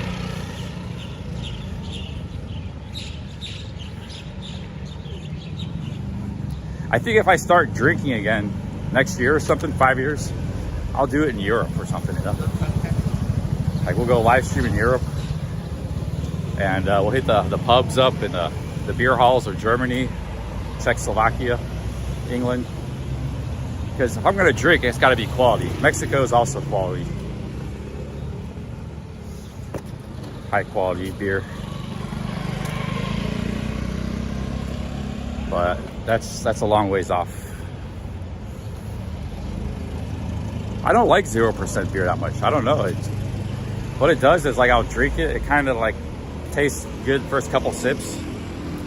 And then it's kind of like gross. And it kind of does something to your head. It has kind of like one one non-zero Heineken kind of like makes me feel funny. I don't know. It's happened a few times. The only non-alcoholic beer I like is Guinness. That's really good. Almost tastes just like normal Guinness. It's delicious, but it's impossible to find. I only had that a couple times in England. Even there, it was hard to find.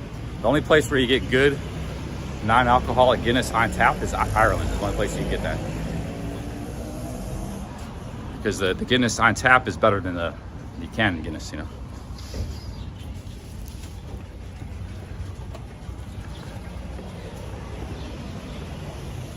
Yeah, I don't know. I mean, I got a headache, dude. I don't know what's going on. I'm just kind of tired. Got a headache, everything. Hit the wall hard today. I'm not used to streaming this long. Might be dehydration. Now, I've never tried kratom. I'm gonna go get ice cream and I had a water bottle. I'm gonna go get an ice cream at a 7-Eleven. Have that, see how I feel after that. Because I mean, 45 minutes ago, I was ready to jump in a basketball game. I can't be feeling all that bad. I might just be dehydrated.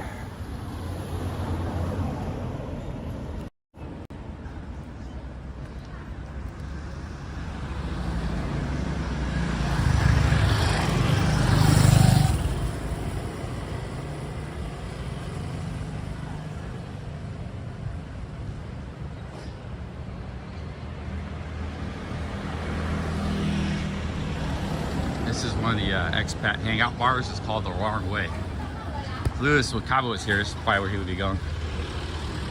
This place right here. A lot of expats hang out here. Not many people here right now, but usually there's people here.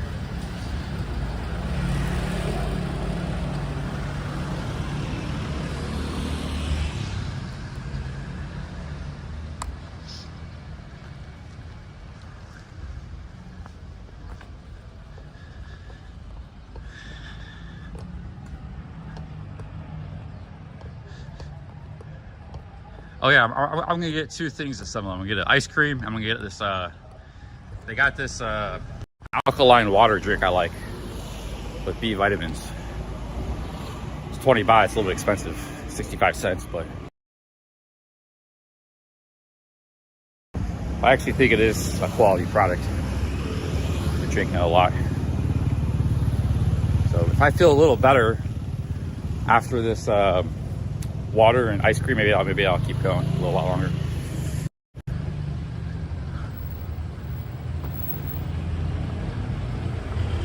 I need to find a place to sit down though. I know where to sit down around here.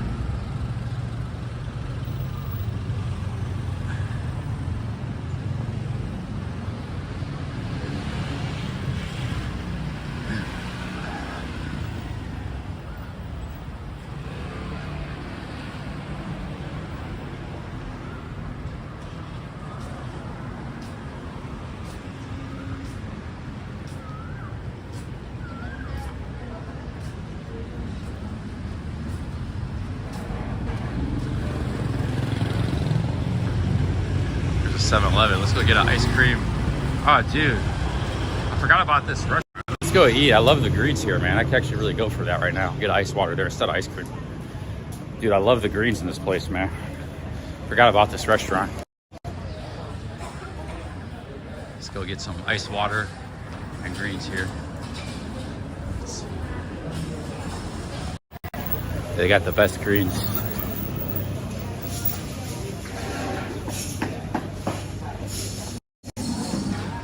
Yeah, I like those things right there. I love that right there. That stuff right there. Buddy cup? Can I get that one? Okay. And cow noon. Yeah, cup. I just get the greens and rice. 65. Oh man, back's hurting.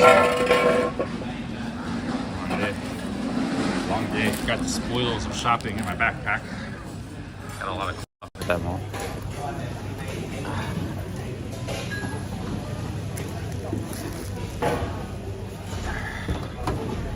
They got some good food here, all kinds of stuff.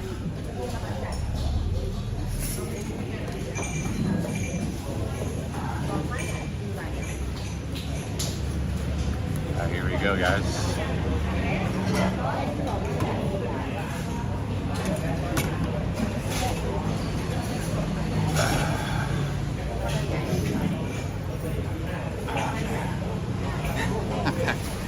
Long day here.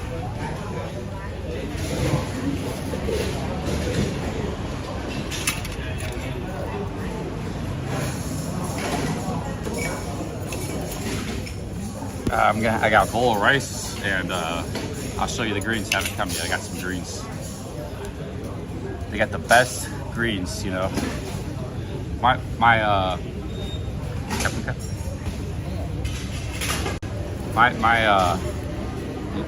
Lumbee Indian great grandmother used to make great greens, collard greens, and these are on that level, you know. She loved to cook. She was a great cook. She made all kinds of good stuff. These greens right here, man. This is the best stuff right here. You eat this with the rice. This is like cabbage, and I don't know what it is, but it's got some pork in there, flavor, and just phenomenal greens.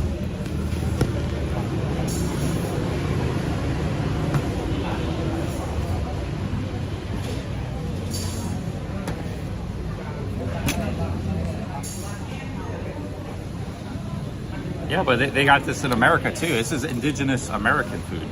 So it's interesting how foods can be eaten by same people. Like African Americans in the South and Indians eat this food in America. It's like, and they eat it here, like just like Laos food, you know.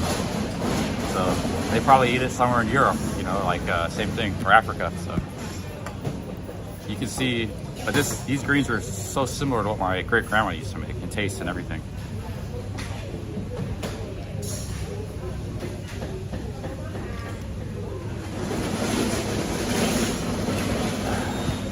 She passed away when I was 14, but I got to eat some of her food growing up. Her and your great-grandparents. Love to cook. And you can put some of this sauce in it too, it's really good.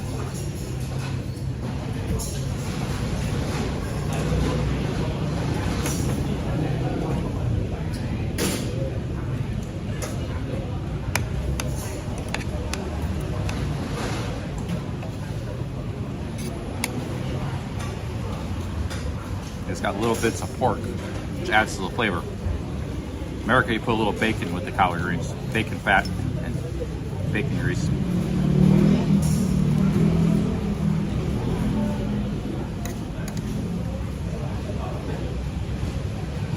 This isn't Morning Glory. Morning Glory, I like Morning Glory, but it has a little bit of a stringy flavor. It gets stuck in your teeth and stuff. I think this is cabbage and something else, but the way it's prepared, I don't know, it's fantastic. I don't know exactly what kind of greens these are. But it's not Morning Glory, I can tell you that, because I've eaten and cooked a lot of Morning Glory. It's something else. Stuff.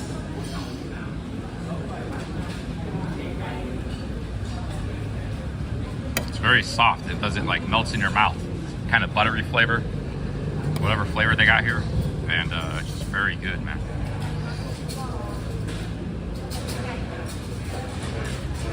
Got little bits of pork in there. Yeah, I used to buy Glory, put it in the rice cooker and steam it. I'd make greens and rice, like this meal right here. But it didn't have this flavor. It wasn't very tasty. Maybe this is Morning Glory, I don't know.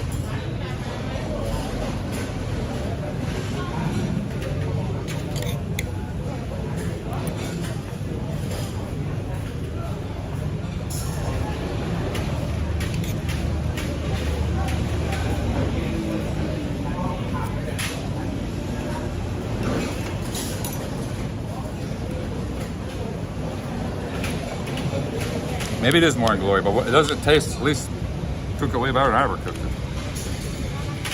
Like melts in your mouth, it's not stringy.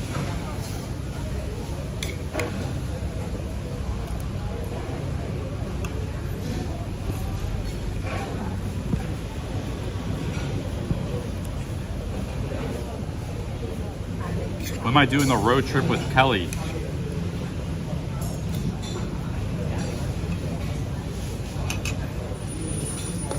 That's a good question.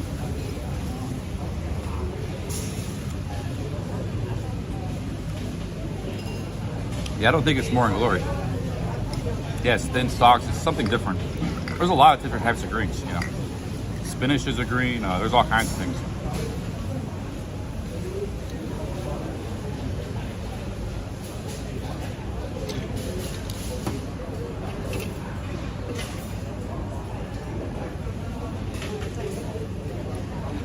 This is definitely cabbage. I know that, but it's a mix. This is cabbage right here. I know for sure, huh? But the other stuff, I don't know. There's a mix of things here.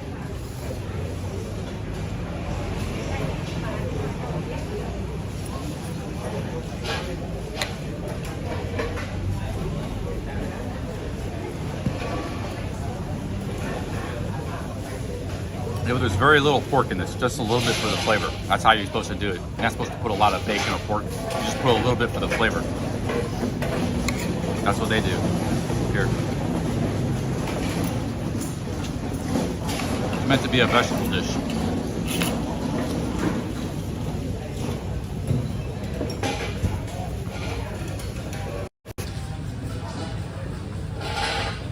We got some more greens there.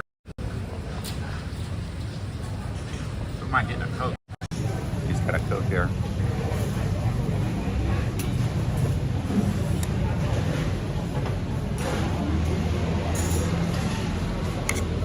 Nice cold Coke.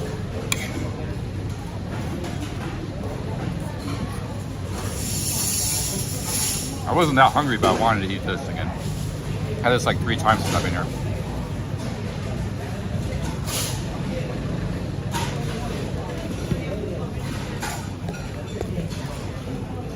Yeah, I was just gonna get ice cream. I might still get the ice cream too.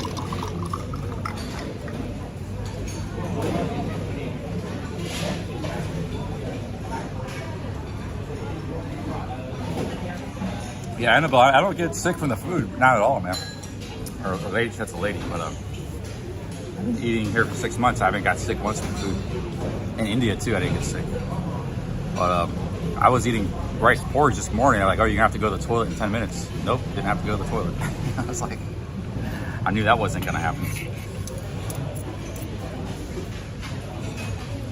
So yeah, I've gotten used to the food here, with the bacteria or whatever is in this food.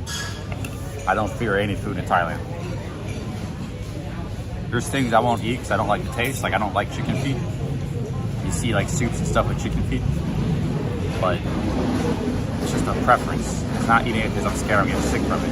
I just, you know, why the heck would you want to eat chicken feet, you know? But pretty much anything I'll eat in this country.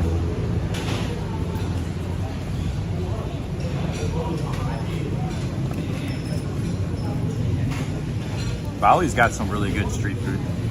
They got that mean pork dish, man.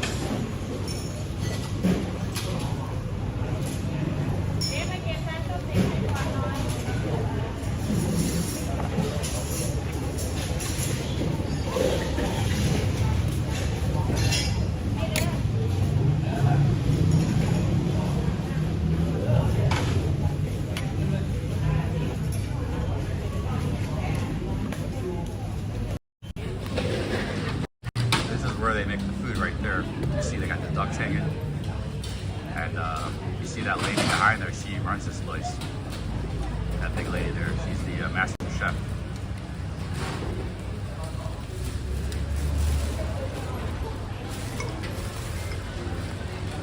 Every time I've been here, she's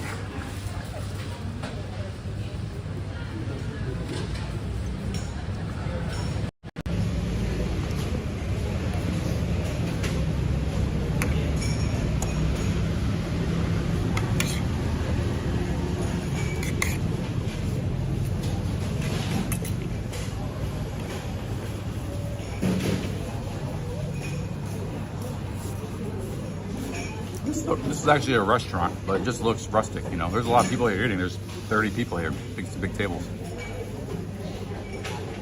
A lot of this food, I think, is a lot different than what you see elsewhere. Which I didn't recognize any of the stuff up there. If I saw the greens, like just give me that and rice. And maybe I should try some of the other stuff. This is really good, you know.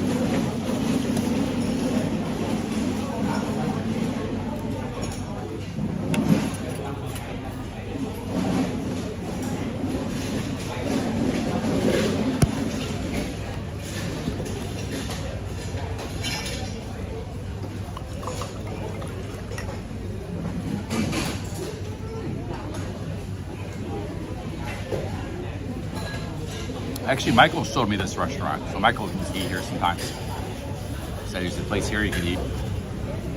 We were driving around and stuff. Showed me the town. I ended the stream with Michael. We were together a bit off stream, and Michael gave me these clothes. Dropped some clothes off for me. Free clothes.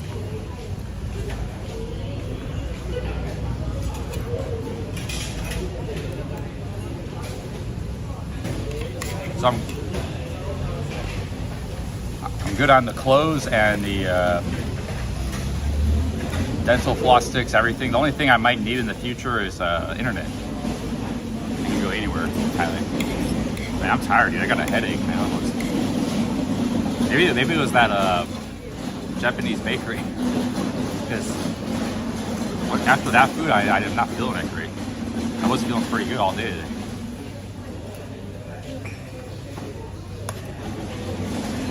Maybe that food didn't sit well with me. That Yamazaki bakery. Pizza pastry, yeah.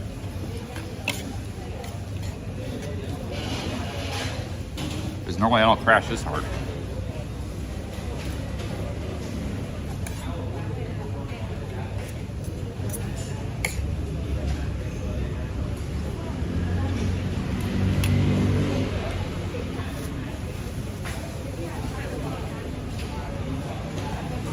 What do you mean, Annabelle? You mean if I only had one country to live in, where would I go?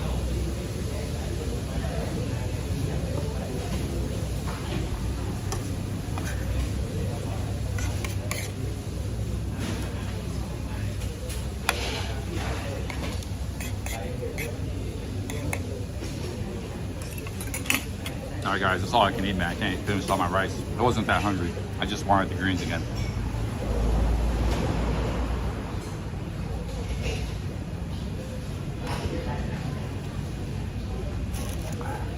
I ate most of the food, but left a little on the plate. I'll probably feed it to the dogs or something.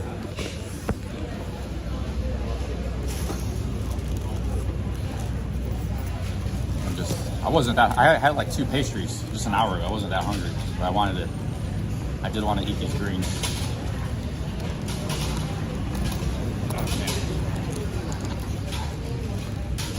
Okay, this is, I believe it's 60 baht for this.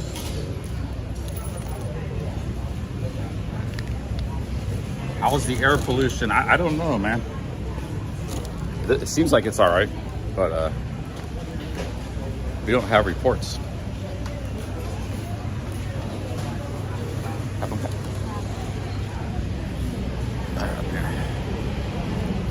Now, what do they do with leftover food? Because the Thais, they don't finish their plates. They leave food on the table all the time. I usually finish every food I eat, but that was all I wanted. I was full.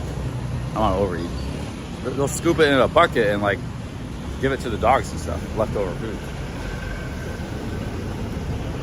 So it gets used. They don't just throw it away. They'll clean the plate and put all the leftovers in a bucket. Place like that.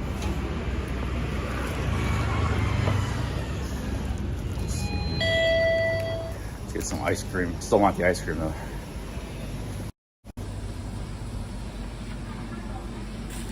They got that durian ice cream, man. Dude, I'm tired, man. I'm gonna crash in my room. I might just pass out.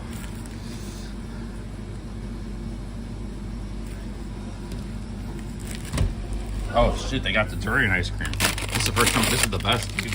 It's like natural too. I didn't know they had this here. Vegan. It's actually vegan.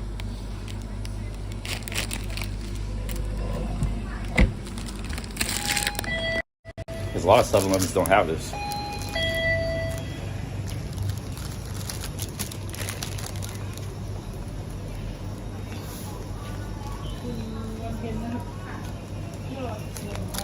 ingredients to this is coconut. They use coconut milk instead of regular milk. Coconut milk, 33%. Sugar, 15%. Durian, 7%. Vegetable fat, 3%. So that's like 50%, 60%. I don't know what the other 40% is. Maybe water. But yeah, I had this since very young. Yeah, vegan ice cream. But with the coconut milk, it's actually really good. Like, it doesn't need dairy milk. Okay, 45 baht, cheap too.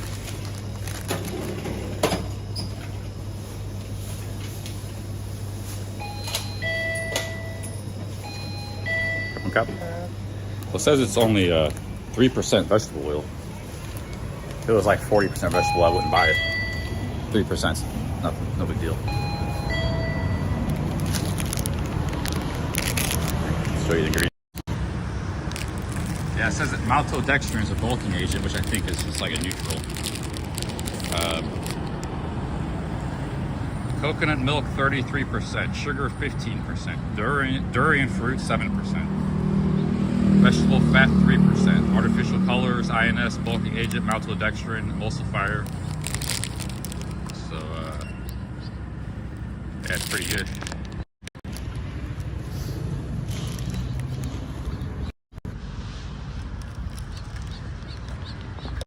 All right, guys, I'm gonna have this ice cream here and then close the stream. Thanks for stopping by. Thanks for the super chats, everybody. And man, I'm really tired, dude.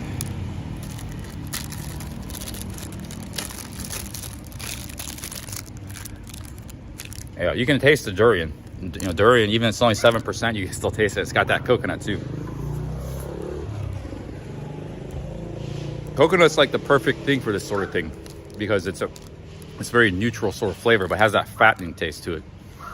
But the durian's only 7%, but man, does that durian flavor come through. You taste that in the first bite.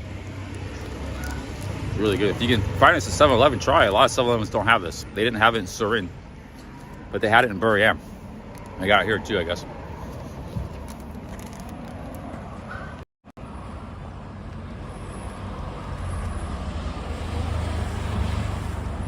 You look very tired, Billy. Yeah, I don't know. My sleeping schedule and everything has been all over the place and been feeling run down. So, I don't know.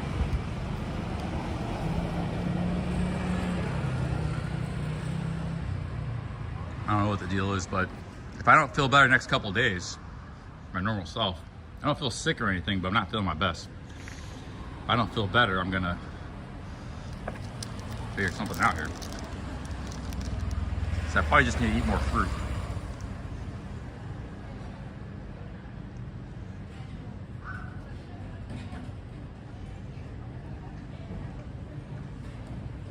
Yeah, I need to buy a SIM card from 7-Eleven. I did that once. I didn't even know you could do that. The thing is, that's not unlimited data though. That will expire in like a... Streaming ties up tons of data. So that'll last you about a few days to a week, depending on how much streaming you do.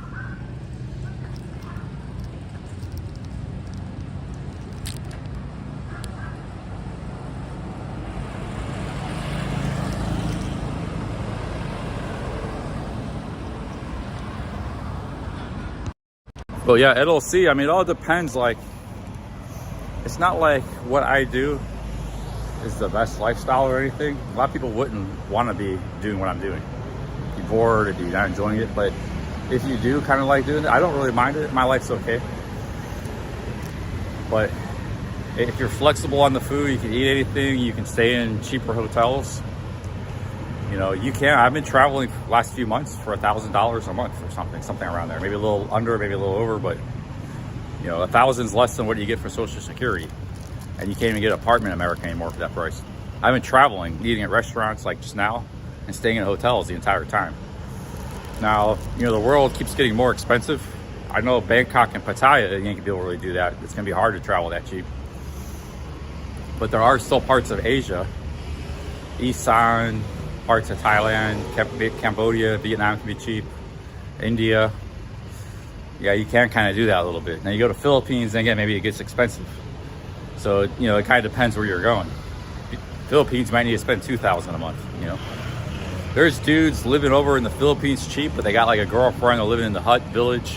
You know, it's like they got nothing to spend money on. There's nothing, you know.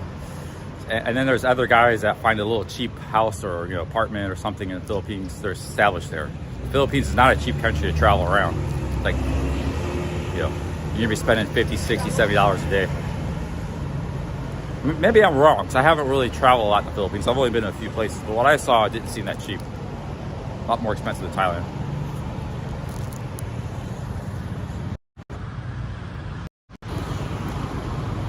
I don't know how, because Thailand has been growing economically, doing very well.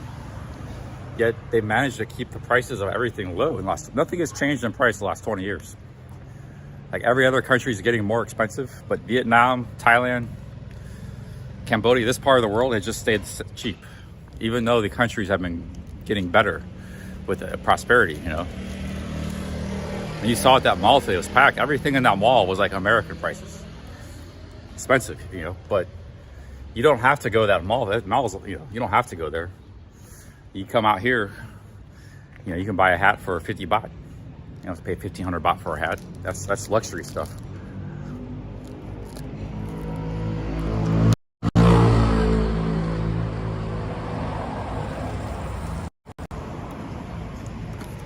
I mean, the one thing I've been always pretty good at is like keeping myself entertained. I can keep like in the pandemic, I was stuck, you know, I was able to do anything. I'm pretty good at keeping myself entertained. But, you know, and then I got things like YouTube and live streaming as well. And, you know, if I didn't have YouTube and live streaming, I'd be fine. But I'm saying I got that too. So you might come out here and like travel around a little bit. You know, what am I doing out here? I'm bored, losing my mind, I'm bored. And you just start drinking a bunch of beer to solve the boredom, you know. So you maybe have to get to, I'm not saying we're all different. Maybe you've already done this stuff before. I don't even know who you are. You know, maybe you've already done a lot of this. But I'm just saying that at the end of the day, every situation is like, you put me into some person's shoe, he's having a good time, I would feel awful. Likewise, you put some people that look at me like in my shoes, it looks like it's fun for them, they wouldn't have a good time. So it just depends. Everybody's different.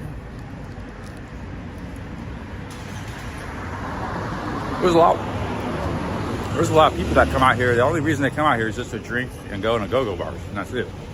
They come and get hammered every night. They go back to the hotel. They go, and it's a repeat process. That's their whole experience. Come here, spend a bunch of money, have a lot of fun.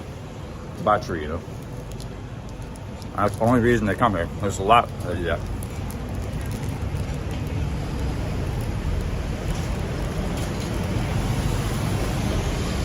I mean, anybody can do that, but remember, you need a lot of money to do that. That's not cheap.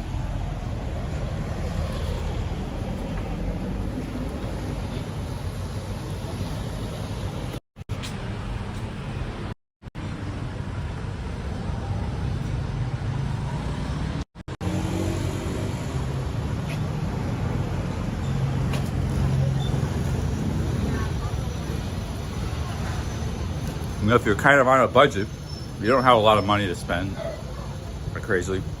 So, you know, you can't create your own fun with money. And, you know, maybe you don't even want to do that anyways, if you could, because of health issues. You can't go hog wild like a 2-week millionaire. You're getting older. You don't have friends out here traveling. It's like beautiful sunset here.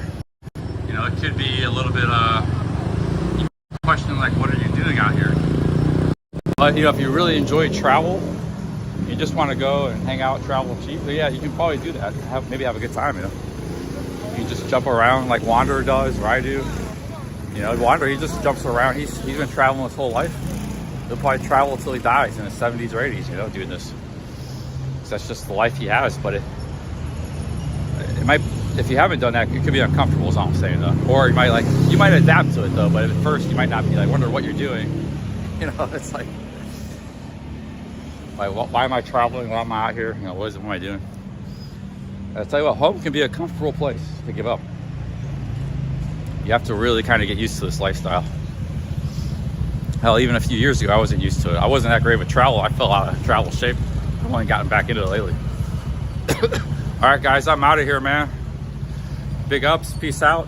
I'm gonna lay down, and he was working in America as a security guard recently. He saves up money, you know, the kind of shitty job that comes with travels.